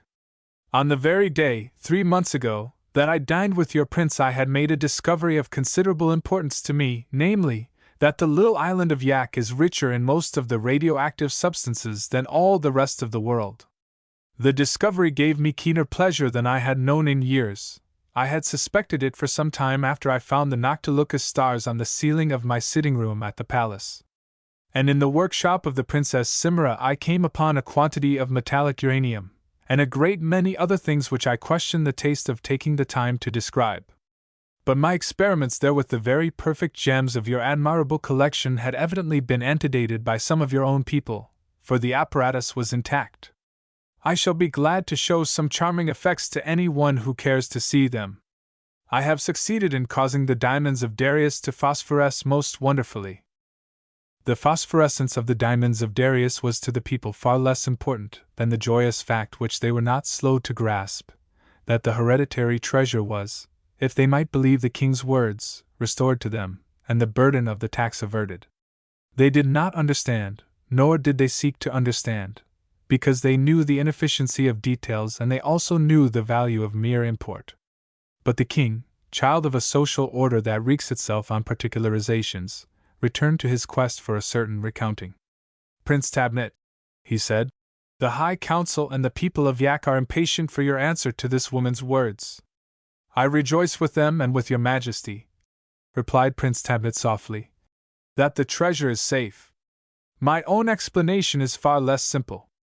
If what this woman says is true, yet it is true in such wise as, strive as I may, I cannot speak, nor, strive as you may, can you fathom. Therefore I say that the claim which she has made is idle, and not within my power to answer." At this St. George bounded to his feet. Amory looked up at him in terror, and little Cawthorne and Benitad went a step or two after him as he sprang forward, and Rollo's lean shadowed face, obvious as his way of speech, was wrinkled in terrified appeal. "An idle claim!" St. George thundered as he strode before the dais. "Is this woman's story and mine an idle claim, and one not within your power to answer? Then I will tell you how to answer, Prince Tabnet. I challenge you now, in the presence of your people, taste this." Upon the carven arm of Prince Tabnet's throne St. George set something that he had taken from his pocket. It was the vase of rock crystal from which, the night before in the room of the tombs, the king had drunk. What followed was the last thing that St. George had expected. It was as if his defiance had unlocked floodgates. In an instant the vast assembly was in motion. With a sound of garments that was like far wind they were upon their feet and pressing toward the throne. With all the passion of their "Yes! Yes! Yes!" in response to Olivia's appeal they came, resistlessly demanding the answer to some dreadful question long shrouded in their hearts. Their armor was their silence. They made no sound save that ominous sweep of their robes and the conspiracy of their sandaled feet upon the tiles. St. George did not turn. Indeed, it did not once cross his mind that their hostility could possibly be toward him. Besides, his look was fixed upon the prince's face, and what he read there was enough. The peers, the High Council, and those nearest the throne wavered and swerved from the man, leaving him to face what was to come. Whatever was to come he would have met nobly. He was of those infrequent folk of some upper air who exhibit a certain purity even in error, or in worse. He stood with his exquisite pale face uplifted, his white hair in a glory about it, his white gown embroidered by 1,000 needles falling in virginal lines against the warm, pure color of that room with its wraiths of hue and light. And he opened the heart of the green jewel that burned upon his breast. "Not for me the wine of youth," he said slowly, "but the poison of age. The poison which, without me to unlock the secret, all mankind must drink alone. May you drink it late, my friends!" he cried. "I, who hold in my soul the secret of the passing of time and youth, drink now to those among you and among all men who have won and kept the one thing dearer than these." He touched the green gem to his lips, and let it fall upon the embroidered laces on his breast. Then quietly and in another voice he began to speak. With the first words there came to St. George the thrill of something that had possessed him. When? In that ecstatic moment on the Aloha when he had seen the light in the king's palace. In the instant when the Isle of Yak had first lain subject before him. A land which no one can define or remember, only desire. In the divine time of his triumph in having scaled the heights to the palace, that sky thing, with ramparts of air, above all, in the hour of his joy in the king's alcove, when Olivia had looked in his eyes and touched his lips. Inexplicably as the way that eternity lies barely unrevealed in some kin thing of its own, a shell, a duty, a vista, he suddenly felt it now in what the prince was saying.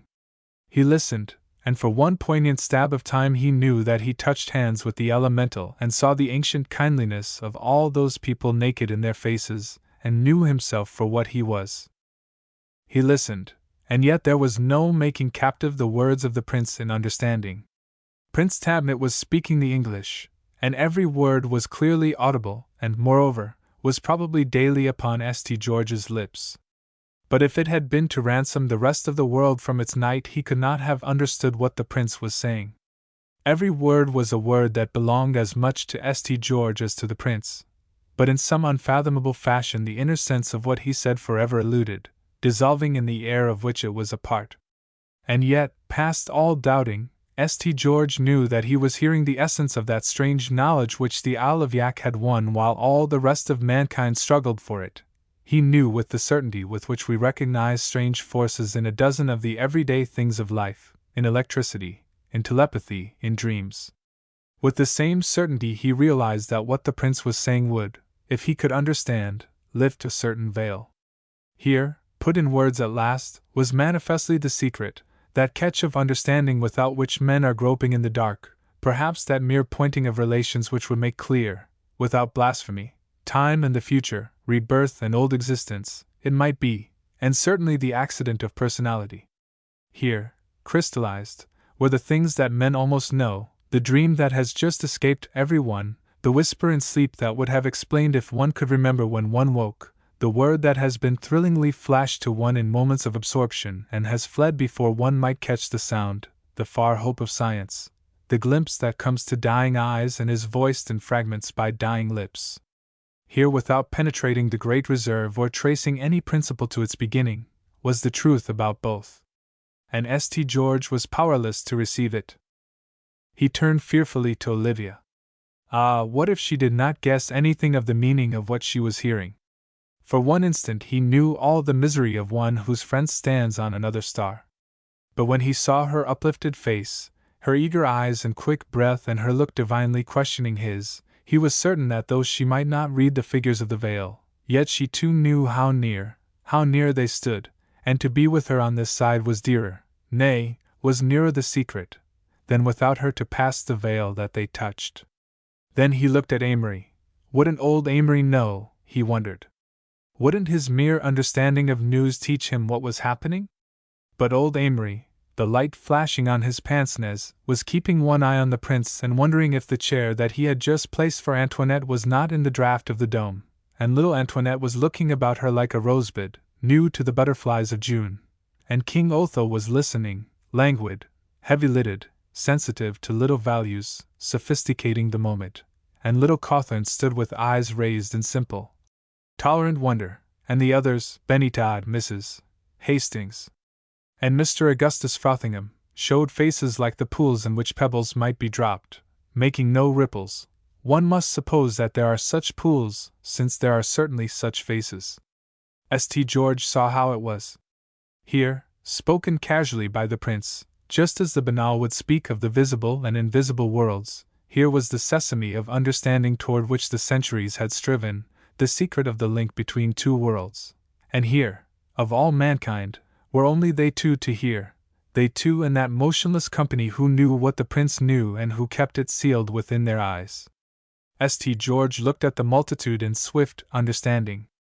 They were like a Greek chorus, signifying what is.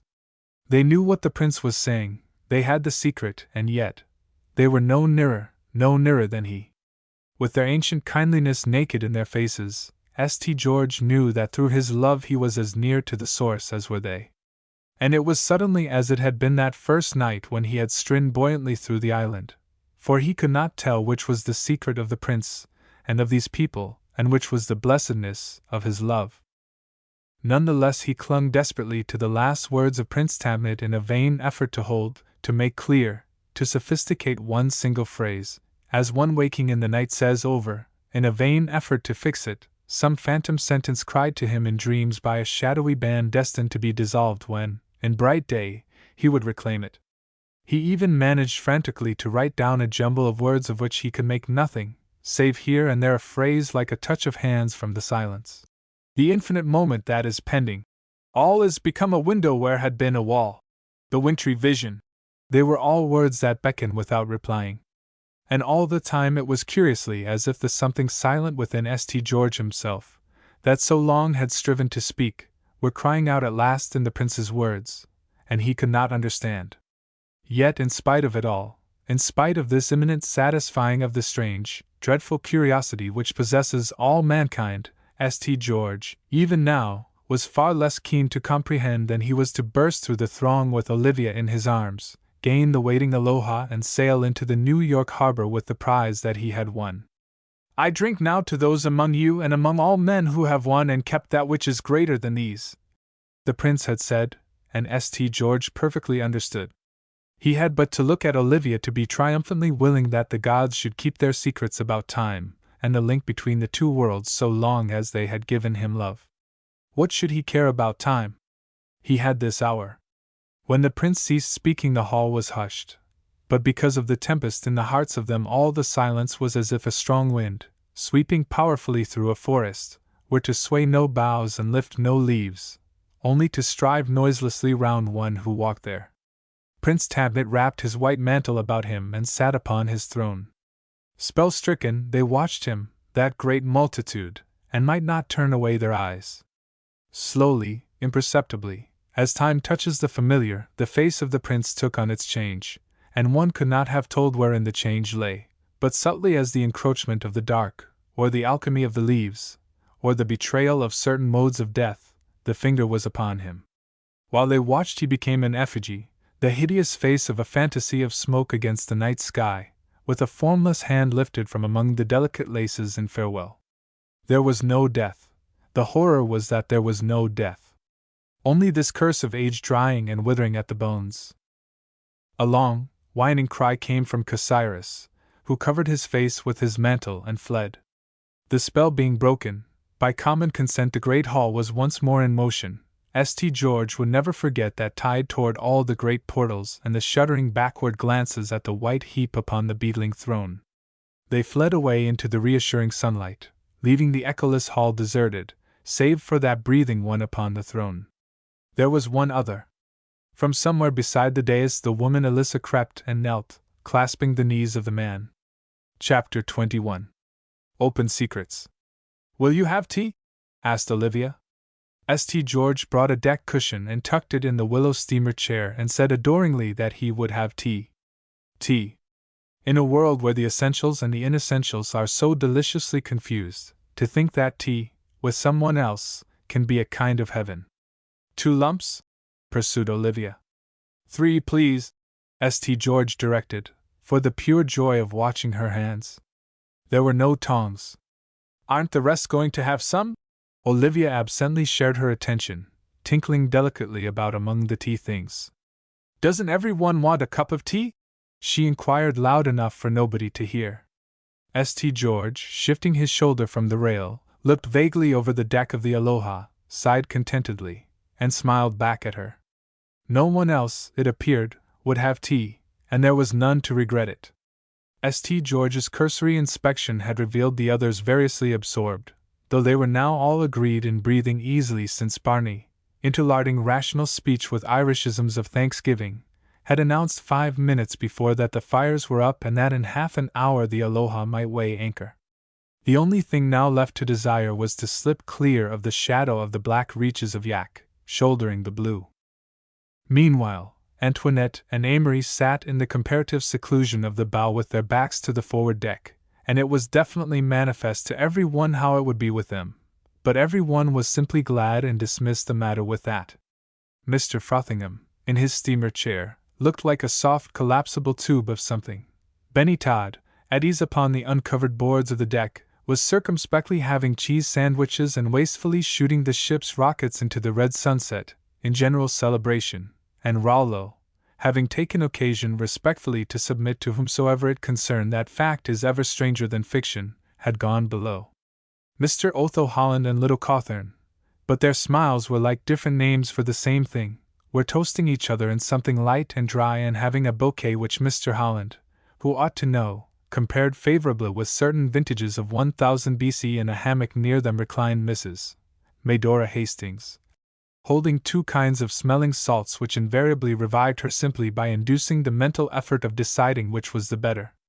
Her hair, which was exceedingly pretty, now rippled becomingly about her flushed face and was guiltless of side combs. She had lost them both down a chasm in that headlong flight from the cliff's summit, and they irrecoverably reposed in the bed of some brook of the Miocene period. And Mrs. Hastings, her hand in that of her brother, lay in utter silence, smiling up at him in serene content. For King Otho of Yak was turning his back upon his island domain forever. In that hurried flight across the Eurycurus among his distracted subjects, his resolution had been taken. Jarvo and Akko, the adieus to whom had been every one's sole regret in leaving the island, had miraculously found their way to the king and his party in their flight, and were dispatched to Mount Kalak for such of their belongings as they could collect, and the island's sovereign was well content. "Ah, well now," he had just observed, languidly surveying the tropical horizon through a cool glass of winking amber bubbles. "One must learn that to touch is far more delicate than to lift. It is more wonderful to have been the king of one moment than the ruler of many. It is better to have stood for an instant upon a rainbow than to have taken a morning walk through a field of clouds. The principle has long been understood, but few have had, shall I say the courage, to practice it. Yet courage is a term from the shoulder, and what I require is a word of fingertips, overtones, ultra-rays, a word for the few who understand that to leave a thing is more exquisite than to outwear it. It is by its very finest circumscribed, a feminine virtue. Women understand it and keep it secret. I flatter myself that I have possessed the high moment, vanished against the noon.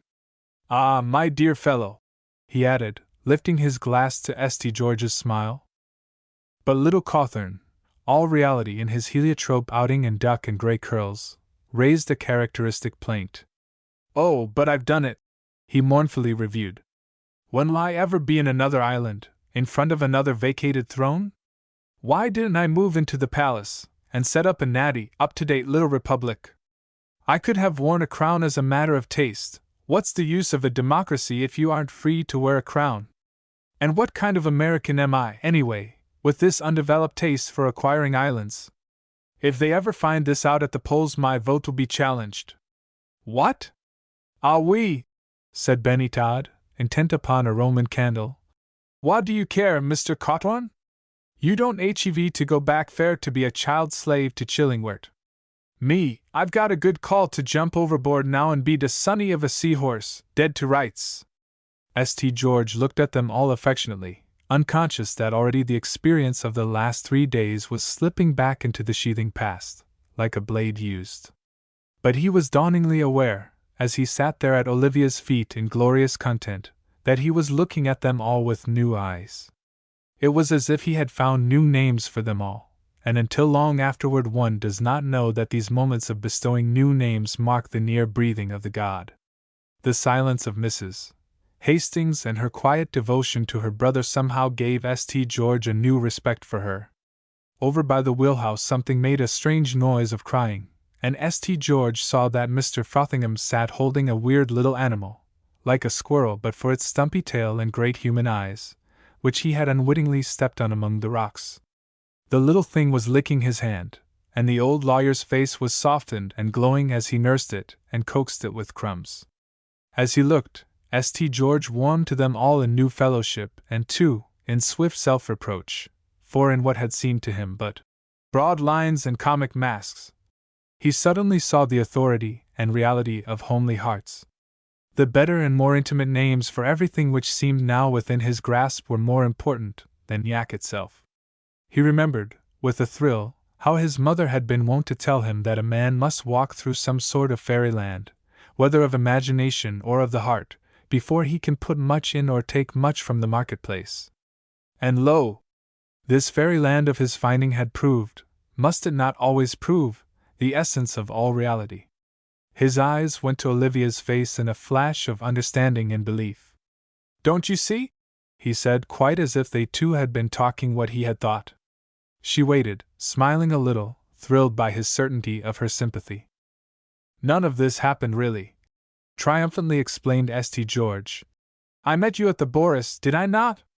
Therefore, I think that since then you have graciously let me see you for the proper length of time, and at last we've fallen in love just as everyone else does. And true lovers always do have trouble, do they not? So then, yak has been the usual trouble and happiness, and here we are, engaged." "I'm not engaged," Olivia protested serenely. "But I see what you mean." "No, none of it happened," she gravely agreed. "It couldn't, you know. Anybody will tell you that." In her eyes was the sparkle of understanding which made St. George love her more every time that it appeared. He noted the white cloth frock, and the coat of hunting pink thrown across her chair, and he remembered that in the infinitesimal time that he had waited for her outside the palace of the Litany, she must have exchanged for these the coronation robe and jewels of Queen Mitigen.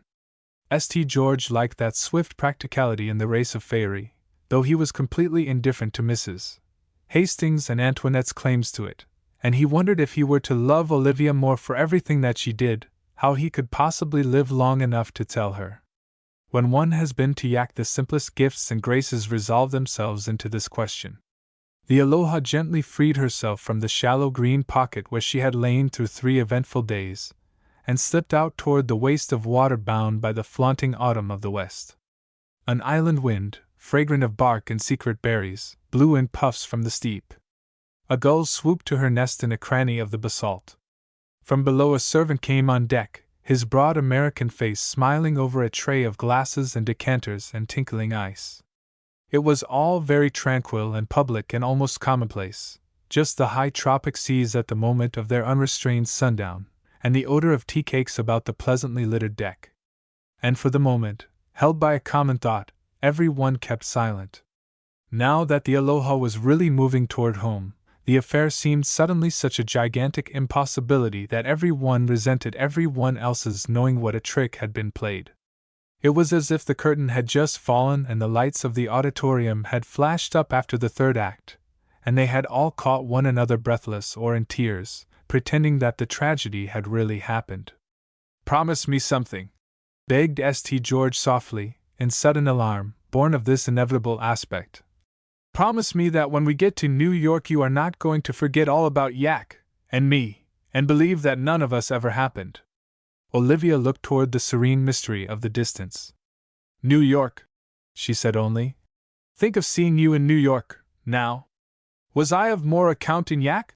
demanded St. George anxiously. "Sometimes," said Olivia adorably, "I shall tell you that you were.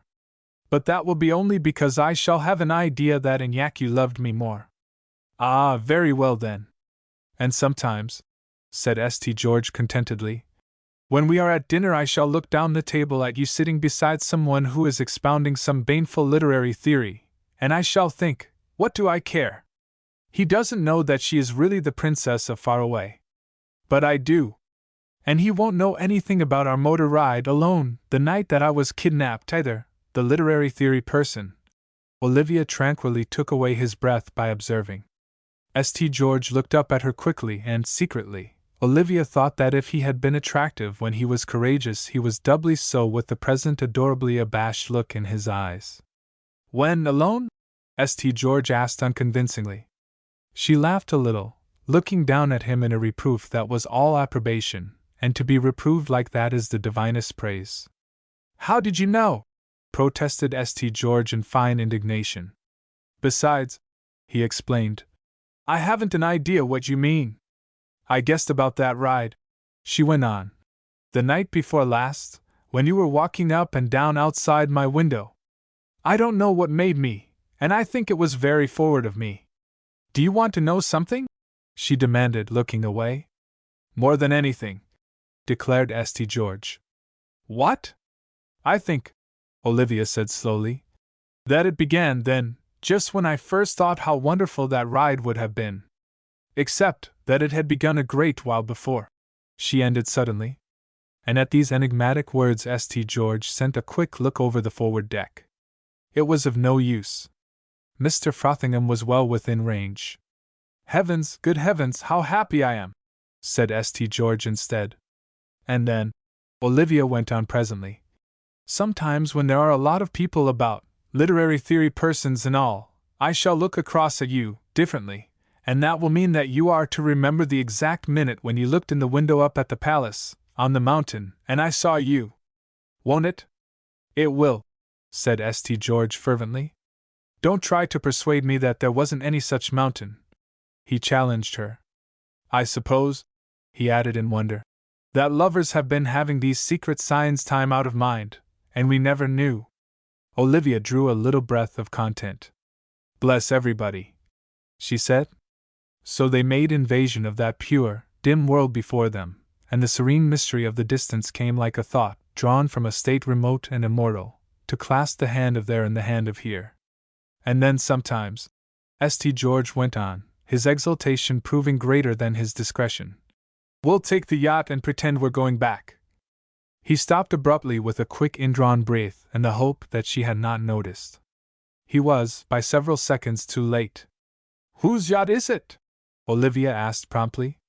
I wondered. St. George had dreaded the question. Someway, now that it was all over and the prize was his, he was ashamed that he had not won it more fairly, and humiliated that he was not what she believed him, a pillar of the Evening Sentinel. But Amory had miraculously heard and turned himself about. It's his, he said briefly. I may as well confess to you, Miss Holland. He enlarged somewhat. He's a great cheat. The Aloha is his, and so am I, busy body and idle soul, for using up his yacht and his time on a newspaper story. You were the story, you know. But, said Olivia in bewilderment, I don't understand. Surely. Nothing whatever is sure, Miss Holland, Amory sadly assured her, but his eyes were smiling behind his pince-nez. You would think one might be sure of him. But it isn't so. Me, you may depend upon me. He impressed it lightly. I'm what I say I am, a poor beggar of a newspaper man, about to be held to account by one Chillingworth for this whole millennial occurrence, and sent off to a political convention to steady me, unless I'm fired. But St. George, he's a gay dilettante. Then Amory resumed a better topic of his own, and Olivia, when she understood, looked down at her lover as miserably as one is able when one is perfectly happy. Oh, she said, and up there, in the palace today, I did think for a minute that perhaps you wanted me to marry the prince so that they could. One could smile now at the enormity of that. So that I could put it in the paper? He said. But you see, I never could put it in any paper, even if I didn't love you. Who would believe me? 1,000 years from now, maybe less, the Evening Sentinel, if it is still in existence, can publish the story, perhaps. Until then, I'm afraid they'll have to confine themselves to the doings of the precincts. Olivia waved the whole matter for one of vaster importance. Then why did you come to Yak? She demanded. Mr. Frothingham had left his place by the wheelhouse and wandered forward. The steamer chair had a back that was both broad and high, and one sitting in its shadow was hermetically veiled from the rest of the deck. So St. George bent forward and told her. After that they sat in silence, and together they looked back toward the island with its black rocks smitten to momentary gold by a last javelin of light.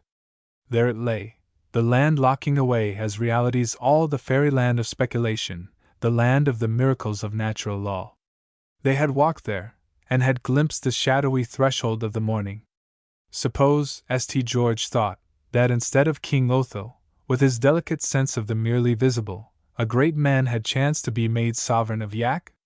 And instead of Mr. Frothingham, slave to the contestable, and little Cawthorne in bondage to humor, and Amory and himself swept off their feet by a heavenly romance, suppose a party of savants and economists had arrived in Yak, with a poet or two to bring away the fire, what then? St. George lost the doubt in the noon of his own certainty. There could be no greater good, he chanted to the God who had breathed upon him, than this that he and Amory shared now with the wise and simple world, the world of the resonant new names. He even doubted that, save in degree, there could be a purer talisman than the spirit that inextinguishably shone in the face of the childlike old lawyer, as the strange little animal nestled in his coat and licked his hand. And these were open secrets. Open secrets of the ultimate attainment. They watched the land dissolving in the darkness like a pearl in wine of night. But at last, when momentarily they had turned happy eyes to each other's faces, they looked again and found that the dusk, taking ancient citadels with soundless tread, had received the island. And where on the brow of the mountain had sprung the white pillars of the king's palace glittered only the early stars. "Crown jewels," said Olivia softly, "for everybody's head."